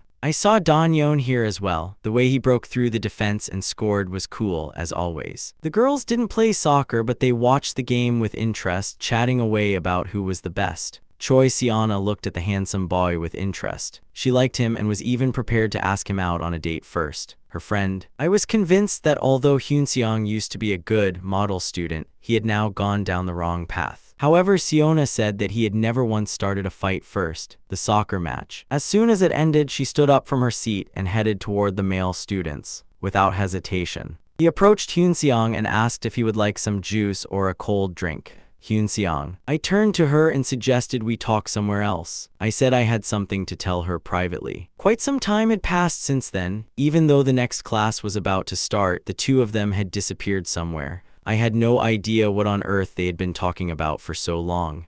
Then, Siona received a strange message from a friend. It was asking for help and suggesting they meet in the restroom. Hyunseong. I met Siona at the gym storage room. She couldn't understand why she had to come to a place like this. Of course, Siona had also heard about his hot-tempered personality, but she tried hard not to be intimidated. Hyunseong suddenly told them to close the door in a firm and stiff tone. He asked why she thought she was having so many problems lately. Siona. He said that it was probably just the seniors bullying him. Hyunseong. He said that while that is true, there is something people do not know. That someone hired them on purpose. In other words, there is someone manipulating all of this regarding the actor for a long time. Having suspected the matter, he set a trap. He spread rumors to ensure that different information flowed to the 3 people he suspected. I dropped a hint to one person that Hyunseong was going through a tough time and planning to transfer schools. If he was interested, it would be welcome news. Another. She let one person know that Hyunseong and Seongho hadn't actually fallen out. If that were the case, that person would surely react angrily and violently. Siona couldn't figure out what he was trying to say. He spoke up. He said that since he had hinted to the third one that Hyunseong would stay at this school despite the various difficulties, the actor would now try to come up with a new plan. Afterwards, Hyunseong analyzed all the information and discovered an interesting fact. The spy planted among the students had reacted particularly violently to one piece of news. Hyunseong. Turning to Siona, he asked if she had something to say. The son. She ran to the bathroom and flung the door open, not knowing what she might see inside. He ran to his friend to find out what had happened and where Hyunseong had gone. Right away. Just then, Hyunseong's voice rang out. He thanked Siona for her help and asked her to leave, just the 2 of them. As he stayed behind, Hyunseong said he had something serious to discuss with Heji. All the evidence pointed to Siona being the client, but for one reason, that was not possible. With a frightened look on his face, Heji said he didn't know what was going on, but he was certain that he was being intimidated. Hyunseong. Siona explained why she moved from Seoul to this neighborhood. She said that her older brother had suffered severe school bullying and eventually, unable to bear it any longer, had taken his own life. So, the parents moved here to protect their daughter's mental health, and the point was that such a family would never instigate her to bully another child. Recalling her brother's tragic end, Siona always stood on Hyunseong's side and blamed the person who targeted him and instigated the bullying. There was only one option left. Siona passed on the story she had heard as a rumor to someone close to her, and that close friend was none other than Heji. The actors behind all this confusion were her parents. She stepped back from him, saying she didn't understand what he was talking about and that she was absolutely unrelated to this matter. He checked to see if the door was locked and told Hyunseong to use his head. He asked why he would do such a thing when they were the best of friends. Heji was now almost certain that this was Siona's doing. After all, Siona had always been a perpetrator of academic misconduct. However, Hyunseong was convinced that Siona's parents had long worried about her grades and were people who had been actively involved in the school violence eradication committee. There was no way such people would be involved in bullying a student. Heji. He tried to frame his friend's parents. He said that Siona's father was a high-ranking police officer and that many people in that circle were connected to the Golden Circle. However, Hyunseong never once mentioned the Golden Circle. It was right at that point that Heji made a mistake. There was no need for Bayo to continue speaking. Now, the other students stopped acting and blamed Hyunseong for everything. It meant that if he hadn't been so heartless, this wouldn't have happened. A few months before this incident, Hyunseong came to school just as he did during Yeon. He appeared contemplative, handsome, lonely, and melancholic, yet intelligent. Handsome. On top of that, he had a good personality, studied hard, and was good at sports, so I liked him at first sight. However, the problem was that she wasn't the only one. Many female students liked him, but Hyunseong didn't let anyone get close to him and rejected them all without exception. Popularity. Even though there were many, she was terrified of being rejected, so she decided to get closer first and try approaching them as a friend. 2. A friendship blossomed between them. Hyunseong explained a difficult math problem to her and gave it to her. After being treated very kindly, she decided that it was okay to move on to the next step. She asked his friend to subtly ask what kind of person his ideal type was. Back then, having absolutely no interest in dating, he casually told his friend that he wanted someone bright and easygoing like Heji. By this point, Heji was almost certain of success. He prepared a gift and even wrote a love letter. Afterwards, she met Hyunseong after school, handed him a gift, and asked if he was interested in dating her. And this was the first bad ending Heji faced in her life. She had grown up in a wealthy family and had never once heard a word of disapproval from her parents. Therefore, this first rejection shrouded her in despair, and anger began to grow within her. Hee-ji hired the Golden Circle to take revenge on her wounded heart. She claimed that Hyun-seong treated her very kindly and brightly, giving her false hope and raising her expectations. She said that after that, her life turned into a living hell. Hyun-seong became increasingly popular and his grades improved. Eventually, everything went wrong and she ended up abandoning him. I felt a sense of despair, as if I were an ant nobody cared about. Only then, Oh Hee-jin realizes that she was wrong. She apologizes to Kim Yeon-seong and promises not to do this again. He is unable to do anything as he listens to a story that sounds like pure evil itself. Yi Yuk-go opens his mouth. He explains that he refused not because she wasn't his type, but simply because he couldn't afford to. He always ate lunch at a cafe and changed his phone as easily as changing gloves, but he couldn't even afford to buy a movie ticket. That is why I refused, but I should have just been honest. If I had told the truth back then, the cancellation wouldn't have escalated to this point. She is happy to hear the setting sun. She immediately hugs him and suggests they start over. But what came back instead of an answer was a hand slapping her cheek, and now he says he will destroy not only Hee-ji but her family. He says he will destroy everything, down to the very last little thing that might make her happy. Everything. He slaps her cheek, even though he knows she will never understand why he is doing this. However, having endured 10 years in a coma and immeasurable misfortune, he now seeks revenge for his family. He simply could not understand how the woman, who had watched over him calmly even after pushing a man into the abyss of despair, could consider him human. He is convinced that a person like Hee-ji never changes. Now that she will need molds for facial reconstruction, she would be wise to find a skilled plastic surgeon, a woman. Had he fallen to the point of being a hitter, he seemed to be losing his humanity. He explains that the cause of everything lies with her. This is where Hee-ji hired the Golden Circle. Kim Yeon-cheol is shocked to think that this pretty girl was a member of the Golden Circle. However, even if he understood the reason, resorting to physical violence was going too far. Of course, this matter won't just be overlooked. Mr. Kim says he will try to resolve the situation somehow. However, it was already clear that her parents would not let this matter slide. The girl's father was a figure of considerable influence in this city. It was a matter of a completely different dimension. He reassures the teacher, saying there is no need to handle everything alone. He advises simply sending the cancellation back home and doing nothing. Looking at his beloved daughter's disfigured face, the father could not understand who on earth had done such a thing. The man is consumed by rage. It seemed that the troublemaker didn't value his life. The mother throws a hysterical tantrum, raising her voice and insisting that the man who committed this act must absolutely not be let off the hook. The man himself had no such intention whatsoever. He threatens to throw everyone involved into jail. The students, the school administration, and the sponsors were no exception. However, before that, I had to find out how those idiots in the Golden Circle leaked my daughter's identity. I decided to start my revenge from there. When the man answered the phone, to his surprise, the person on the other end was Kim Yeon-seong. It was an unexpected yet intriguing turn of events.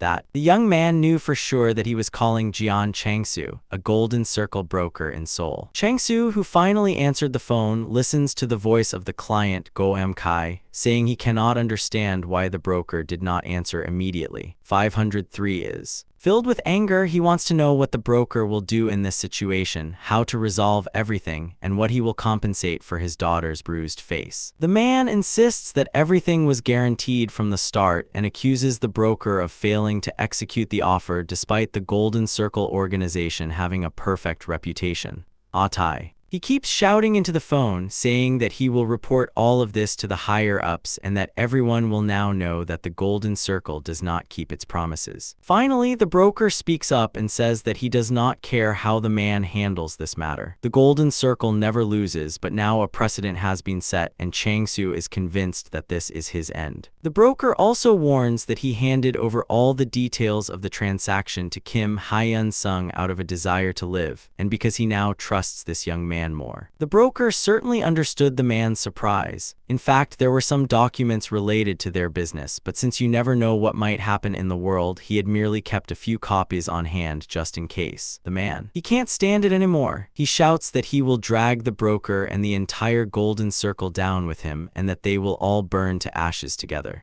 However, Changsu hangs up the phone after advising the man to use his head, as his future now depends entirely on him. Oh Chin Sam is. He was consumed by rage. Just then, the phone rang. The man could not even guess who on earth had come to visit at this hour.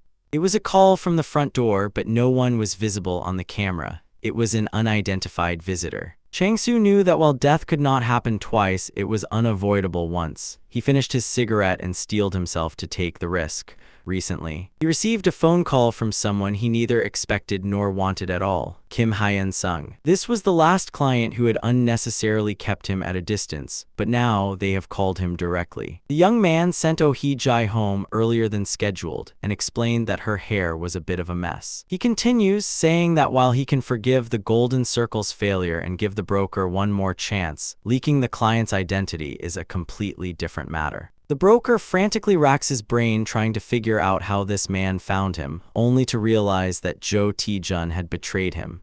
He continued with the logic. It was that Chang-su himself had now become a threat to the Golden Circle's jollop, and the Golden Circle had no choice but to erase all traces.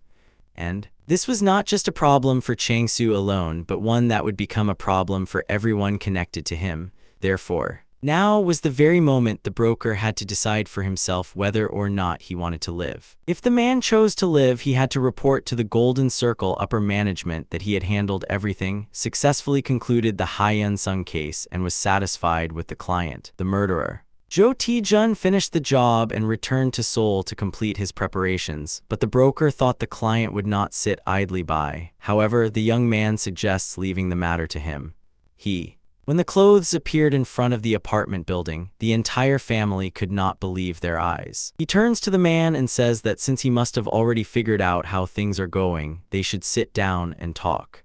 Sam is. I tried to say something, but all I got in return was a command to sit and chatter away. Finally, he opens his mouth. He says the man has two options. The first is to take revenge on him by reporting him to the police and trying to involve the Golden Circle as well. That, in this case, he promises to disclose all the information he received from the broker. That is how. It was clear that the Golden Circle would not disappear even if that happened. However, regarding the family and the broker, Jeon Chang-su, he could not be so certain. The man would, of course, go to prison, and the daughter would be sent to a juvenile detention center. No one doubted this. However, while the father would not be released for at least several years, the daughter would be released from the facility in a few months, and one could only guess at what would happen to her afterward. What will become of this young boy without a father? Will there really be anyone to protect her from his revenge? The man. He had absolutely no intention of letting it slide that Lee Yesong dared to threaten him inside his own home. He warned the man once again to watch his words. Since Go Cheng-gam was his good partner, he could easily find someone willing to blow his daughter's leg and pick his older sister. Hee-ji, who was with them at the scene, was already screaming hysterically and unable to escape from the terror. He continues speaking, deciding that it is now time to discuss the second option. He throws a knife at his feet and presents a condition. He demands that she personally sever her daughter's Achilles tendon, saying that if she does, the monster will never see the light of day again. The condition. The young man who had spoken turned around and left the apartment in complete silence. The girl's mother could not believe her ears. She urged her husband to call the police immediately. The man did not move, and he calmly left the apartment. The wife still could not understand why her husband did not call the police. Sam's. He could see nothing but that knife. Everything around him seemed to have vanished from his sight. Finally, he realizes that all his words are orgasm. The conditions. If he did not keep his word, it would happen exactly as he had said. The man's hand pulled the knife away, and the wife screamed desperately, echoing through the entire house. Chang-su knew that he could end up in prison at any moment. Go Cheng-bam was, of course, helpless. This house, the business, and the women were all on the verge of being abandoned. What he feared was what might happen to his beloved daughter while her father was in prison. The man. He suddenly recalled what he always used to say. It was wrong to raise a child so spoiled. A knife was already in the hand of the father, consumed by madness. The woman watched in terror at what was happening, and the father, ignoring his daughter's screams, finally approached his beloved daughter Hee-ji while clutching a knife. Broker Jeon Chang-su knew that even if Mr. Oh chose the second option, he would not stop there. The young man confirms that he will actually continue to push him to the brink, expose all the wrongdoings Oh Chin-sam was involved in, and reveal everything he learned from the broker, the man. He promises that if there is a man man willing to cripple his daughter, he will have him arrested on charges of domestic violence. The broker shuddered at the thought that Hiji would be left alone in this cruel world knowing his disability, realizing once again just how vicious this boy was. He might be able to buy a little time, but it was clear that he would soon find out everything in Golden. Knowing exactly how things would go, I had no plans and intended to propose a deal called a Trojan horse to the broker. Changsu handed over the materials not out of foolishness, but because he had staked his survival on him. The man knew all too well that he was nothing more than a pawn on a chessboard. He suspected that the broker was working with the Golden Circle solely for the money, so he suggests to Changsu that they make money together. The broker realizes that the reason this young man is able to act so boldly is because he is connected to Myunjin Construction. However, the broker thought that acting as a double agent was more dangerous. In fact, he had infiltrated the organization for the money, but he was so afraid of them that he leaked all the remaining information to Hyunseong. However, the young man now hoped that Changsu would trust his words and the money from Myunjin's side and risk his life. Unexpectedly, as soon as he mentioned the word heaven, the broker broke out in a cold sweat from nervousness. He had absolutely no idea how this boy managed to do it. He suggests that within a few years, the broker will become the broker for the best of the best. The hierarchy of the Golden Circle, the so-called Golden Line, also had ranks just like other organizations. The top tier was reserved for politicians and top-tier business leaders.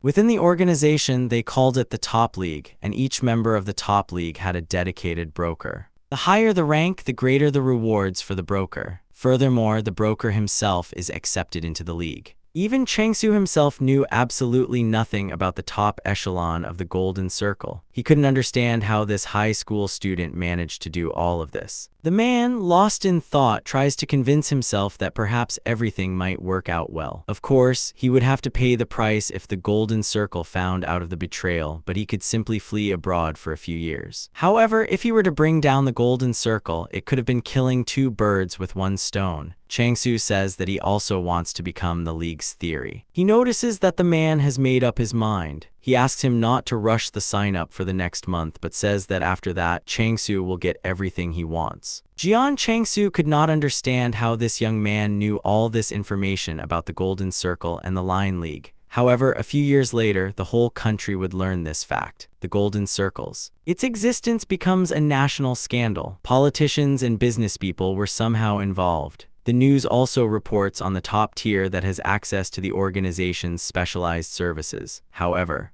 this case, known as the Golden Circle Incident, ended without revealing even a single name of the league members. He realizes that it is impossible to legally disband the Golden Circle. The wealthy and powerful would never let that happen. Now it was time to move on to the next stage of the plan, the man's. In his hand was a note stating that an unknown person could clear the respected assemblyman of all charges. The Prosperity Party lawmaker wipes the smile from his face and says he only called this number to see what kind of prankster he is and tell him to stop teasing. Kim Hyun-sung sits at the table and says that although the contents of the note must have sounded somewhat absurd, he is speaking to the assemblyman to make him listen to him. Professor. During that time, Mr. Kim built a wealth of useful connections and used them to promote the children of influential bureaucrats. With the help of these children, the man was able to become a member of parliament. However, unexpectedly, as Assemblyman Jang Oh-il exposes all of his corruption, the entire world he has painstakingly built crumbles. He had been waiting for this moment when Assemblyman Pano would need help, and it was at that very moment that he wrote and sent this note from Kim Yu-han. He wondered why Assemblyman Jang-woo was Mr. Kim. He could not understand why a complaint had been filed. There was no personal original plan between the two, nor would it be of any career benefit to the man. He suspected that this had happened at the request of someone more influential, such as Assemblyman Yang Myung-gu, the leader of the Prosperity Party, Pano. He says it is a considerably dangerous statement. However, the young man was convinced of this. As for Yang Myung-gu,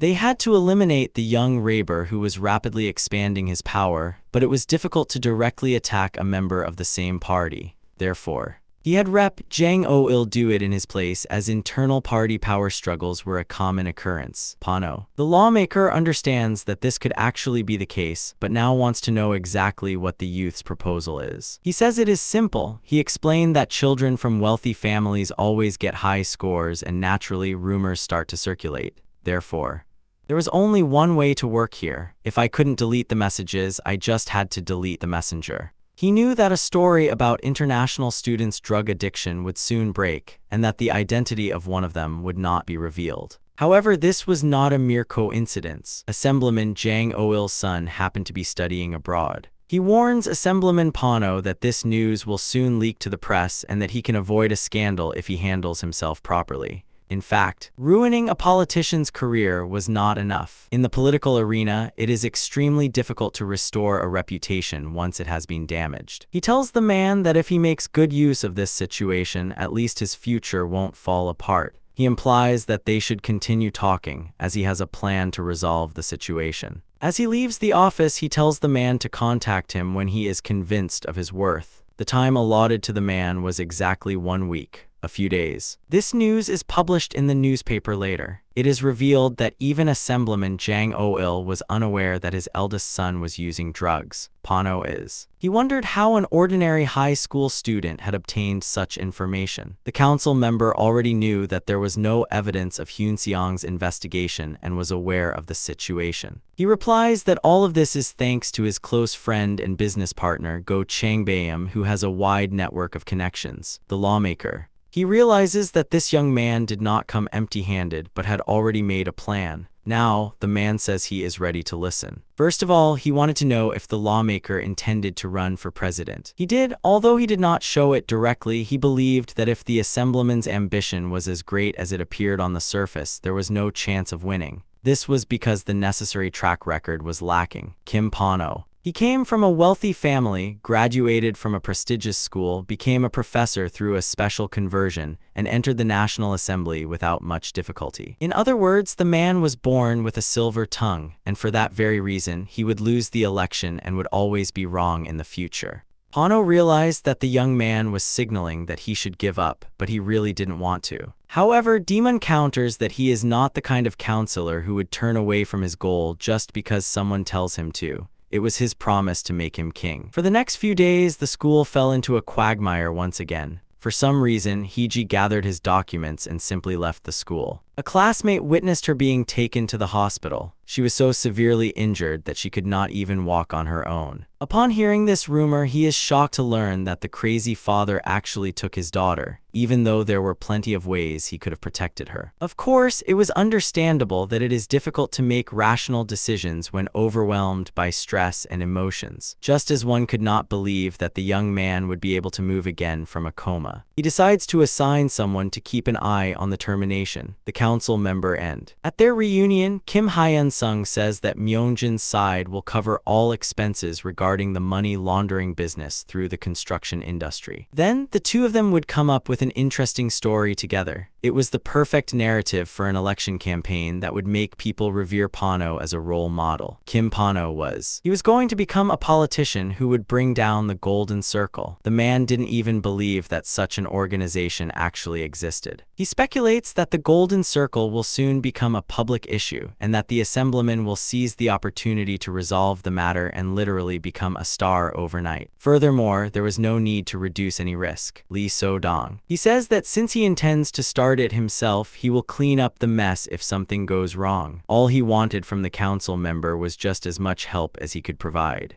Of course, all of this sounded plausible, but it felt like too big a promise for a 17-year-old to make. He smiles and says that there will be plenty of time to confirm that he is not just a teenager in name only, but the very person who actually made Go Changbayam the successor of Myeongjin. He understood if Assemblyman Kim backed out, they would have to move on to Plan B. Now that he had come to know him personally, he was on the verge of having to eliminate him. In the worst-case scenario, Panho might have decided to join forces with the Golden Circle to find a new worker. However, he hoped that such a thing would not happen. Just then, the young man hears someone calling his name.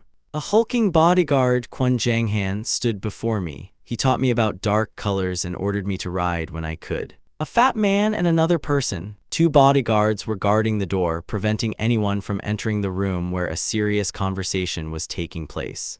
Kim Manhwa was pleasantly surprised. To think that this child was truly behind Go Changbam was by no means a small achievement for someone his age. However, the assemblyman could not understand why he was determined to wage this war when he had never even been a target of the Golden Circle. He asks the congressman if he has ever felt completely helpless in the face of evil that has nothing to lose. While influential people like politicians can protect themselves, the Golden Circle targets others, namely the poor, the weak, and those unable to fight back. These people, they couldn't even quit school. Doing so would ruin their lives. They also couldn't buy education or good jobs with money. You cannot even expect help from adults or teachers. This is because the Golden Circle controls everything and everyone involved is in cahoots every day. Even knowing that I will be beaten, I must go to school, and the beating does not stop even after class ends. Yet, helpless as I am, I must endure the pain endlessly. This was not life, but the erasure of life, and that is why he decided to break the cycle of school violence. Each other. Even if the desire to harm is ingrained in human nature, he wanted to destroy, by any means necessary, the faction that profited from it. It was truly a sincere and honest remark. The counselor asks the boy to tell him his plan. He promises to listen to everything and consider it. The Golden Circle maintained a steady position among influential figures thanks to its unstoppable track record. He explains that he earned the trust of their brokers. This broker submits a false report regarding the completion of the final mission. Ultimately, this would lead to the manipulation of results and deception of the client. In a few years, he would become a high school senior and face the time to take the CSAT. At that time, the boy would transfer to a school in Seoul, specifically Gangnam, with the highest grades in the nationwide. The moment the top student transferred to Seoul, specifically to the Gangnam area, it would be revealed that the Golden Circle had failed to eliminate him. Since the influence of the outside world was limited within the school, he would be able to fight against the pressure alone there. He hoped the council member would provide him with sufficient support so that he would not be expelled. The longer the boy stayed at school, the greater the humiliation the Golden Circle would have to shoulder.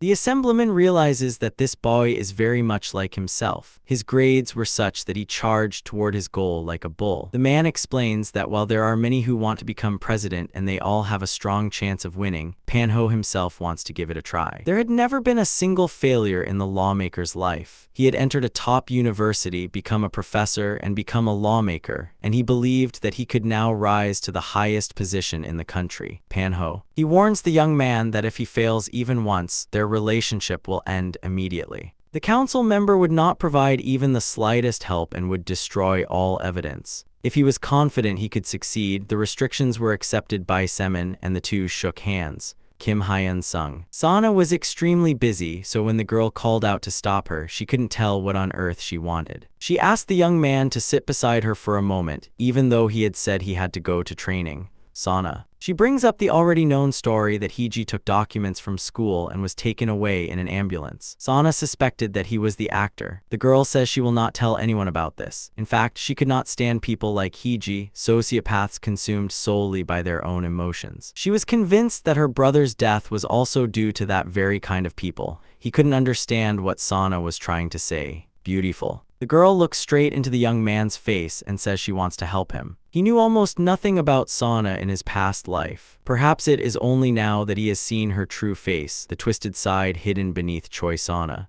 Her parents were high-ranking officials and chairpersons of the School Violence Countermeasures Committee. Sana was clearly a very useful person. He asks the girl how far she is willing to go to work on his side. The girl replies that she will do anything. He takes a pen out of his bag and asks, "Can you dig up the sister of the man who killed my brother? No, that piece of trash with this, someone's." When blowing bones, he always braced himself for the same treatment, someone's. The young man knew that if he ruined his life, his own life could also be run over by a road roller. So, he wanted to know now if Sana had the guts to work with him with such determination. Seeing the girl's reaction, he stood up and told her to stop scheming and disappear from his sight. Her weakness only created a room. The young man understood that there was no place for an ordinary person by his side on the path he was about to take. He meets Siwoo. Meeting after a long time, the two exchange greetings and check to see if everything is going according to plan.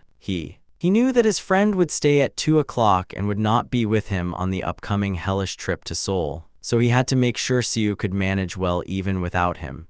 Siwoo. She teaches the man and says that she is already completely sick and tired of him. While other academies gave up after trying once or twice, only the director of Mira General Academy came back to ask him to spare a moment. Recently, thanks to this young man, the director made the academy a renowned place. Even to the academy's reputation, the director had his test scores published in all sorts of pro-moon media. However, the exact opposite result occurs. Now, renowned academies were competing to recruit him. They beat out massive scholarships and promised to provide full support until graduation if he and his younger sibling enrolled. Siu says goodbye to his friend, and the young man stays behind to talk with an academy official. I had already rejected the proposal last time, so I couldn't understand what on earth the man wanted. The academy director hands over an envelope and says he is proposing a deal. He wanted to buy Kim Hyun-sung's reputation, the director. He says that Miracle Academy plans to expand from Daesun to Seoul. The idea was that even if word of his enrollment simply spread, it would provide an opportunity to align with Seoul's top educational institutions. The director. The young man says he doesn't even need to attend class. All he had to do was publicly confirm the fact that he had registered for Miracle. The boy. The academy says that if he takes the top spot in the nation on the exam, they will pay him 100 million won as an incentive. He thought that his value was exactly that much right now. If it weren't for the revenge, his life wouldn't have been so bad. The director refused to register me for the academy once again, answering my question by saying he simply didn't want to. I felt no particular emotion. The next day, as the boy approaches the school, a stranger approaches. Introducing herself as a manager at an organization, she asks if I can spare a moment. The woman, explaining that their organization is a community where Habomo shares information about educational institutions, they mention that his story has recently become a hot topic. Miso did not want to speak in terms of children. She states bluntly that there are limitations for young people. She was asking if he would like to become a private tutor for the children of their community members. Of course. In Seoul, there were plenty of private tutors with impressive careers and track records. However, what the woman was more interested in was his teaching method. She proposes once a week, 4 times a month, promising 2 million won per session. She says that teaching in Daesun is fine, but asks him to let her know if there are any specific conditions he desires. Kim Hyun-seong had never heard of this organization known as the Mom's Cafe. He asks the woman for a few days to think it over. Afterwards, the young man accessed the internet and began searching for information about a mother's online community. Discussions about teachers and schools were taking place on the bulletin board. At first glance, it was an ordinary bulletin board, and at first nothing interesting caught my eye. The management team. While searching through the bulletin board, he realized that there were separate paid items. One of them was an item called Secrets of the Sky. The post contained rumors, insider information, and gossip. Kim Hyun-sung realizes that he has discovered something he hadn't even been looking for. When the true nature of the golden circle of the past life was revealed to the world, it was not politicians or influential figures who were most in an uproar. It was a group called the so-called mothers who were desperately anxious about their children's future. Kwon Young of the Golden Circle was furious. He started making a fuss, claiming that his children were falling behind in their studies because of him. He judges that having influence on his side would be quite useful. The young man called the shaman and scheduled a meeting for the next day. Grumpy. A group of teenagers got out of the car and looked around. They could not understand why they had been dragged to such a remote rural village. They realized that they have come this far because of an idiot named Kim Hyun-sung who couldn't even make a living in a proper city. Even though he was an orphan, he was known for his exceptional skills. The children could not understand why they had to learn from such an unknown man when they could easily hire the best teachers. One child says that he tried protesting to his mother, but she only got angry. Kang Min-woo. He suggests that they should just skip class altogether. The girls say they were told their allowances would be cut off if they didn't attend, and another child says his mother threatened to take away his cell phone. However, he believed that their parents wouldn't be able to take any significant action. At best, he thought they would just find them another tutor later. It was obvious that even if they didn't attend, the parents wouldn't be able to do anything because he had no reason to see the student who was ranked first in the nation, and they didn't even need to see him in person. The children conclude that coming all the way to this countryside was already enough torture, and they should just find somewhere to play. A Golden Circle broker called and said that he had been discharged from the military together together with President Lim of Future Investment. Kim Hyun-sung explains that the man's son is facing entrance exams next year and will definitely need the Golden Circle's help. For Chang-soo, it was a golden opportunity to step into the big leagues. If the deal falls through, Chang-soo decides to regularly leak information to him, the young man. He stands up again, telling the broker not to corner the target, but to make sure the job is done properly and leave some room to catch his breath. And above all, if even the slightest mistake occurs, Chang-soo will have to pay the price. He wants to get his hands on the list of all this organization's victims. He was willing to postpone even his own revenge if it meant helping these children. Kim Hyun-sung understood the feelings of these Brunnin children better than anyone. This was because he still could not forget the emotions he had felt. He knew he shouldn't delve any deeper into this matter. Getting directly involved could escalate into a serious problem. Sitting in a specially prepared classroom waiting for the first class, Kim Hyun-seong watches for some reason as the students are late to class. The children who hadn't come were sitting in the karaoke room, having a great time. Suddenly, the door burst open and Kim Hyun-sung appeared in the humanities department. However, the children simply told him to leave, saying they were busy. I ask which of them is Kang Min-woo. One with red hair replied that he didn't know the weirdos in this neighborhood. More. Without asking, Kim Hyun-sung punches Kang Min-woo in the face with all his might. Then, turning to everyone in the room, he says, "Kids, the teacher is in the classroom. You should at least say hello." Stinging. Min-woo, clutching his face, screams that this arrogant guy knows absolutely nothing and that one phone call would be the end of him. Kim Hyun-seong immediately takes out his phone, calls his parents, and orders them to tell him what happened. Contract. I had to tell my mom exactly that he hadn't shown up for class from the very first day. However, he actually didn't show up for the first day of class. Because of that, I had to tell my mom that he had been beaten by the tutor, along with the story about him not showing up for the first day. Min-woo was very surprised to find out that this person was his tutor, but he still called his mom and made up an excuse that he was exhausted from the trip and decided to rest with his friends. Since no one has the right to hit a child, I expected mom to fire the teacher immediately, but before I could even explain the situation, mom's shouting burst out first. Mom screamed that she could no longer tolerate this laziness. Min-woo had to go to class immediately. First, she couldn't understand why he would even think of skipping class. She just hoped her son would come to his senses soon. Kim Hyun-sung. I take the phone out of the child's hand and answer it. Beyond the math class, mom was shouting as if pleading, telling him not to be late for class. Afterward, the woman apologizes profusely to the teacher, asks him to overlook it just this once, and promises that such an incident will never happen again. When Kim Hyun-sung asked if he still had the right to punish the child, the answer was yes, to the point that everyone present could be certain. The day before, Im Mi-so had promised not to interfere even if her disobedient son was punished by the teacher. The other parents had also agreed to this condition. Now that everything was clear, he asked the children, study or throw it away. Everyone was shocked, barely. The children couldn't understand why such a commotion was being caused after studying for an hour, and on top of that, they now had to wait for a taxi. Min-woo asks his girlfriend if she knows any kids to hang out with in this neighborhood. Cell phone. Looking at his wounded face reflected in the camera, he could not contain his anger. No one had ever laid a hand on him before. However, now that Min-woo had become serious, he was convinced that that terrible tutor would pay dearly for it. After all, it was none other than Kang Min-woo himself, Shin Yu-mai. She rummaged through the phone book and found the contact information for a man known as Boss Deason. She warned that while she could look at the phone, Min-woo's mother would never approve. Min-woo says that he is not used to disobeying his mother, so it is no big deal, but he insists that he must take revenge on the teacher who hit him. Yumi dialed the number and called. Since it had been a while, she exchanged greetings and asked if he had time to talk briefly. They agreed to meet 2 days later. Jinwoo was dumbfounded. It is said that a man beat a student up simply for being late to the first class. Yumido. She agreed, saying it was truly ridiculous. The teacher informed her that the next class was in 2 hours and that she would go to the gym in the meantime. Yumi. Although he admitted that the teacher looked quite scary, Jinwoo reassured him, saying that he wasn't just anyone and that attending a gym didn't mean everyone was good at fighting. Soon,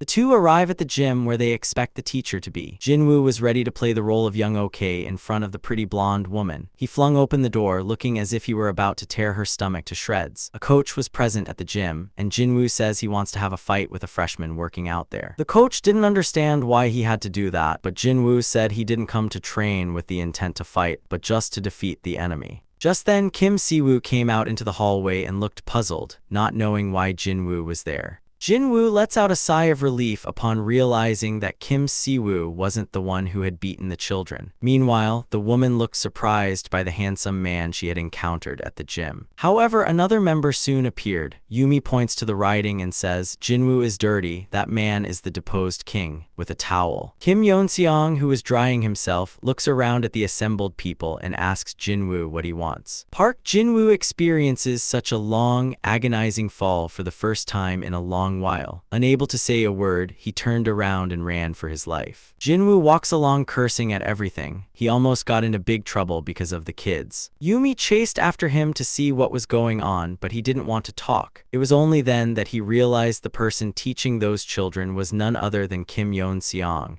and that he was not someone who would bother just anyone without reason. Jinwoo, now completely serious, took the woman's hand and advised her to stop completely at this point. He told her that no matter what happened, she should never call him again and should focus on her studies or seriously cling to him. As he leaves, Boss Deeson tells the children that if they do not want an accident, they should first learn how to listen to Kim Yeonseong and treat Park Jinwoo as if he were already dead. The next project went perfectly. The children reviewed formulas and solved problems, and he calculated. Minwoo did it very diligently. He jotted down every single word the teacher said, trying not to miss the flow. To this extent, it had been a long time since I had racked my brain so hard that my body had even learned the truth. Kim Yeonseong. I put down the pen and speak to the children. I tell them that while going back and forth to the target is certainly difficult, they should think about how heartbroken their parents would be if their grades didn't improve despite paying high tuition fees. According to him, that wasn't even the worst of what was to come. He emphasizes that one must not be mistaken into thinking that one has lived a life of nothing but pointless endeavors. He looks at the children and says he will propose a deal. The condition was that they get very good grades on their exams. In that case, they change the schedule to once a week, and the parents decide to get rid of all other tutors.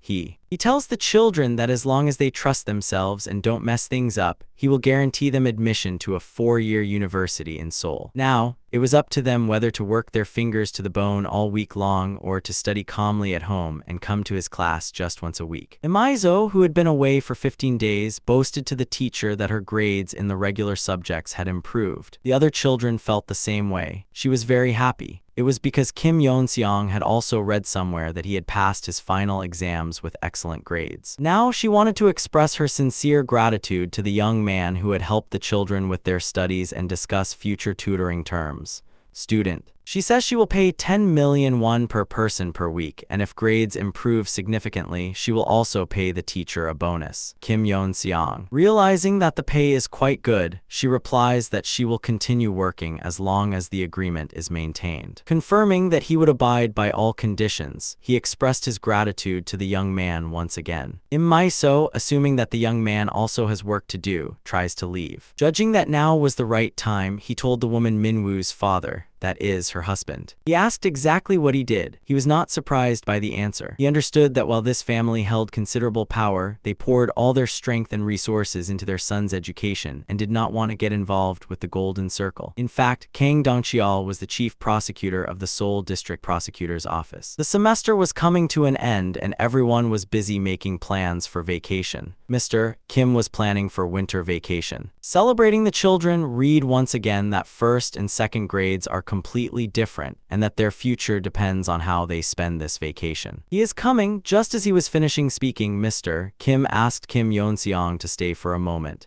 Kim Yeoncheol brought up the topic of the kids. He said that Kim would surely know how much the teacher cared for him. The man straightforwardly tells him to call anytime if any problems arise during the vacation, saying that Mr. Kim's door is always open. He For a long time, I could not figure out exactly what kind of person this man was or what motivated him. He reacted to requests and did not succumb to threats, making him seem like an anomaly that could potentially lead to my own destruction. However, it turned out that Teacher Lee was truly like a talisman for Heemun. Under any circumstances, he accurately understood his original goal and never forgot it. Kim Yeon-seong. I greeted the teacher and wished him a joyful and happy vacation. For the time being, I had no intention of shaking Kim Yeon-cheol's plans. Just then, Kim Si-woo appears at the humanities building. The two leave the school together with him, who was waiting for a friend. It was clear that this perfect state would not last long, and as the plan progressed, he faced all sorts of obstacles. He comes to the training ground and asks the coach what score he would give him if evaluated as a professional fighter. Yoon Kyung-chul is. It is said that while Siu's punches are excellent, his grappling is his weakness. The implication is that he is sufficient for an amateur league, but he still has a long way to go to become a pro. On the other hand, the coach says that Kim Yeon-seong could step into the ring with top-level fighters tomorrow. His situational awareness is accurate and bold, and both his striking and grappling were already at a considerable level, however. The coach added that right now we are strictly talking about the lowest-ranked professional league. He has great potential, but his stamina hasn't kept up yet. In professional sports, players' prime often approaches 30. Still, he was no match for those players. He simply lacked power in both striking and takedowns. Kim Yeon-seong. Listen carefully to the coach's advice and bring up the request I had prepared in advance with my friend. The two hoped the coach would help them get in shape during the winter break. And so, at 5 a.m. the next day, the two of them were already out for a run. The training began with a jog around Dongmi. Following that, strength exercises such as bench press, pull-ups, and lunges continued, all with added weight. Exercise alone. It was lacking. What and when to eat also played an important role. From the first day, the two of them trained 3 times a day and ate 5 meals. Day after day repeated listlessly like hamsters running on a wheel. Sometimes, he was so exhausted that he felt as if his body was turning inside out. His body was drenched in sweat, and he felt like he was about to collapse right then and there. He didn't tell the coach. He was afraid the training might be canceled. He couldn't stop because he felt himself getting stronger every day. At his current skill level, he wouldn't even be able to handle Jo Tae-jun alone. But this was only the beginning. Now that he had finally gathered all the pieces necessary to bring down the golden circle, he had much more to endure. He could not let all of this be announced in vain because of his weakness. He often recalled the miserable plight he had faced in his past life and reflected on how desperately he had prayed for just a single chance. Now, if they did not take revenge or step forward themselves, I intended to at least turn their lives into a living hell before they died. Siu asks the coach to reduce his friend's training volume. He was afraid that his friend's condition might worsen, but the coach says that even if he pushes him down to just 1 rep, his friend won't stop training. Siwoo tried to persuade him further, but the coach's resolve remained unwavering. Yoon Kyung-cheol was. I didn't know exactly what had happened to him or why things had turned out this way, but I was certain of one thing: he wouldn't stop anyway, if anyone tried to stop him. It was obvious that he would instead find an even more dangerous method on his own. So Yoon Kyung-cheol decides to take responsibility for the rioting himself. The coach realizes that he has no power to influence him and leaves the student to make his own decision. It has already been 5 weeks since the winter break and intense training began. He asks the coach the same question again. He wanted to know what level he was at right now. Yoon Kyung-chul. The young man's weight had increased rapidly, but the coach felt that his muscles were not yet fully developed. Nevertheless, the coach judged that he could already compete with professionals. Satisfied with the answer, he asks the coach if he can spar with him personally. Yoon Jeoncheol agreed. It was the best way to check the readiness, so the two head to Ning. The two agreed to take the matter as seriously as possible without holding back. The coach. He immediately noticed the young man's good reflexes. Mangho also performed confidently and maintained his concentration. However, Pramod's secretary had not yet lost. Excessive confidence prevented him from judging his opponent objectively. Yoon Kyung-cheol. He made up his mind to break his arrogance. However, before he could even finish that thought, he was struck in the torso. He believed that in any situation, he had to exploit the opponent's mistakes without missing a beat. No matter who I fought or where I fought, I always had to be on top. I didn't want to hear excuses like there were too many people or the opponent was too strong. That would never happen again. The coaches. The moment a fist flew toward his face, he thought all of this was too boring. The young man dodged the attack and attempted a counterattack, but the coach was one step ahead and eventually swept away the writing. Talented. As he read the text, the coach had no choice but to admit that the result was truly impressive. However, there remained a realm beyond his reach. As he regained his senses and slowly took his eyes off, he saw the face of his friend above him, trying to check if he was alive. Siu comforts his friend, saying that this is not because of his weakness, but simply because the coach is a real monster and he wasn't a champion for nothing. Yun Jianqiao absorbed all of the opponent's attacks and eventually swept away the writing. However, he did not cry or feel upset. On the contrary, he was smiling. When he recalled his first sparring match with the coach, where he hadn't even been able to properly lift a punch, everything was different today. Of course, he wasn't perfect yet, but the fact that the coach didn't go easy on him this time was already a great achievement. He would become stronger. He ruminated on the fact that there was still a year left. That Changbeiam was. I was very surprised to meet my young friend again. He replied that he had simply worked hard to get in shape at the gym, but he looked as if he had eaten nothing but protein for a whole month. Changbeiam informs him that the house they had mentioned earlier has finally come onto the market. The man hands him an envelope and asks what he plans to do next. Changbeiam points out that the entire area is completely empty. There was no one looking for a detached house or a shopping center. The factory remained, but there was a better location elsewhere. He tells the man without beating around the bush that he obtained this information from Assemblyman Kim Panwoo. The sales contract is. It was concluded and signed under terms satisfactory to all parties. The seller was delighted. He admitted that everyone was satisfied because Changbeiam paid double the price, even though they hadn't even expected the land to sell. Around that time, a massive industrial complex was being built between Deason and the surrounding areas, and a road leading to an expressway was planned to be built through it. Myeongjin decided that a detached house complex should be built on that site. Even though the site looked small and it seemed unlikely the company would make a large profit, he knew that in his previous life, thanks to fortunate changes in the political landscape and one extremely important reason, this land had been sold for thousands of times its cost. In the future, some of the second and third hectare classes will be incorporated into the highway, and their room for maneuver will be eliminated there. On the other hand, the adjacent 20-hectare plot, free of forestry restrictions, could have been purchased today for virtually the same price as a large estate. What if we bought both of these plots? What is this? The potential profit from this land will exceed 30 billion won. On top of this is the reputation of Myeongjin, which will be in charge of the construction on this site. The profits that could be derived from this land were hard to even imagine, and Changbeiam seizes the initiative, gaining the opportunity to prove himself as a promising candidate for future chairman. Changbeiam. I liked all of this. While proud of his young partner, he asks if I know who the owner of the neighboring party is. Hard. He thought that training would hone his skills, and with the addition of Changbeiam's funds and Panho's power, it would be the perfect combination. However, he still lacked pure power. From now on, you will face problems that cannot be solved alone, and at such times, the strength of a group like Changsu or Seongho will be invaluable. He was determined to bring this plan to fruition before the end of his sophomore year of high school. There was a mountain of work to be done, and he had to stay calm.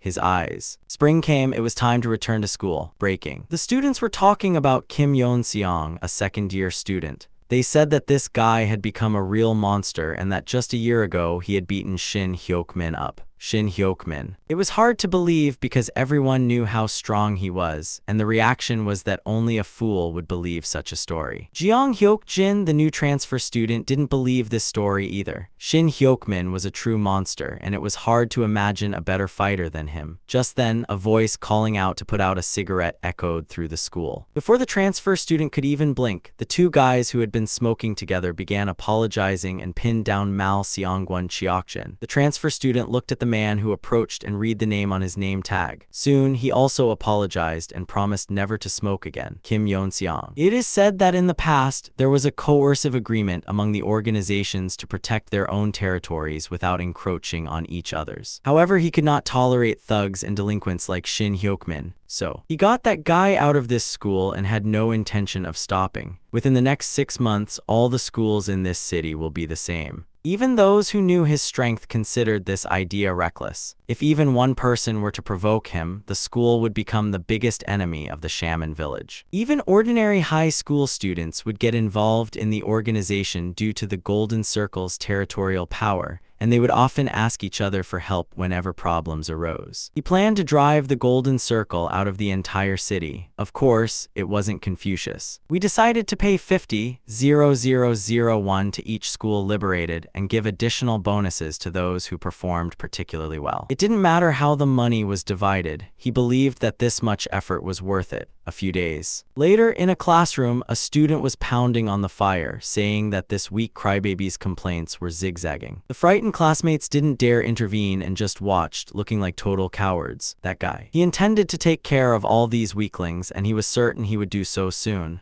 Right away. Just then, Kim Hyun-sung enters the classroom and demands that they stop fighting. He immediately warned him not to act tough, and with one powerful blow, that opponent couldn't even manage half a hit. The guy who was hit and frozen couldn't understand why he was becoming a target in the first place. Just then, Mr. Kim Hyun-cheol enters the classroom with a satisfied expression. After greeting the children and giving them a heads up, he remembers that he left his cell phone in the teacher's office and leaves the classroom. Kim Hyun-seong. I asked the guy if he knows why he just got hit. He grabbed the guy's face and told him not to bother them. Although he usually did not meddle in other people's affairs, he had no intention of letting such a nasty fellow get away with it, so he personally smacked him on the forehead. Moreover, I want to show others exactly what happens in a situation like this. He hit the guy once again. Hyokji was a severely beaten punk, and even his classmates felt sorry for him. While many support writings against violence, I would have to say that the method used is too harsh. The school hallway was abuzz with rumors that he would clear out all the schools in the city and that anyone who wanted to join him should come find him. Furthermore, there was a lucrative bonus, so simply participating could earn you a substantial 10,001 bill. However, not everyone welcomed this prospect, knowing that dozens of other schools would immediately react against such moves. Moreover, those schools were swarming with ordinary delinquents, and it seemed likely that some truly cold-blooded murderers were mixed in among them. One such figure was Young Min-ho. He was a student who had once defeated Shin Young-min in an amateur match.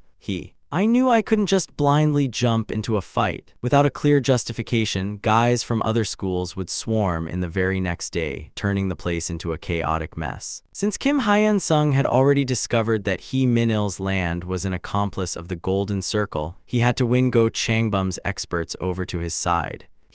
I had no intention of letting this situation slide. After all, it was precisely because of these thugs that the city was turning into Gangnam. Kim Hyun-seong reassures his friend, saying that wherever thugs appear, there is always someone to deal with them. He had already investigated this issue and found out that there were quite a few victims who would serve as a pretext to start a war against the thugs. In the faculty office of a school in Daesan, a teacher summons a child who had stolen money from other students. However, the child refused to admit to what he had done. The teacher says she will call the parents and tell them everything. The girl. Terrified, he begs the teacher not to do it again, promising that this will never happen again. The teacher is extremely angry. The teacher simply cannot understand why the child who stole a whopping 500,001 is acting this way. Of course, it would have been better if she had quietly returned the money, but the girl, terrified, tells the teacher that she lost it all. This makes absolutely no sense. First, she lied that she didn't steal it, and when that lie was exposed, she now makes up an excuse that she lost it all. The teacher takes out a long ruler and says that no one will believe a liar's words, so he must now receive punishment for his actions. A man in a city back alley asks the boy if his parents didn't teach him that stealing is wrong, and asks if he shouldn't have been careful not to get caught if he was going to do it anyway, setting an example. Jae Jitnam just snaps at Dion, telling him to ask his friends for help next time if he's in such a desperate situation, saying that a wretched bastard like him is only ruining the school's reputation. The group of the peers marveled and chattered about the situation. The friend was extorting money from the child using increasingly cunning methods. The mockery.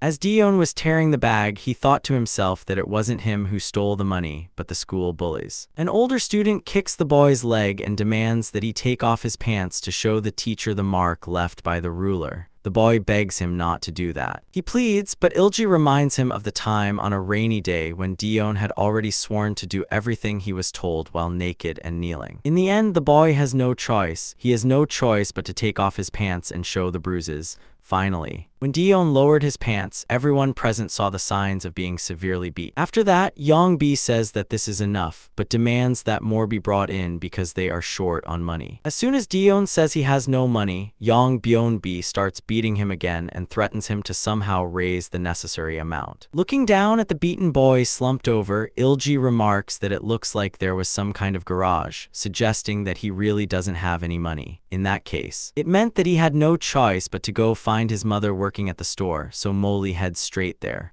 Dion couldn't let these bullies torment his mother, so he shouted for them to stop immediately. Unexpected. At the shout, Hongjin freezes on the spot. Upon hearing the insults directed at him, he resolves to tear that guy to shreds right then and there. However, the next moment, Ilji is struck in the jaw by a powerful punch and sent flying to the ground. Hongjin's. My friends rush over. It was only then that I realized a stranger from another school had gotten involved in the fight. Hyunseong runs at them, punches them one by one, and says that he is Dion's friend. Dion comes out of his room alone with his head pulled over the blanket so that no one can see him. He himself. Sobbing, unable to understand how she had ended up in this state, the girl imagines taking revenge on the bully. It would be easy to stab him with a knife, but how could she do that when she had never once fought in her life? Then, suddenly, an unfamiliar but perfectly timed message arrives on my cell phone. It said that you could send a letter reporting school violence. They said you just needed to write down who was doing the bullying and who was doing it. How much? Later, when Dion arrives at the meeting place, a stranger tells him that this world is a cruel place to the weak. The worst is. The problem is that these issues are treated merely as child's play and are not properly addressed. However,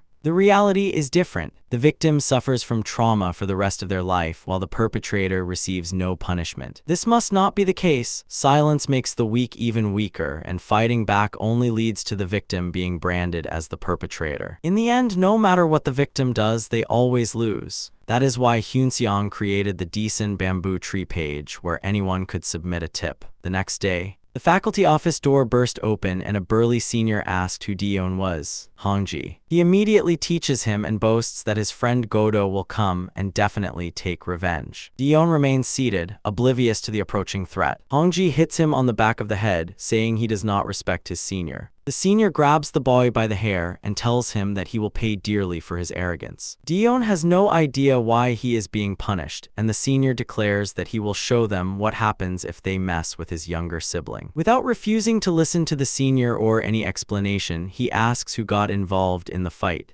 Dion takes out his phone and says that a friend asked him to call back. Hongryul. Wanting to find out who the bastard was that messed with my younger brother, I immediately dial the number. Hyunseong advises me not to yell right away but to think for a moment. He tells me that my brother picked a fight first and I was just paying the price he deserved. Hyunseong explains that the guy has been bullying Dion since middle school. He says that whenever they rode the train, he would beat him, extort money from him, make him run errands, and even make him do his homework for him. Furthermore, he adds that not long ago, he even made him take off his pants in front of a woman, stating that a normal older brother would have made his younger brother apologize for everything he did in a situation like this, and the conflict would have ended there. The older brother. He seems shocked. He hadn't really thought there was anything wrong with his younger sibling's behavior. It was as if he thought, it's just bullying a weak kid anyway, so what's the big deal? Hyunseong reveals the name of the school. This is because his wounded younger sibling demanded that he teach the guys who shielded the weak a lesson, so they would never do it again. At the appointed time, Hyunseong appears with his closest friends, schoolmates, and peers who share his cause. A similar group was waiting at the opposing school, and the two groups now stand face to face. Knowing that a fight now would not end well and would escalate into a war between the schools, everyone wants to resolve the matter peacefully. The opposing side proposes that the two parties involved apologize to each other and then go their separate ways. Hyunseong believes they are acting so calmly because they had already gathered information about him. It was not a matter of mutual apologies. The fault lay solely with Hongjin, so he was the only one who should apologize, and only then could the conflict be resolved. Perhaps sensing some common sense, his older brother, though appearing reluctant, demands that Hongjin step forward and apologize. Hongjin did not expect it to end like this, but he could not disobey his brother. As the two boys stand facing each other, Hongjin begins to offer his apology in a very quiet voice. Dion. Looking at the man who had tormented him, he says that he must make the choice given by Hyunseong, the chooser.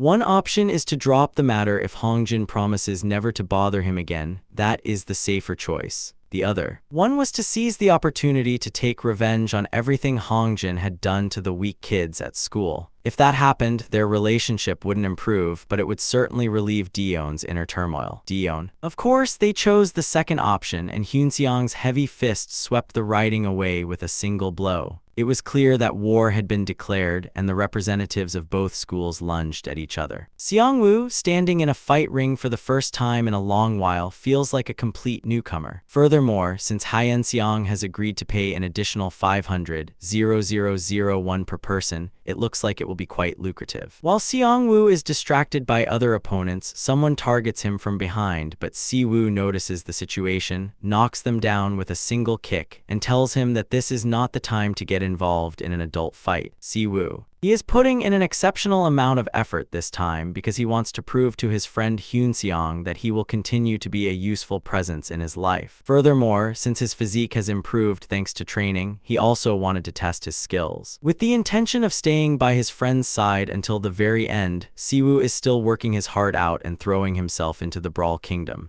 Changseong. The kids at my school were definitely motivated. Everyone was busy calculating how much they would earn, and on top of that, there was even a prize at stake for the person who hit the most. It was truly an unrealistic sight. Although their numbers were much smaller, they all seemed to be crazy and didn't stop for a single moment. In fact, the opposing side couldn't understand at all why these guys had suddenly appeared, not only getting involved in school matters but actually winning. Thinking that no one has ever interfered in other people's affairs to this extent, he judges that if he proves he is the leader, this commotion will end. However, the moment the young man lunges at Hyunseong, he gets punched in the nose with a stick, loses a couple of teeth, and is sent flying like a log. Hyunseong approaches him and plays the recording. It is the same thing he said during their last phone call, where he claimed he didn't really consider it a problem that his younger sibling was bullying him. Hyunseong explains that if he sends this recording, it won't just end with a disciplinary action, and his transfer to a juvenile detention center is confirmed. He says that today's fight should be treated as just a common gang fight, and adds that if anyone runs their mouth, it will not end with just a reprimand or expulsion. Hyunseong grabs the leader's face and asks if he understood clearly. He keeps. Seeing that he is pretending not to hear, Hyunseong points out that he must be in quite a good mood.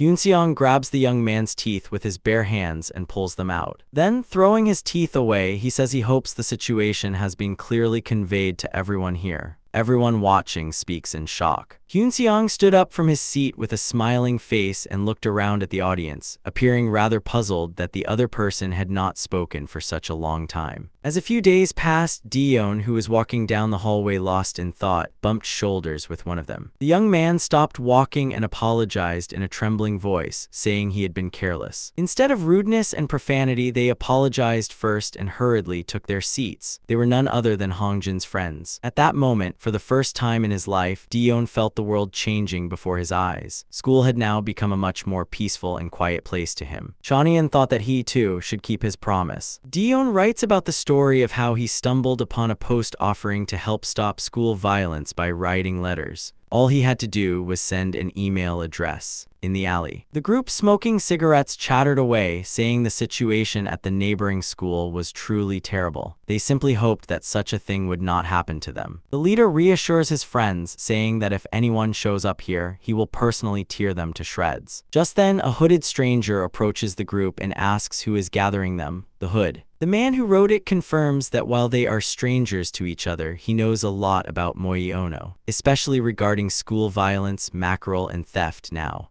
I intend to have a very serious conversation about that. However, before the conversation could even begin, the group ran away for their lives, shouting that they would never be caught and that nothing could be done. Hyunseong. He takes off his hood. Anyway, he is strong enough to get confirmation from another bully. Not long after, the group is caught, beaten, and even reported, but Seongwon tells them not to give up and not to grow big like rabbits and stops them all. The post uploaded by Dehyun caused a huge sensation and received an explosive reaction on social media. Since then, similar death sentences and requests for help have poured in like a bursting tide, and now they are overflowing with work and opportunities to make money. It always feels good to relieve some of the scrutiny by punishing the bullies who extorted money from juniors or burned them with cigarettes. See you. Other friends, including Hyunseong, have also become deeply immersed in this work and now fully share his goal of driving out violence and cruelty from all schools in the city. While many schools in the city are gradually turning into safe zones, IT High School remains exactly the same. The school's bullies continue to torment the weaker students, yet they are slowly beginning to sense that Hyunseong might come looking for them before long. They may be relatively safe for now, but no one knows in advance how long that will last. Heemin. He is the leader of the local gang. Yulsul cannot understand why he is venturing outside his own school, even though he knows Hyunseong is a formidable opponent. The leader orders his subordinate to call Hongyul. His reasoning is that his friend Sane cannot simply back out of this matter. In reality, when they met him, the IT high school students had absolutely no idea Hongyul would look this messed up. He was a wreck. Watching the friend who became a better, I realized the other day that Hyunseong is no ordinary person. Hongyul confirms that his opponent was strong and that he seemed completely unconcerned about who he fought. Having decided to launch a preemptive strike, Heemin asks Hongyul to grant him one favor. Heemin tells the teachers that he was hit and asks them to say it was Hyunseong's doing if the police arrive, but Hongyul refuses. He could not forget the terror he had experienced or the tooth he had lost. My friend is furious. He asks why on earth Hongyul is so afraid of that guy named Hyunseong, but neither threats nor pressure work this time. The teachers receive a letter from a person stating that a student hired a high school student to assault another student. The teachers call Dion over and say that since Hyunseong broke the rules, the police will definitely punish him. Even if that brother bullied Dion, beating the student so mercilessly is unacceptable. The principal asks Dion if he has anything to say, saying he thought a gangster movie was being filmed at the school. The girl. Hyunseong replies that he has nothing to do with this incident. The teacher cannot believe him because he has already read the online post. Dion admits that he was confident in the writing, yet says there is nothing particularly wrong with it. He explains that he had been bullied at school nonstop for 4 years and someone simply stepped forward to help him. The teacher accepts this as a confession, but the girl protests that she did nothing and merely wrote a post online. Dion firmly reiterates that Kim Hyun-sung has nothing to do with this matter and tells the teacher that he needs to make sure of this. The school bullies are heading to a park for another gathering. Everyone suspects that this is once again under Hyunseong's orders. Heemin is. Heemin says that Hyunseong is indeed determined to establish his own rules even at other schools and root out all violence against students. He also explains that he tried raising this issue with the school, but to no avail. In other words, Hyunseong is trying to seize power over the entire city by using the weak people they usually bullied as an excuse. Heemin. I am furious. Just the thought that some bastard would swallow such a huge neck hole makes my blood boil. Furthermore, because of this guy named Hyunseong, even the special prosecutor investigation that had been painstakingly built up over several years was being carried out. Heemin. He tells a group that he has a pretty interesting plan to take out this arrogant bastard in his own way. Screams echo from the garage and a violent assault is in full swing. One guy asks when Hyujun became such a coward. It's easy to say things online, but everyone is in big trouble right now because of those words. If I hadn't sided with that weakling back then, no one would have bothered me, but now I've completely messed things up. And now, sitting with a face smeared with tears, he must pay the price for the words he uttered and for all this reverence he brought upon himself. At that time, suddenly, a voice rings out and a man in a hood calls out to Hyujun. The stranger in the hood tells him that the trash standing in front of him is none other than Yu Youngyeon.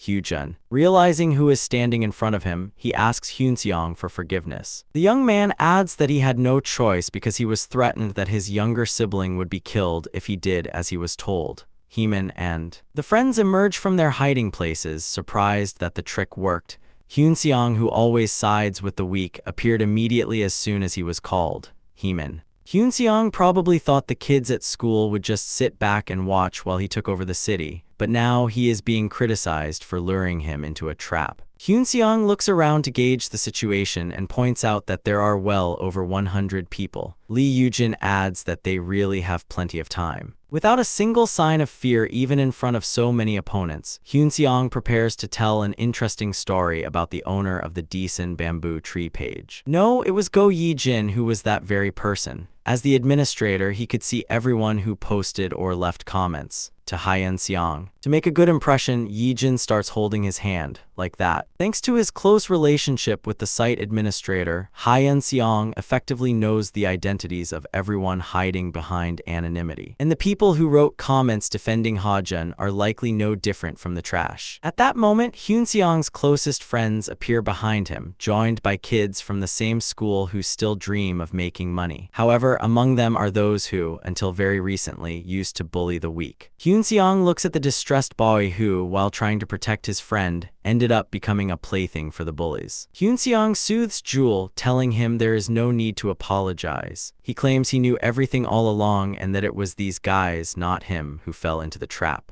That evening, Hyun-seong meets Hong-yeol and tells him that he was the one who sent Yeon-mina and Min-cheol's entire group to the juvenile detention center. Thinking that he is no different from them, he asks what he thinks. He asks what should be done with Hong-yeol now. Hong-yeol is truly terrified. While begging for forgiveness, he pleads that even if he is not forgiven, he begs to at least be allowed to quit school. He didn't say that the guy would pay a price no less than others. However, since he was useful for the time being, Hyun-seong gathered as many people as possible at school and waited for the signal. He instructed them to come running as soon as he called. Heemin was intense. Looking down at the other person with a glare, he asks what Su Munam can possibly accomplish with just a mere number. Moreover, among them were those who had already been bribed by Hyun-seong and had become his dogs. They were scoundrels who didn't have a shred of wisdom. Heemin was. It is implied that they have no idea about the situation, the stakes, or what will happen once Hyun-seong seizes all power in the city. Hong-yeol replies that he doesn't care about such things, but snaps back that Heemin also has no right to covet decent. Hong-yeol is furious. He snaps at Heemin, saying that he is the one who actually knows nothing and that he has no right to take sides. Moreover, Heemin was convinced that decent would eventually go to the strongest, but the reality was that it was hard to believe anyone here could defeat Hyun-seong. Hong-yeol suggests that if Heemin is so worried about this area, he should have a one-on-one fight with Hyun-seong. He even goes so far as to say that he will hand over everything he has if Heemin wins. Hong-yeol's. The provocation was already calculated. It was obvious that if Heemin responded, Hyun-seong would beat him half to death right in front of his subordinates. If they refused, he had no choice but to use the next best option. Heemin. I knew that the fact this guy had defeated Shin Young-min in the past meant he knew a thing or two about fighting. The silence continued for a long time. Then, suddenly, Hyun-seong pushes Heemin with his hand and tells him to just keep thinking. While Woodmiri is deep in thought, Hyun-seong tries to start the work he came to do. Heemin is terrified. Watching several of his subordinates fall in an instant, he realizes for sure that this madman really wants to fight. However, it was strange that the rest of the friends and subordinates just stood there and didn't intervene. Heemin suspects that this crazy guy wants to take on everyone by himself. Heemin, who actually had no intention of risking his life, signals his friends to attack Hyun-seong. Of course. Hyun-seong also anticipated this situation and knew that this water could not handle everything alone. But on the other hand, I needed to clearly send a message to all of these guys, to the fight. Anyone who interfered would be beaten half to death on the spot, and the situation would become far more desolate and dangerous than before.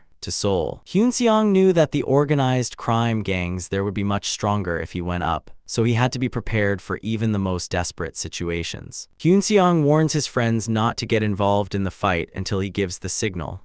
Now, this is because if anyone stands in Hyun-seong's way, this matter will not be able to be brought to a conclusion. With an expressionless face, Seong-woo asks Siwoo if it is really too early to intervene. He even considered calling the kids. However, Siwoo says they should trust Hyun-seong and wait for the signal. He couldn't understand why the other side was attacking someone convenient for them so aggressively. It seemed like they should have swarmed them all at once, soon. It becomes clear that Hyun-seong is standing right in the middle of a brawl and that all sorts of bullies are attacking him from all sides. However, before even a few minutes had passed, the bullies began rushing toward him. Bewilderment spread across their faces as they realized he was in complete control of the situation. Desperate. Driven to the brink even when someone punches him, Hyun-seong does not give up and continues to fight back. Hyun-seong mobilizes everything he has, fists, feet, teeth, and easily defeats these bullies.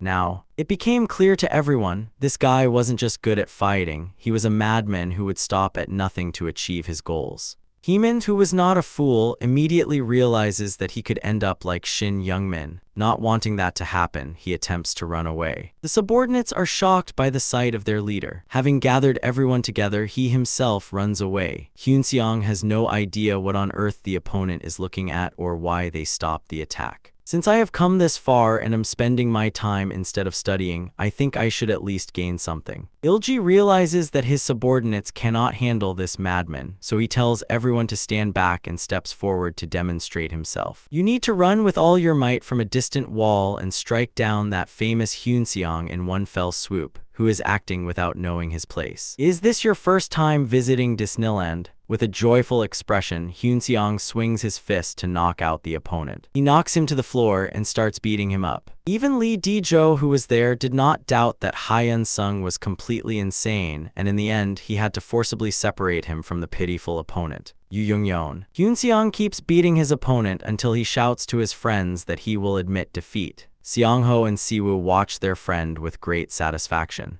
Seeing the bullies standing rooted to the spot without scattering as if possessed, their friends shouted for them to leave, and only then did everyone follow the leader. Hyunseong declares that from that day on, all schools in the city will follow the rules of body temperature one high school, where he attends. If Hyunseong is told to run, he runs. If he is told to fight, he fights. It is no longer a matter for me to argue about. A few weeks pass and Hyemin finally shows up at school. Rumors have already spread that he ran away from a fight, so everyone sees him as a complete coward. Hyemin severely blames herself for what she has done. She knew she couldn't beat Hyunseong, but on the other hand, she was convinced that it was better not to fight a madman in the first place. Hearing her friends call her a coward and belittle her, Hyemin jumps up, looking as if she is about to throw a chair or a desk.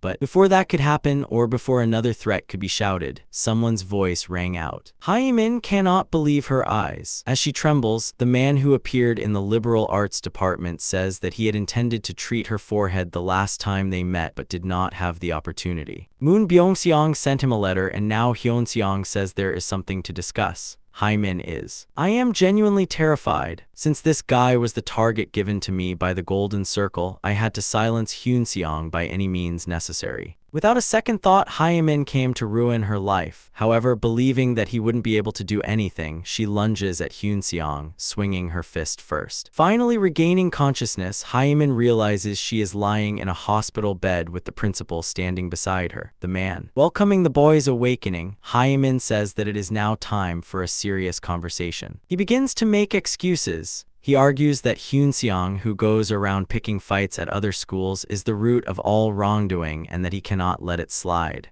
The boy. Although they expected the principal to drop the perpetrator, witnesses testify that it was Hyemin who hit Hyunseong first. Hyunseong had merely come to talk, so in a normal world, his actions would be called justified. The other students present unanimously claim that Hyemin was the one who used violence first. Moreover, it is a well-known fact that he is a school bully. Pointing to his distorted face, Hyemin declares that he will sue Hyunseong for assault, however.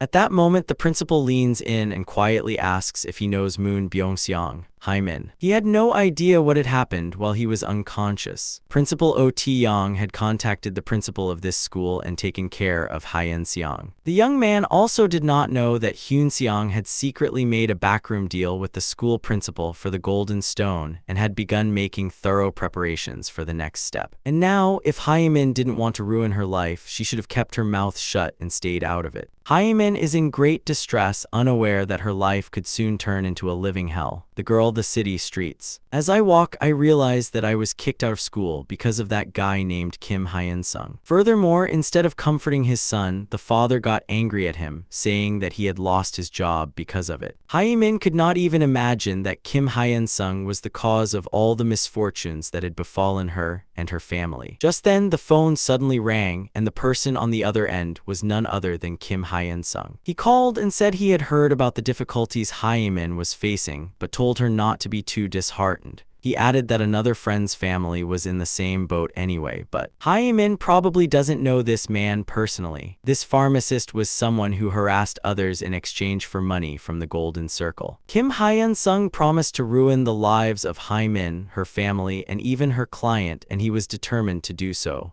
However, Haimin used to say that she wanted to become a fitness trainer. Just then, someone called out to Jewel, and when I turned around, Kim Hyun-sung was standing there. He said that since mathematics had passed and his voice would be unusable starting today, his dream of becoming a coach would never come true due to school fever. Even the famous Deeson was abuzz. Recent incidents at other schools were the talk of the town. No one. I didn't know this man's exact identity, but he was famous for his cruelty and for dealing with thugs at that time. A student walking down the hallway accidentally bumped into the man's shoulder as he passed by, and the man hurled insults and demanded an apology. The student apologized, but that wasn't enough for the man. He felt as though he had just been pushed hard and painfully. That student was none other than Kim Hyun-jin, the younger brother of Kim Hyun-sung, who had recently entered a science-specialized school. He told the other person that they had no right to get angry at others now, considering they hadn't been looking straight ahead. The man shouted that he understood everything.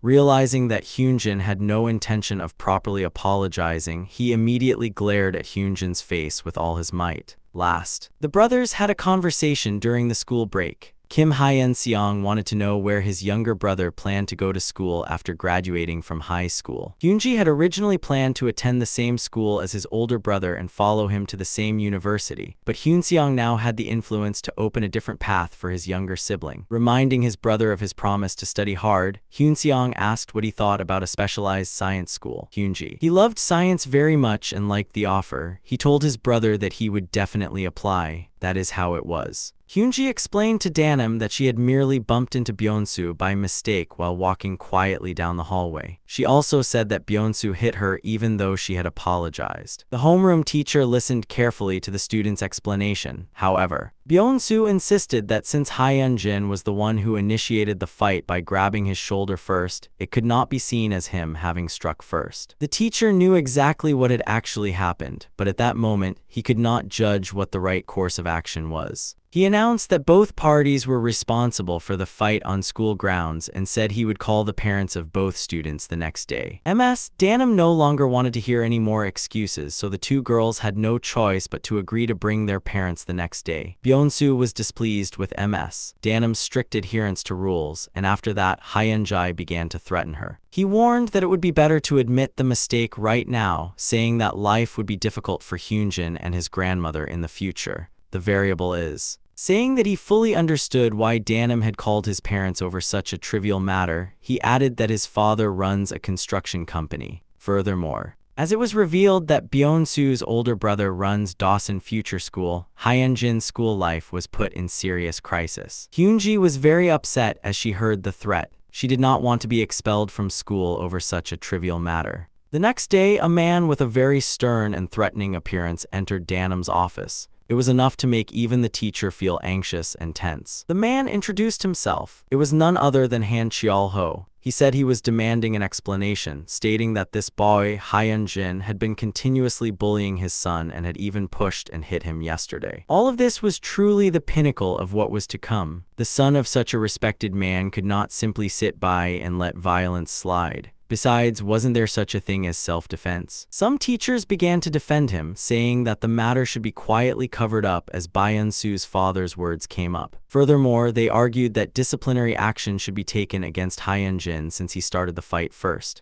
Han Cheol-ho. He said that if the person protecting Hyunjin apologized to him, he would not make a bigger deal out of it. However, the teacher refused to listen to the men and stated that she was an educator at the school and that it was her duty to guide the students. She said that was precisely why she had called the parents. After that, the teacher suggested that since Hyunjin was already inside, they should all go into the office together and continue the conversation. Han Cheol-ho was clearly displeased with the political situation. Under normal circumstances, people would have moved exactly as he instructed. Everyone. I realize that Mr. Danim is a very stubborn person, but I don't think that will make much of a difference. The father told his son that nothing would change because of this, so there was no need to get worked up over trivial matters. He said that once he went inside and listened to the nagging, he would take care of the rest himself. He was certain that the variable would undoubtedly end that way. With his father and brother together, it was now Kim Hyunjin's turn to get into big trouble. Hansi. The men of the household were surprised to see a stranger instead of the old woman Gaeyup's son and Hyunjin's grandmother as they entered the office. Teacher Danim. He explained that unfortunately, Hyunjin's guardian, his grandmother, was not feeling well, so his older brother came instead. The men of the Hansi family sat down, not knowing who this man was or why on earth he had come.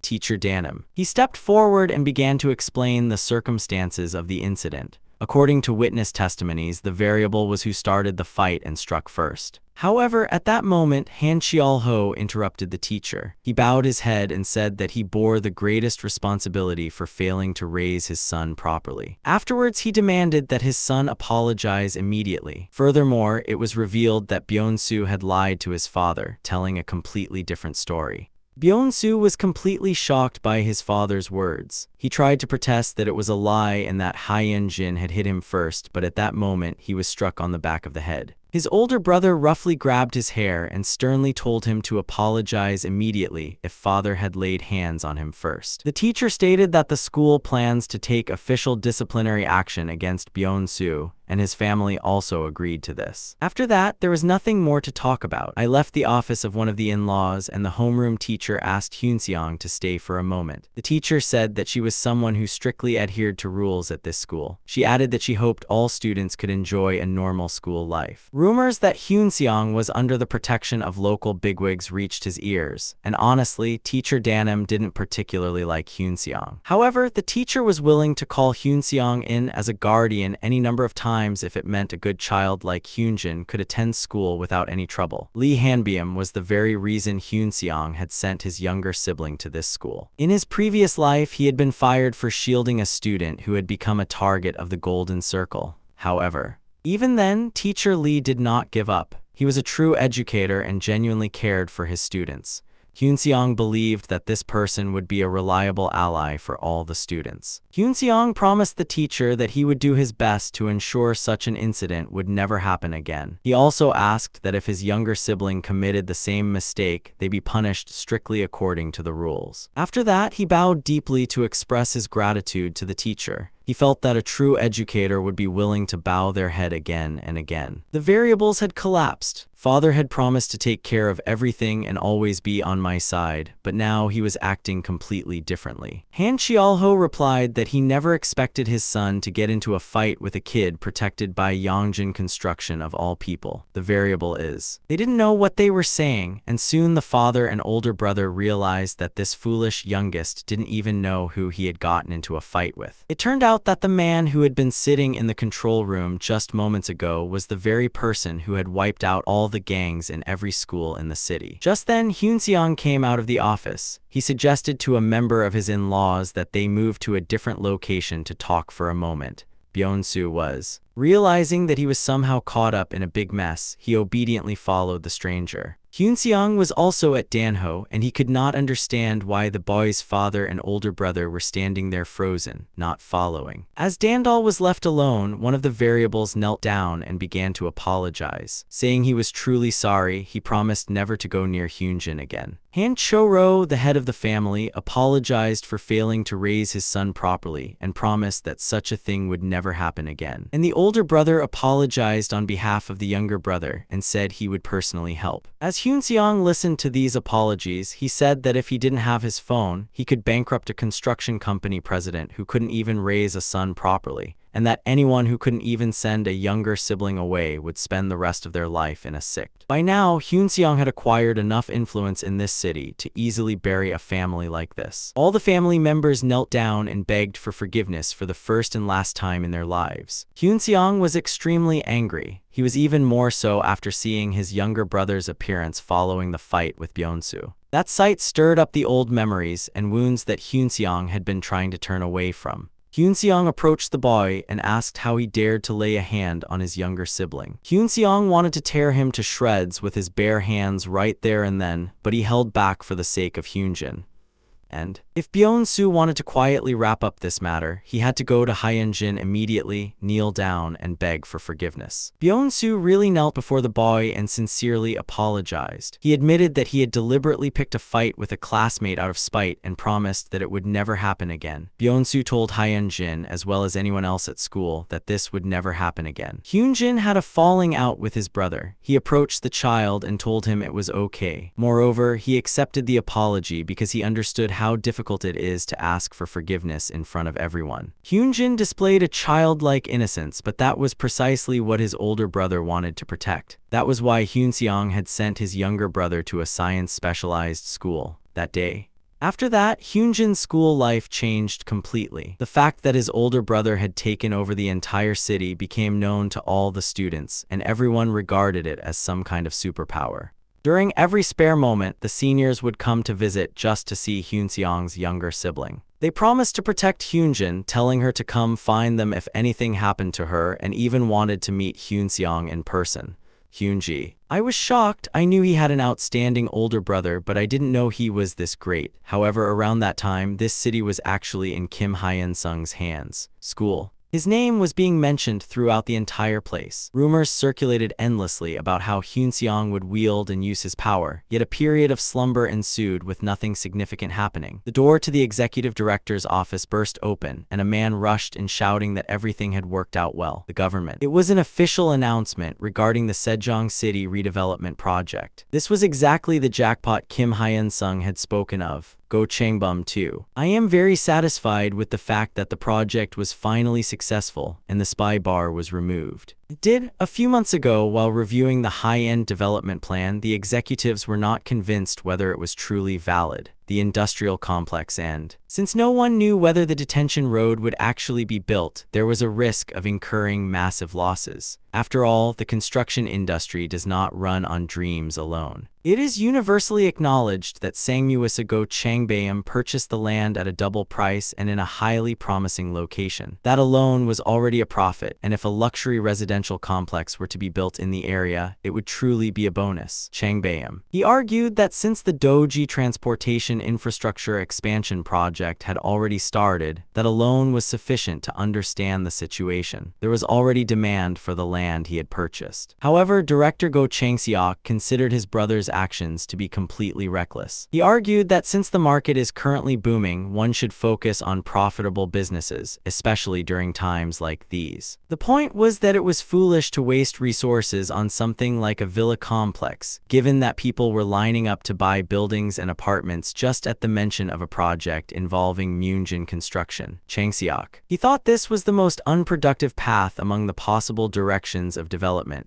Even though Changbayam held the position of CEO, he could not understand even such a simple principle. Changbayam. He watched his younger sibling throw a tantrum with a smile. His thinking was that since the earth doesn't run away, all he had to do with Maeve was simply wait for the right time. Changbayam. He said that was the very reason he bought the land, and everyone present understood, except for one younger brother like his older brother. If Chang-seok wanted to become an executive director, he should have stopped whining while only looking at the trees and not the bushes. The brothers' argument was cut short by their father's voice. He said that since Changbayam had deliberately chosen the risk when he could have easily made a profit, success or failure was now entirely his responsibility. Changbayam. He put his hand on his heart and asked the chairman to trust him. He said he would not disappoint and would take responsibility for the outcome of this acquisition. And it was revealed that the estimated profit from this land acquisition alone amounts to approximately 30 billion won. Once the industrial complex is established and roads are built, the real estate value is expected to skyrocket several times over. Go Myung-jae. He listened very carefully to the executive's reports. He said that his eldest son had been a lump of oysters all this time. However, he not only led the company into a new market but also made it a success in front of the whole world. Go Myung-jae approached her son and reminded him of her words that the responsibility for success or failure lay entirely with Changbayam. He said there was no need to worry anymore and announced that Executive Director Gu Changbayam would become the next chairman of Myeongjingbyeonseol. Chang-seok. He couldn't hold back. He protested that his father couldn't have done this and that his brother had simply been lucky. Ultimately, his point was that the process of creating the cadastral map was no different from winning the lottery.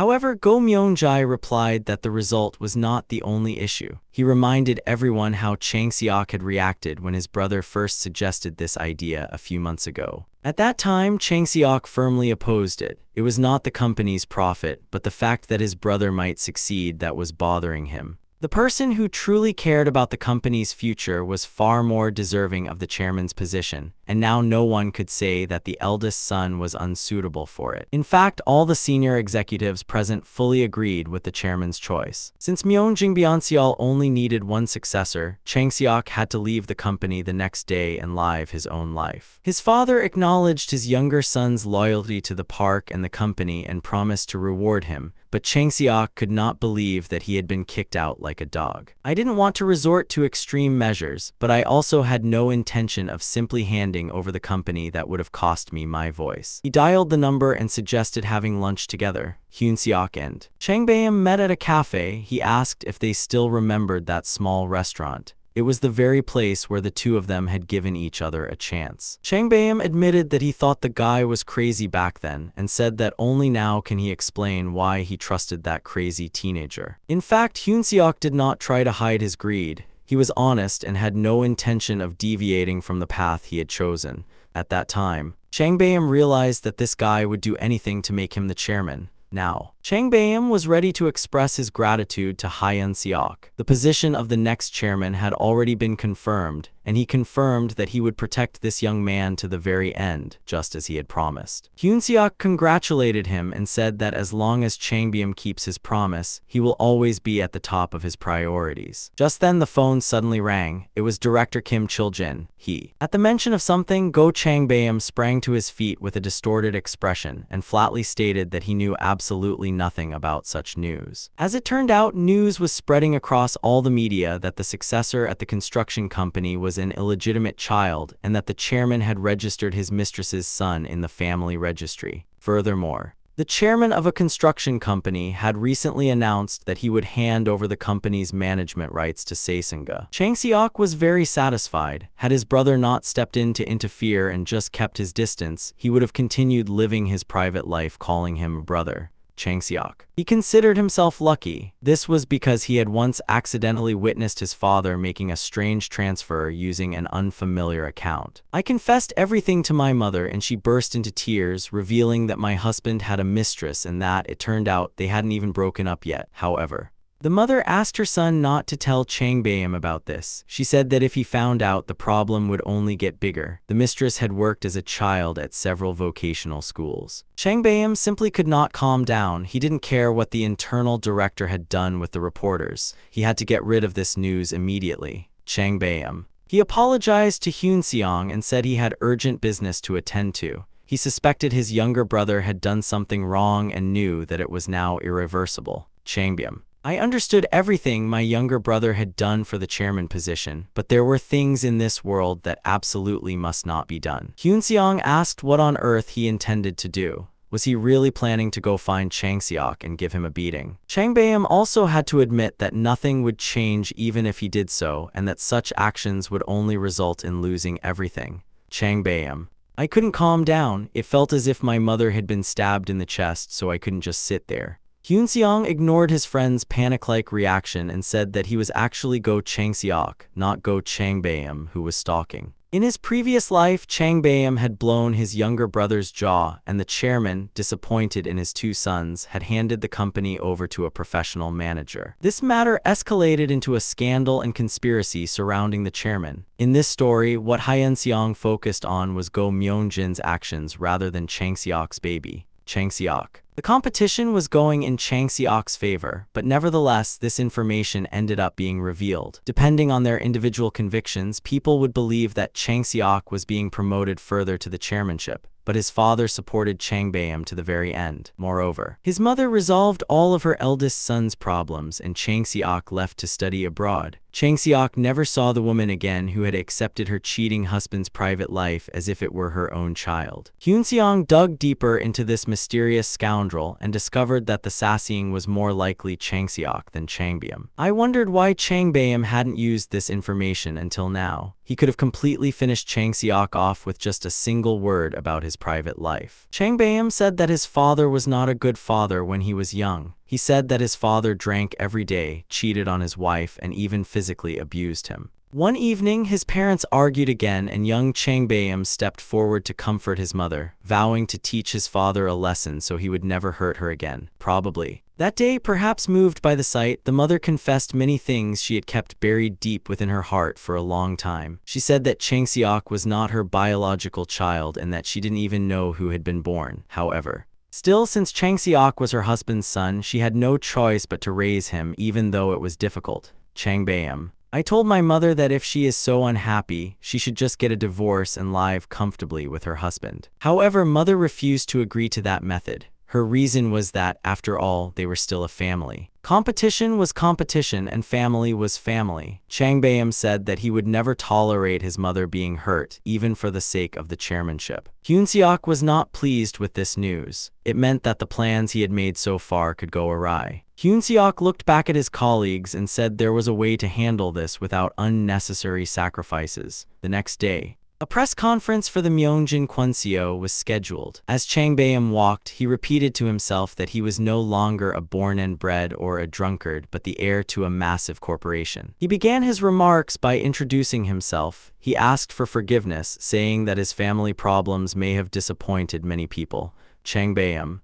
I came to the seat prepared to answer any question. Yes, my father had an affair in the past. That is an undeniable fact, and it is true that the woman actually gave birth to a child. However, that did not mean Chang Beom was in a position of privacy. He presented the results of a genetic test proving his blood relationship with Go Myeongjin. The test was conducted by an independent agency, and now anyone could verify the results. A reporter asked if that meant someone else was living a private life. He wanted to know who exactly he was referring to. Chang Beom was. He replied that although there was actually a private life, unfortunately, the child was born prematurely and had already passed away. Chang Beom explained that his father blamed himself for everything, which is why he had been regularly sending money to the woman under the pretext of child support. He was bombarded with questions, but he was already prepared and confirmed once again that everything was true. He gave it, however, he warned that anyone who tried to harm his family would pay a heavy price. Go Chang Beom was speaking not as an ordinary person, but as the next chairman of Myeongjin Construction and the eldest son of the family, Go Chang Seok. He was furious, he couldn't believe his ears and knew that all of this was a blatant lie. After the press conference, the father said he was grateful to his eldest son for putting an end to rumors unrelated to the family by putting family first rather than competition. The father also said that the documents regarding Chang Beom's appointment are already being prepared and expressed his hope that his son would live a life he would not be ashamed of. Go Myeongjai. Admitting that he himself had not been able to live that way, he hoped that Chang Beom would at least live a better and more honest life. As Chang Beom left, his father told his younger son that he knew everything Chang Seok had done for the chairman's position. The father had no intention of blaming his son for the matter. He himself had once thought that it would be better for Chang Seok to take his place, and the whole family had tried to treat him fairly. Everyone had been pretending to treat that child as a member of the family. Despite being an illegitimate child, Chang Seok knelt and began begging his father for forgiveness. Go Myeongjai. I was shocked by the fact that Chang Seok's biological mother had been so heartless. She had exploited him all this time without even making an effort to raise him. Nevertheless, since Chang Seok was still his son, his father decided to hand over a few buildings so that he could live without worry. If he accepted this willingly and left, he would not impose any sanctions. Chang Seok begged for forgiveness again and pleaded for one more chance. However, his father's resolve was firm. He understood well why Chang Beom had not used the secret, even though he knew it. The answer was simple. They were a family, and everyone considered Chang Seok a member of that family. In retrospect, Go Myeongjai could have easily passed the position to the legitimate heir and eldest son, but he also had to give Sa Singha an opportunity to compete for the inheritance. Go Chang Seok realized this fact too late. Go Myeongjin and even his wife and son Go Chang Beom sincerely regarded Chang Seok as a member of the family.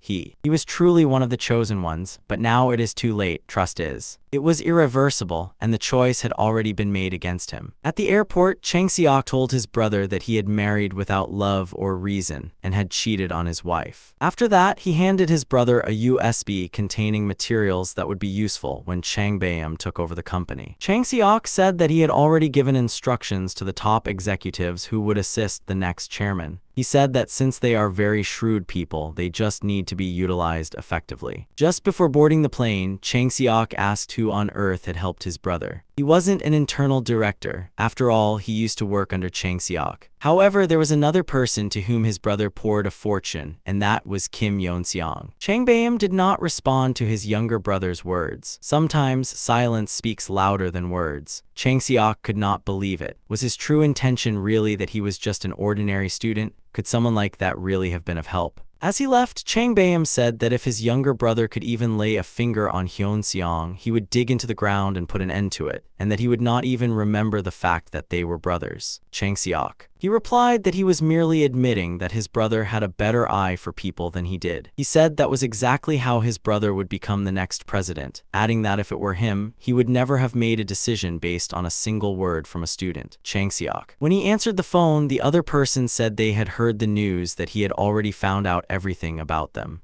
Chang Seok. He admitted that he did not expect Hyun-seong to call him directly. Hyun-seong said that he was different from Chang Bayam. He said that Chang Seok would not give in easily, and that even though Chang Seok was living like a king now, he would not be able to get a single crumb of power. Hyun-seong warned once again not to even think about blocking his path, saying that if he did not, he would face great trouble. Chang Seok said that his brother had already warned him. He was the kind of person who would even break his own leg for Hyun-seong, but now even Hyun-seong was threatening him. He was worried about his brother. Chang Seok. I had no choice but to admit that I envied their loyalty, but I was about to feel insulted and angry if I went any further. Chang Seok confirmed that he acknowledged his brother's abilities and said that is why he is leaving the country with no intention of interfering.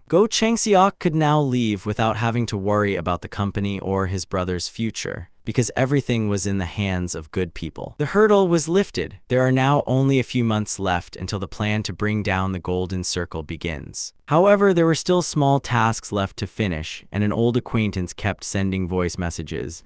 The man was now always covered in bruises and wounds. He called and pleaded with Hyun-seong. At some point, Kim Hyun-sung noticed that 44 missed calls from Young Mineo had piled up on his cell phone. Principal Oh Tae-yong was extremely pleased as he welcomed the future president to the office. He was curious about the reason for this welcome visit.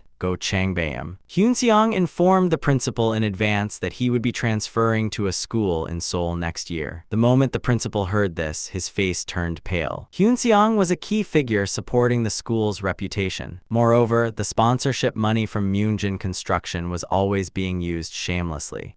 Chang Bayam continued speaking. He said that since Hyun-seong would leave school after graduation anyway, they needed to consider their long-term relationship in advance. Chang Bayam said that he wanted to continue supporting the school and elevate it to the ranks of prestigious noble families. The principal, who had been worried about the student's future, was greatly relieved by these words. For some time now, messages from Mino were steadily arriving for him. They were pleading for just one more chance, saying he would accept whatever it took and pay any price. Hyun-seong considered him a completely foolish fellow, but he accepted the meeting thinking that he seemed somewhat decent. Minho looked wretched. His whole body was covered in bruises and wounds, but I was grateful that he met me and asked him to spare just a moment. After his entire family left Daesun, Young Minho hoped to make a fresh start at a new school. His parents had spent a large sum of money to cover up their son's past, and now he was about to live a completely different life. The girl, wanting to make friends and join in the good company, I was friendly to other students and helped them with various things. Furthermore, he always willingly stepped forward to take over his classmates' cleaning duties, tidy up, and even help with their homework. One day, a girl at school checked in her head to see if she had missed anything. Minho expected that if things continued like this, he could live like an ordinary high school student. The classroom door. I had locked the door and returned the key so I could finally go home with peace of mind. At that moment, a powerful fist flew straight at me. Just then, someone suddenly called out to me and asked me to carry their bag home. Minho knew very well that if he obediently followed this guy Maruhyun even once, he would be forced to be his subordinate for the rest of his life. I made up my mind not to back down even if I got hit a few times, and I flatly said that I would not carry the bag. He knew that if he didn't get up even after blocking the first blow, he would be beaten until he lost consciousness. Minho also knew that he couldn't back down in a situation like this, the result of all things. Without thinking, he rushed straight at the opponent and demanded to know why Park Minggu had hit him. Park Minggu learned the typical volume that makes communication impossible and immediately reduced it by half. After that, he showed Minho's sprawled body to the other students and declared that this guy was now his personal plaything. From that day on, young Minho's school life was completely ruined. He carried the bag and took on all the chores, and on top of that, he was constantly beaten and bullied. During recess, Minho approached his classmates, asking them to hang out with him. However, the children refused to join him. He became completely alone and his life grew even more miserable.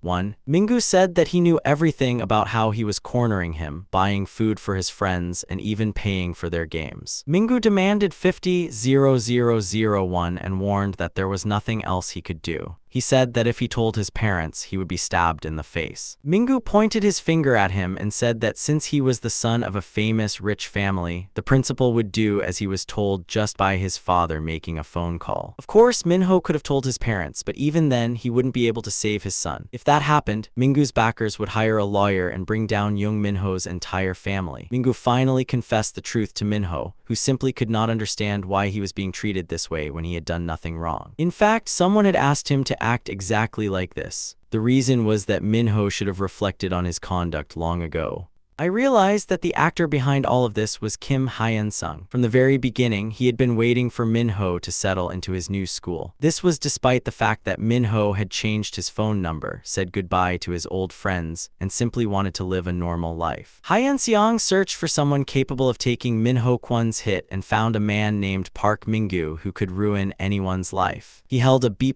rating within the Golden Circle organization, the broker. He said that he had paid 10 million won as an advance and promised to pay an additional 50 million won once the work was finished. It was a directive to stop at nothing regardless of the amount of money or methods, to ensure that Minho had no choice but to drop out of school and that, no matter how hard he tried to start over, he would not get even a single chance. Hyun-seong. He listened to the broker and was satisfied with how perfectly the job had been handled. Chang-soo was convinced once again that this guy was truly insane. Minho's life had truly turned into a living hell. He was tormented all day long and didn't even have a moment to catch his breath. Minho realized that the crazy Hyun-seong still hadn't forgotten him. It meant he had to escape this school, but he was at a loss as to what to do next. At that moment, Minho made up his mind that if he just held on, things would get better on their own as time passed. He pressed the button as much as he could. One day, Minggu brought a bag of milk that had been left outside for several days and was already spoiled and thickened. Minho drank it and had to hold it in without running to the bathroom until the next class was over.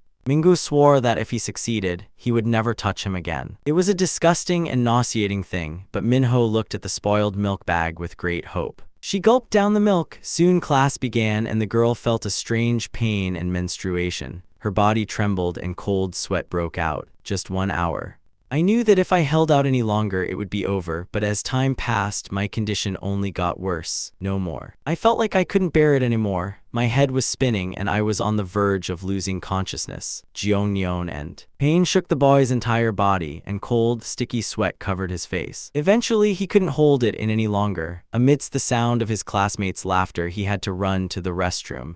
In the restroom, sitting there, he thought he couldn't change any further. This wasn't life, it was torture. Fortunately, he had packed a spare pair of PE pants, so he thought the teachers would notice his condition by looking at the corners of his mouth and help him. Park Minggu apologized to the teacher, saying that this prank had definitely gone too far and that it would never happen again. He swore in front of the teacher that there would be no bullying and that he was best friends with Minho. When they met after class, Mingu hit him hard and said that for teachers, it is just a job and that everyone just wants to live quietly until retirement. Of course, there might be some teachers among them who feel a sense of responsibility, but it was obvious what would happen if an official investigation were to be launched because of such teachers. Mingu warned that in the case of Jeongwoo, his friends would immediately step forward and testify that Minho was solely responsible for all of this. So, if Minho were to act like Ha Soo-yeon again, the situation would be much worse than before. Minho: I blamed myself for a long time for trusting my teacher and deciding to tell the truth. Of course, it was of no use. Minho, who was in the classroom, thought things were calm, but several children approached him and pressed him to see if the rumors about the past were true. Someone had spread a rumor that Zero had been expelled from decent school for bullying another student. It was truly karma. Realizing that even his last hope was gone, Minho decided to drop out. One day, after spending a few quiet days at home, the doorbell rang. The door was broken by the kick before it could even be opened. Mingu said he was really glad to see his friend again. Minho could not understand why they came back and beat him up again when the work was already finished and he must have received the money. Mingu marveled at how he had noticed everything, but said that sometimes he encounters crazy customers who make very strange demands. He said that there was a client just like that right now.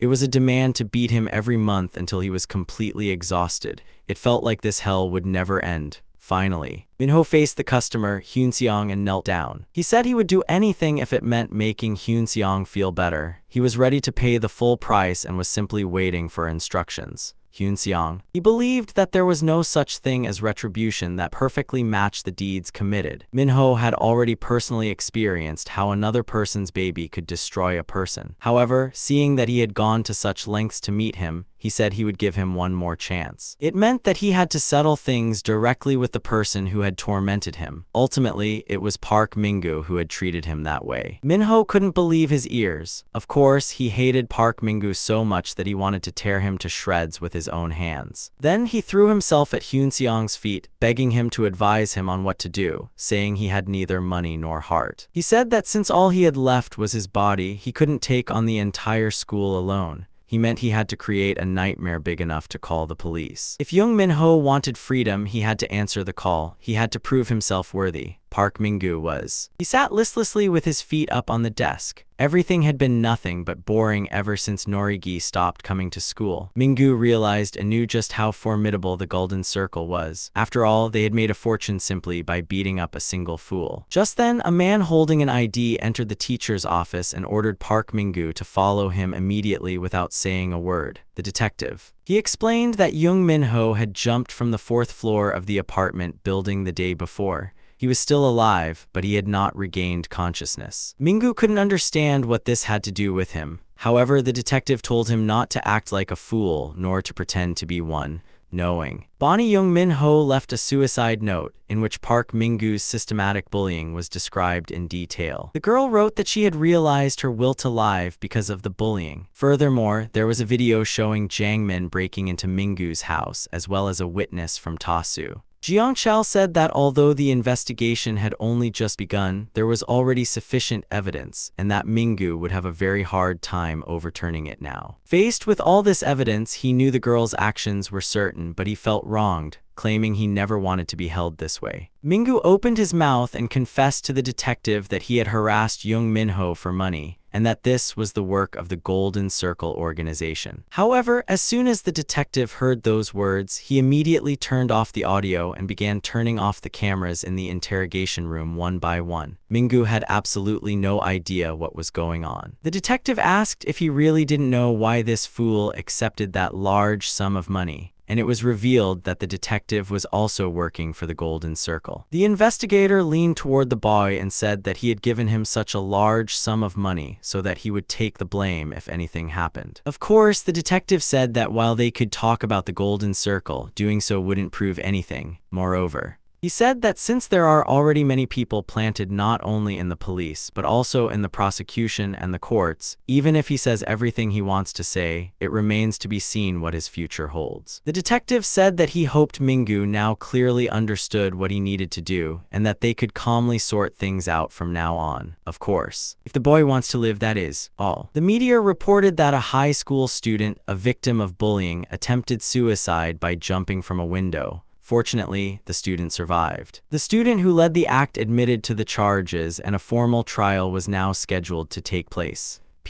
They all agreed that such guys deserve to go to prison and that the authorities must keep a close eye on the situation in the city schools. Hyun-seong knew that the road ahead was rough. To completely put an end to the business with the golden circle, he had to seize every opportunity with double the effort. Of course. Even in the midst of that, he needed Chinese letter, leisure/space to find small pleasures. He arrived at the hospital and knocked on the hospital room door to visit his son. The woman's face turned to fear as she recognized who the visitor was. Kim Seong-ya demanded that he leave immediately. She was determined not to let him even a shred of affection be near her son. She pressed him, asking if he really intended to continue tormenting her. Hyun-seong. He told the woman that he had no intention of harming anyone and just wanted to talk to Minho for a moment. This was a hospital and he wasn't crazy, nor did he have any plans to do anything bad. The woman. I didn't believe those words. I thought there was something wrong with it. He said he promised Minho that he would never bother him again. However, he added that if the woman kicked him out, he didn't know what he would do next. The saint knew that even though this guy was crazy, he didn't go back on his word. She warned that she would kill him if he harmed Minho. Eventually, the woman said she would return immediately if she felt even the slightest strange sensation. However, he promised that there would be no problem and that she had nothing to worry about.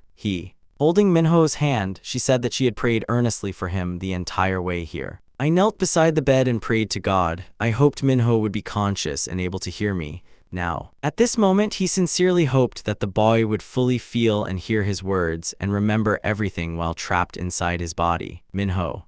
He could have just given up and accepted his fate like the others. Hyun-seong admitted that it was quite amusing to see him survive. The promise. He told the boy that he had no intention of protecting him in the first place. He said that it would be better for him if he remained in a vegetative state, if only for his sake. For the moment Minho woke up, a hellish reality would be waiting for him once again. In an ordinary life, he would be unable to possess anything. Jeong-yoon had not chosen to win for the sake of any noble cause. However, she also did not want to bury herself in such emotions. In this life, he had to pour everything into making his loved ones happy, just as much as he did into taking revenge on his enemies. I decided to go to the supermarket, pick out the best ingredients, and prepare dinner for myself, my grandmother, and my younger sibling. While standing at the checkout counter contemplating what to order, the girl in front of me suddenly spun around and ran out of the store without even paying. It was Fuji, and she was incredibly fast on her feet.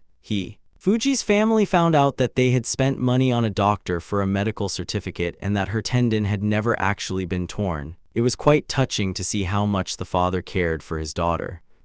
I hadn't decided yet how to handle the doctor and Oshi, and for now, I wasn't particularly interested. The father, who had money and connections, did not abandon his daughter. He went so far as to hire a golden stone for her sake. He took a close look at the items Fuji had picked out at the store. They were ordinary, inexpensive items that could be found anywhere. Fuji had been pretending to be a victim and a patient for several months now. It must have been difficult. He wore his hat pulled down low, afraid that someone might recognize him, but he was probably just out for some fresh air. It wouldn't have been her first outing like this, and taking a walk occasionally wasn't wrong in itself. However, she was terrified at the thought that Hyun-seong might recognize her. He thought that Fuji could usually walk around perfectly fine, but only in front of those close to her. A life where one could open the door but could not go outside. Just like Minho, for her, this life, filled with fear and pain, was in effect an erasure by the living world. He believed it was fair to let them live in that despair for as long as possible this year.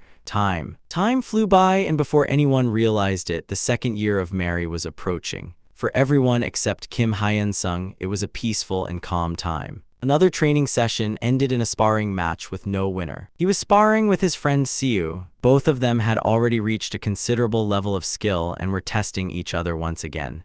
Siu. He sat slumped over, drenched in sweat. He had already finished 5 5-minute rounds and wondered how long on earth they intended to keep going. He was in perfect condition, but the coach arrived just then and gave Siu the sungdali. The coach. I brought up the conversation we had when we first met. It was the request from back then to make it unrivaled by anyone by the winter of my second year. Yoon Kyung-chul said that training was nearing its end, so he said he would head to Seoul this weekend to see the fruits of his labor. A few days before that conversation, young men from the provinces were training at a gym in Seoul. Of course, they all recognized a former star. It was Yoon Kyung-chul, who is now a coach. The man sat down with the gym coach and manager as well. Do-hak is. He said that one of his students was recently selected for the professional league. He added that the rumor spread quickly, and now people are flocking to learn from him. Do-hak once trained at Dossel, but the situation changed completely after the doping scandal. Lineola. He monopolized all the glory, but there was one thing people didn't know. He too was using banned substances at the time. Yoon Kyung-chul looked at his old colleague and thought that if he hadn't been caught doping back then, he too would be living that kind of life now. But what use was it to regret it now, having ruined everything himself? Finally, he took out the dragon punch that had come to find him. It was a proposal to arrange a sparring match between the disciples. Yoon Kyung-chul was well aware of how vast the gap was between Seoul and Busan. Do-hak replied that it wouldn't be easy to arrange a sparring session. Saying he would be honest since they were once inseparable friends, he stated that there is no way for the police to restore their image in the sports world, and that people already know his past because everything can be viewed on YouTube these days.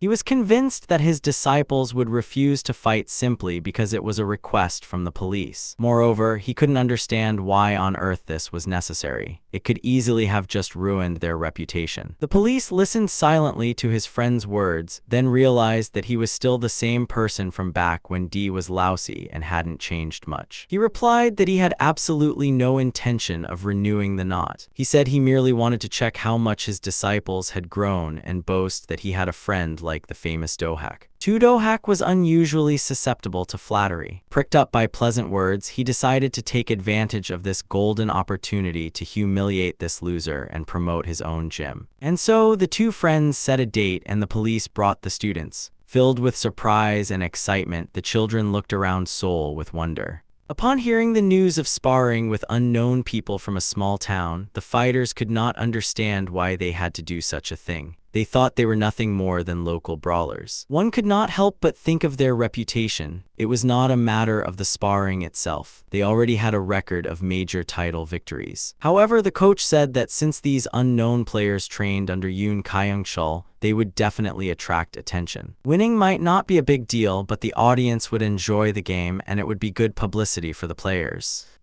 Lee Do-hak was remembered as a proud fighter, but for him, those days were not actually a fond memory. Even with the help of drugs, he couldn't come close to that fame until his friend was expelled for doping. Facing him again suddenly after such a long time gave him a strange sense of satisfaction, whereas the youthful anticipation in Jeoncheol's eyes strangely annoyed him greatly.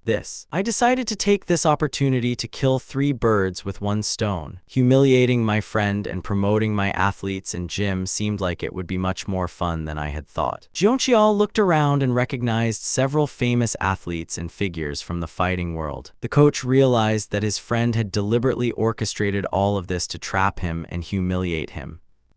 The coach looked at his students, who were completely calm and less nervous. I asked if they understood the significance of the professional athletes and Korea Combat Sports Association officials who are here helping the children prepare for the match. Simply, it didn't just mean that a tough match awaited. Winning would prove that no high school student could match them. At that moment, the coach felt his blood boiling for his students for the first time in his life, and he even thought that being Kachino wasn't so bad after all. First, the players' numbers rose linearly. Lee Do-hak had completely thrown a show, and everyone felt sorry for that poor high school student who was about to get beaten up. Siwoo. Waiting for the match to begin with absolute composure, he paid no attention to the spectators. As soon as the bell rang, his opponent rushed in, turned the little guy's face, and threw a punch. However, The fist sliced through the air and the student's leg struck the opponent with all its might. The man realized that this boy knew taekwondo moves. The two closed the distance again. One planned to feign aiming for the head while actually taking the opponent down with a low kick. The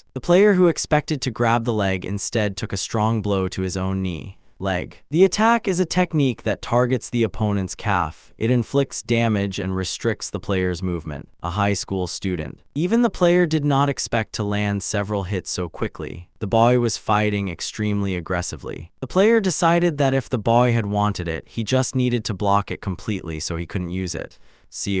I assumed a blocking stance and landed a few blows to the leg, so I thought the opponent would now be busy controlling it. I thought I just needed to be half a second faster. I judged that if I did that, I could take the game to the ground. How much? Not long after, the referee called for a stoppage. This was because the player had collapsed straight onto the mat. Siwoo knew that his friend wanted to go to Seoul and succeed on his own and considered him a hindrance. So, Siwoo had to prove that his role was not limited to just a single song. He looked back at the coach. The coach had assured him that Seoul was a tough place, but in reality, the opponent couldn't last even a single round. If everyone here was such a weakling, it seemed there was no need to even summon Gojuji Hyunseon. It had been a waste of time to have changed clothes. Siwoo was confident that he could handle the next opponent as well. Lee Do-hak was furious. I never expected this little brat to act like this. Didn't he learn manners or the rules of the game? The man shouted that he had merely been lucky, yet he was already mocking everyone and insulting them. He meant that Yoon Jeoncheol needed to teach him how to conduct himself in the ring properly. Jeoncheol. He couldn't figure out what the problem was. That was the truth. Whether lucky or not, his opponent couldn't last even a single round. Given that he had even gathered an audience, Lee Do-hak had to be prepared for whatever happened, to back down. Lee Do-hak also knew that it was impossible. If the rumor spread through the sports world, Yoon Kyung-chul could seize the opportunity to return to the big stage as a coach. Lee Do-hak. While agreeing to the conditions, he warned that no one should complain even if the high school student became disabled. Finally, the battered player came down from the ring and began to apologize to the coach. He looked at his student and believed that Taeyong would do well and not disappoint. Now, Siwoo had a second opponent to deal with first. Taeyong moved somewhat passively. He was testing the waters, observing the other person's reaction. Next. In that moment, he stepped right up to the nose and assumed an offensive stance, but literally missed the strike by a margin of a few millimeters. Yoon Kyung-chul. He realized that this opponent was formidable and skilled at controlling distance. Now, everything depended on what Siwoo did. He assumed a defensive stance, thinking his opponent was strong. However, if he lost now, all his efforts up until then would be in vain. Stepping back at the last moment and making his opponent's punches miss, he recalled why he had endured that hellish training. I recalled those days when I was beaten every single day without fail while protecting my body in a defensive posture. A fleeting moment. As soon as I lost focus for a moment, I was immediately hit with a powerful punch to the face. It hurt, but it was a lesson. Never let your guard down during a match. My opponent, who had never expected this kid to pull off anything, immediately switched to an offensive stance and started unleashing a barrage of strikes. It looked as if the child simply wanted to fight back and was not afraid of pain.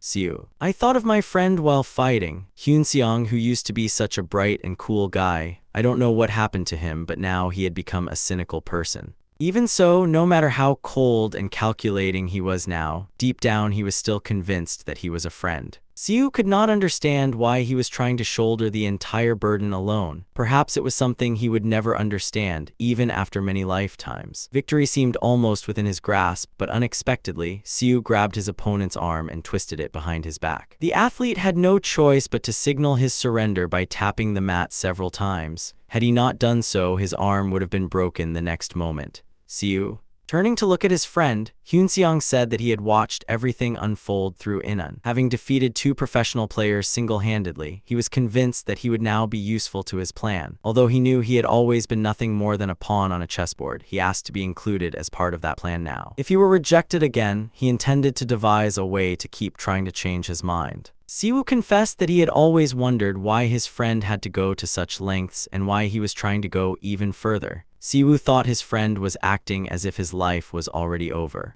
Coach Lee Dua said she didn't want to listen to the nonsense of the high school students and told them to clear their heads immediately and prepare for the next match. The final match remained, and no one knew exactly what Shin Chang-hoon's ranking or skill level was. Hyeon-seong did not give a clear answer. The surrounding spectators whispered amongst themselves, talking about the situation. It was already clear to everyone that a high school student from the countryside had torn two professional players apart, and everyone was gossiping about how Coach Lee Dua would now save face. Lee Dua. He kept mulling over this problem. If he lost like this, his reputation would hit rock bottom, and it was obvious that Yoon Kyung-chul would be called not only the best fighter but also the best coach. Shin Chang-hoon was Coach Lee Dua's secret weapon. Although he had not yet made his debut, he was considered the most talented player among the students he had trained so far. The coach told the young man that this was just sparring and an opportunity to attract the attention of sponsors and protect the gym's and his own honor. He wanted to become a fighting star with a spectacular debut. Before stepping into the ring, he reminded his coach once again of his debt, Lee Dua. He proposed a match against Changwon, saying he wanted to verify the skills of his second disciple,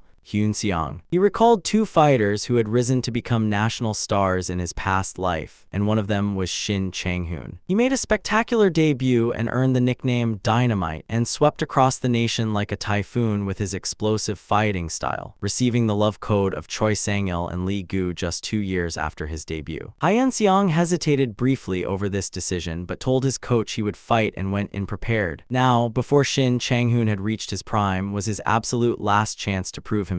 Just before Rinny stepped up, he told his friend that they would continue the conversation later. Paper. As soon as the bell rang, Chang-hoon rushed in at a terrifying speed. However, Hyeon-seong actually thought it was for the best, because that meant he could finish it even faster. Hyun-seong deliberately gave up the initiative and deflected his opponent's punches several times. Chang-hoon was fast and strong, and there seemed to be no proper way to counter him. The coach and Siwoo watched the match with great interest. This was because such a style was not like Hyeon-seong. Careful calculations were useless in a situation like this. In fact, calculated moves could backfire. He knew the dilemma of Seoul being an unknown land filled with enemies, so he had to be able to fight even under adverse conditions. Therefore, he decided to stop thinking and simply follow his instincts. After all, he couldn't possibly be in peak condition even in Seoul. As Hyun-seong landed punches one after another, he wasn't even conscious of what was happening to his opponent.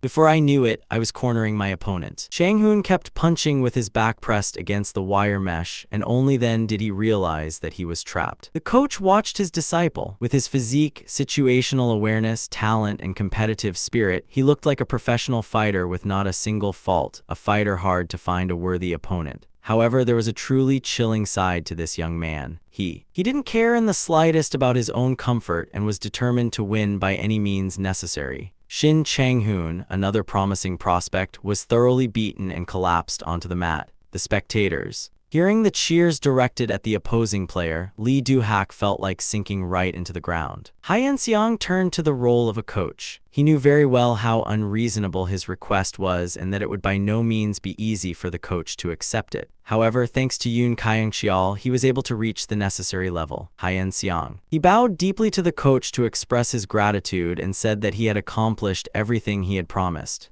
Yoon Kyung-chul. It looked like I was about to burst into tears at any moment. I told him that I had done everything I could and urged him to take care of himself now.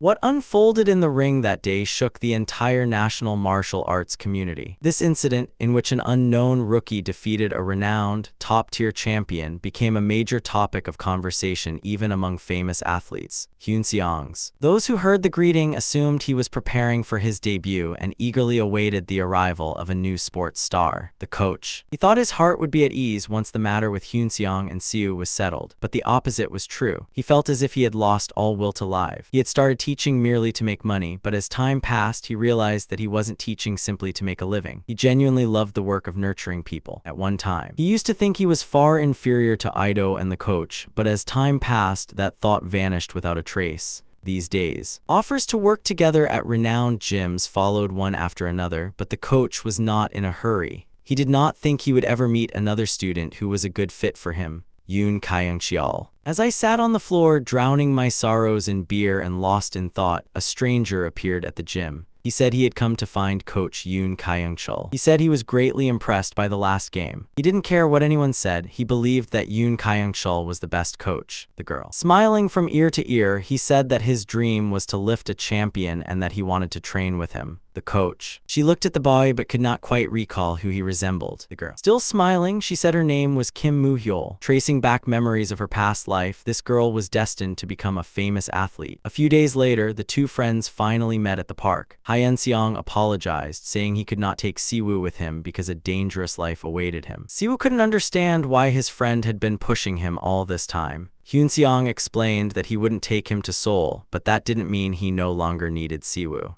He promised to meet again later and said that when that time came, he would call Siwoo to Seoul. In truth, this child was very precious to him. Until then, he intended to leave Deesun in Siwoo's care and depart. The next day, Kim Siwoo visits Bi Seong-ho and through the direct ascension. He was asking who would take charge of this city if Hyun-seong left for Seoul. Seong-won retorted that it was an out-of-the-way question and asked why he was curious about it. But Siwoo said he was determined to hear the answer. Seong-won answered that he would naturally be the one. He pointed out that while everyone knew Siwoo was Hyun-seong's best friend, Siwoo hadn't actually done anything for the school or the city. Siwoo retorted that a problem had arisen. He meant that once Hyun-seong left and Seong-won graduated, he would also be seen as someone who did nothing, and everyone would stop listening to him. Siwoo proposed a one-on-one duel. He thought that only then would everyone know that he was strong, respected, and worthy. Seong-won thought that the guy had no chance of winning and was trying to interfere in the hierarchy too hastily. Siwoo said that he learned a lot from Hyun-seong and is now confident in his skills. Eventually, the two faced off and started beating each other up. Rumors that Siwoo had fought a senior and beaten him up spread through the school in an instant. Although he looked like just an ordinary blonde young man on the outside, everyone realized that he was stronger than they had imagined. Rumors also spread that anyone who said even a single word that displeased Siwoo would be beaten immediately. Bi Seong-ho was. After the confrontation, Siwoo began to reshuffle the school hierarchy. First, it was the seniors' turn, and every single one of them got punched in the face. Next was the turn of the freshmen, who were known for fighting, and the repeaters. In the end, everyone got beaten up. In doing so, Siwoo completely dispelled any doubts about his authority, power, and ability. Park Jin-woo immediately drew a line, stating that he had no intention of leading the school. As long as there was a leader, someone always had to be the second in command, and that was much more comfortable. To be honest, the real boss was still Hyun-seong, but the third-in-command position wasn't that bad either. With the hierarchy settled like that, Kim Siwoo was recognized as the leader of Channel High School. Time flew by, the exams were over, and the school year was drawing to a close. Finally, winter break began. Hyun-seong. I received a perfect score again this time. This time, I got 100 points in all subjects. He made both his grades and himself perfect. In a neighborhood like Gangnam, where academic background is valued above all else, these two things alone were enough to break through any barrier. The Golden Circle was an organization that never just stood by and watched when someone placed a request. Just then, Lee Young-min suddenly approached and said he had something to tell him. Hyun-seong was about to move on to the next stage of the plan. Lee Young-min. He said he was well aware of how cowardly it was to turn a blind eye to his problems even after receiving help. Neighborhood. The delinquents called him selfish and left him alone, and before he knew it, he had become an invisible presence, spending the past few years simply immersing himself in his studies. It was surprisingly easy. Lee Young-min confessed that he had been happy all this time. He was simply relieved that Park Min-cheol was no longer bothering him. Finally, he could feel what an ordinary life was like. Friend. Even living without it wasn't that bad. This was because the bullying itself had completely disappeared. As time passed, Jeongmin made friends who understood him. They were people who had once gone through the same ordeal of being in the same situation. Still, Lee Jeongmin occasionally recalls the days when the Parents' Association was convened, and thinks that if he could go back, he would have acted differently. In truth, even if he had gone back to that time, it wouldn't have mattered. Now, Youngmin realizes that he was a pathetic coward. He had avoided Hyun-sung out of fear of his words, but now that he knew Hyun-sung was transferring, he wanted to tell him that he would never forget this day. Lee Youngmin. Speaking on behalf of all the students, he expressed his sincere gratitude, saying that thanks to Hyun-seong, he was finally able to live on. Lee Youngmin's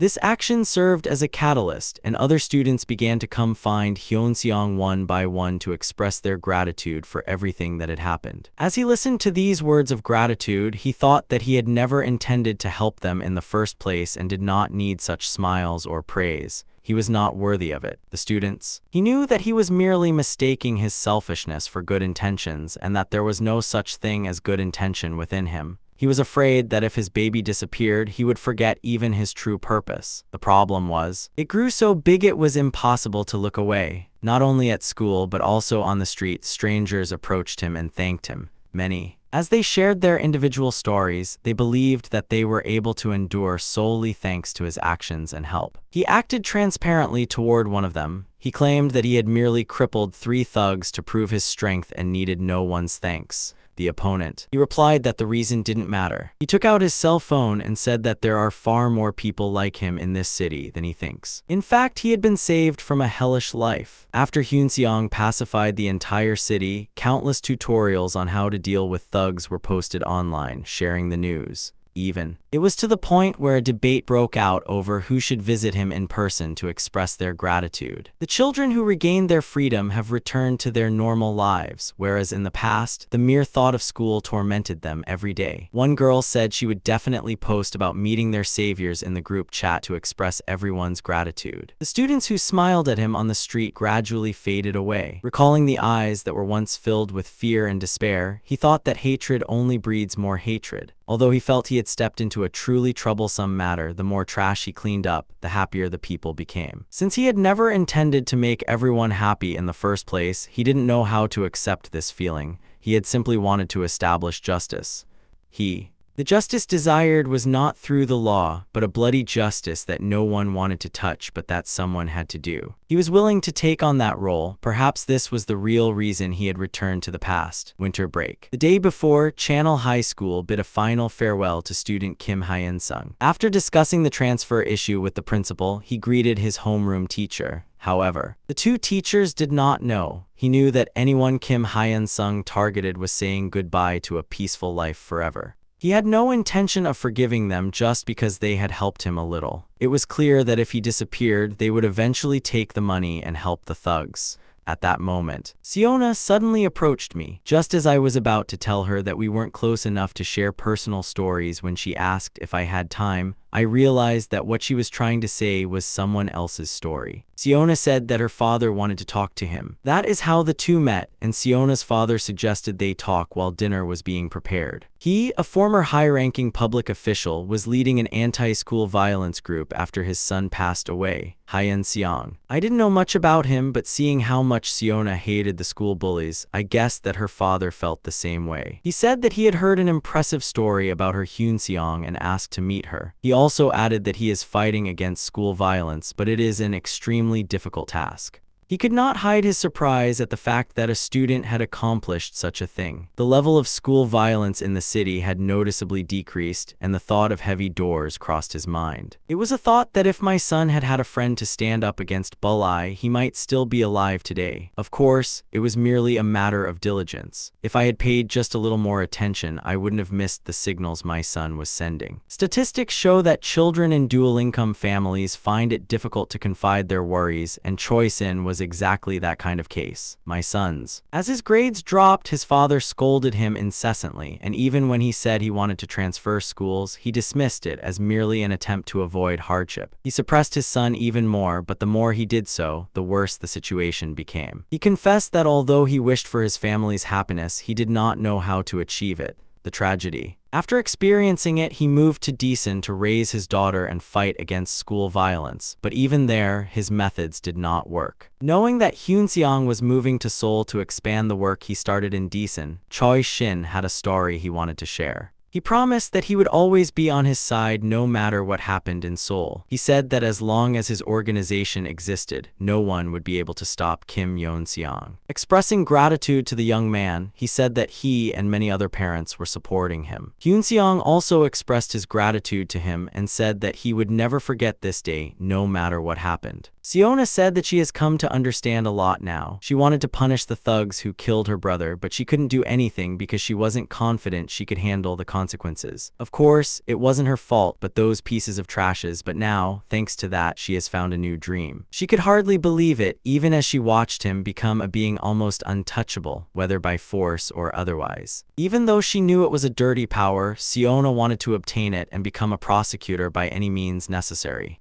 And then, she intended to give that power with her own hands and live as she wished. Siona. She asked him to win without fail and become her hope. She felt that thinking of him would allow her to move forward toward her goal without giving up. Hyunseong also said he would cheer for her and sincerely hoped that her dream would come true. Winter room pressure. During that time, he spent a lot of time with his family. Although the family was small, they were incomparably precious to him. They also went to restaurants together and ate delicious food. Winter. We took a walk enjoying the scenery and breathed in the fresh air. We also went to an amusement park together for the first time and Grandma looked much younger. Now, the grandmother looked almost happy and she had only one steadfast wish, for her grandson to meet a good person and get married. He took good care of his grandmother and even encouraged her to try dyeing her hair, along with the words that growing old is also a form of happiness.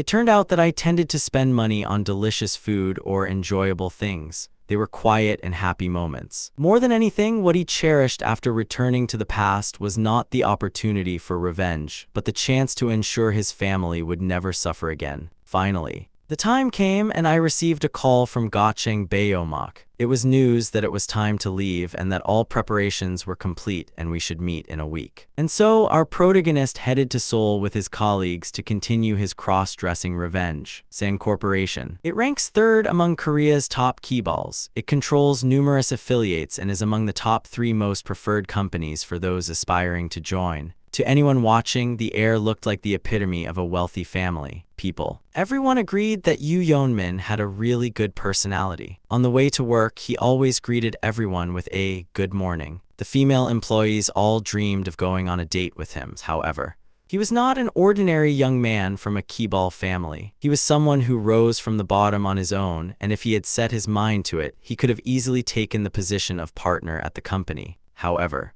as soon as he entered the office, he abruptly loosened his tie and sharply pressed his secretary to repeat what she had just said. The women. He couldn't believe his ears and the principal tried to calm them down, but everyone just kept screaming, not knowing what was going on. The principal, too. The hardships were not limited to just 2000. I was shouldering various problems. Now, several particularly agitated parents swarmed the principal and barged in a barrage of protests. The reason was that a student who had ranked first nationwide in the preliminary exams was transferring to this school. The principal explained that there was nothing he could do either. He said that everything had already been decided and he had no choice but to accept this student.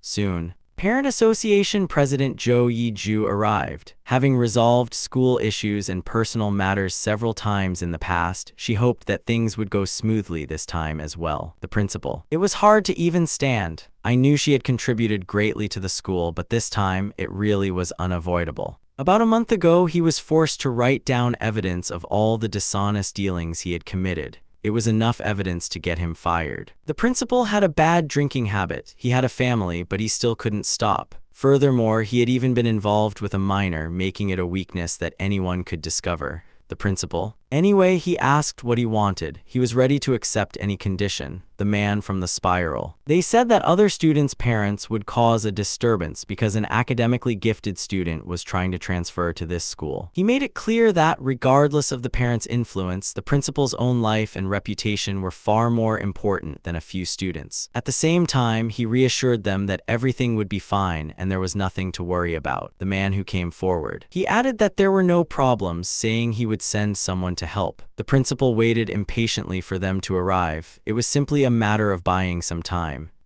They explained to the parents that they had tried to prevent the transfer several times, but were told that there were no issues with the paperwork and refusing would only worsen the situation. The parents. They insisted that the problem lay with the principal. They demanded compensation, claiming that this was reducing their children's chances of admission. The principal tried to explain that shouting wouldn't solve the problem, but his words failed to appease the angry mothers. Parents Association president. Jo Hee-ju said that she had considered the principal to be an academic person all this time, but it seemed she had been mistaken. Now, she decided to expose the fact that the principal had accepted bribes. He was to pay the price he deserved. Then, suddenly, Jo Hee-ju struck the principal on the head several times and shouted to make him clearly show his wrongdoing. The principal shouted that he absolutely could not calm down, saying that he could cause trouble for the children. The principal. They tried to stop him, but the Parents Association president kept shouting that he wouldn't let anyone treat him like a fool. At that moment, the door burst open and another parent entered the office. He asked what on earth was going on. The Parent Association president was. I recognized her at a glance. She was the mother of Minwoo, one of Hyun Sung's outstanding disciples. In the past, they once talked while sharing fruit, and since then, thanks to Hyun Seong, this woman's life has changed and her son's grades have improved. Now, she enjoyed immense influence among parents in this city and significantly expanded her standing in the private education industry. At his request, Im Iso had uploaded Hyunseong's study methods online.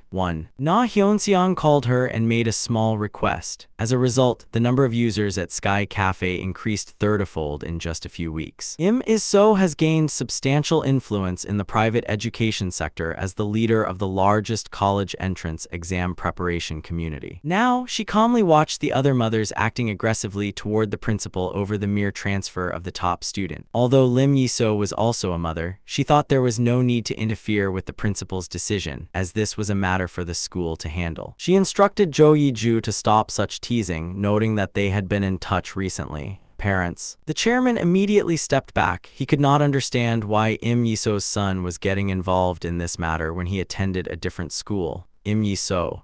He replied that since his son's best friend was transferring to this school, he would not let anyone interfere with Hyunseong's education. She added that while parents have the right to act as they wish, such behavior could be perceived as hostile. Parents. The chairman smiled faintly, realizing that the situation was not that simple. At that moment, the other mothers hurriedly left the office as if they had suddenly remembered something. Parents. The chairman stated that if Lim Yiso is a student who steps forward to this extent, he would not prevent her transfer. Im Iso smiled politely and thanked him for understanding. Afterwards, she called Hyunseong and told him that no one would stop him from transferring schools anymore. He thanked her for the help. Im Iso replied that he would help Hyunseong and his son Minwoo whenever necessary. The reason Hyunseong specifically chose this school was that the Golden Circle was particularly active here, nationwide. If the top student transferred there, they would never leave him alone. In a school rife with bribery, he would be an easy target, and the influence he had built in Daesun would be of no use here.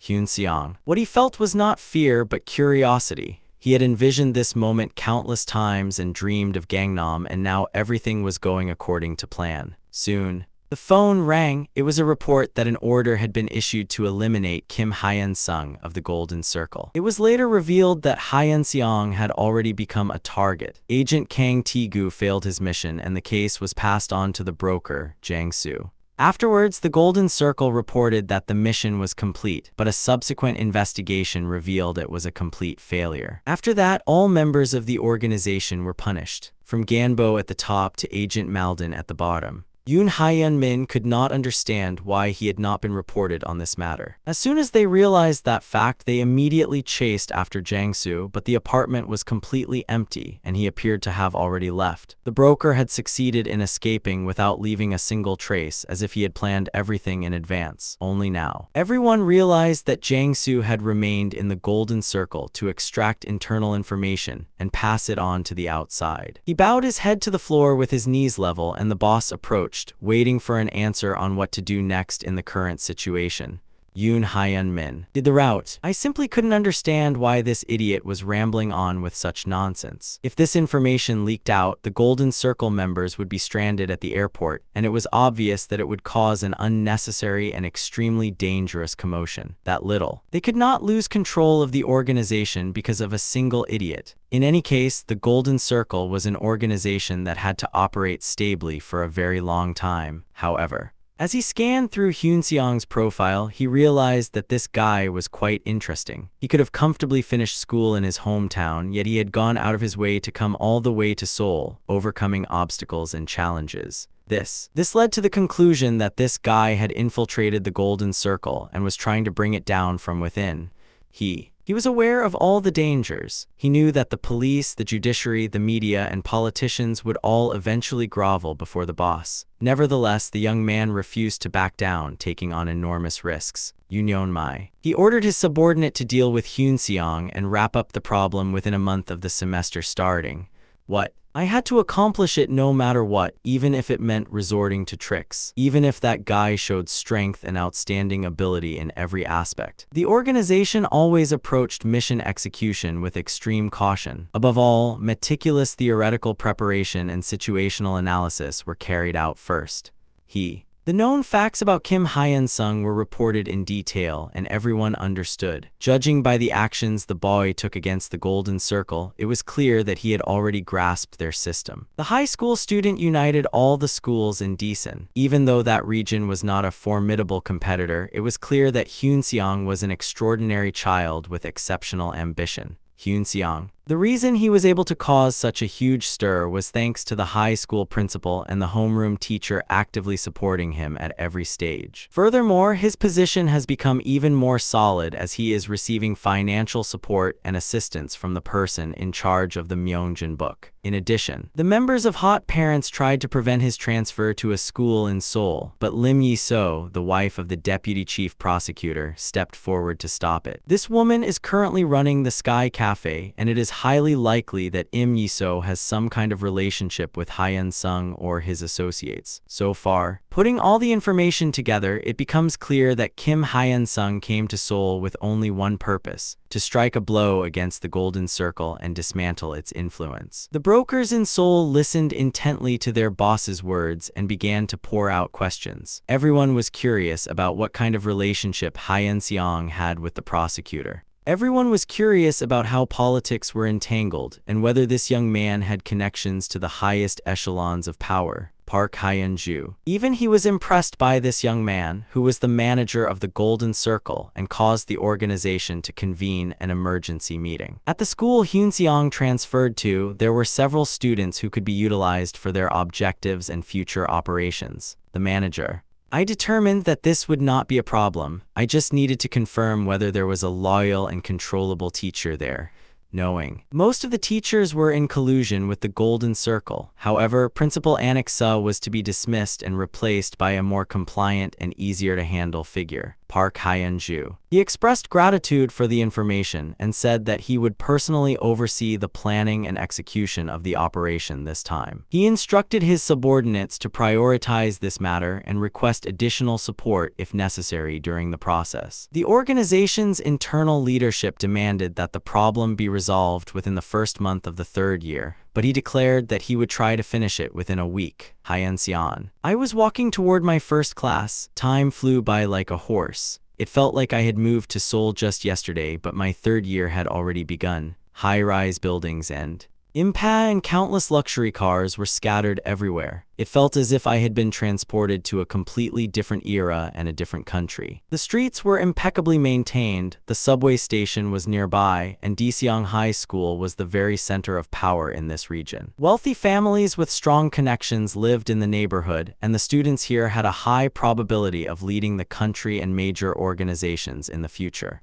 School gate. Having reached the front, he realized that the moment he passed through this door was the first step toward personal revenge and future actions. Before the first class began, the teacher announced that he would introduce the transfer student who had scored the top on the entrance exam. Mr. Chang Hong-gi was the homeroom teacher whom Hyun-seong would continue to encounter. The homeroom teacher. In any case, he ordered me to introduce myself with harsh words, and at that moment, I had a premonition that I was going to have a headache with this man. The other students were also unusually hostile, even though they had met for the first time today and knew nothing about it. Grades. He could not guess whether it was because of that or if someone had sowed discord among the students beforehand. The teacher Since everyone is scheduled to take the exam in March, I said that today I would review and analyze last year's past exam questions. I noticed that the students were all working hard from the beginning, but I couldn't understand why the pace was so fast or for what reason. The teacher. I congratulated him on coming in first place in the mock exam, and several students said that he was quite handsome. The teacher said he wanted to test the top student's skills and asked him to explain exactly how to solve the following problem. Excessive interest was of no concern whatsoever. This was because these teachers did not believe their hypocritical concern at all. They could have expressed admiration and support, saying that he was smart and had a bright future.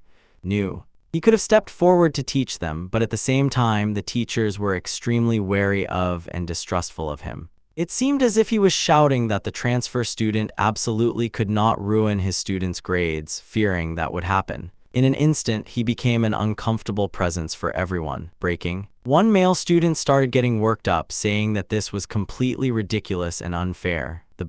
The argument was that something had to be done because the existing hierarchy was being shaken by the transfer of a student with excellent grades. It was suggested that they should cause a disturbance, as it was unfair to be forced into competition in an environment like this, where a genius is present. Then, the male students started chattering that it wasn't the school's fault and that Won Yang was the one who made everyone uncomfortable, claiming that this student shouldn't have transferred in. These conversations blew away right before his eyes. The students in the class didn't even try to hide their hostility toward the transfer student. Confidence. Although he was sky high, he would lightly get up and solve any problem the teachers gave him. Listening to this conversation, I thought that these guys' trickery was even simpler and cruder than what I had seen at Decent. Just then, someone's hand dropped from his claw and demanded that he answer a question. He wanted to know what on earth was going on when he decided to transfer to this school. Really? The half-boy of the great demon slayer flared up, asking if he had to report every single thing like that, and shouted that many people were put in trouble because of his existence. However, seeing that expression that remained unshaken by the provocation, everyone instinctively sensed that the conversation would take a completely different turn. In the end, the young man swung his arm and struck his own face with all his might, as a phenomenon as well. It was unexpected, but the young man declared that he would now teach them a lesson. And then, he knelt down, wailed loudly, and shouted that he had been beaten by the transfer student, drawing everyone's attention.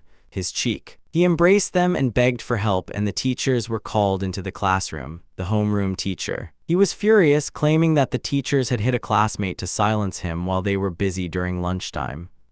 He said there was no enemy, but the teacher pointed at his blank face and demanded an explanation. I told the homeroom teacher once again that I did not do such a thing. The homeroom teacher then asked the other male students in the classroom what had actually happened. However, the male students said in unison that they were too scared to intervene because the transfer student suddenly started hitting Go Dong-soo. In fact, many students had heard rumors that he was a real psychopath at his previous school. Listening to my classmates, I tried to gauge whether they simply wanted to eliminate me as a competitor or if the Golden Circle had actually instigated them. Whether it was one side or the other, I had no choice but to admit that I had fallen into their trap from the very first day, even though I hadn't done anything yet. This meant that the Golden Circle had figured out Kim Hyun-sung's identity, his plans, and even the reason he came to Seoul. Jang-soo had already left the country to ensure that no one could uncover the inner workings of the Golden Circle. Now, relying solely on himself, he had to do everything he could for revenge. This was already an all-out war. He told the teacher that those children were the victims' friends and therefore could not be impartial witnesses. He said that if he were found guilty, he would accept the punishment willingly, but he requested that another witness be found. Danim was enraged by that audacity. However, she argued that since Dong-soo's face was the ultimate evidence, what more witnesses were needed? Listening to the baseless accusations from Gom, Hyun-seong took out his cell phone and began calling the police. I introduced myself and reported that a serious, violent incident had occurred at Daeseong High School and that the police needed to come as soon as possible. Everyone there stood with their mouths agape, unable to understand what this psychopath was saying, but he calmly stated that everything had to be officially recorded. The young man. He said he had the evidence the teacher wanted to see. he had recorded everything. Mr. Chang was shocked and terrified by the fact that this student was so thoroughly prepared. Looking at the teacher with his characteristic calm smile, he asked if it wasn't very convenient. He took a fan out of his breast pocket, but it was no ordinary fan. It was a recording device. Afterward, people examined the fan with interest, marveling anew at how cruel the world was that even students had to carry such equipment. Dong-soo explained to the police officer that he was really upset about the fact that he ended up attending the same school as the top student in the country, as his grades had been poor lately. The police officer pointed out that he had committed a crime and said that the teacher had also behaved poorly and should pay more attention to the students. Of course, Danim's reaction upon seeing the bruised face was understandable, but now everyone realized how difficult his situation had become from the very first day. The detective couldn't understand why they would go to such lengths just for grades, but in this neighborhood, everything truly depended on grades. Jin Kaiyang, the vice principal. The teacher said that there was no baby, and that the reaction was just clumsy. Teachers naturally tend to trust the best student, and this incident was merely a misunderstanding. The police officer said that the incident must be reported, and punishment must be imposed to set an example for other students. The vice principal stated that while they do not usually accept transfer students, they accepted the decision due to the principal's strong insistence, and added that an internal investigation is currently underway. The vice principal asked the police officer not to judge the students too harshly, noting that the school is in a difficult situation. The point was that high school students are still children, and being under pressure from teachers and parents often act thoughtlessly. The police officer agreed that the rights of adolescents are just as important as the rights of victims. Subsequently, the vice principal promised to take disciplinary action to ensure the students reflected on their behavior. The police officer seemed almost satisfied with this response. He concluded that nothing truly dangerous had occurred. The police officer. I asked him if he would agree to an amicable settlement in this situation. All of this felt like a scripted play that ended exactly as the participants wanted. Everyone. We tried to please each other, and this brought about a familiar yet disgusting sense of helplessness. I could tell that this neighborhood was different from Decent. Here, everyone from students to teachers and police officers was connected to one another. The police officers. Upon hearing the proposal, he replied that it all sounded very strange. Hyun-seong stated flatly that he had no intention of forgiving anyone, and that it was not a matter for the police to decide on his behalf, while the vice principal was struggling to cover up the incident. He said that it was all obvious just by looking at the adults' expressions. He meant that if he didn't cover it up, he would be treated as someone hindering his attempt to quietly cover up this unpleasant incident. The police officer. He said the criticism was excessively harsh, and the vice principal insisted that he simply wanted to help the students and did not want to incur their resentment from the beginning of the third grade. While thanking them for their concern, he reminded them that since he is a minor, this suggestion and the entire case must be discussed with a guardian first. Soon, the door to the vice principal's office opened, and a burly man entered, greeted everyone, and revealed that he was lawyer Park Young-soo, and that this was a place where medical professional Kim Yeon-sung had stepped forward for his own benefit. Im Miso was not a figure in the boy's original plans. Her. Jin Jae held a position of power. As the wife of the deputy chief prosecutor of the Seoul District Prosecutor's Office, having such an influential figure on one's side would be even more beneficial. Age was not a factor. Prosecutor Kang Dong-cheol was known as a man of strong character who valued principles and was even prepared to lay down his neck for the sake of justice. He was a man of outstanding performance and ability who never made a mistake at work and was always regarded as an untouchable figure. He knew that if he messed with the wrong person, it would be him, not the golden circle, who would be finished. However, I wasn't worried. I needed personal connections in the legal field anyway, and finding someone who was both competent and honest was bound to be difficult. He contacted Im Miso and explained the situation. The man handed over the light and said that he had already briefly examined the situation. In the lawyer's view, this case was serious enough to warrant a criminal complaint. Danon and the vice principal were shocked to the point of unpleasant dismay. From starting with self-intimidation to escalating into criminal misconduct, everything simply did not add up, to the point where even the lawyer could not understand it. The teacher tried to explain that there had merely been a misunderstanding, and that the school staff were simply concerned about his feelings. Park Young-soo. Suppressing his anger, he cut Danon off, saying that now was not the time to speak to him. In his view, the school should have responded appropriately, but if they decided to let the perpetrator slide under the pretext of concern for the students, the entire school would inevitably be held accountable. Vice Principal Jin thought it was too harsh to say that there was nothing but conflict between the children. However, the lawyer replied that it was not for him to decide, but a matter for the court to judge. Ko Dong-soo. He was terrified. He knelt down and promised pleadingly that this would never happen again while apologizing. He swore that he would never cause trouble again. However, the lawyer said that mistakes happen by chance and that the act committed while pregnant is a crime that must be punished. Attorney Park then asked the vice principal what he planned to do going forward. Everyone in the room was shocked. No one expected to be embroiled in such a massive scandal on the very first day of the opening. As he left the school, the lawyer thought about how absurd this case was. He would be working with this student for the entire year, and he could receive $10,000 for a single visit. The fee was for 1 hour of work to resolve the matter without litigation. If the case went to court, the fee would be negotiated separately, and this applied only when a medical professional was the sole victim. Park Young-soo became a prosecutor for the sake of the justice he had always pursued. However, after becoming a lawyer, the corruption within the entire system came into view, and he realized how unjust the world was. However, this incident was strange. The student had asked to wait outside from the very first day of the contract.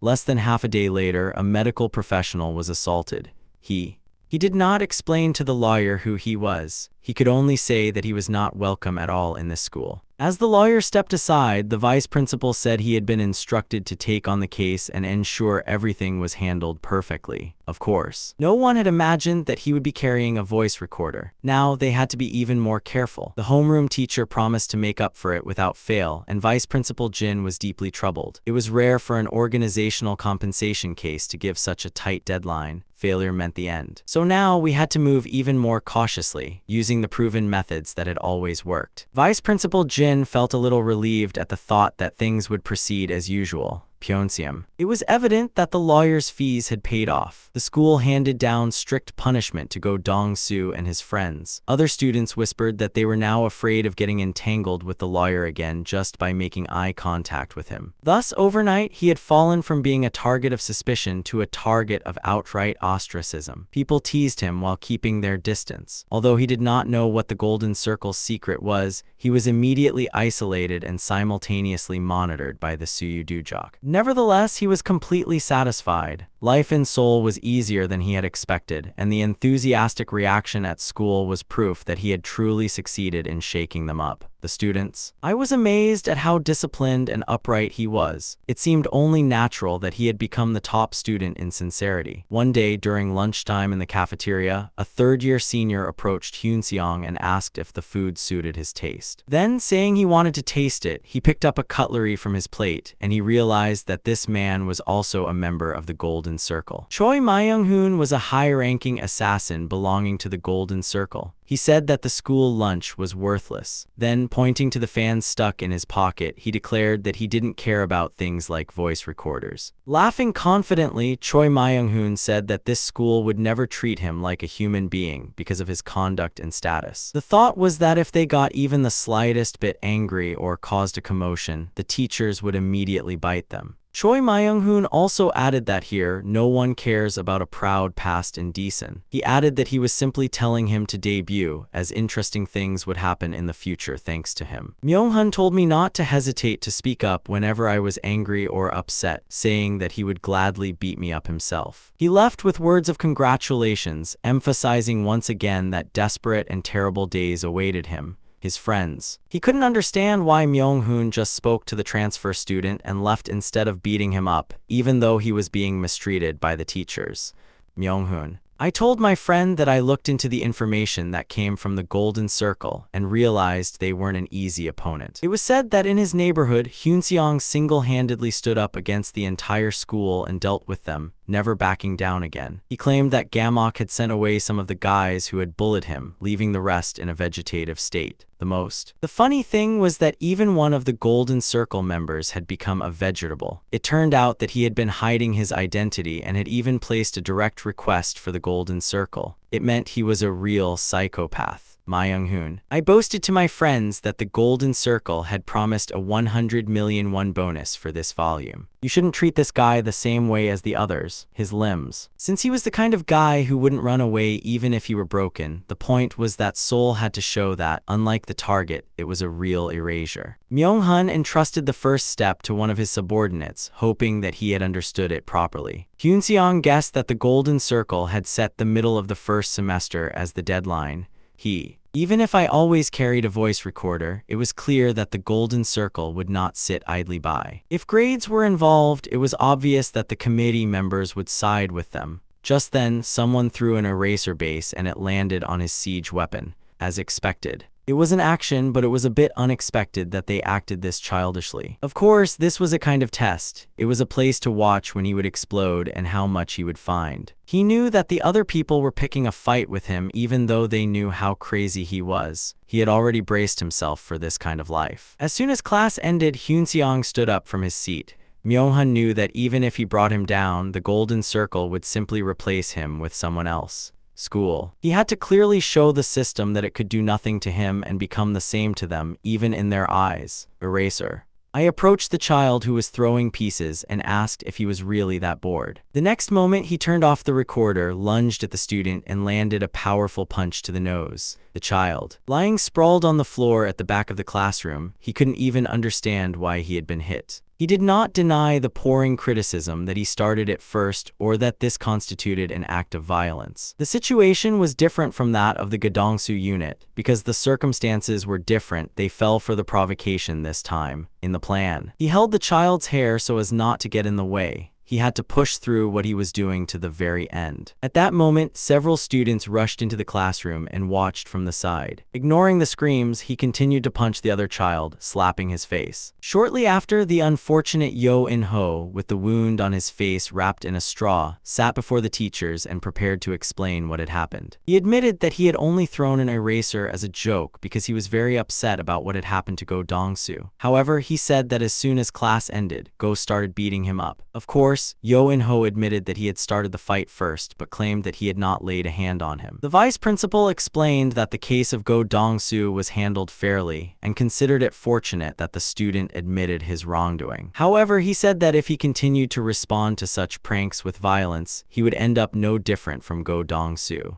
Furthermore, the vice principal demanded that he show the miraculous recording file if he considered himself innocent. He replied that he admitted it. He meant that since Yo In-ho had been hit, the teachers must convene a committee and this issue cannot be taken lightly, if necessary. He said that he is prepared to accept punishment and hopes the teachers will make an objective judgment. The teachers were completely baffled, since the person who usually carried a voice recorder around so meticulously had so readily admitted to the criticism. It seemed as though he were digging his own grave. He probably had his own ulterior motive to change the committee's decision, but he looked quite relaxed and confident. Watching the teachers become anxious, he truly looked like the king of the world. Seoul was a place where only the Golden Circle had influence. The vice principal vowed to do everything possible to ensure that he would never set foot in this school again. Imaizo came over holding a plate of fruit and asked how her son had been doing. She has always actively looked after Minwoo and enthusiastically been involved in his school life. But suddenly, something terrible happened.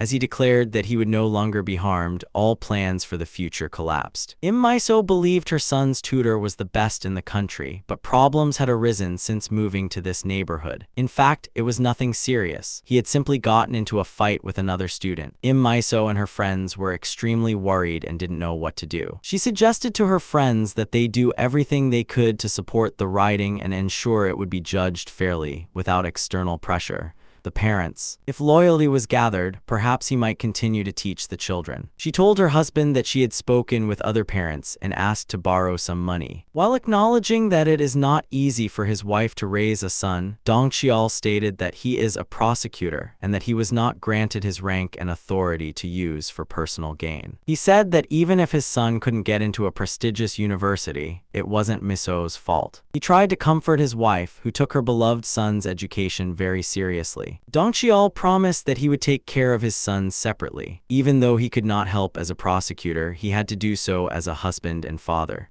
Lawyer Park Young-soo angrily refused to represent his client at the committee, citing the incident as a blatant case of school violence. The lawyer shouted that if he intended to sell him, he should break the contract and find another lawyer. He argued that there were plenty of professionals available to work under those conditions. He did not offer a word of excuse. He simply listened calmly to the pouring criticism. Park Young-soo got a bit worked up, then confessed that she actually couldn't sleep a wink that night thinking about what had happened to the client. Somehow, it was impossible to know why all the teachers and students had turned their backs on this young man, and even the police, who were supposed to protect people, only accepted the baby from him. The lawyer admitted that he really wanted to help him, but said there was something he was holding back and did not want to say out loud. Finally, he spoke. He said that the terms of the contract remained the same and that if desired, the contract could be terminated without any compensation. But before that, he asked me to listen to him. Finally, on the day the committee meeting was held, school officials, the parties involved in the incident, and other stakeholders were present. The vice principal announced that he would begin discussions regarding the school violence incident committed by student Kim Yeon-seong. He was very calm and, of course, knew that there was only one winner in this fight. A few days before the committee meeting, he showed his lawyer everything he had, including threats demonstrating that the students and teachers had turned their backs on him. The ensuing explanation was enough for lawyer Park Young-soo to read. The golden circle could not eliminate this child. This obstacle had to be dealt with at all costs. The lawyer could not understand how resorting to cruelty to confront the golden circle could be justified. Park Young-soo had previously handled cases for golden circle victims on several occasions. However, the clients were so terrified that they cut off their statements midway and submitted them. However, this time he had met another victim of the golden circle. He had volunteered for the position of prosecutor to live upholding his pride and justice. However, at times, I doubted whether that choice was meant to be. Park Young-soo once stood up against corruption within the prosecution, but was dismissed because of it and later parted ways with his wife. Now he could not know if he could have become a good husband and a good father had he thrown away 10 years and continued that life. Park Young-soo. He was now convinced that the client had done what he had done to survive. He wanted to know exactly what this young man wanted from him. Hyun-seong asked the lawyer not to attend this orientation. The incident started childishly in the military with Yo In-ho. Displeased with the behavior of a classmate, he began throwing eraser fragments, which eventually escalated into a physical fight. However, he drank by violence. He was actually the only one who laid a hand on it, and this was a fact confirmed by the testimonies of witnesses and classmates. As a result of this incident and the beating, Yo In-ho suffered serious injuries, and those present could not hide their shock. The doctor.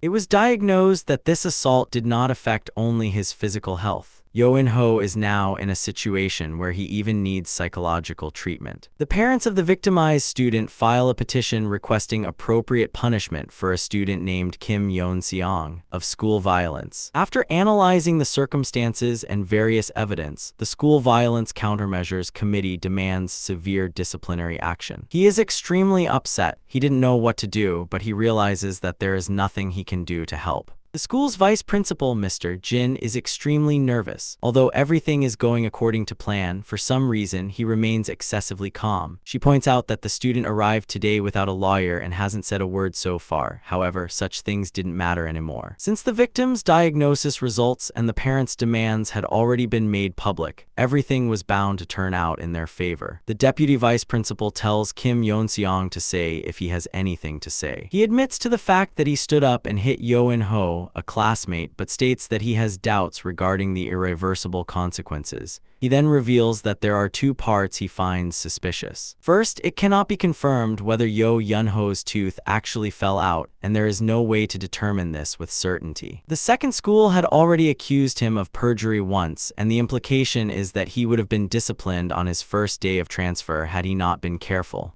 Therefore, he says he can no longer trust the school. This is because Yo In-ho might have simply lied, but the school was abusing its disciplinary power without conducting a proper investigation. Teachers are outraged by this audacity. They believe that all of this is merely speculation and that at the very least, he should show a remorseful attitude for his actions. The vice principal realizes that the student has merely admitted to the assault. This was insufficient to be considered a full-fledged defense, and there seemed to be no need to delve delve into the details. The deputy vice principal states that many students witnessed him committing violence and points out that Kim Yeon-seong shows no signs of remorse for his actions. And, considering the various conflicts surrounding his transfer, the vice principal declares Kim Yeon-seong's expulsion. Park Hyun-jo is. He is very satisfied. He expresses gratitude for the dangerous handling of the situation and promises a bonus for the good result. From that day on, the school was entrusted to the assistant principal. She had to manage all the affairs and was scheduled to be appointed principal within a few days. She is very satisfied with the result. Thanks to Principal Jeon-in's foolish decision, everything was going smoothly. The golden circles. If a principal is backed by support, it is fair to say their life is truly wonderful. The next day, the school becomes noisy with the sound of shouting. Vice Principal Jin wants to know where that damn bastard is. As she bangs on the classroom door and enters, she sees him sitting nonchalantly in his seat, as if unconcerned by any decision. The deputy vice principal questions why he is sitting here when the decision regarding the medicine was made at yesterday's meeting. He replies that he has no reason to follow the decision, but the deputy vice principal counters that since the decision was made after a thorough investigation, no student has the right to ignore it. He hands her a document, tells her to discuss the rest with the lawyer, and adds that he now needs to prepare for class.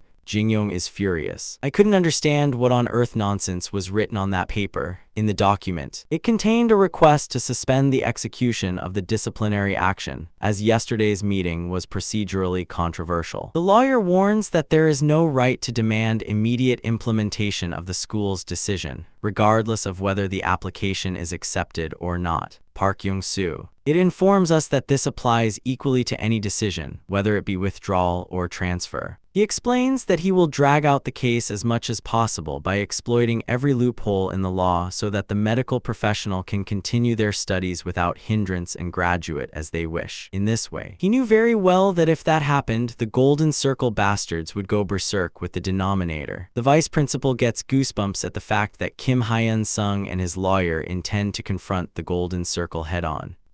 He crumples up the application for the car of rage, snaps that a stay of execution won't work, and tells them not to expect everything to go their way. With the vice sympathetic officer, she snaps that instead of talking, the lawyer should just pray to heaven that the Golden Circle doesn't notice this plan. Since escaping their influence is impossible, the lawyer calmly unfolds the crumpled papers and warns that no matter how much money is poured into the court, it cannot affect the legal proceedings. He adds that therefore, precedent is decisive. He explains that if an absurd ruling is issued despite the existence of precedent, an appeal can be filed, and in severe cases, the situation could be overturned to the point where the presiding judge is replaced. Taking Han Mong-kai's documents out of the briefcase, he says they are evidence showing how the Golden Circle has abused the stay of execution system.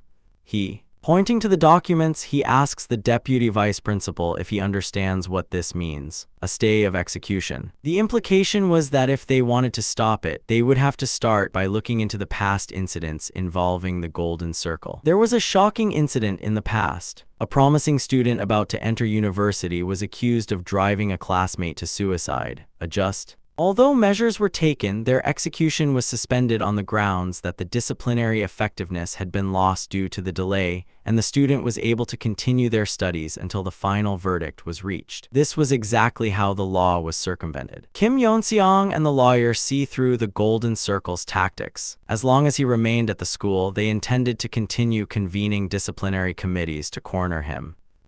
He was convinced that the Golden Circle would continue to press the pressure, and he believed he had no choice but to resort to the same dirty tactics as them. The vice sympathizer. As I scanned the documents, I noticed that all these names had something in common. They were all clients of the Golden Circle.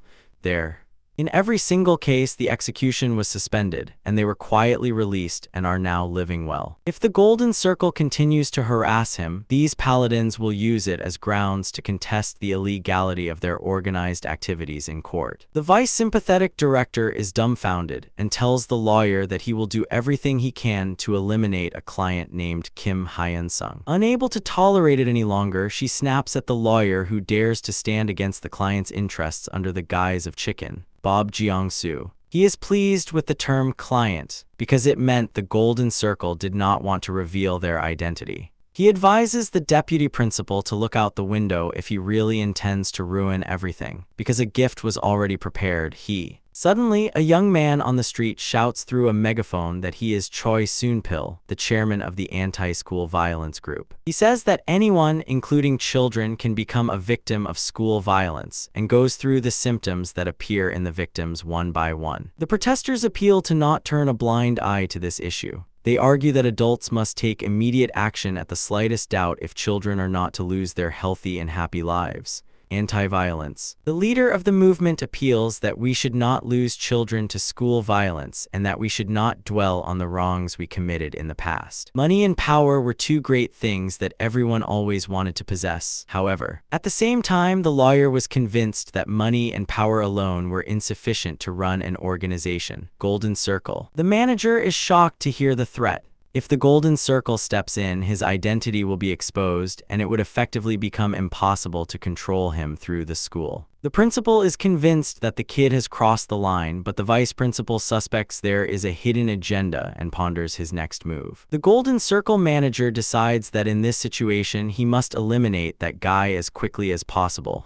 but just then, the phone rings. The phone. His expression changed as he received it, and he said there was no need to do anything. Really, nothing, not tomorrow, not even now. Of course, Kim Yeon-seok was not the Golden Circle's only target. Other overly smart and annoying students were also within their sight. Myung-woo beats the kid in the bathroom and reminds him that he had already warned him to leave school if he wanted to live quietly. Myung-woo warns that, especially this year as a graduating student, one should not expect anything like a decent man. He beats him up and marvels as if it is amazing that he has endured this for years without leaving or changing the situation. Myung-woo. Yi-woo says that it would be better for everyone if he transferred schools and left right now instead of waiting until graduation. After that, the poor girl breaks her finger. It was a message to come to her senses, abandon the delusion that she was superior, and do as she was told. The incident began when Kang Yi-woo ranked first in the entire school on the midterm exams. From that moment on, Myung-woo intervened in his life and the boy's world crumbled. For the sake of his parents, who had placed great expectations on him and even moved to a new place, Yi-woo was enduring endless humiliation. Day by day, the situation became unbearable. He thought he just needed to hold out for one more year, but the thought of jumping out the window crossed his mind more and more often. Yi-woo hears that the person bullying him once also bullied a third-year senior named Kim Yeon-seong. However, he was told that the senior fought back and even stood before the school disciplinary committee. Myung-woo. Yi-woo, who had always thought he would never be able to escape me, listens intently to the story about him continuing to move, disregarding the strict rules and the entry ban. The students. People whisper that he will continue attending school until the appeal ruling comes out, and that by then he will have already graduated. Yi-woo is completely captivated as he listens to this story. This stranger, an older student, had stood in the way of fate, and hope had emerged for the victims. Gathering his courage, Yi-woo decides that he has something he wants to say to the transfer student he meets near the school a few days later. Yi-woo believed that Myung-un was deliberately provoking the transfer student. He confesses that he too had been a victim of this group for a long time and had been constantly subjected to abuse. Kim Yeon-seong. I was wondering why they were talking about this on the street of all places, when just then someone threw a milk carton from upstairs. Yi-woo replies that he hopes he wins this fight against Myung-un, but at that very moment, a milk carton strikes him on the head. As he clutches his head, milk runs up his face, and Yi-woo checks on his condition with a worried look. From upstairs, Choi Myung-hoon waves at the two of them and confirms that Yi-woo's hunch is correct. He confirms that the guy is indeed provoking him on purpose. As he turns and walks away, he advises Yi-woo not to get involved as he does not know the full situation. The delinquents. They were gathered on the rooftop. Seeing him approach, they seemed curious about how this would end.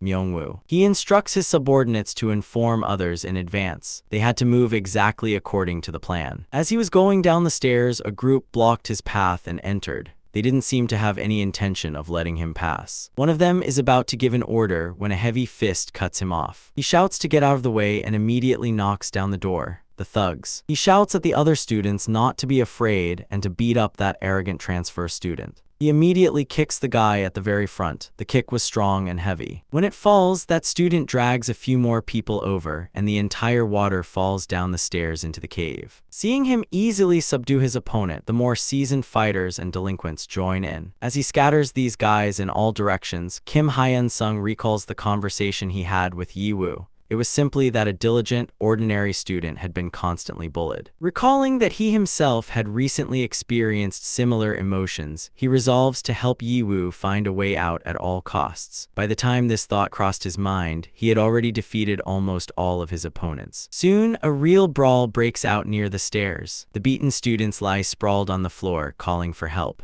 Covered in blood, he grabs one of the guys by the hair and asks why the others aren't attacking. It has only just begun, after all. Yi-woo. As he walks down the hallway, he worries about the transfer student and hopes for their safety, even though he himself had already gone to meet Choi Myung-hoon in person. A startled student leaves to escort him, reporting that a fierce fight is raging upstairs. According to witnesses, all the students known for fighting were clashing with him, and the scene was like madness itself burning.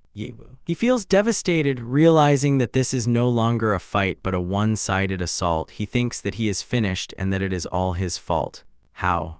Not knowing if he should help, he runs to the teacher's office and reports that something terrible has happened. Yi-woo tries to explain that the teacher is holding the frozen figure in the adjacent building, but the teacher orders him to leave. I try again, but the teacher tells me to get lost and not to even bring up the topic. He tells Yi-woo, who is in the middle of an important meeting, not to go outside and disturb him. Yi-woo realizes that the teacher has no intention of helping, but he doesn't know why. Thinking of reporting it to the police, Yi-woo dials the police substation number.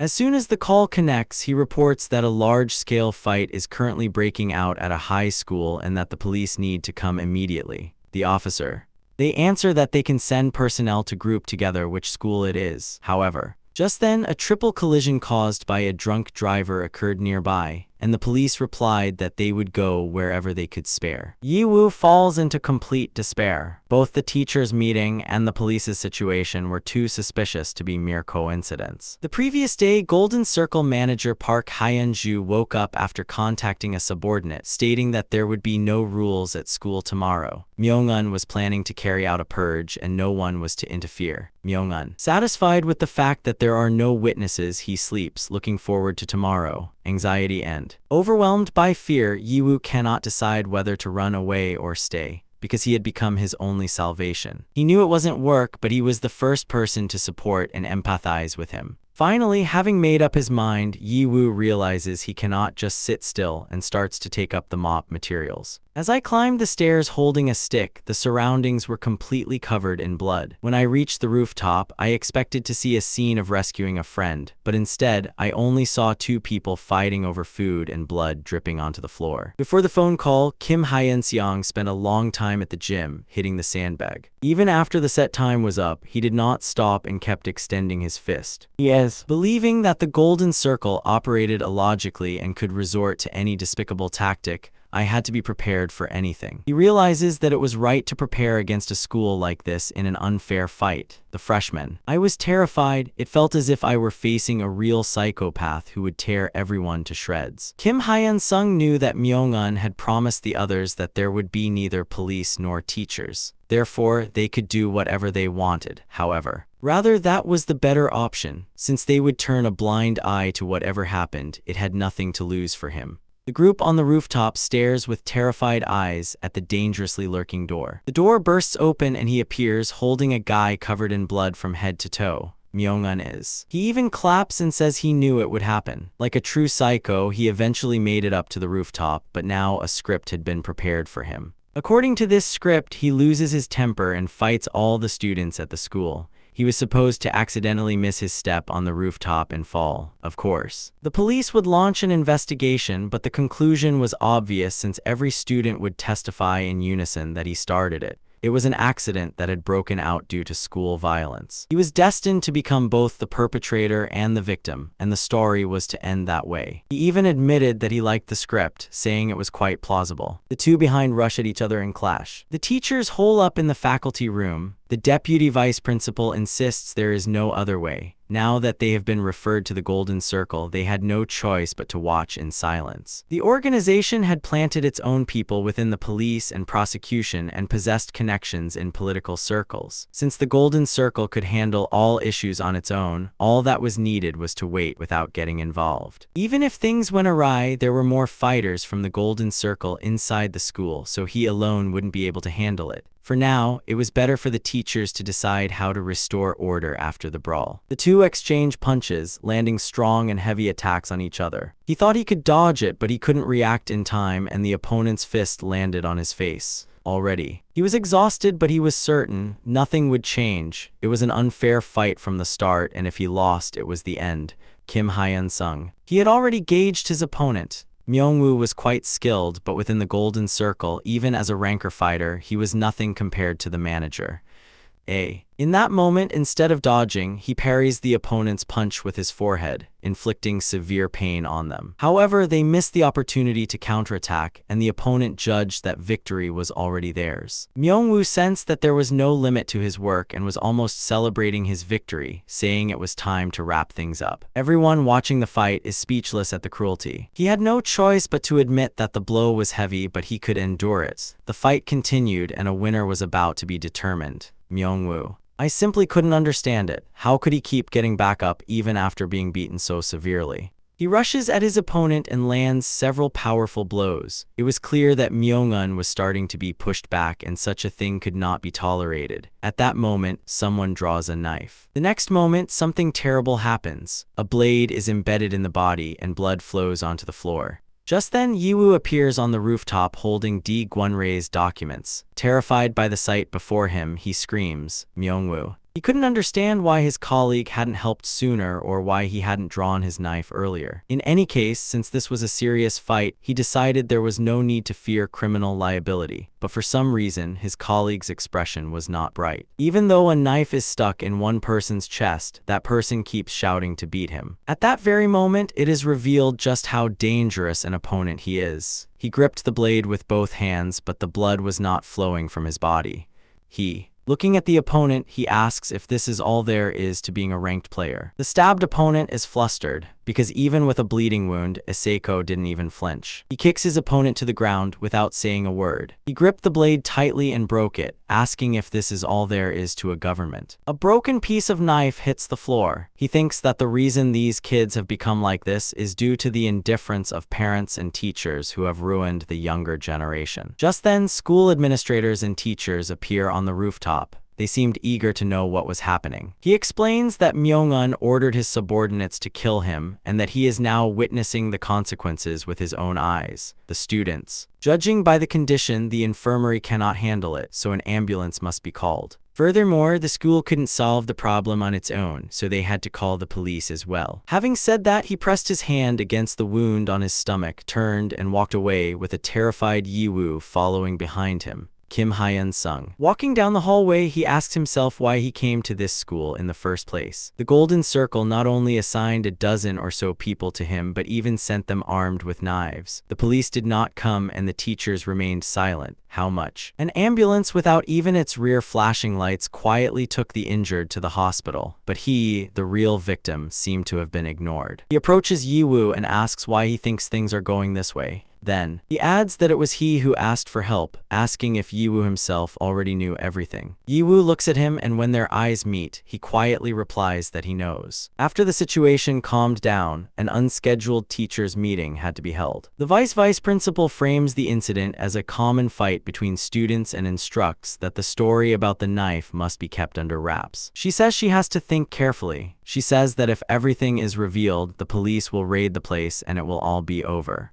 The teachers turned the school into a living hell to drive him out, but he actually exploited the situation, and now it was they who would turn the tables on him. The evidence was scattered throughout the school, making it impossible to even fabricate witness statements. He would put a lawyer in charge to defend himself, and if the situation escalated, the teachers would bear the responsibility. If he still wanted to keep his post, he had to lie to the police, claiming that he hadn't had time to respond because he was in the middle of an important meeting. The teachers were no longer longer convinced that they were right, and the vice principal simply hoped to somehow resolve the situation. The vice principal. She had to be extremely anxious. She hoped she hadn't missed anything. He suddenly ran to Mr. Jang and urged him to go downstairs immediately. He had no idea what on earth was going on or why he was in such a hurry. However, the anxious vice Myung-soo was a student with grades good enough to get into any university, so it was impossible to understand why they would try to hit him. Kim Hyun-seong explains to the students that Yi-woo, who had recently transferred, had gotten on their nerves. The fact is that he ranked first in the entire school without receiving a single tutoring session. So it is said that they mobilized the Golden Circle, an organization that hunts and slaughters students. They were given the mission to ruin Yi-woo's life, his grades. I had to drop it and make sure all my classmates saw the result as planned. Same. Logically, someone must have contacted the Golden Circle this time because of Kim Hyun-sung, of course. It meant that while some students might find it so preposterous they wouldn't believe it, they would soon see the evidence. Soon. Everyone will see how the teachers react when they find out that Myung-soo was beaten. This is despite the fact that these are the very people who did nothing when he was actually being beaten. And the door bursts open and teachers stand at the door, urging him to stop hitting the students. Teacher Damon. Mr. Jang immediately senses the unusual atmosphere in the classroom, but decides that he must be even more resolute in such a situation. I want to know why this villainous guy is bullying an innocent student. However, suddenly, a deafening scream erupts. Yi-woo clearly wanted to attract the teacher's attention. Yi-woo explained that he went to the teacher's office to ask for help, but the teachers were in a meeting. However, he said that they have now appeared and are trying to break up the fight. Yi-woo. He points out that while the teachers treated him like invisible men, they immediately rushed over to take care of Myung-soo even though he was only lightly hit. In the end, what Kim Hyun-sung said to the students meant that the story about the Golden Circle organization funding the teachers was true. Teacher Damon. As he takes Myung-soo out, who was beaten for insisting he didn't understand what was being said, he says they should talk about this later. Golden Circles. Upon hearing the report, Park Hyun-ju realizes that the school was unable to resolve the situation on its own. While the teachers are relieved that the rumors were prevented from spreading, they request that the organization handle the issue from now on. Park Hyun-ju. This time, he realizes that the agents from the school have failed the mission. Since things have gone awry, he now had to step in himself. Of course. Handling it directly outside of school wouldn't have been a problem, but that was something the Golden Circle could absolutely never tolerate. The incident must inevitably take place within the school. Adults tend to take school violence lightly, and the Golden Circle exploited that very loophole. The leader of the Golden Circle is speechless, as this is the first time such a situation has occurred despite the organization having existed for decades. The situation. He realizes that things have become much more complicated and that there are more things to worry about going forward. Just then, Myung Yeon-seok calls the man, but it is unclear why he is making such a call. The enraged man wanted to see the crazy bastard who had done this to his son with his own eyes. Claiming to be the CEO of a large corporation, he boasted that he could completely erase all traces of Hyun-seong with his connections. Hyun-seong says that even if he is punished for hearing the criticism, he will return with the support of a private organization because he hopes the truth will be revealed. Myung Yeon-seok is. As a corporate executive appointed through the Golden Circle, he extended the organization's hand whenever he pressured other students. In a world like this, such a position is very unstable, and on top of that, the timing was the worst this time. The teacher realizes that this parent is far from a VIP, they are merely an ordinary customer. Everything was much worse than expected. Hyun-seok. She tells the man that she was surprised by his naivety. Although the Golden Circle guarantees appointment, it is impossible to keep a client's identity hidden for long. Hyun-seong adds that he is not responsible for this incident. He claims that he merely exposed the client and took revenge, and that it was actually Golden Circle itself that allowed the personal information to leak out. The man walks away. As if having a bruise on his son's face wasn't enough, he was even being threatened. threatened. He demands that the Golden Circle resolve this issue immediately, but the man realizes that he can no longer trust the person known as the room manager. So, he decides to report the matter to the Golden Circle's upper management. Soon, Hyun-jun receives a call from the management. They are shocked to learn that the customer's identity has been exposed. The husband orders the immediate destruction of all customer information. Various locations within the organization closely monitor the situation. The man. He is enraged. He couldn't think rationally, but he knew that if he didn't eliminate Hyun-seong, he would become the scapegoat. Another phone call interrupts his thoughts. Hyun-jun was about to hang up irritably when he glanced at the screen and shouted that he had to get rid of this man immediately. In this very expensive and secretive restaurant, everything was fully prepared to ensure that nothing could interrupt the two people's private conversation. He is the first to suggest causing a disturbance. He was a trusted subordinate and a liaison connecting the leader of the Golden Circle and the organization's managers.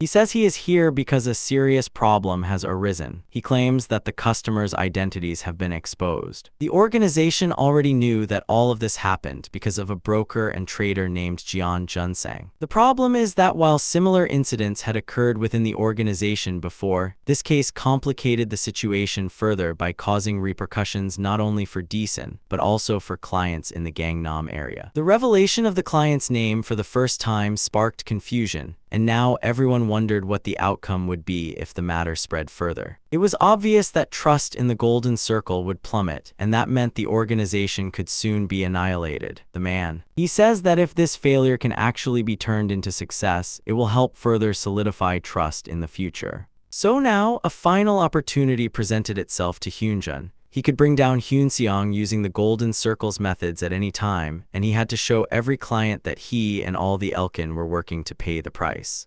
If the matter is handled properly, Hyun-ju will get the opportunity to meet the boss in person. Since it was a tremendous honor and dream for everyone working in the organization, Hyun-ju often says that she will handle everything to the highest level. Hyun-seong reflects on the events of the past few days and realizes that he has gained nothing. However, the Golden Circle had failed to achieve its goal just the same. As Hyun-seong remained a major headache for the Golden Circle, the organization would continue to blatantly try to eliminate him. To do so, they will bring in accomplices 8 out of 10 times and pour massive amounts of money into it, yet they will gradually reveal their weaknesses. This is precisely where you must exploit, however. 2 important events are approaching. It is the midterm exam. They say there is an inside story. Why try to cover it up? The Golden Circle will stop at nothing to eliminate Hyun-seong. On top of that, there is another huge headache named Park Hyun-jun. He makes a phone call and demands that all his members be summoned because he has to go clean up Deeson soon.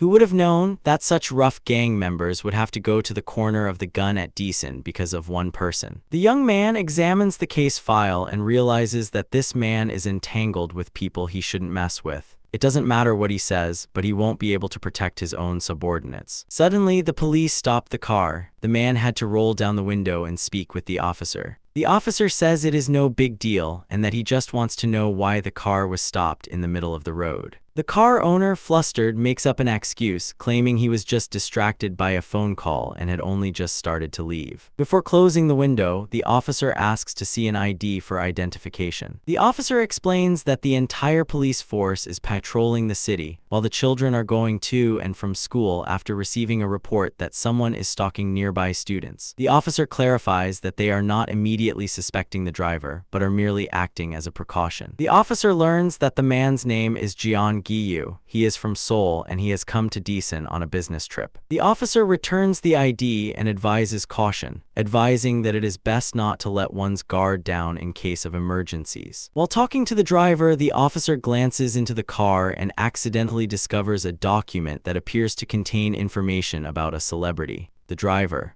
He was almost certain that the officer suspected him and that he was already wanted by the local authorities. The temperature was terrible from the first day and was extremely high. I had already run into the police before I even arrived. The man decides to drive a short distance away, get out, and rest for a while. He couldn't let the first day go to waste. First, he decides to quietly smoke a cigarette and clear his thoughts. Kim Hyun-jin must surely be somewhere in this neighborhood. Before the young man could even enjoy a moment of leisure with a cigarette, he heard someone calling him. Neighborhood. A group of young men approaches him. They tell him that smoking is prohibited here and that if he does not stop, they will have no choice but to take action. The man realizes he has become entangled with another strange group and decides to find out who they are and what is going on. One of them, Kim Siwoo, says they are members of the district office youth council and asks him to smoke in a designated area. In this circus-like situation, the man decided to beat these arrogant brats up on the spot because the city was already on edge. However, the opponent dodges nimbly, the fist slices through the air, missing the target. Next, in an instant, Siu quickly takes care of this stranger, a visitor from Seoul who must follow local rules. As the man stands up, they admonish him, telling him that he must listen to the ice and that they will not let him get away with it if he does this again. After that, the visitor from Seoul got beaten up badly. All of this happened right in front of surveillance cameras. Shortly after, the beaten man brings the police and points out the men who allegedly beat him. Enraged, the man cannot understand why it is a problem to just use a cigarette at the tunnel as an excuse. Is that really something that warrants being beaten? The young men deny the assault, and the man demands that they check the surveillance camera footage. The stranger was almost satisfied, planning to sue these guys and even making plans to hire an expensive lawyer already. At that moment, the police officer turns toward Mr. Jeong Gi-ho and asks if he knows what charges he is facing. The police officer says that Ji-ho was seen near Hyunjin's school and near his house. Ji-ho. The camera in question had already been broken for a long time, and the youth council had committed assault while blocking a letter that was attempting to break into someone's house. At that very moment, one of the young men smashes the window of a nearby house with a baseball bat. Bonchulguan. The youth council tells Kai-ho that he must find a good lawyer, stating that he will be a witness to the entire case. The man is overwhelmed with shock and anger as he is being handcuffed. He could not believe that the police had fabricated the evidence. However, Jeongguan says that while that is certainly possible, Yoongdu should have realized it early on.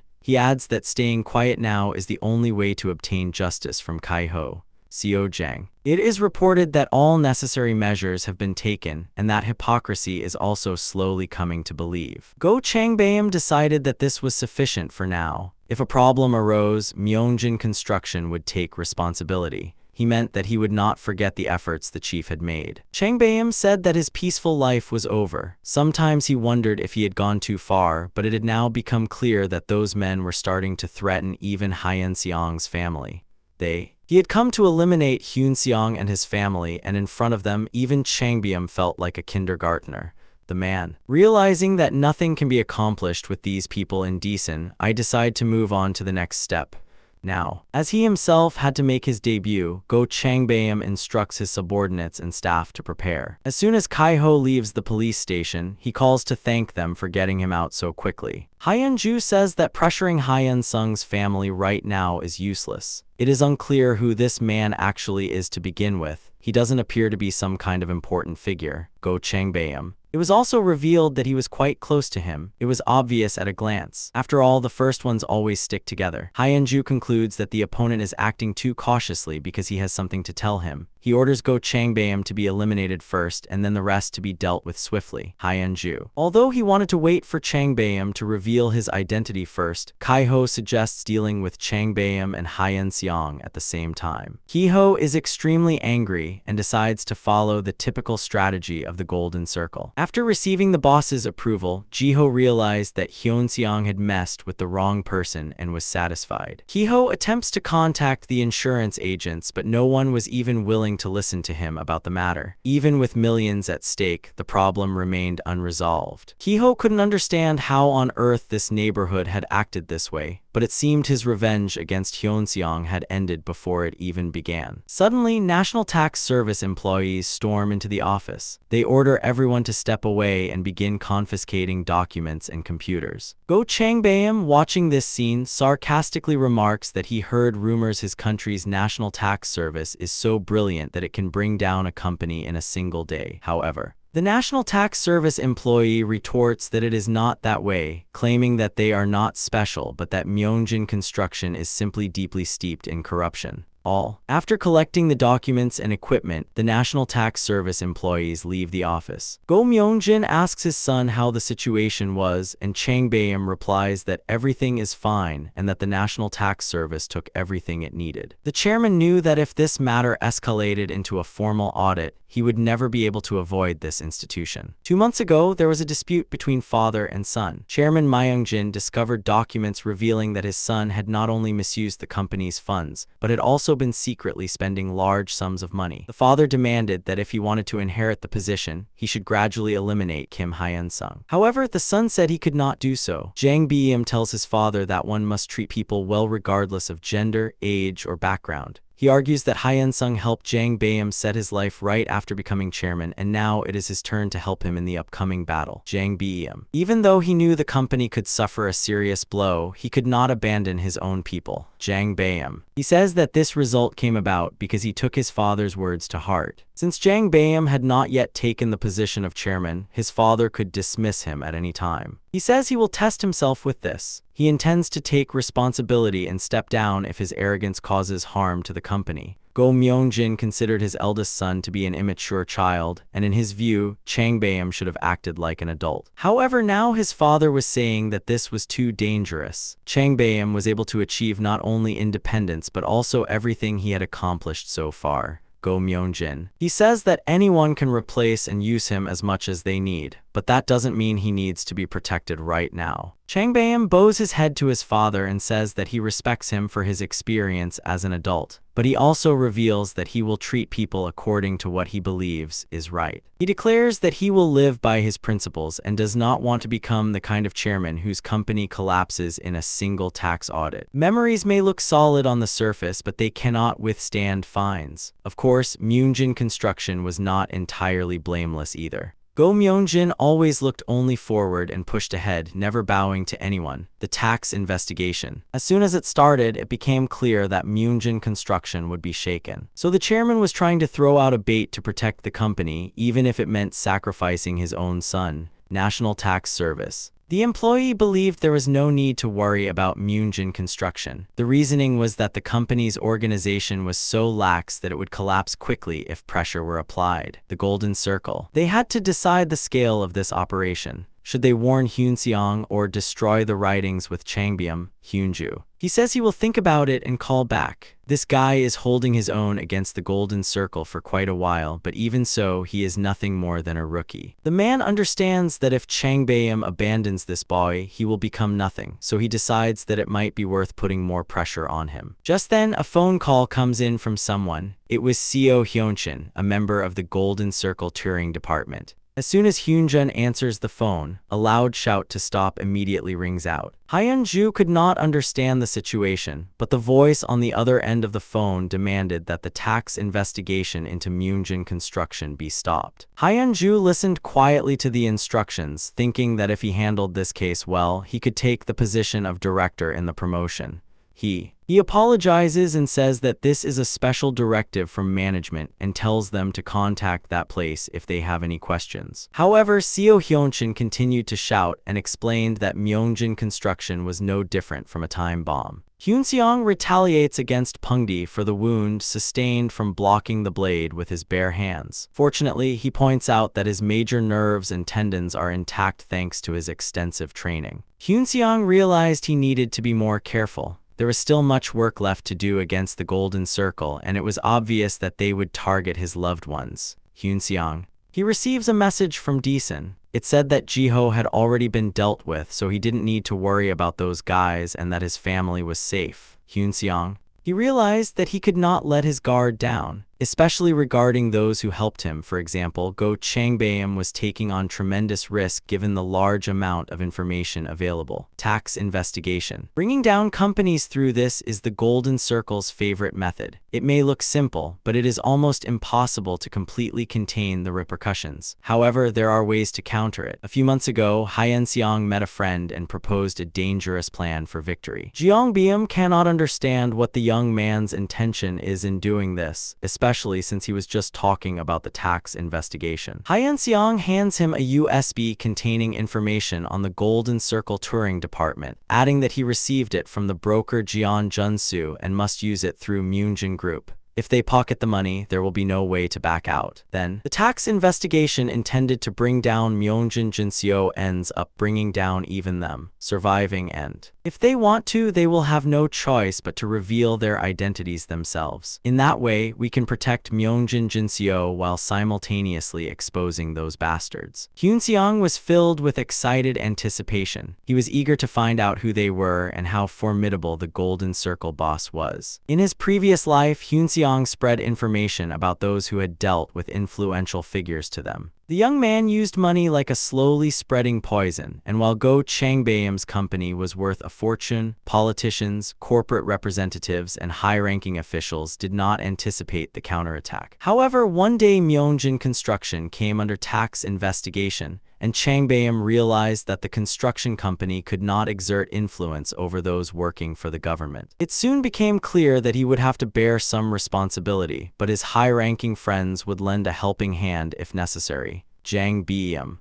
He pushed the mode related to this incident to a deadline. He trusted Hyun-seong and knew that his plan would work. By doing so, he not only wanted to show his faith and support for Hyun-seong, but also realized that it would benefit the group itself. Although many construction contracts have been signed recently and competition has intensified, trust in Myunjin Construction will actually rise even higher thanks to the tax investigation. A few days later, a call comes in from an unknown number. Go Changbaem receives a call from a man who introduces himself as Park Hyun-jun of Golden Circus. He suggests meeting. The man says that since Changbaem fully understands the situation, they should get straight to the point. Hyun-ju. They demand that the other party withdraw from Myunjin Construction. The message is that if they do not comply and continue their activities there, they cannot be helped in any way. Changbaem says that he is seeing him for the first time and dismisses what he is saying as nonsense. He had no intention of doing anything regarding the tax investigation. Changbaem. He had already realized and felt that the Golden Circle was nothing special, so he had no intention of obeying the orders of someone whose identity he did not know. It was right here at this cafe that he met Hyun-seong for the first time and wrote. At that time, Hyun-seong was just an ordinary high school student worried about girls and his grades. Looking at the man, it was clear that he was determined to fight to the end, even if it meant collapsing right there. Changbaem was. Looking at the man, she realizes that she feels nothing from him but greed and malice. He warned that the group could disappear from Korea if they didn't listen to him, but Changbaem had no intention of listening to the threats of someone who used children for profit. Changbaem declares that he would not hesitate to face death if he were with the one trying to steal his money, and the Grand Master repeatedly says that it is his land. After that, Changbaem, unable to control himself, slaps the opponent in the face. Surroundings. The people considered intervening, but soon recognized him as Go Changbaem and decided not to step forward. As Changbaem leaves the cafe, he tells the Golden Circle representative to handle it himself, with Hyun-seong. Changbaem was not the only one suffering from the consequences of his relationship. His lawyer, who had also started counseling after losing the lawsuit, was also involved. Even reporters called him to pry into the details regarding the former prosecutor's nerve medication and psychiatric treatment. Park Young-soo. He was furious. He had no intention of answering anyone, but the pressure from the reporters had already left him on edge. In the end, he had no choice but to turn off his phone and stop the consultation. Of course, I knew that problems could arise, but I thought it was strange that they were all rushing in at once like this. Hyun-seong. A remark came to mind. He had warned in advance that the pressure would begin the moment Jeong-soo jumped into this fight. I will do anything to get rid of this lawyer. If he holds out, Hyun-seong will compensate him many times over. The lawyer. I confirm once again that Hyun-seong's warning is coming true exactly as predicted. Does that girl really see the future, or are the enemies just too obvious? He knew he was not someone who gave up easily, otherwise he would not have resigned from his position as a prosecutor, but now he was ready to keep fighting. The lawyer. He wanted to see how this would end. Since he had already crossed the threshold of trust, he had no intention of backing down now, and it seemed his enemies would have to drive him out, even by force. Park Young-soo.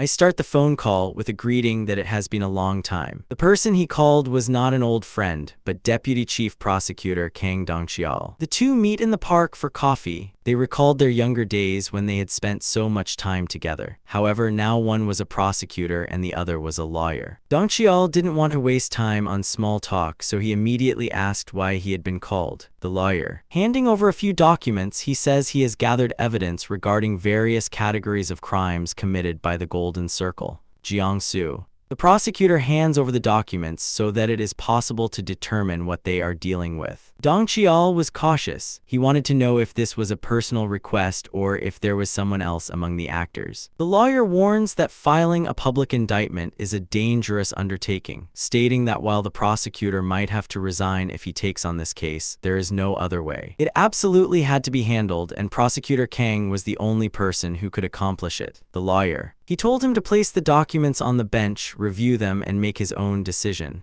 He said that if Dongchial wanted to get involved, he should call back. The lawyer. He says that his medical professional is Kim Yeon-seong, a victim of the Golden Circle, alone. Deputy Chief Prosecutor Namyoon ponders the information he just received. He had already heard about Hyun-seong from his wife, and the man was also his son's tutor. Of course, I didn't know much about the Golden Circle, but I was hearing the name more and more often. This was probably just the tip of the iceberg. The man realizes that the organization is becoming increasingly well-known and becomes anxious about it. Dongchial finally began to examine the documents and realized that if everything written there was true, he absolutely could not turn a blind eye. The more he read, the more convinced the man became that Korea was deeply steeped in corruption. A young school student, a smart and talented boy who was a school friend of the prosecutor's son, had become a victim of this organization. Dongchial. I recall the time my wife asked for help.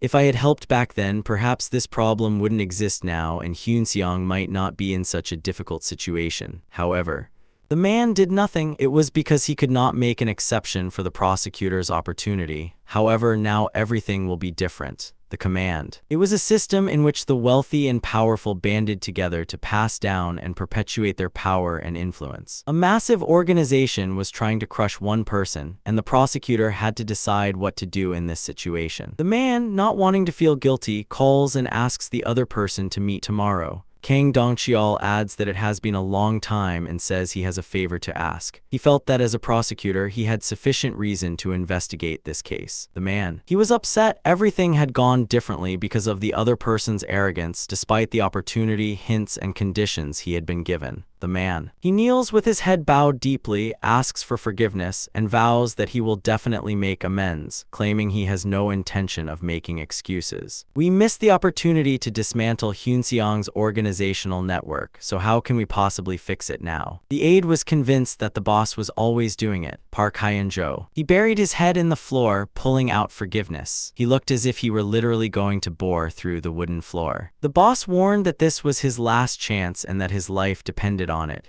Hyun-jo immediately vowed to do anything. Golden Circle. The leader ordered the rooting out of internal distrust, and now Hyun-jo had to prove that the organization was prepared to do anything for its goals. Hyun-jo. We must ruin Hyunjin's middle school exam grades or make him unable to take the exam at all. In other words, it means that the student must be eliminated. Park Hyun-jo vows to prove his worth to the organization once again through his actions. Go Changbayam is. It is reported that the intimidation worked during the call. This means the tax audit was cancelled. Hyun-seong expresses his gratitude to Changbayam for showing him trust and understands that controlling the situation was by no means easy. Changbayam. They confirm that this was mutually beneficial. It implies that an idiot like himself needed a smart person like Hyun-seong to lead the business. The two wish each other good luck. Changbayam hoped that everything would go well and decent, but he knew that he couldn't be perfectly prepared for everything. Hyun-seong confirms that he will take care of everything himself and call back later.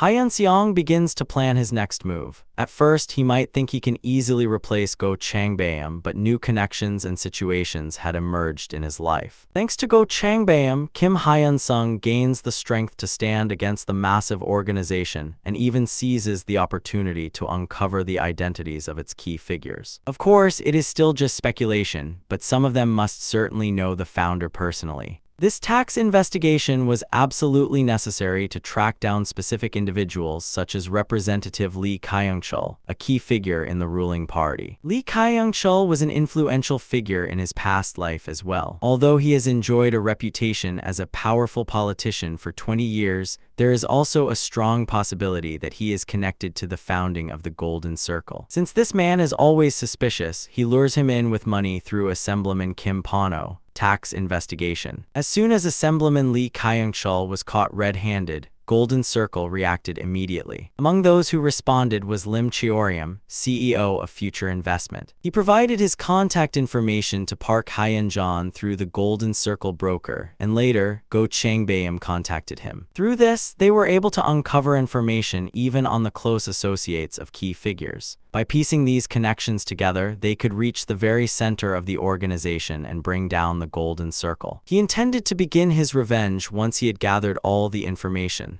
Therefore, he had to figure everything out on his own. Meanwhile, the atmosphere at school changed completely after the mass brawl. As the injured students returned to the classroom, ordinary students began to fear or respect him. As soon as the name Golden Circle was mentioned, the rumor spread throughout the entire school in an instant. Everyone tried to find out if such an organization really existed, if it was true that a contract had been made to Myung-soo Chan, and how he would attend school now. However, no one could figure out the answer, and the students were merely living in confusion. It was not only the students who suffered the repercussions. The teachers and school administration were no exception. The vice principal. Although they were ordered to keep an eye on her before the exam, the teachers no longer disrespected her, and the students openly mocked what was happening. Park Hyun-ju subtly told her that since they were in the same boat, they couldn't pretend that nothing was wrong. However, if the vice principal couldn't handle the situation, he was about to drag Park Hyun-jun down with him, and he had no intention of collapsing alone. He was determined to drag her down with him. The vice principal didn't want to accept this situation, but he realized that no one would believe him if he insisted he knew nothing now.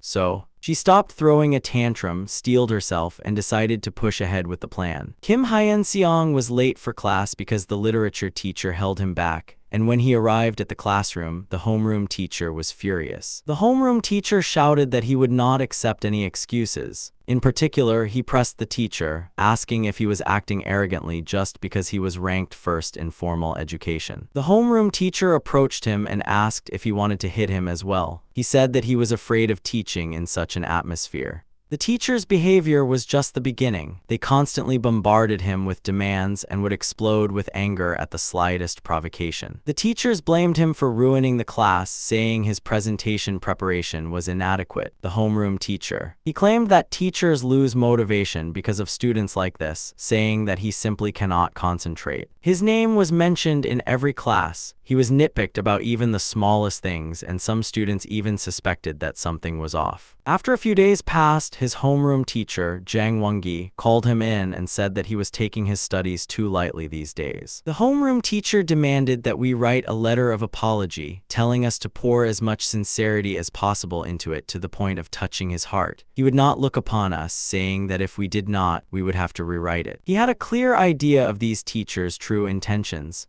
They intended to punish them by shortening their time as if following the Golden Circle's instructions. Eventually, some children saw the teachers bullying him and began to notice that the Golden Circle was treating him badly as an actor. Kim Hyun-seong confirmed that the teachers had been ordered to bully and mistreat him, but their power only went that far. He explained to his classmates without the slightest wavering that no matter how powerful the organization was, there was almost nothing it could do within the school. He advised the children not to be afraid. He said that while he had nothing to offer, the teachers and the Golden Circle did not. He knew he had to hold out until the organization crossed the line it had set for itself and moved beyond the school. Until then, he couldn't really harm him. Kim Hyun-sung wrote a letter of apology and took it to Dan-im, and Dan-im was hoping that he would not be able to finish this ridiculous assignment. Dan-im. As I accepted the letter, I intended to tear it up and rewrite it anyway. However, upon reading the contents, Dan-im screamed at Gom and began accusing him of being a lunatic. Jang Won-gi. He couldn't hold back any longer. Waving his arms, he insisted that this couldn't even be called a letter of apology,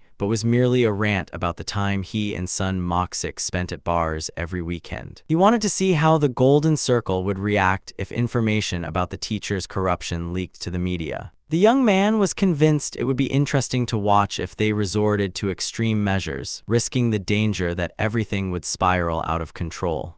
Or the teachers could have simply been fired or disgraced. Either way, they had to be prepared. He said that his letter of apology was too good to submit to the Office of Education. It turned out that although the Golden Circle had an obligation to comply with the client's demands, they were helpless against a single ordinary student. The collapse of the organization was only a matter of time. Once politicians could no longer gain profit, they would try to sever their ties with the Golden Circle. He was like a ticking time bomb to the organization. The founders had to use every means possible to eliminate him in order to survive. However, they wouldn't move outside of school, and that worked to his advantage now, so he decided to dig deeper. Looking back on the events of the past few days, the young man realized that Danim's actions had been completely in vain. Of course, they could have swapped the test papers or manipulated the grades. In other words, I had to solve the problem before the exam. Otherwise, they might even resort to such despicable tactics. The homeroom teacher went straight to see Vice Principal Jin and spoke about the letter of apology written by Kim Yeon-seong. Then, the vice principal called the Golden Circle and requested that everything be handled according to plan. This was because he would soon become uncontrollable. At the Central Support Center, the issue of teachers at prestigious schools accepting money to harass students was being discussed. Of course, it was a support center, but no matter how preposterous it seemed, such claims could not simply be ignored. The man claimed to have evidence, but the employee continued to raise his voice, suggesting that even the school's vice principal might have been bribed. There were instances where powerful people acted ruthlessly, and money and parents were entangled in all of this. However, that organization now had to pay attention to this matter as well. Otherwise, it would soon be too late. He stated that while he was verifying the information, his son was continuing to be bullied and that he had no intention of tolerating school violence. This issue had to be resolved to prevent the number of victims from increasing. If the Office of Education was merely a facade, this, too, ought to have been investigated. The employee was already on the verge of losing his mind due to these complainants. To make matters worse, starting from the morning when we had lost even the broadcasting station's reporters, they stormed into the office and were filming and recording everything. The man rushed here as soon as he received the information from Kim Yeon-seong, but the broadcasting station known for honest reporting was already at the scene. A few days ago, he met with Assemblyman Kim Pano, showed him some documents, and said that he needed the authority of a corporate CEO. After reading the documents, Kim Pano realized that this young man had found out not only the members of the Golden Circle, but also the leader of the organization. The list contained numerous politicians and lawmakers, but what annoyed him the most was the name of Assemblyman Lee Kyung-chul. Kim Pano wanted to bring him down more than anyone else. Wiping his usual smile, he said that he had already prepared everything so that Go Changbayam could step forward. Now, catching Assemblyman Lee Jeoncheol had become as easy as boiling the stems of a kettle. And if that deal came to fruition, Kim Pano would be able to run for president without any worries. The lawmaker. He looked at the young man with eyes full of admiration. Despite everything, he kept his promise. He absolutely had to keep such a person as his own. Kim Pano was. He agreed and said that if the plan was set up that way, he would gladly participate. In return, he asked what he could do for Kim Hyun-sung. The young man wanted to cover the front page of every newspaper to expose corruption within the high school and even organize a media offensive to pressure the Golden Circle. The lawmaker understood that his name had to be used and immediately agreed to the report. As revelations and irrefutable evidence emerged, public opinion began to stir, and additional circumstances were soon disclosed. At first, the article appeared unrelated to the Golden Circle, but when the truth was revealed, the organization withdrew from that high school. Education office officials stormed in and demanded that the students tell the truth about the abuse and corruption they had seen and heard. The education office, fearing public pressure and worried about negative reactions, they conducted a showy investigation. However, the students were terrified. This was because they were afraid that their words would affect their future.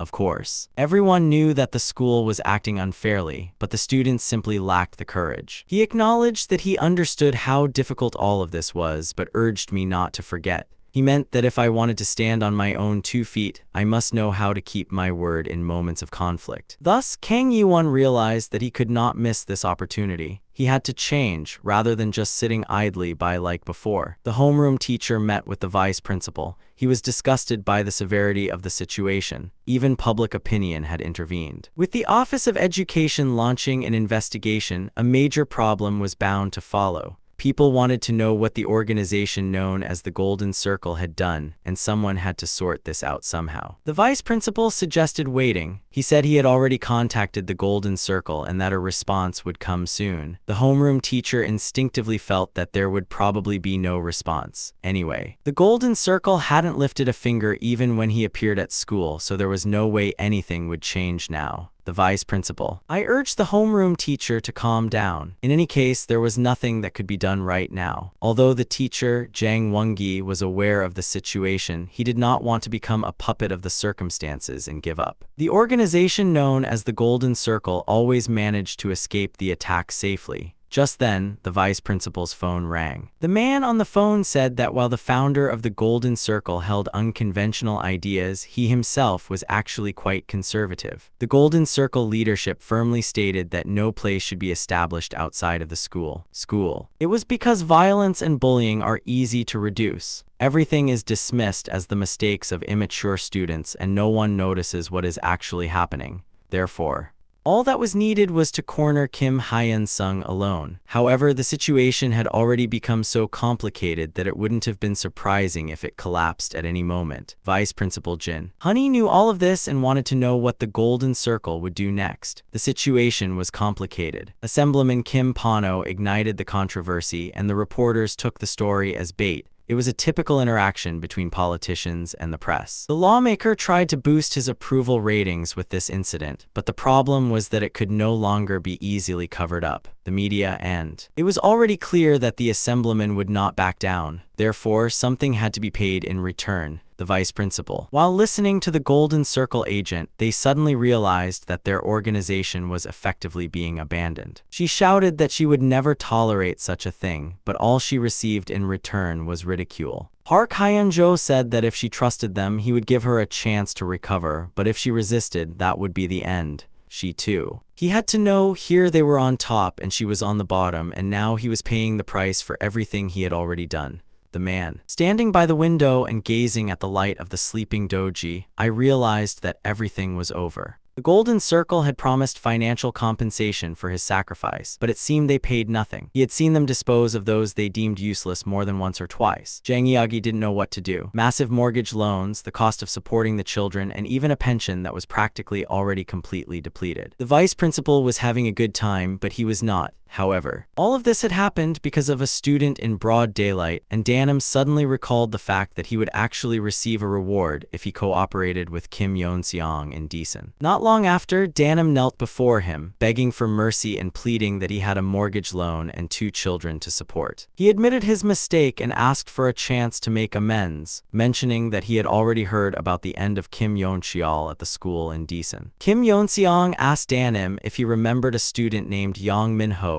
who graduated from school a few years ago. Eventually, he was accepted into a prestigious university, but unable to overcome the trauma he suffered there, he dropped out and enlisted in the military. This young man was good enough in his studies to enter a domestic university, but one day, he began to be bullied for no reason. But even that could not save him. 3 years. This young man took his own life. He was convinced that Danim would not have even thought of this when he received the money from the Golden Circle. And now, Jang Won-gi was implicated in Yang Min-ho's death and he had to accept this fact. It was irreversible.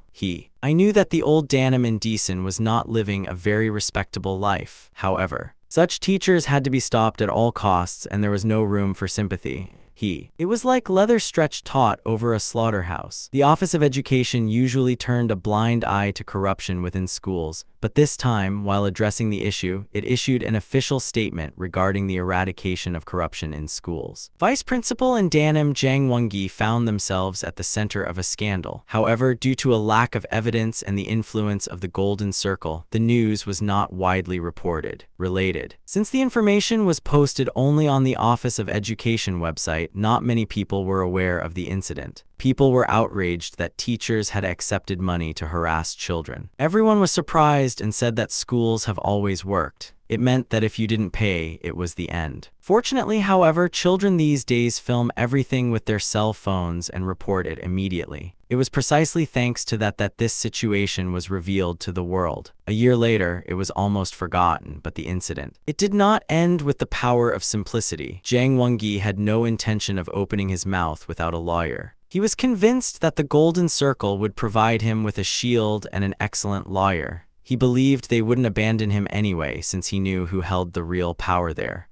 But soon, the prosecutor said that this teacher seemed to trust the Golden Circle too much. He said that no one would come, let alone a lawyer. He was notified that instructions had been issued to close the entire case, including the investigation into the Golden Circle. Damn. He couldn't believe his ears. He believed he had merely followed instructions and hadn't committed any personal wrongdoing against the children. However, just then, they showed him the USB that Kim Hyun-sung had sent the previous day. Inside was a recording. He had deliberately sent the recording, already knowing that the Golden Circle would be unable to intervene, in order to shatter the trust placed in Danam's words. The Golden Circle. Naturally, they did not protect the traitor, so the decision to cut off everything now was made. Jang Won-gi screamed desperately, claiming he had fallen into a trap. This wretched bastard Kim Hyun-sung dared to betray his master. "To think you did that?" the prosecutor said as he was organizing his thoughts. It meant that now that everything was understood, they should wrap things up quickly. Of course, Jang Won-gi could have kept his mouth shut, but it would have been useless. Now, he had to admit to all the charges. Jang Won-gi asked the investigator if the Golden Circle would have protected him had he not gone to meet Kim Hyun-sung. However, the answer he received was, of course, no. The Golden Circle had paid the money from the very beginning merely to discard the person later. At the same time, he could not help but admit it. Jang Won-kai realized that the Golden Circle had indeed established a flawless system. He could no longer change. He sprang to his feet, threw objects, and threatened the investigators and those around him. It was decided that the interrogation would continue once he calmed down, and he was sent to the holding cell. The police officers. Jang Won-gi, who was walking down the hallway while being escorted, suddenly saw a body being carried on a stretcher. It was the vice principal. He couldn't believe his eyes and froze right in the middle of the hallway. The men walked quietly down the hallway in their slippers, their faces showing extreme anxiety as they hurriedly tried to resolve the situation. Soon, the office closed. Since everyone was implicated in the incident, the vice principal and Jang Won-gi were treated merely as discarded cards. However, Jang Won-gi did not agree. He could not punish all of them, and even the Golden Circle lacked the ability to do so. They thought it was a scheme to sacrifice just a few people to erase the traces and wait for the storm to pass. I thought that if I stepped forward and took action, I would end up taking the arrow myself. After breaking into the office, they discovered a welcome fact. Kim Yun-seong had requested the summoning of all teachers. He gave the teachers 10 minutes. Everyone already knew that the vice principal and Jang Won-gi had been detained by the police, and the teachers worried about their future.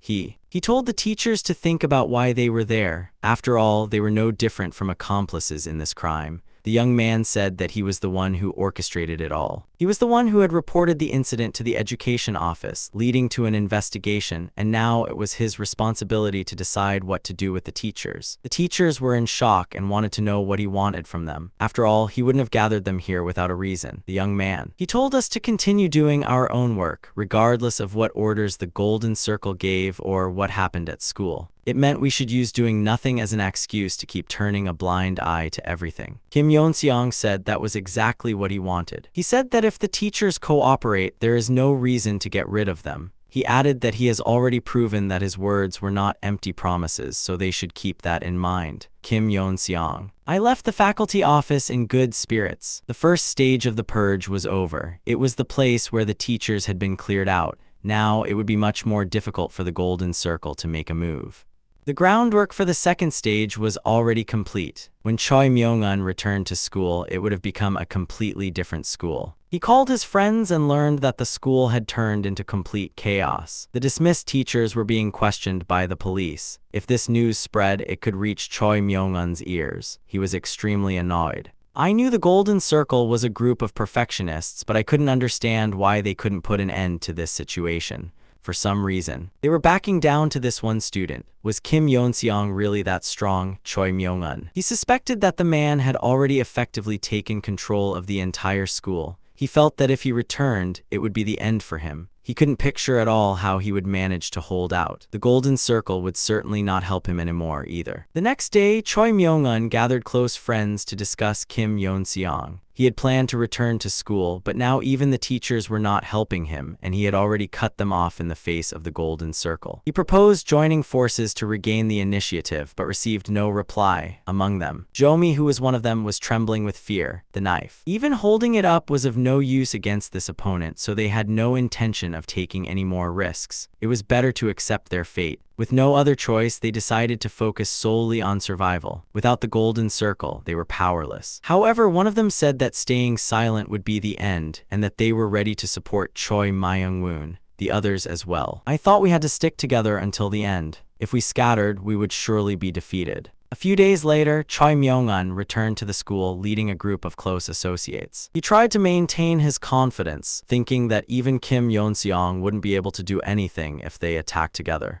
As he entered the classroom, he felt his classmates looking at him with questioning eyes. These were children who used to be unable to even lift their heads. Choi Myung-un. I just wanted the class to start as soon as possible so I wouldn't exchange a single word with anyone. Right away. Just then, a female student approached and said that Choi Myung-un and his friends were waiting at the gymnasium. Kim Yeonseong calmly approached the group of students and checked to see if everyone had gathered. After greeting the faces he hadn't seen in a long time, he was convinced that Choi Myung-un had already thought everything through and could get straight to the point. He warned that he would not bring them down. Doing so would only cause trouble. He said that since there was only 1 year left until graduation, he wouldn't bother them as long as they kept quiet. However, it meant that if they didn't, they had no value, and he said he would give them one chance to survive. It would be difficult to call that a life too, because I was destined to be beaten endlessly. Exactly. At that moment, the students rushed at the very people who had been bullying them and tried to teach them a lesson,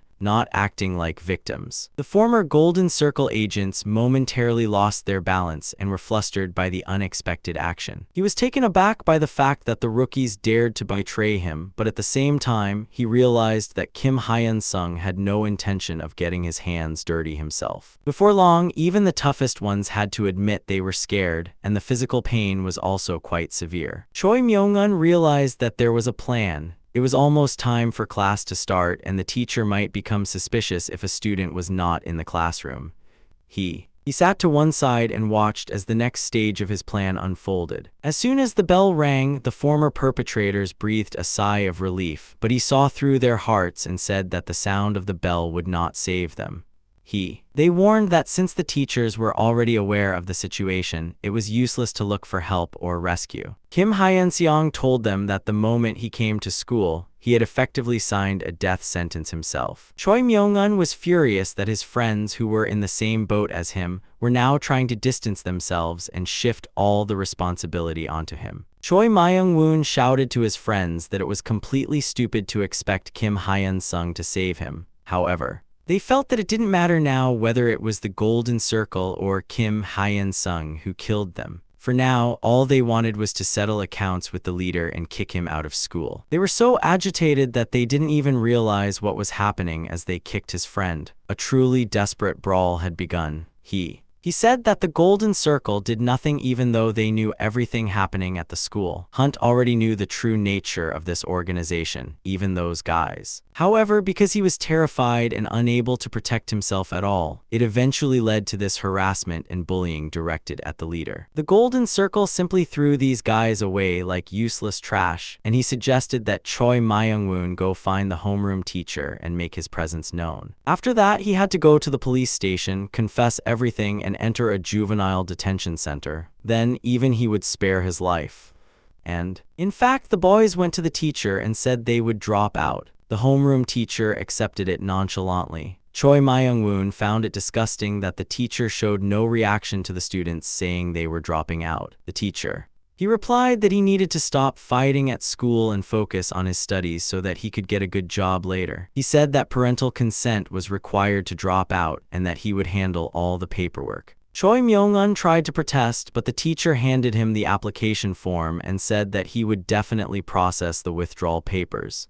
He was seething with anger. I realized that Kim Hyun-sung had pulled some strings on these teachers and that they were now acting like puppets. Kim Hyun-seong knew very well that he had only dropped out of school to survive and did not feel enough remorse to go to the police and turn himself in. At best, he would just leave the city, but there was a high possibility that he would sell his concentration and try to kill Gruk out of a desire for revenge. Of course, he could have given up a normal life and gone to prison, just as his homeroom teacher, Jang Won-gi, had depicted. However, at the same time, it becomes clear that all of this could end very miserably, just like in the case of Vice Principal Jin. Ultimately, Choi Myung-hoon has only one choice left: to cling to the golden circle like a leech and become completely dependent on them. Soon. Midterm exams are approaching and the organization is becoming more active. We must prepare for a situation where our fate is in a desperate predicament. Even as they leave the school, they know deep down that Kim Hyun-sung will never forgive them for the past. Still, they cannot give up, because otherwise it is the end. Su-ching thought differently. He said he would leave Seoul, warning that he could lose his life if he joined forces with the Golden Circle. Myung-un calls his ex-friend a pathetic and cowardly wimp and resolves that he must be the first to confront Kim Hyun-seong. That is the only way he can avoid prison and secure a new recruit for the Golden Circle. Myung-un immediately contacts Park Hyun-jun and says he will do anything to get rid of Hyun-seong. Park Hyun-ju is very pleased and immediately calls the young man to her office to make a plan together. Hyun-ju mulls over the unfolding situation. To think that an ordinary high school student had taken over a Golden Circle base, one has no choice but to acknowledge their skill, of course. I simply cannot understand how on earth he managed to pull off such a thing. He must have planned everything in advance, and just by looking at that, you can tell what a crazy psychopath he is. Of course, having a guy like that on one side is a huge stroke of luck. With a mind like Hyun-seong's, he could certainly make a fortune. Hyunju sorted through all the victims and customers and realized that everything eventually converges in one place. Hyun-seong, too, will soon pay the price for the things he has done. There are only a few days left until the midterms. Hyun-seong had made plans for the weekend, but he is instead flustered by the fact that the Golden Circle isn't moving this weekend. I suspect they will start the attack outside the school, but on the other hand, I believe it will be difficult to avoid trouble due to the many cameras on the city streets. The young man. He returns home. Although he lived in one of the safest buildings in the city, something immediately catches his eye. Changbam is. I was told before that this building's security system is top-notch. As the young man enters the house, he finds it completely turned upside down. Trash and broken objects are scattered everywhere. Hyun-seong looks around the house. His wife is nowhere to be found, but everything has been rummaged through and broken.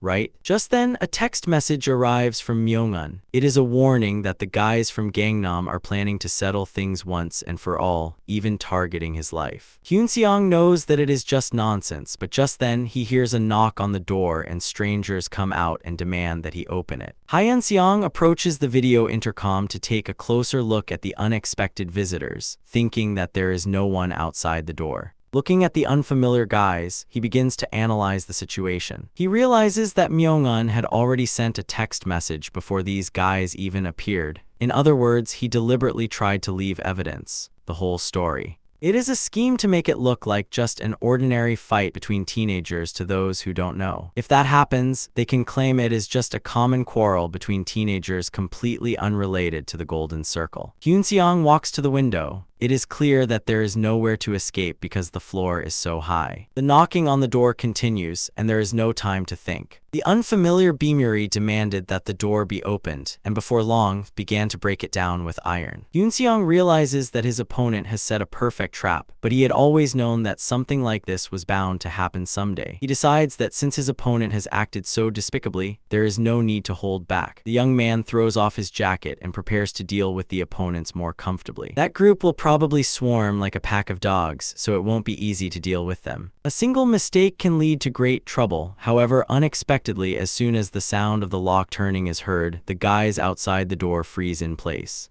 Next, Suddenly, the door swung open and Hyun-seong walked out. He looked extremely friendly and was holding no weapons. Shirt. His sleeves are rolled up to his elbows. He gestures toward the boats as if he has no idea what on earth he is waiting for. As if receiving a signal, the men rush at the target, vowing to finish him off within minutes. However, in return, they are immediately met with a heavy barrage of punches. To Hyun-seong, they are not serious opponents. He takes them down in one way or another, but there are so many of them that staying in one place is meaningless. He decides to first clear a path and move to a more advantageous position. The swarms chase after him. It doesn't matter. The only thing that matters is completing the task. Everyone believes that this lone fighting army is finished. Some of the people are surprised. They had expected him to be caught and collapse right in front of his house. Building. It is literally packed with people. They are swarming every floor, filling the entire building. The Golden Circle has effectively already lost. If their intention was to make him a scapegoat in a typical gang fight, they have every right to be proud. After all, they have pulled the organization out of the shadows and into the light. The residents. They are furious at the fact that they cannot enter their homes and offices. People have no idea what is happening or why they cannot enter. They contact the building manager and demand an explanation. On the street. It is all just stories of the bloody drama that took place in that luxury building. Myung-woo is more than satisfied. Conflict among students is escalating into a dispute between schools, and as a result, students are losing their lives. Who would have thought that one person would bring about this level of chaos? The Golden Circle neutralized the forensic cameras, and now no one doubts that Hyun-seong is finished. The building. The management staff were bribed in advance, and Golden Circle members planted fabricated evidence after the police found them. They have put in this much effort to get this far. Myung-woo received a knife from the person in charge and was instructed to stab Hyun-seong with it. The intermediary. The young man tries to persuade me, saying that if I confess that it was an accidental injury, my sentence will be reduced. He means that if it is negligent homicide of a minor, the sentence will be short and it will end with just military service. Furthermore, it is said that the Golden Circle will compensate for all inconveniences. Myung-woo has no choice but to accept this plan, but it would have been better if he hadn't been dragged into it in the first place. Hyun-seong continues to fight against the endless stream of idiots. Those who notice that Myung-seok is already exhausted try to attack all at once. The young man takes down a few more, but a new group is already approaching. Hyun-seong realizes that this is not a dream. He has truly been thrown into a real hell, and although he is holding on now, he is already exceeding his limits. There are too many opponents. They swarm in and attack without thinking about their rear. He continues to move as he is trained, convinced that he can fully handle it. As a symptom, a blazing guy rushes forward and kicks the young man in the chest. It was a very powerful blow. Hyun-seong tumbles down the stairs. A stranger lunges at him, his face distorted by the symptoms, as if intending to tear him to shreds. However, something unexpected happens. He traps the man's neck under his armpit and strangles him tightly, cutting off his breath. Training. The ship collapses just as it is. Whether it fainted from lack of oxygen or died, the others had no way of knowing how much longer this lump would last. Hyun-seong turns toward them and says that if they had a plan, they should have thought it through to the end, and that now everyone is going to die. The authorities contact Hyun-jun and inform him that complaints from residents are pouring in more than 100 times. Hyun-ju replies that she needs at least 30 minutes. As for the backside, she will not hold anyone accountable for hypocrisy and will not want this order to be known. Of course, the police will come to the scene, but they will arrive much later. The building owner will receive compensation, but everything will be over soon. Since the Golden Circle has already deployed over 100 people there, public opinion is. It will stir things up for a moment, but it will soon subside. And if Hyun-seong wanted pain, this is the perfect opportunity he has been given. He receives a call from a subordinate. It is a report that a group is running late. The subordinate says that he has never seen such uniforms before and that he cannot tell which school the guys belong to. Finally, the building doors swung wide open, and everyone witnessed a large pile of young men and one young man continuously beating up a bed. Golden Circle. They have absolutely no idea who their opponent is in front of them or what on earth is happening. Myung-woo finally notices the drawing of a student wearing the Daesang High School uniform,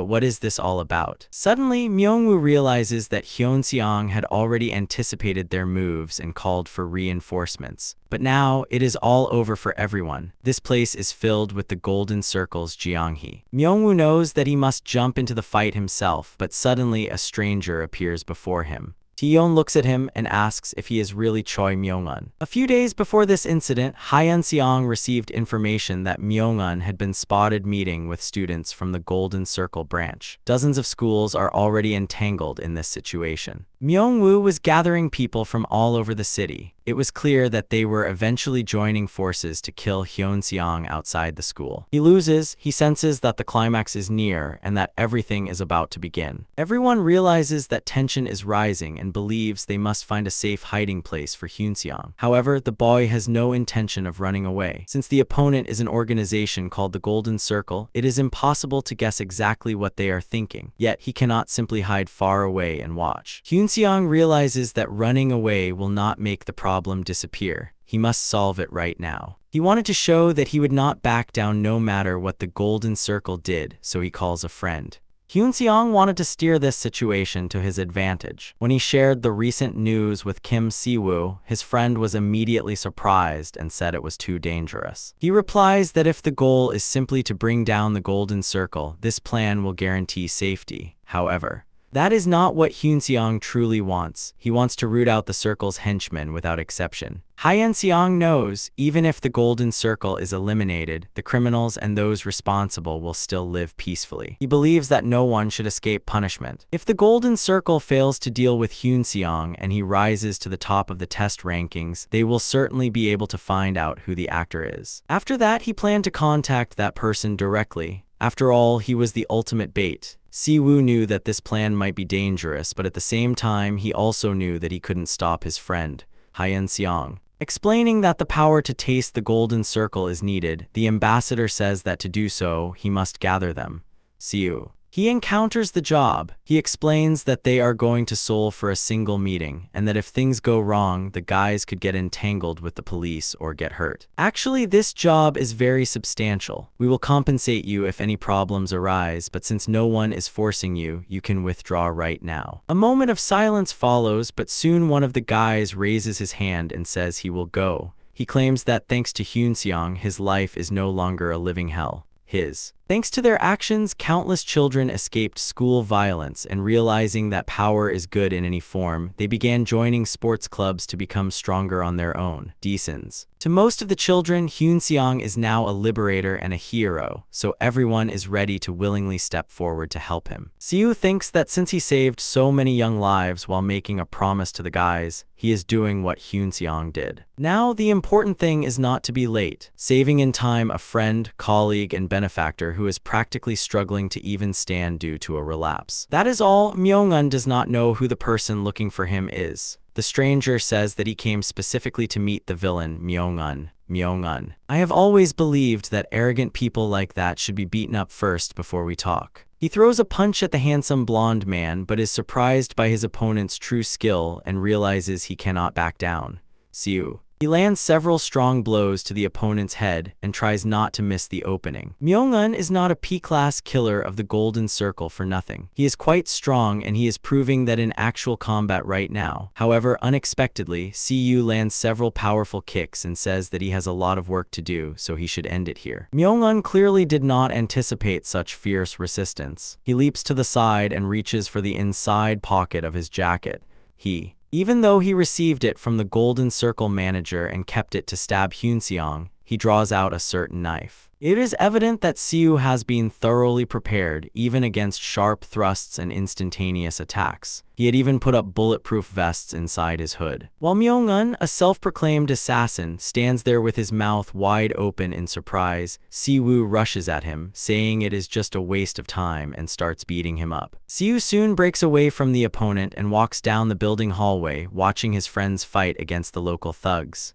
Si-woo. In his wake, fallen ships littered the ground, and a group of pursuers had already fled, determined to engage him in a direct fight. It is coming. Siwoo faces another strong fighting ball, but he still possesses the skill to withstand it. He knows that his opponent is at least a top-tier fighter, but he has no intention of losing. Siwoo knows that the longer this situation drags on, the more dangerous it becomes for Hyunseong. At this point, as it happened, the opponent had already been hit several times in the face, and blood was flowing from his mouth. Soon, Bi Seong-ho appears in the hallway and says he will send his friend Siwoo ahead and take care of the rest himself. San received a phone call and was promised 100 million won, so he just needs to do as he is told. Of course, he is right. For someone like him, the opportunity to earn 100 million won is a tremendous stroke of luck, even if it were possible in prison. Siwoo sincerely thanks Seong-ho for staying behind to clear a path through the hallway for him and runs off to find his friend. However, for Seong-ho, it is merely a task. He now intends to finish it perfectly and efficiently. Lee Muryok. Videos of a large-scale brawl breaking out in the Gangnam area have already spread online. The broadcasting promotion agency. He says he ran to do because he didn't know the reason, but some guys had come to beat his friend up badly. The streamer says that they immediately reported it to the police, but even though the police station is only 5 minutes away from the scene, they haven't arrived yet. Everyone. He agrees that it is strange, and thanks to that, live viewers are able to watch the actual situation. I watched the scene before my eyes, terrified. Of course, I merely did everything Hyunseong told me to do. But the situation looks truly terrible. The internet connection is cut off. Will that alone be of any help to Hyunseong? In the meantime, Hyunseong continues to fight. He doesn't even know how many he has defeated anymore. On the 12th floor. He is good at how difficult it is to escape. Taking the elevator is dangerous, and on top of that, he is still alone. The opponents are exhausted from being beaten severely. Realizing that it is the end for them otherwise, they demand that he stop. While Hyunseong was finishing off the guy with a kick, another fighter attacked from behind. He comes, the young man grabs Hyunseong's waist and slams him against the floor with his whole body. Godir Golden Circle Jeonghae fighter appears nearby for a few days. They start kicking him wildly, regardless of his head, back, or torso. Hyunseong knows these guys are tenacious, but it seems everyone has already reached their limit. Now, only the strongest will survive. He tears the young man holding him by the knee to let go, jumps up, and breaks free from his restraints. Right now. Just then, another fighter appears on the floor. He seems to be a Jeonghae warrior of the Golden Circle, having decided to face the target directly. Hyunseong reaches the elevator and presses the button. He realizes that now he has no choice but to be blocked by luck. Yongbombi. Seeing that the elevator was peppered, I immediately turned around to stop him. He comes, he gets caught up in a fight once again, but thinking that he is almost there, he won't die here. Sometime later, the young man is sitting on the floor, having been left by the door, and the villains finally breathe a sigh of relief, amazed at how much he enjoyed it. Just then, man amazed before how much he Hyunseong. Realizing it is too late, Siwoo. He looks at his friend with eyes filled with pain and compassion. I have my friend sit next to me in the elevator and tell him to rest for a while. Siwoo is practically a killing machine. The enemies seem finished, almost. At that moment, police sirens blare and the guys realize they are caught in a massive police and military raid. The gangsters. In the end, I didn't expect the police to come, so now I have to hurry and get out before I get caught. Siwoo supports his friend, who is barely able to stand due to a relapse. The young man wonders why a guy as smart as Hyunseong is doing such a crazy thing. He replies that he had to show as many people as possible that he was not a victim. The young man soon notices his friend's stylish hairstyle. It seems he had definitely prepared for the trip to Seoul.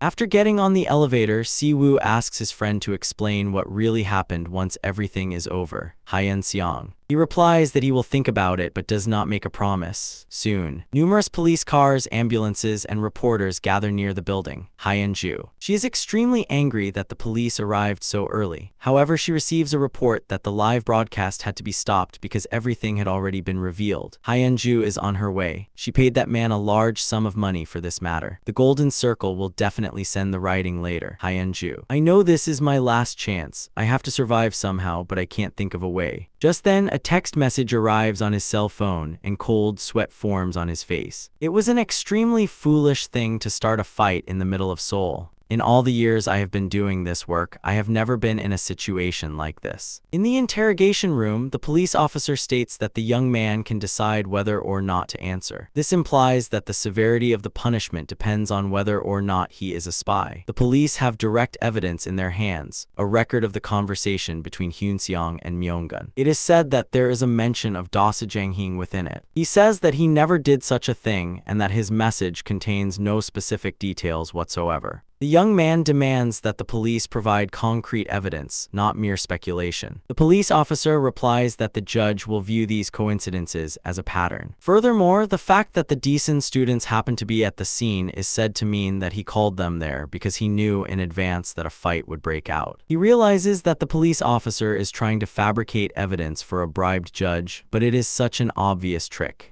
Hyunseong. He replies that he also has evidence. He claims that his friends were merely passing through Seoul and had simply asked for help. The young man shows a cell phone containing text messages and adds that he should have examined the case more thoroughly before the interrogation. The investigator contacted Deeson's colleagues and confirmed that the high school students were on a career exploration trip. Of course, the police officer does not believe in such a coincidence. It is too coincidental that these students happen to be nearby. Feeling the case crumble moment by moment, he decides he must approach it from a different angle. In another interrogation room, B. Seong-ho sits denying the charges, but the police officer subtly hints that it could ruin his entire life. The officer turns off the recorder, and Seong-ho says that unlike the students, Seong-in will end up in prison. He will use every singer in the Golden Circle for the rest of his life. However, the idea is that if Seong-ho testifies against Hyunseong, the police officer might save him, the young man. He replies that he knows the Golden Circle is incredibly powerful, but there are some people it is better not to provoke.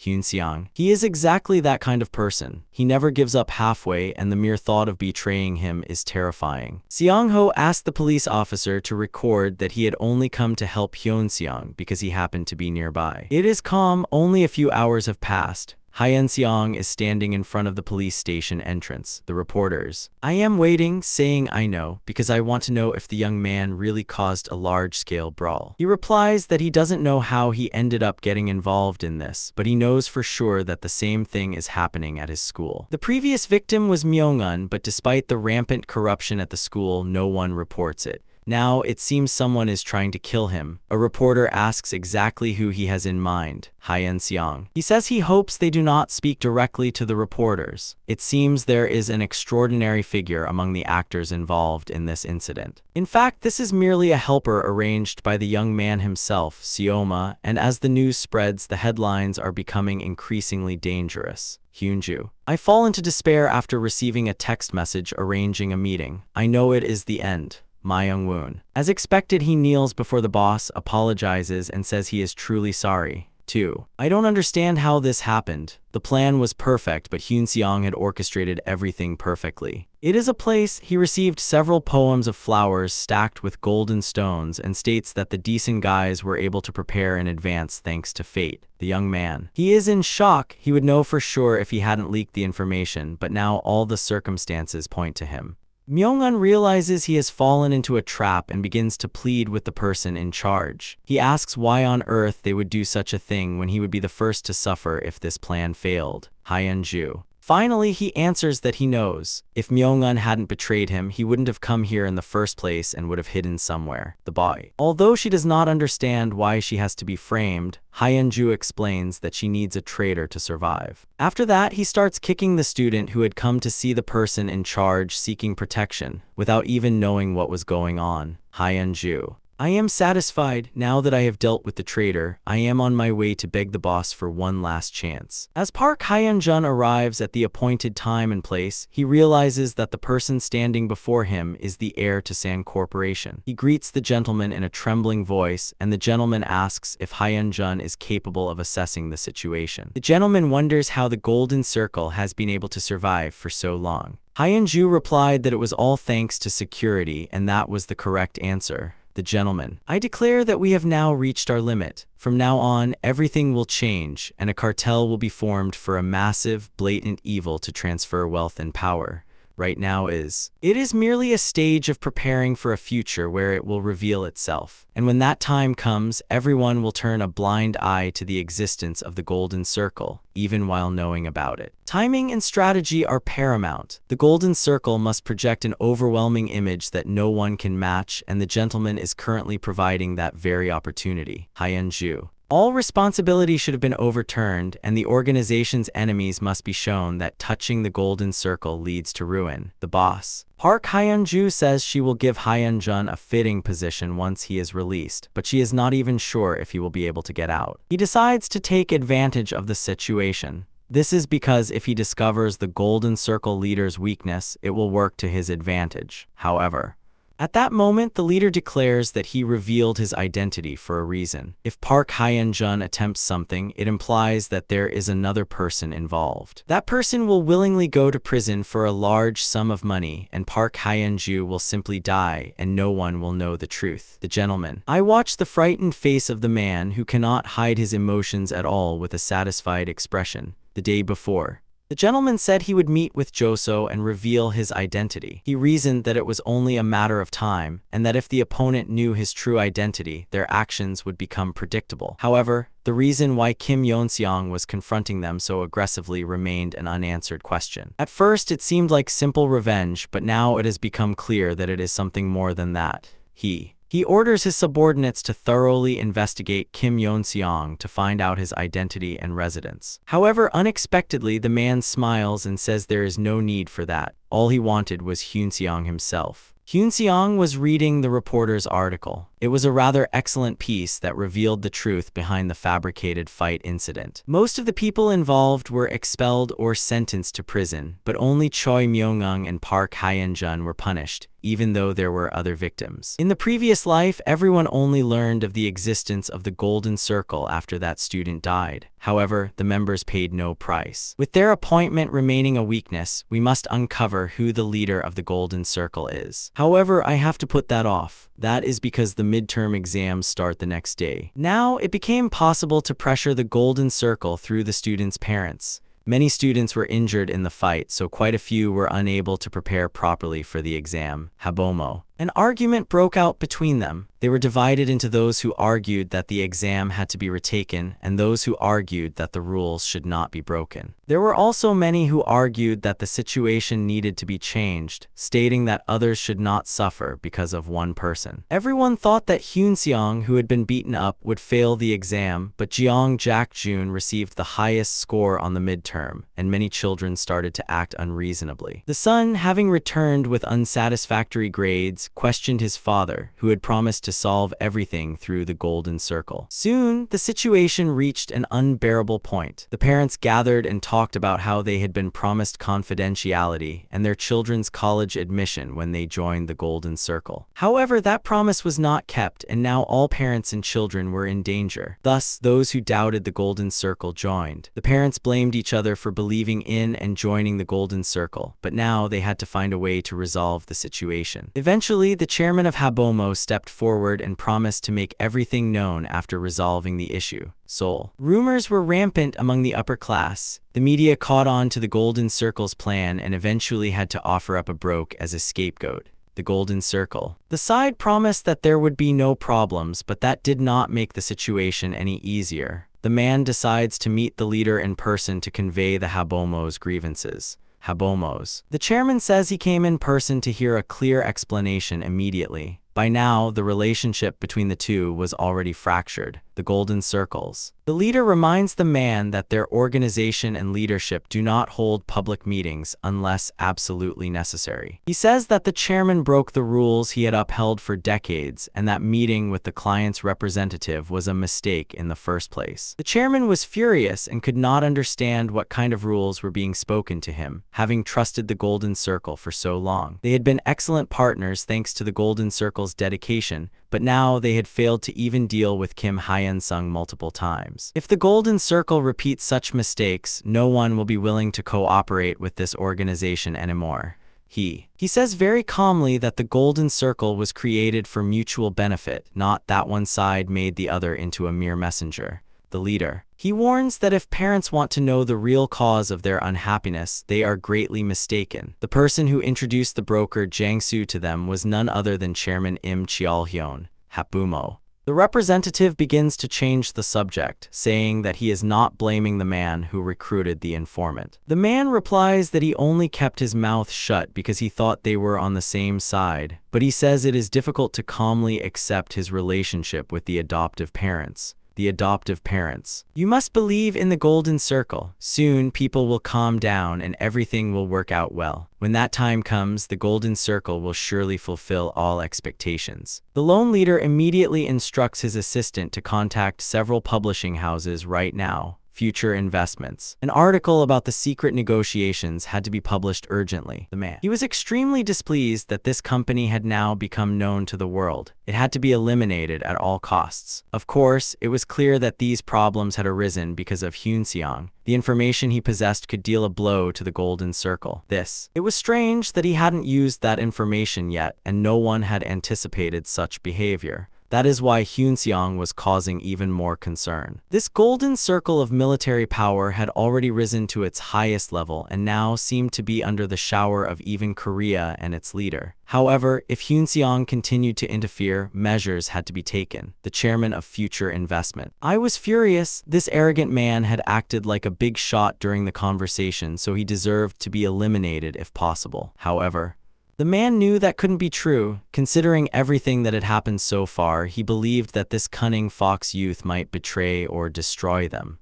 How? It was impossible to know whether he became the boss and the rest all became subordinates, as if it were a predetermined fate. At that moment, the chairman's phone on the table rings, shattering the heavy curtain. Two men meet, having faced difficulties due to one person. They were now in the same boat and able to talk. The chairman. I felt as though I had been almost deprived of the right to speak, so I didn't add anything. However, the man says he will not admit that Kim Woo-yuan introduced the broker, Jiangsu. It was a truly clever move and something worth having a drink over. Hyunseong had no reason to sever ties with the keyball. It was better to just let the situation unfold and secure his own interests. They confirm the fact that both were victimized by the same villain. Neighboring Flower Josaram has calmed down. It had been a difficult time, but now they feel much more at ease and the two decide to have a drink. Hyunseong had to unravel a massive, tangled web of connections and power dynamics to find out who was meeting whom. The victim's parents approached a Golden Cirque employee, who then involved the National Tax Service, after which pressure began to be exerted on lawmakers and business leaders. When the National Tax Service came to investigate Myeongjin Kwonseo, others also began to take an interest in the case.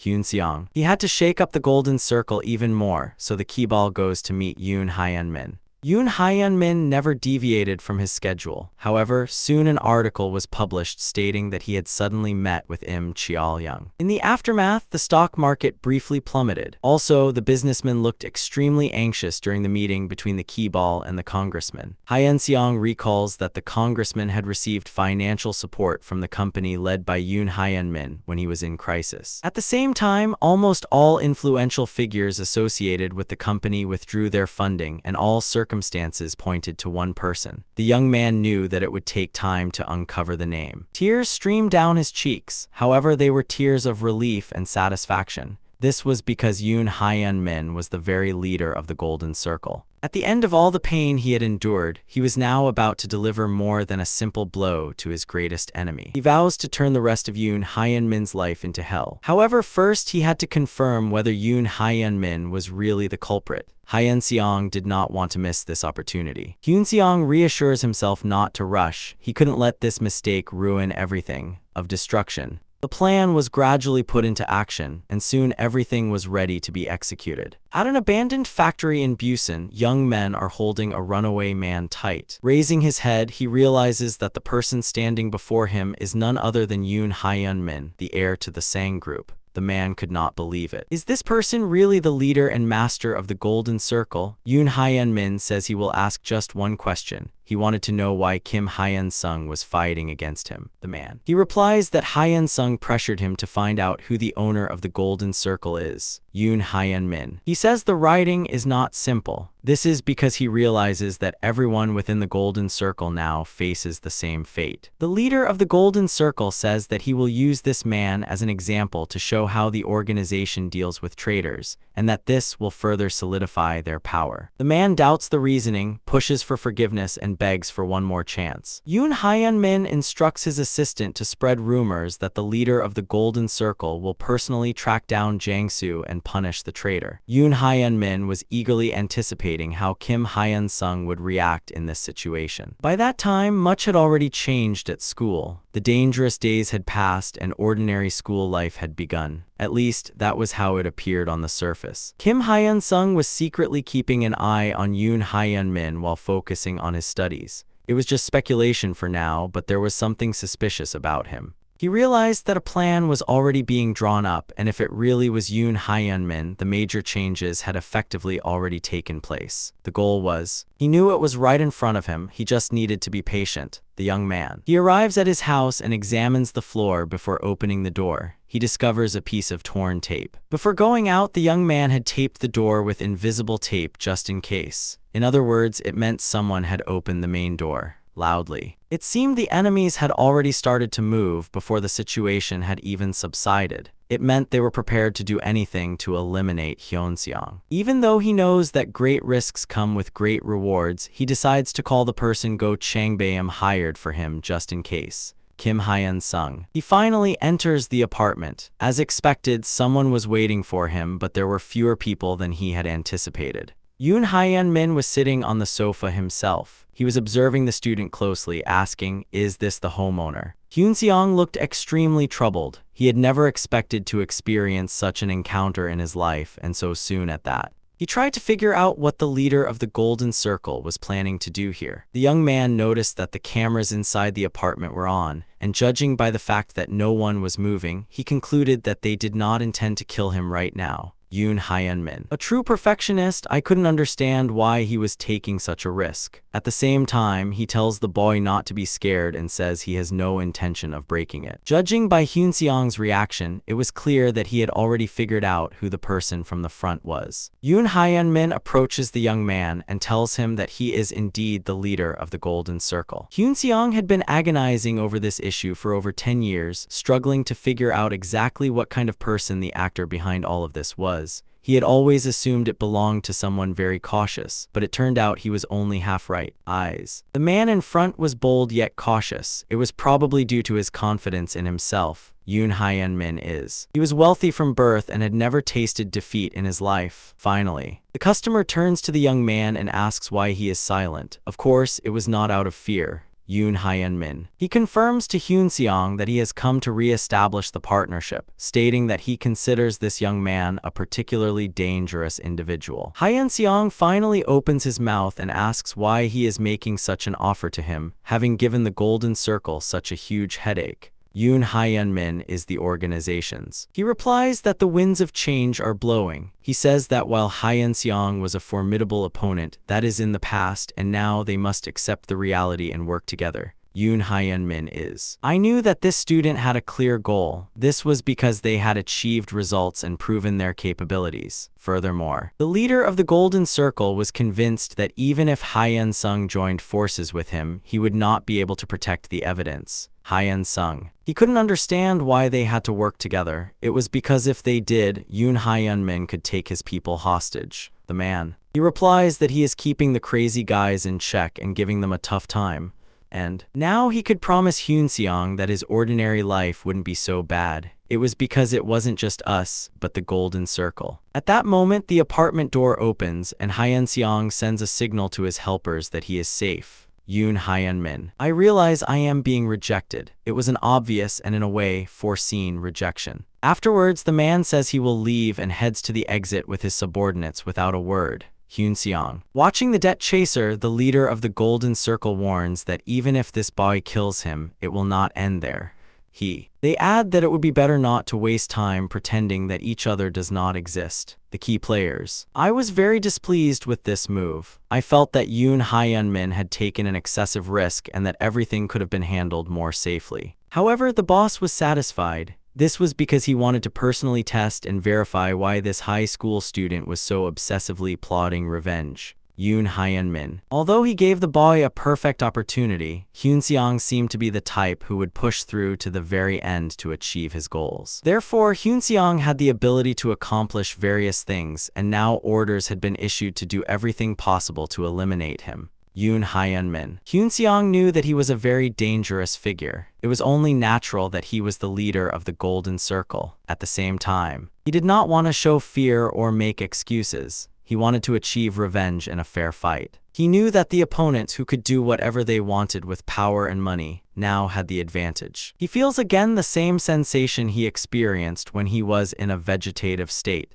He had simply waited so long for this moment. Now, he was no longer afraid. Just then, reporter Park Hyun-tae calls and says he has made up his mind. The man says that such things do not matter anymore. This is because he has already heard the news. The young man had nearly died today. There was a meeting a few days ago. Golden Circle was a name already well known even among reporters. The reporter knew that Hyun-seong was attacking people who were difficult to mess with and wanted to know what on earth he was thinking while acting this way. Hyun-seong knew that the reporter was genuinely worried about him. However, in his past life, the person who had gone to such lengths to save every last bit when the Golden Circle was exposed was none other than Hyun-seong. I asked the man if he is ready to seize the opportunity to bring down the Golden Circle, as he desperately needed the help of the media. Reporter Park is surprised and wants to know what on earth the young man is planning. The young man says that if the reporter is interested in his proposal, he must show determination. The young man. He held information regarding Assemblyman Lee Kyung-chul's youngest son. If the whole world were to find out about these villains, they would have no choice but to disappear. Hyun-seong gives the reporter a month and promises to share his thoughts and information going forward. Reporter. Park Hyun-tae honestly admits that he agonized deeply for a long time and felt fear. He says that while few journalists know the truth about the Golden Circle, he is able to write about it. However,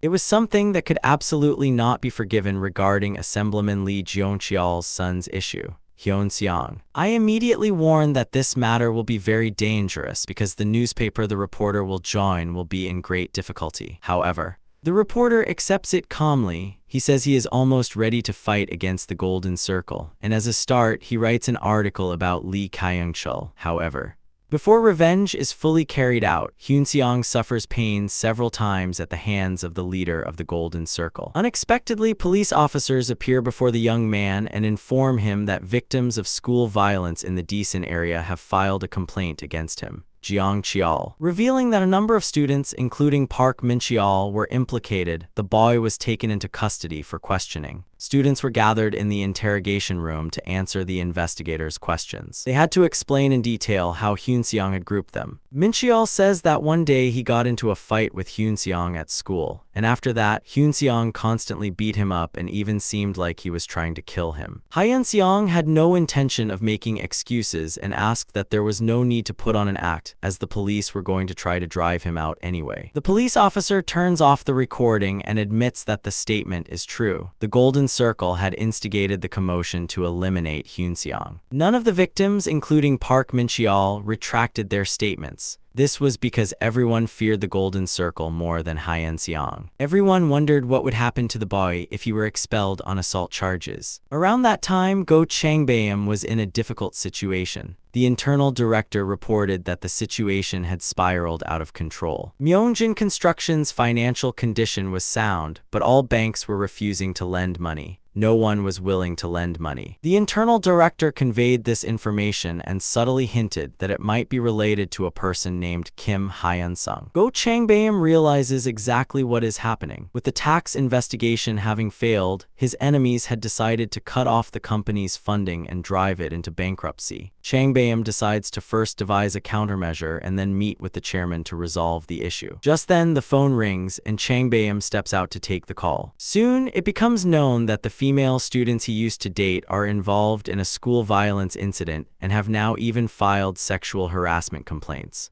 of course. It was absurd, but it was clear that someone much more influential was putting pressure on them from above. Chang Bayam was furious. This was especially true because everything was unfolding exactly as Hyun Seong had warned. His loan application had been rejected, and at the same time, a lawsuit was being filed against him. Hyun Seong had warned him in advance. He said that if the situation became too difficult, Chang Bayam would have to reveal the truth honestly, and since no one would blame him, he just needed to be prepared. Chang Bayam feels heavy-hearted once again and begins to question whether he should continue to support this man and his ways. I mean the entire situation. The man calls Hyun Seong and asks what to do in this situation.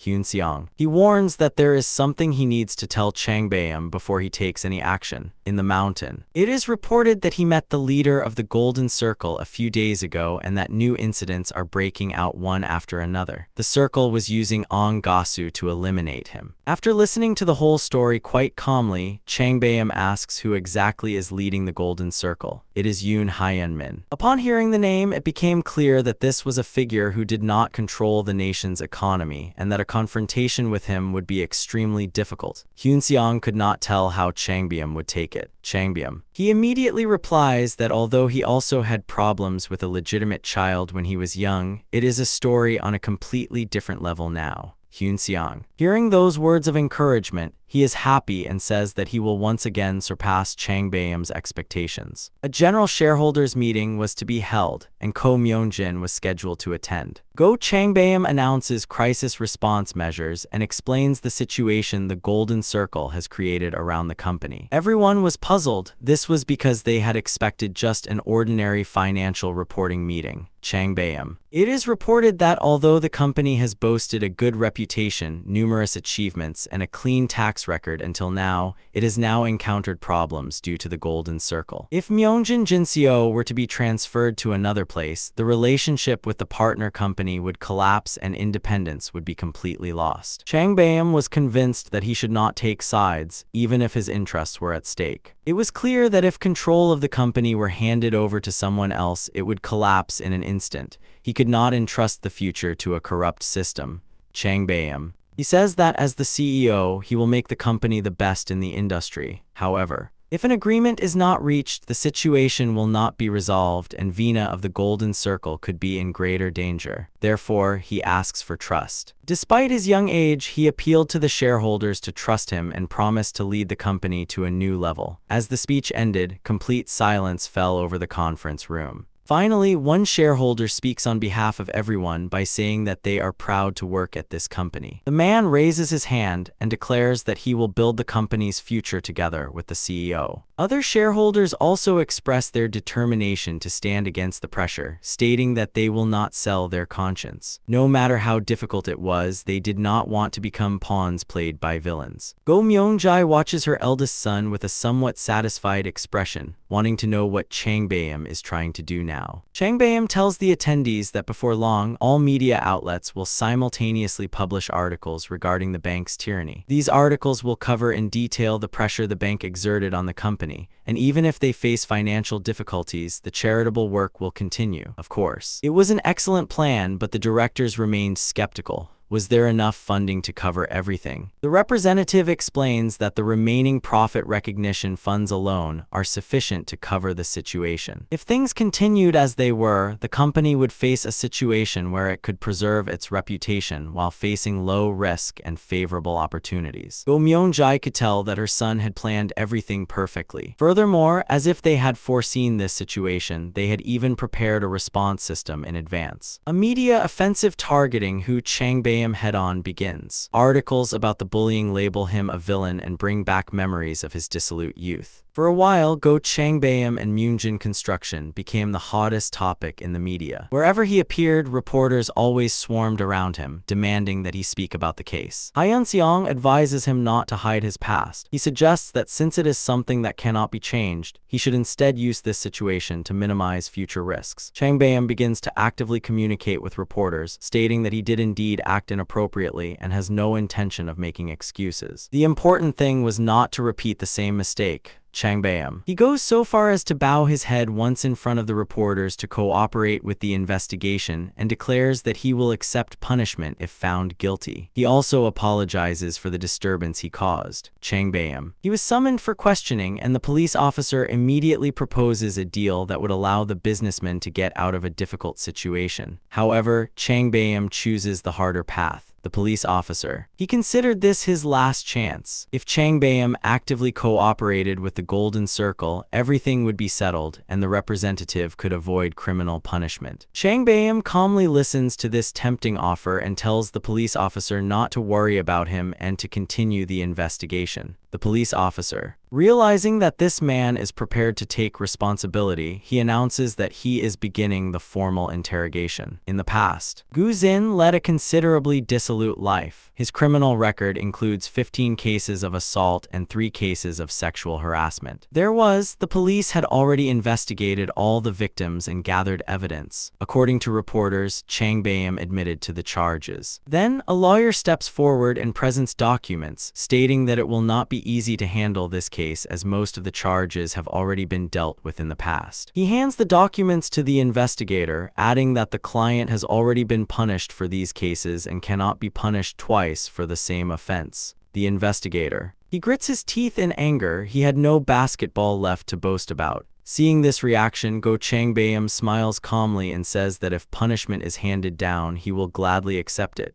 Desing High School. As the principal waters the plants in his office, he thinks that Go Changbam is the real troublemaker who is bound to cause trouble. Munjin. Construction stock prices have plummeted, and the principal is worried that no one will support him anymore. Even so, he chases after his grades. This is because, thanks to Kim Yeon-seong, the atmosphere within the school has changed and he himself has joined the upper class. The principal believed that he had to leave Myeonjin to achieve greater success within the Golden Circle. He picked up the phone to make an appointment, but at that moment, loud shouting came from the hallway. It was revealed that a teacher named Kim Yeon-cheol had been receiving bribes from parents for a long time and taking care of their children. He denied the charges, but when video evidence was presented, he could no longer claim his innocence. It is also revealed that teacher Im In-young was with Mr. Kim, too. People brought about several futures. While the violence was a problem, the more serious issue was that teachers had been covering up school violence. The biggest problem was the fact that teachers had been committing school violence. As the investigation continued, their accounts were already frozen. Kim Yeon-cheol asked what would happen to him, but the investigator replied that he would be dismissed and probably arrested. The principal, having overheard this conversation, immediately realized that he was next after Mr.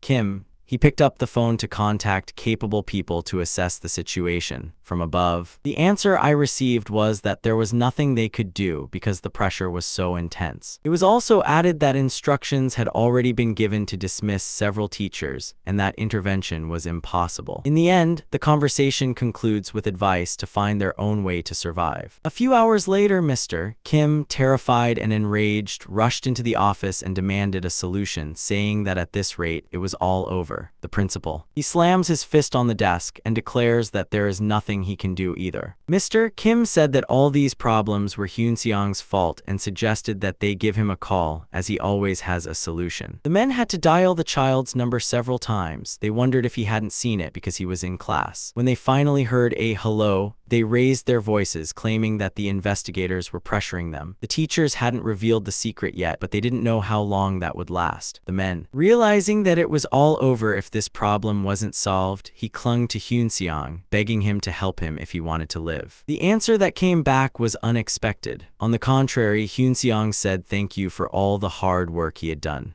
The young man said that he would not stop until the Golden Circle completely destroyed him and that he would eliminate everyone who helped him as well. Hyun-seong. He made no secret of his alarm, saying that the Golden Circle would be coming to find them soon. Kim Yeon-cheol. Even though he thought it was nonsense, the principal couldn't understand if this crazy student was really determined to see it through to the end. Ignoring Mr. Kim's grave, Taeyeon turned around and went to do the retrieval. Ju Tae-ju. Sitting before the investigator, he pleaded for a chance, saying he would do anything to testify against Hyunseong. The investigator could not understand. This was because Myeongjin was Hyunseong's source of funds and the principal was just a nobody. The man knelt and pleaded, promising to find a way no matter what, but the investigator replied that he already knew the contents of the call. The investigation team. They suspect that the principal colluded with Hyunseong to carry out some kind of joint plan. Now, since the investigation cannot reduce any risk, it would be better for the principal to just die. He was nothing but a useless old man, Kim Yeon-cheol was. He was driven into a corner one after another. The wife, having discovered her husband's infidelity, was furious. He claimed that he had been framed and that he had only stopped the villains because the Golden Circle members were abusing the children. He adds that the Golden Circle is now using all sorts of pressure tactics to eliminate him,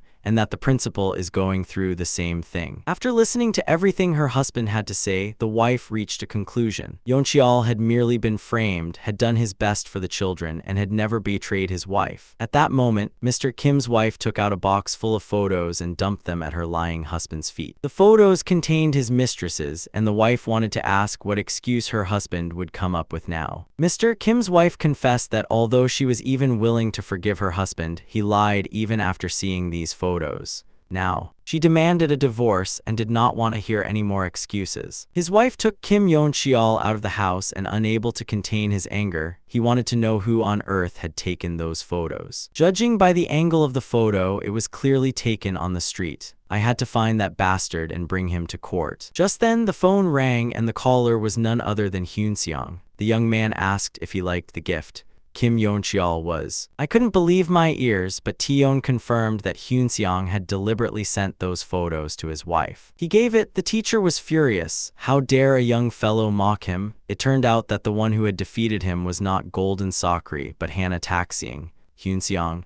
After calmly listening to the teacher's lament, he says he will now tell a story about a student. The child was bullied while attending school. At some point, unable to endure that hellish nana any longer, the child asked a teacher for help. However, amidst the neglect of adults, the child eventually passed away. Now, there is only one question. If Yeon-cheol himself were in that student's position, would he have been able to forgive the teacher when the opportunity for revenge presented itself? The teacher immediately began listing the names of the children who had suffered due to his inaction. He expressed regret, vowed to reflect on his actions, and promised never to do it again. Upon hearing this confession, Hyunseong remarks that he has lived like a true villain. Yet, he adds that it is actually a relief that he remains exactly the same. Hyunseong sincerely wished that the teacher and the principal would live a long time, because that way they could feel the reward for as long as possible. A special form of suffering has been prepared for them, and the two of them will have to endure it for a long time to come. Hyunseong. He hung up the phone as if tossing it. He had held back for a long time, and at one point he wanted to kill these teachers right there and then, but such a death seemed too easy. Hyunseong. The Golden Circle must be extremely upset that the teachers of Daesun were trapped. Even though they helped the young man, they can use this incident to solidify their own position. At first glance, it seems as though everything has been thrown into chaos because of the Golden Circle. However, the entire mountain will now be enraged at the Golden Circle, and that is exactly what the young man wanted. Over the following days, the situation unfolded rapidly. The principal and teachers were dismissed and eventually could not avoid arrest. Gu Chinjeom also could not escape punishment. He was sentenced to a suspended sentence and was also punished for assault. Changbaem was. Although he was acquitted of the sexual harassment charges, he planned to sue the woman who accused him. His meticulous planning allowed him to envision even the worst-case scenario. Changbaem stated once again that while he does not deny his past, he is now remorseful and will not repeat the same mistakes. He also said that he would prove he was worthy of being Myunjin's successor, stating that he was no longer the immature person he used to be. Of course, the Golden Circle was dissatisfied with this result. Changbaem wanted to know what to do now. Changbaem decided that it would be better to detain the principal and Mr. Kim and then release them. After all, if their crimes were revealed in detail, they would not be able to escape punishment. Hyunseong. He wanted to stay at school. It was to prevent the teachers from easily provoking him, while simultaneously looking for an opportunity to attack the Golden Circle. He didn't go to prison, but his future was bound to be rough. Moreover, the young man wanted to find out who the leader of the Golden Circle was, but now he realized that the one tracking him was Yoon Hyun-min. With no reason left to stay at school, he had to move on to the next step. The call continued, and he says he has prepared a special gift. The room is. It was completely covered in blood. The man begged to be spared, but Hyun-seong kicked him and smeared the blood on the floor.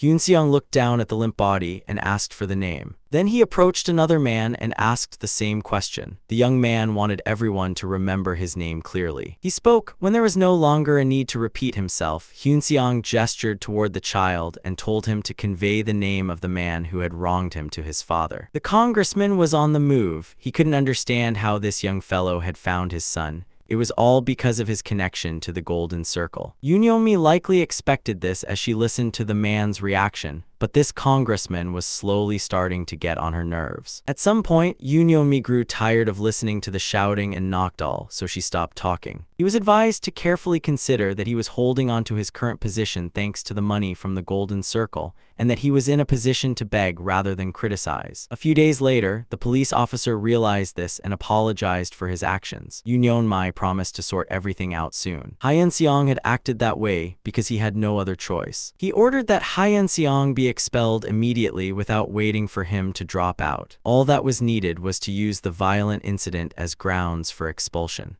However, student Kim Hyun-sung had already dropped out. In the end, it seems everyone was moving on the board that student had set up. While Hyun-seong was being interrogated, he received a call from Yoo Yeon-min. He says that the student had been pinning his hopes on this internal conflict. However, he added that now that he saw it, Hyun-seong was nothing, and if his life was precious, it would be better to stay at school by any means necessary. Hyun-seong laughed off the threat from the leader of the Golden Circle, saying that he wouldn't be of a mere fingertip to him anyway. Yoo Yeon-min had already realized that this guy wasn't talking nonsense. It meant he was harboring a very serious plan. Hyun-seong asks CEO Yoon why he thinks he dropped out of school. He asked back. At that moment, the aides handed him a few documents, saying that Yoo Yeon-min would need to see them himself. An article was published in a media outlet exposing the real names of a lawmaker and his son. This was not mere criticism, but an intentional exposé. Golden Circle. The leader speculated that Hyun-seong was in a desperate state, to the point of revealing even such information. Hyun-seong continued to assume that it was in a very secret place that he could neither find nor eliminate. If Yoo Yeon-min were to get rid of that child now, people would start digging into why a high school student attacked a congressman's son. It was obvious that other matters, including the masked Antuguk, would also be brought back into the spotlight. At that time, Kim Hyun-sung was a figure who was the center of public attention. Killing such writing would have spoken more to reporters and the public than any other action. Hyun-seong needed to buy time, so he tried to confuse his opponent and make him act impulsively. Crazy. If a dog bites off a person's limbs, that person is bound to use all sorts of methods to get rid of the dog. The current situation is truly interesting. Yoo Yeon-min has everything, but since he doesn't want to sacrifice anything, he is at a loss as to what to do with Hyun-seong. Hyun-seong said he would put an end to all of this. He added that he would step down voluntarily, but that someday an opportunity would come even to the leader of the Golden Circle.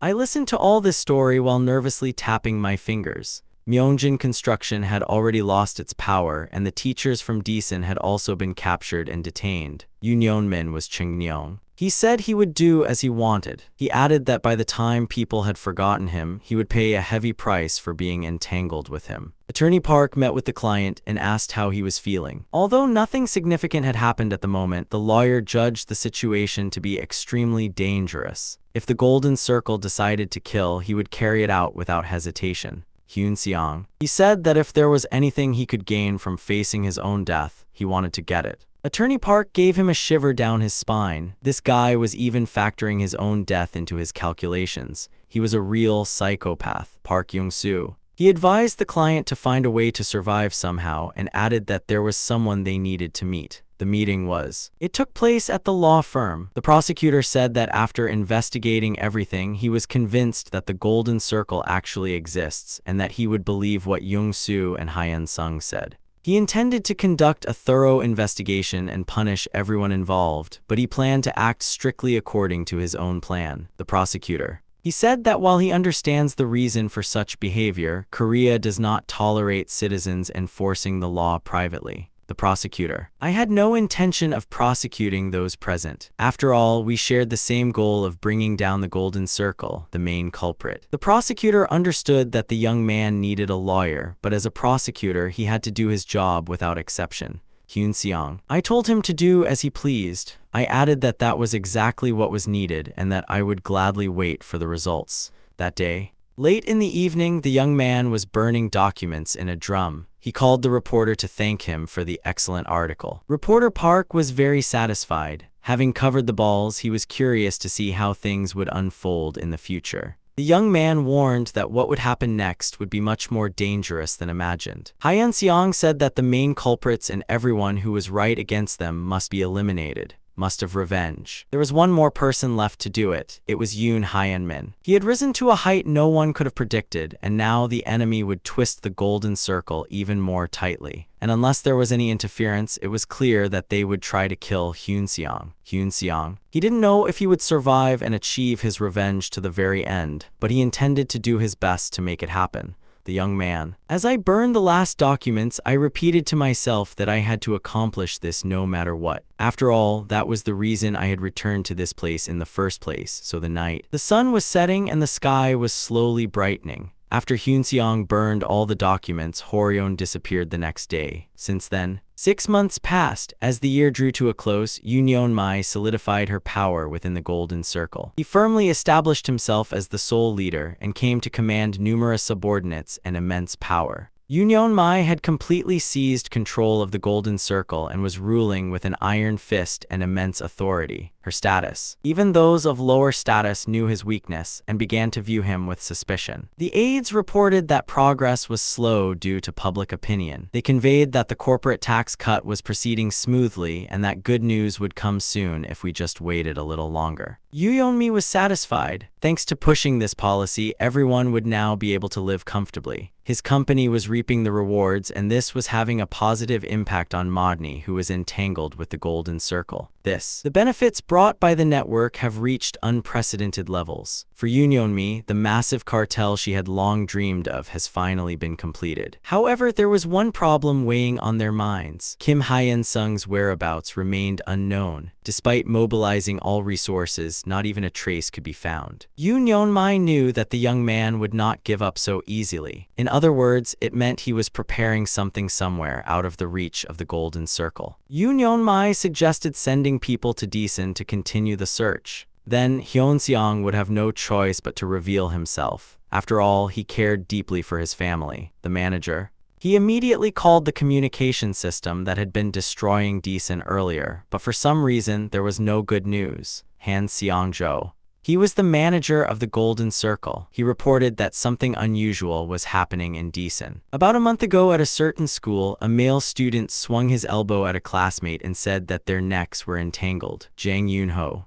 I thought the child would retaliate or at least engage in a common physical struggle, but all I got in return was silence. When the child showed no reaction, Yoon-ho demanded that the older brother be brought over. This was because he had no intention of stopping, even if it meant crippling the student. Jang Yoon-ho walked down the hallway. Having been promised a hotel stay as compensation for this job, he was determined to execute it perfectly. Unexpected. A teacher stopped him, saying that she had heard Yoon-ho had hit Hyunji. She asked him to go to the teacher's office. The child. He said he didn't want to go to the teacher's office. The sight of the switch in the teacher's hand immediately reminded him of the former principal who is currently in prison. However, far from being intimidated, the teacher swung the switch and told him that a mere student had no right to threaten a teacher, ordering him to immediately lie face down on the floor. Golden Circle. The manager called the principal and claimed that his person had been beaten by Danim. Therefore, he argued, the principal had an obligation to turn a blind eye to everything Yoon-ho did. The manager added that if the principal did not comply willingly, he would end up in prison just like the previous principal. However, far from being afraid, the principal replied that Taeyeon was right. He said that the Golden Circle would not stop and would eventually drag everyone into hell. One must know when to stop. However, the people of the Golden Circle seemed to regard Daesun as merely an easy target on the outskirts. When he held a press conference regarding the Gacheng area 6 months ago, he summoned all of Daesun's influential figures. Simply standing by Changbaeum's side meant they were taking a great risk.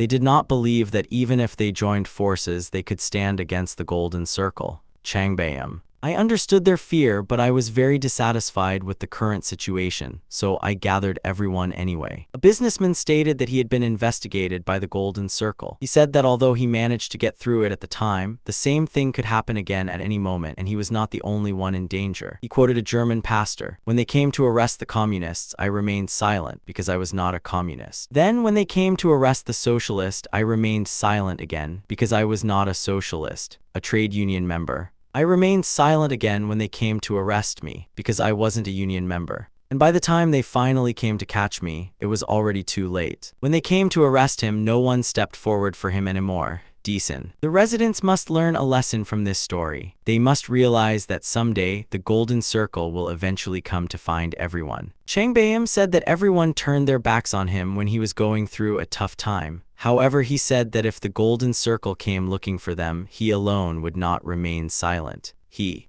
wanted a reason to step forward. He said that if people told him they believed in him now, he would become the leader who guides them. For a while, the audience fell into complete silence. The businessmen from neighboring high schools realized that they had to trust Gu Changbam and protect each other, so they decided to follow him. The Golden Circle. The people sent to Deason were moving without any preparation, completely unaware of these changes. They gathered a gang of thugs, went to find Kim Yeonjae and demanded that she accompany them, threatening to kill her on the spot if she did not comply. As the young man approached, the other party could not believe that he had willingly agreed to a conversation. Hyunji said that his brother had asked for his forgiveness before leaving.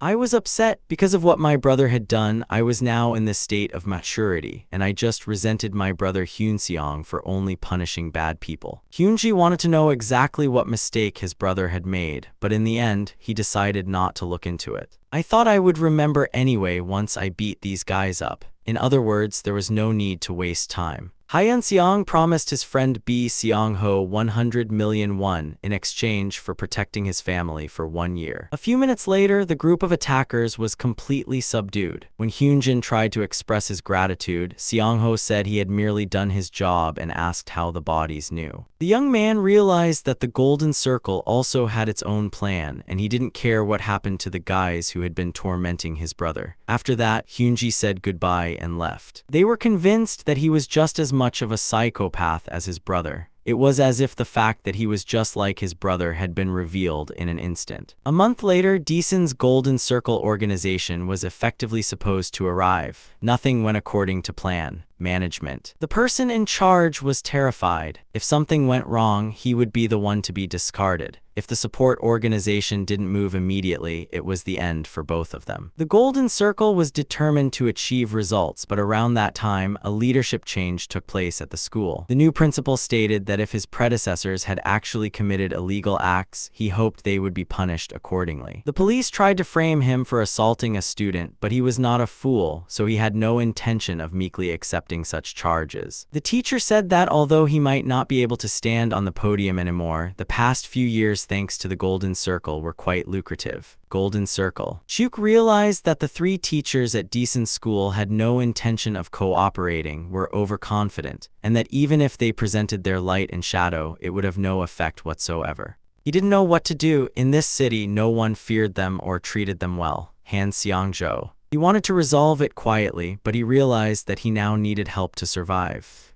I called and said I would do whatever they told me to do. Once these people realize the seriousness of the situation, they will also be reminded of what happened 6 months ago. Hyunji. Unlike the calm atmosphere inside the school, he felt deep sadness. He told his friend that he was worried about his brother, but confessed that there was nothing he could do. Watching him was all he could do. Sooner or later, everyone was bound to witness something truly shocking. In the newspapers, articles began to appear stating that Myunjin Construction's reputation had completely collapsed. It amounted to facing the Golden Circle's wrath head-on. Fact-based slander and attempts at defamation continued for 6 months, and eventually Myunjin Construction ended up in a desperate situation. Changbam. He knew that even in this situation, the principal, the teachers, and even the police chief trusted him. Probably. It is likely due to the fact that Changbam is from Decent and they share a strong bond as fellow hometown people. Of course, that trust was not built solely on that. If you do not give people hope, they will not even know what to hold onto or how to endure. Changbam knew that everyone who believed in him needed help to get through this difficult time. I realized that I didn't have much time left. I had to gain the villagers' trust and firmly establish myself before Hyunseong's plan was put into action. Everything was meant to support Hyunseong. Changbam could not tolerate the very thought that someone would stand in his way, especially that he would be blocked by such fools. In this game, someone had to die, and now Changbam was ready to take the next step. As soon as Myeongjin Construction announced the press conference, the venue was packed with reporters regarding construction preparations. It seemed that the construction company had decided to explain something to the reporters, either because they hadn't had enough time or because the current situation was that difficult. It was not a bad move, but the risk remained high given that it required securing the support of the entire city. So Yi-jae. The reporter knew that Myeongjin was suffering from negative public opinion and was holding on solely on the reputation he had built up over the years. However, the moment all the suspicions were confirmed as true, the company would collapse. Sadly, Myeongjin Construction was practically finished. Finally, it was announced that the company's CEO, Go Changbam, would personally appear before the reporters. He knew that today's press conference would not go smoothly. If even the slightest thing went wrong, everything would be over. However, confidence was still evident in Changbam. To set up a new plan, he had adjusted the construction schedule in advance. After greeting the attending reporters and introducing himself, Go Changbam said that the word home evokes warm feelings in people. Many people dream of owning their own home their entire lives. The construction company searched for several suitable sites, taking into account the center of Decent and the circumstances of the residents. Considering the long commute time, the company selected the location based on pedestrian accessibility and a convenient road network. Living conditions were also taken into consideration. A spacious parking lot, children's playground, gym, and even a swimming pool were locked away. While discussing the large-scale residential complex to be built in Decent, Changbam also pointed out that various restrictions would follow. The biggest problem facing those wishing to move in was the price of real estate for a lifetime. Even so, soaring housing prices are widening the wealth gap, making home ownership increasingly distant. Now, the representative intended to announce that Myeongjin Construction had prepared a project in cooperation with Decent City to ensure a stable housing supply. Considering the economic reality, the company allocated $300 million. Go Changbam announced that he plans to build a new brand of apartment here and sell them for 300 million won. The reporters were excited. They thought that this level of performance was only natural for this construction company. The project satisfied people. Compared to the atmosphere when entering the press conference room, it seemed like an excellent decision. However, unlike ordinary people, negative articles reappear in the media questioning how such a low price could have been set. I was excited. Golden Circle's investigation had paid off. On one site, a construction contractor wrote that, unlike other companies, Myeongjin was trustworthy. He could not understand why criticism was emerging. He wrote that lowering prices was a good thing and that fairness should be restored, and people should be given the opportunity to cooperate with banks to build houses. There was also a view that people welcomed Myeongjin's decision. At the same time, criticism also began against those who wrote articles for competitors in exchange for money, and soon apartment buyers started posting comments stating that the homes built by Myeongjin Construction were of excellent quality and that the company could be trusted. Go Changbam recalled how companies in his childhood used cheap materials to increase their profits. However, Myeongjin now uses expensive materials. He reasoned that since people constantly criticize the company, no one would appreciate it even if he used high-quality materials. He confessed honestly to his father that sometimes he didn't understand why he made such unreasonable decisions. But while preparing for a new project recently, I realized an important fact: how precious a home is to a person. And now, the fact that it could provide such great conviction and trust had become genuinely important to him. The crisis. Even when things are no longer easily resolved, one must not forget fundamental values, and sometimes one must accept losses. Myeongjin hugged his son with pride and gratitude, knowing that he understood everything perfectly. He also felt grateful to his father who trusted him and endured this hardship with dignity. public opinion. Everything possible and impossible was mobilized to exert influence, and Myeongjin Construction did not lose strength. Had they failed, the company would have collapsed, but they ultimately succeeded. Who would have known that foolish businessmen would refuse the money no matter what? Dad, even if he does it, he survives tenaciously like a cockroach. I should give him one more chance. The man called and demanded that Kim Hyun-sung be completely eliminated. He said that if this was not done, Myeongjin would collapse this time, if you refused. He said that the site workers would die in a few days and the government would take everything away from the company.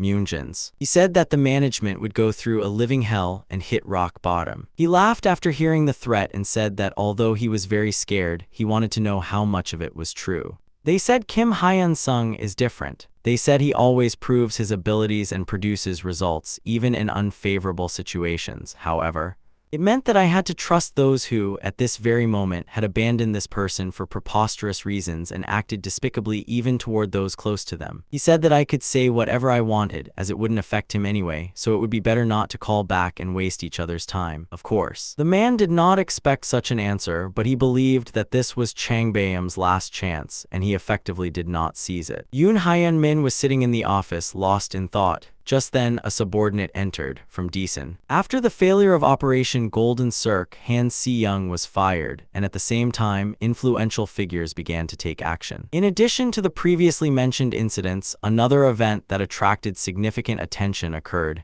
Even television was covering this incident. At school, the exam was being administered and reporters were exchanging speculations about whether anyone would achieve a perfect score. One female reporter was convinced that such a thing would not happen and that no one would even come close to a perfect score. Of course, it might have been possible if it were Kim Yun-seong, but since he had applied to the Taehekdang 6 months ago, there was no way he could have taken the exam. Too much time had passed. Right now. Then the first results came out and a perfect score was recorded to the point where the reporter was delighted. The female reporter immediately started making phone calls to find out the details. The person who received a perfect score was a man named Jo Jeongwoo. It was revealed that he was 23 years old and taking the exam for the first time. Up until this point, there were no major issues, but everyone was bewildered when it was revealed that the man had a disability. They simply couldn't understand how on earth he had passed the test. A few hours later, reporters gathered in front of a hospital in Gyeonggi Province. Everyone wanted to go inside and get information firsthand. The reporters were on high alert. Everyone knew that whoever caught the scoop first was the winner. Soon, a man claiming to be Jo Young-woo's father came out of the hospital. He invited reporters inside and explained the situation. The reporters immediately chased after him, pouring out questions incessantly. Everyone. Reporters wondered when the young man regained consciousness, whether he woke up from a coma,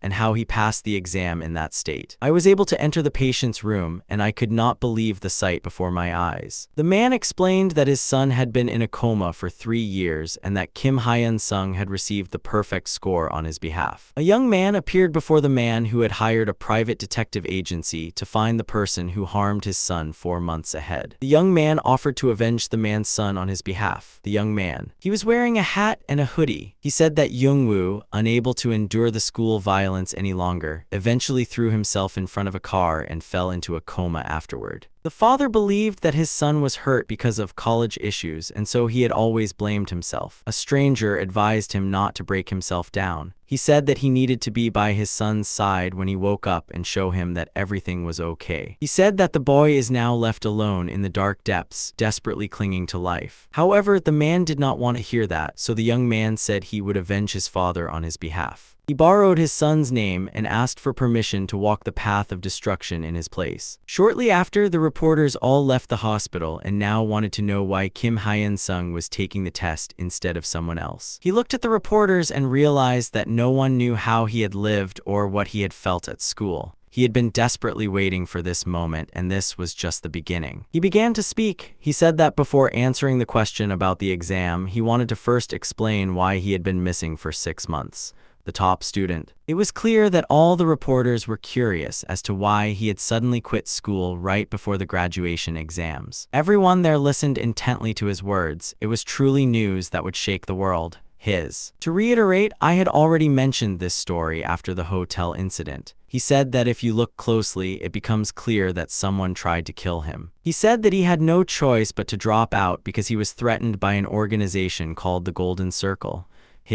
The connection began when he was 17 years old and attending Daseng High School. At that time, Dahl, a neighborhood delinquent, received a figure from the Golden Circle. He was injured and wandered, and later learned of the existence of this dangerous organization. It was revealed that while fighting, a classmate named Fuji had targeted him and planted a blue flag. She revealed her cruel nature merely by being rejected by the young man, so he decided to destroy the Golden Circle. However, their power knew no bounds. Teachers, police, prosecutors, and even politicians had been bribed. Everyone had become a puppet. Disciplinary committees were convened one after another to oust him from the high school. However, when these efforts yielded no results, a massacre eventually took place at a hotel. He kept fighting, but realizing that his loved ones were in danger, he eventually had no choice but to leave. In addition to him, many students suffered at the hands of the Golden Circle, and one of them was Jo Young-woo. He took this opportunity to speak to reporters about the Golden Circle and tried to show that they were no longer victims. It was a place where someone took the exam in place of Jo Jeong-woo, using his name. The reporters wanted to know who should be held responsible for all of this. Finally, Kim Yeon-seong revealed the name of Yoon Hyun-min, the successor to the actor's Pendulum Academy San Corporation. It was an extremely dangerous act, and the internet was instantly thrown into a heated debate. Many who had dismissed the story of the Golden Circle as mere speculation are now realizing that it was not just a rumor. People wondered what measures would be taken next. Does a powerful cartel composed of influential figures really exist? Yoon Hyun-min was, of course, watching that remark as well. Only now did he understand what Kim Yeon-seong's plan was and why the boy had quit school. He had intervened by borrowing someone else's name and done exactly what the press would love most. He had no choice but to admit it. For the first time, he felt as if a blade had been placed at his throat, and he actually liked that sensation. He issued a warning to every media outlet that received money from him. It was an act of demanding that they portray Kim Yeon-seong not as a law-abiding citizen, but as a despicable figure who incited school violence. Furthermore, they had to find a company to manipulate social media comments and had the year-long scandal exposed through a trustworthy channel, the police. I had to finish him off. He was scheduled to be arrested for the crimes he had committed. He was completely calm. The organization had already spread across the country like cancer cells, so there was no need to rush. Jeonggi-do.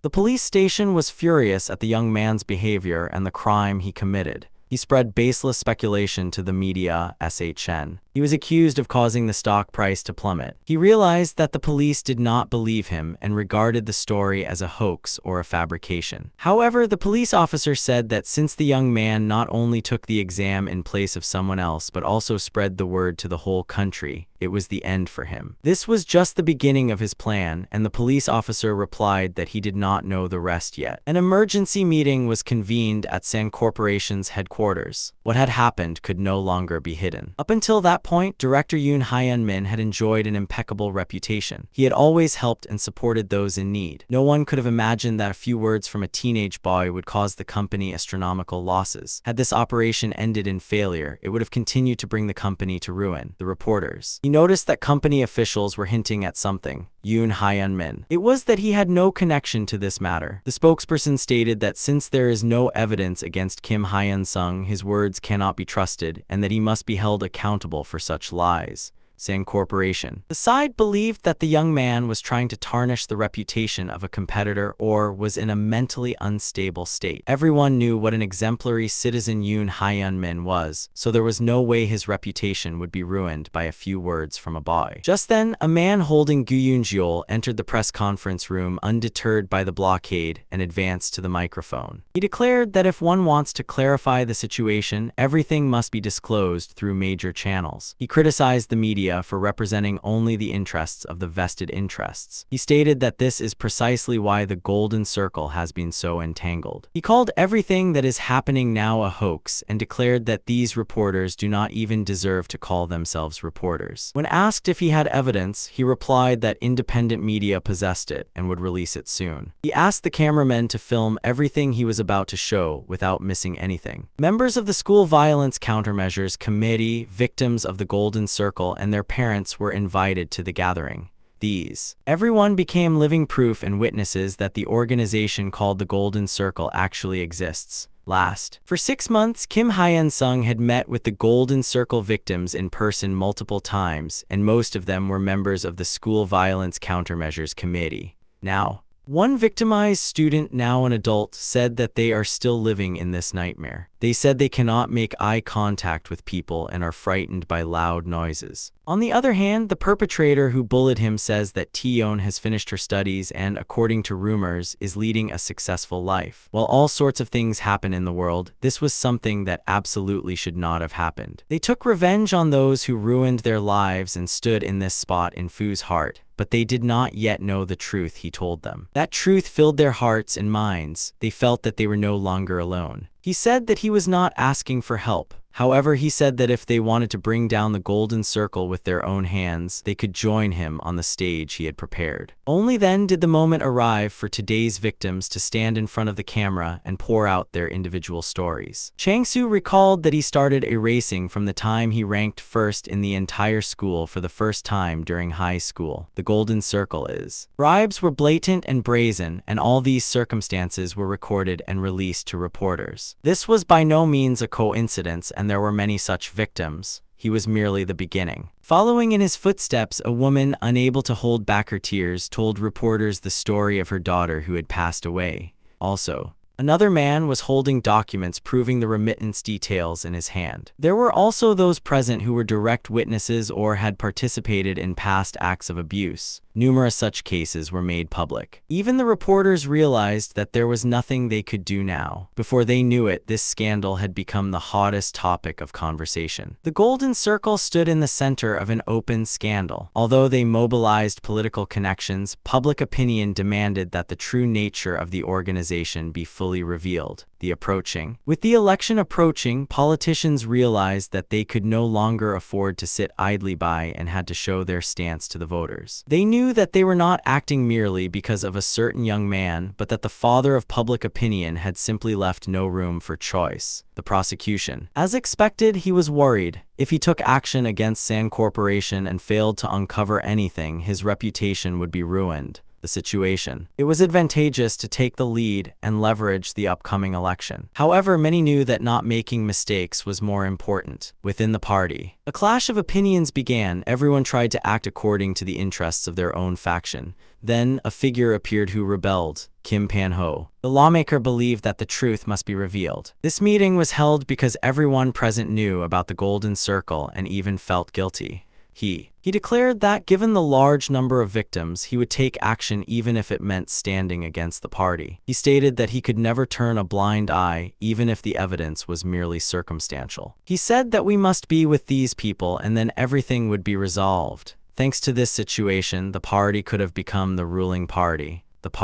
The representative did not like this idea and asked if Assemblyman Kim could take responsibility if it failed. Everyone knew very well what would happen if they stood against San Corporation. It was an event that would affect the entire country. The representative said that the party's position has already been determined and that the person who must now make a decision is Representative Kim. The decisive moment had arrived. He said that if the party had already made up its mind, he had no choice either. He declared his departure from the party, stating that he would fulfill his duty. It was hard to believe. I thought he was joking, but he firmly stated that he would really leave. He meant that if his will was not accepted by the party, he would leave even if it meant risking the loss of political credibility. The leadership asked Assemblyman Kim Pan-ho what he intended to do if he lost his political career simply because he wanted to play the role of a hero. He replied that there was no need to worry, adding that he was well aware of his responsibilities. Kim Pan-ho told the people present that if there was anyone he wanted to be with, now was the very time. The representative dismissed it as nonsense, but unexpectedly, several people stood up from their seats. It was unimaginable. Are they really prepared to leave with Assemblyman Kim Pan-ho? The party leader could not understand what was happening or why no one cared about his opinion anymore. young. A party member asked the lawmaker if everything would really be okay. Kim Pano. While acknowledging the dangerous situation, he stated that he must now step out of the shadows and become a presidential candidate. 6 months ago, Kim Hyun-sung instructed him to win over lawmakers unrelated to the Golden Circle and strike a blow against the organization with them before the crisis began. The truth. The idea was that once the Golden Circle's weaknesses were exposed and became evident, public pressure would pour onto other candidates, causing any competitors to stand against him in the election to disappear. This proposal sounded very suspicious to him, and he wanted to know exactly what was going on. He realized that while no department head could win an election simply by doing their utmost, this time there was a real chance of winning. A few days later, Kim Pano held a press conference and announced the founding of a new political party. Reporters wanted to know the intention behind this move. He stated that lawmakers who advocate for justice have joined him in his cause. As a member of the National Assembly, I could not just sit idly by while something like this happened. Kim Pano promised to stand by the people because he could not turn a blind eye to the crimes occurring in this country. He also stated that he would reveal the truth regarding the need to stand against San Corporation as a representative of the people. Yoon Yeon-mai suspected that the victims of school violence would be used, but she could not understand how Kim Hyun-sung had even dragged Assemblyman Kim Pano into it. He listened to his subordinates' explanation. They too had not anticipated the Assemblyman's behavior, but promised to set everything right. Just then, there was a knock on the door, and another manager rushed into the office holding a tablet and showed me a video. He started watching the video and heard a statement that an organization called the Golden Circle actually exists and that the investigation is nearing completion. The man said that although the investigation is not yet over, no one doubts Kim Hyun-sung's words anymore, and a new press conference will be held soon. He warned that if the investigation were halted or something happened to him, there was one thing reporters absolutely needed to know. It was certain that everything would eventually be revealed to be the work of someone under the influence of the Golden Circle. Kang Dong-cheol. The deputy chief prosecutor was summoned to the chief prosecutor's office and received a harsh reprimand. He said that he had done nothing wrong, only lacked information. The chief prosecutor said that the power of the Golden Circle has extended even into the prosecution, so one must not fight back, otherwise one will be destroyed. Kang Dong-cheol admitted that from the moment he took the oath as a prosecutor, he was prepared even for death. He also added that nothing would change even if he stepped down from his position. He said that he would still stand on the side of justice and take pride in his work. Chief prosecutor. He said that if you trust the work, you should not prevent his independent actions. The chief prosecutor listened to him and agreed. He said he would not interfere and would support Dong-cheol to the best of his ability. However, there wasn't much time left. The Golden Circle wouldn't just sit idly by. I couldn't even begin to guess what kind of suffering Kim Hyun-sung must have endured to have dedicated his entire life to this fight. Teenager. It was clear that it must have been a terrible thing enough to make the boy give up everything. Although he came from a poor family, his outstanding grades allowed him to open all doors and a bright future was guaranteed. The prosecutor. I didn't know exactly what this young man was thinking, but we had to join forces to bring down this problem now known as the Golden Circle. And since even Assemblyman Kim Pan-woo, who possessed strong will, was powerless, this was entirely possible. Decided to be upright. The alliance between the renowned prosecutor Kang Dong-cheol and the lawmaker could have been a powerful blow. Public opinion was stirred up. Everyone wondered how this would end. The next day, Yoon Yeon-min held a press conference and stated that all of this was nothing but baseless rumors. He announced that he would prove his innocence by testifying in person before prosecutor Kang Dong-cheol. Afterward, he actually responded to the investigation alone, without a lawyer. He knew that this case would have significant repercussions. He said he wanted to turn off the recorder and speak frankly with the prosecutor. However, the prosecutor immediately turned the recording back on and stated that his remarks would not affect the proceedings of the trial. He said he had come all the way to the prosecutor's office in person because he was convinced that silence was not the answer sometimes. He said that if he confronted them head-on, all arguments would vanish. Kang Dong-cheol could tell when the other party was subtly hinting at their innocence. Yoon Yeon-min noticed that the prosecutor was confident he could expose his wrongdoings. And he was literally losing his mind. He begged the prosecutor to find proof that he was an actor of the Golden Circle, no matter what. In any case, if the court acquitted them, those who conducted the investigation could have been in a difficult situation. The prosecutor listened to the forehead, turned on the recording, and said it was time to begin the formal questioning. Yoon Yeon-min stated that while Sang Corporation sponsors Assemblyman Lee Kyung-chul, they do not have a personal relationship. However, the prosecutor claimed to possess evidence showing a personal relationship between the two. Yoon Yeon-min remarked that powerful people are often misunderstood, so this incident could simply be a coincidence. Of course, that possibility could not be ruled out. However, evidence emerged during the tax investigation into Moonjin Construction that the assemblyman had exerted influence. He had initially acted maliciously but suddenly stopped. There was also evidence that Sang Corporation had received bribes from Moonjin and subsequently withdrawn from the transaction. The chairman of Sang Corporation appeared to be completely unaware of this matter. The prosecutor. After the hotel incident, the chairman asked why he had come to see him. Yoon Yeon-min replied that they had merely discussed investment in the battery business. This was information that had already been reported in the news. That day, work at the prosecutor's office continued late into the night. Prosecutor Kang could now understand why Yoon Yeon-min had come to him for questioning. The business officer was convinced that the prosecution did not have direct evidence and had merely come to waste the investigator's valuable time.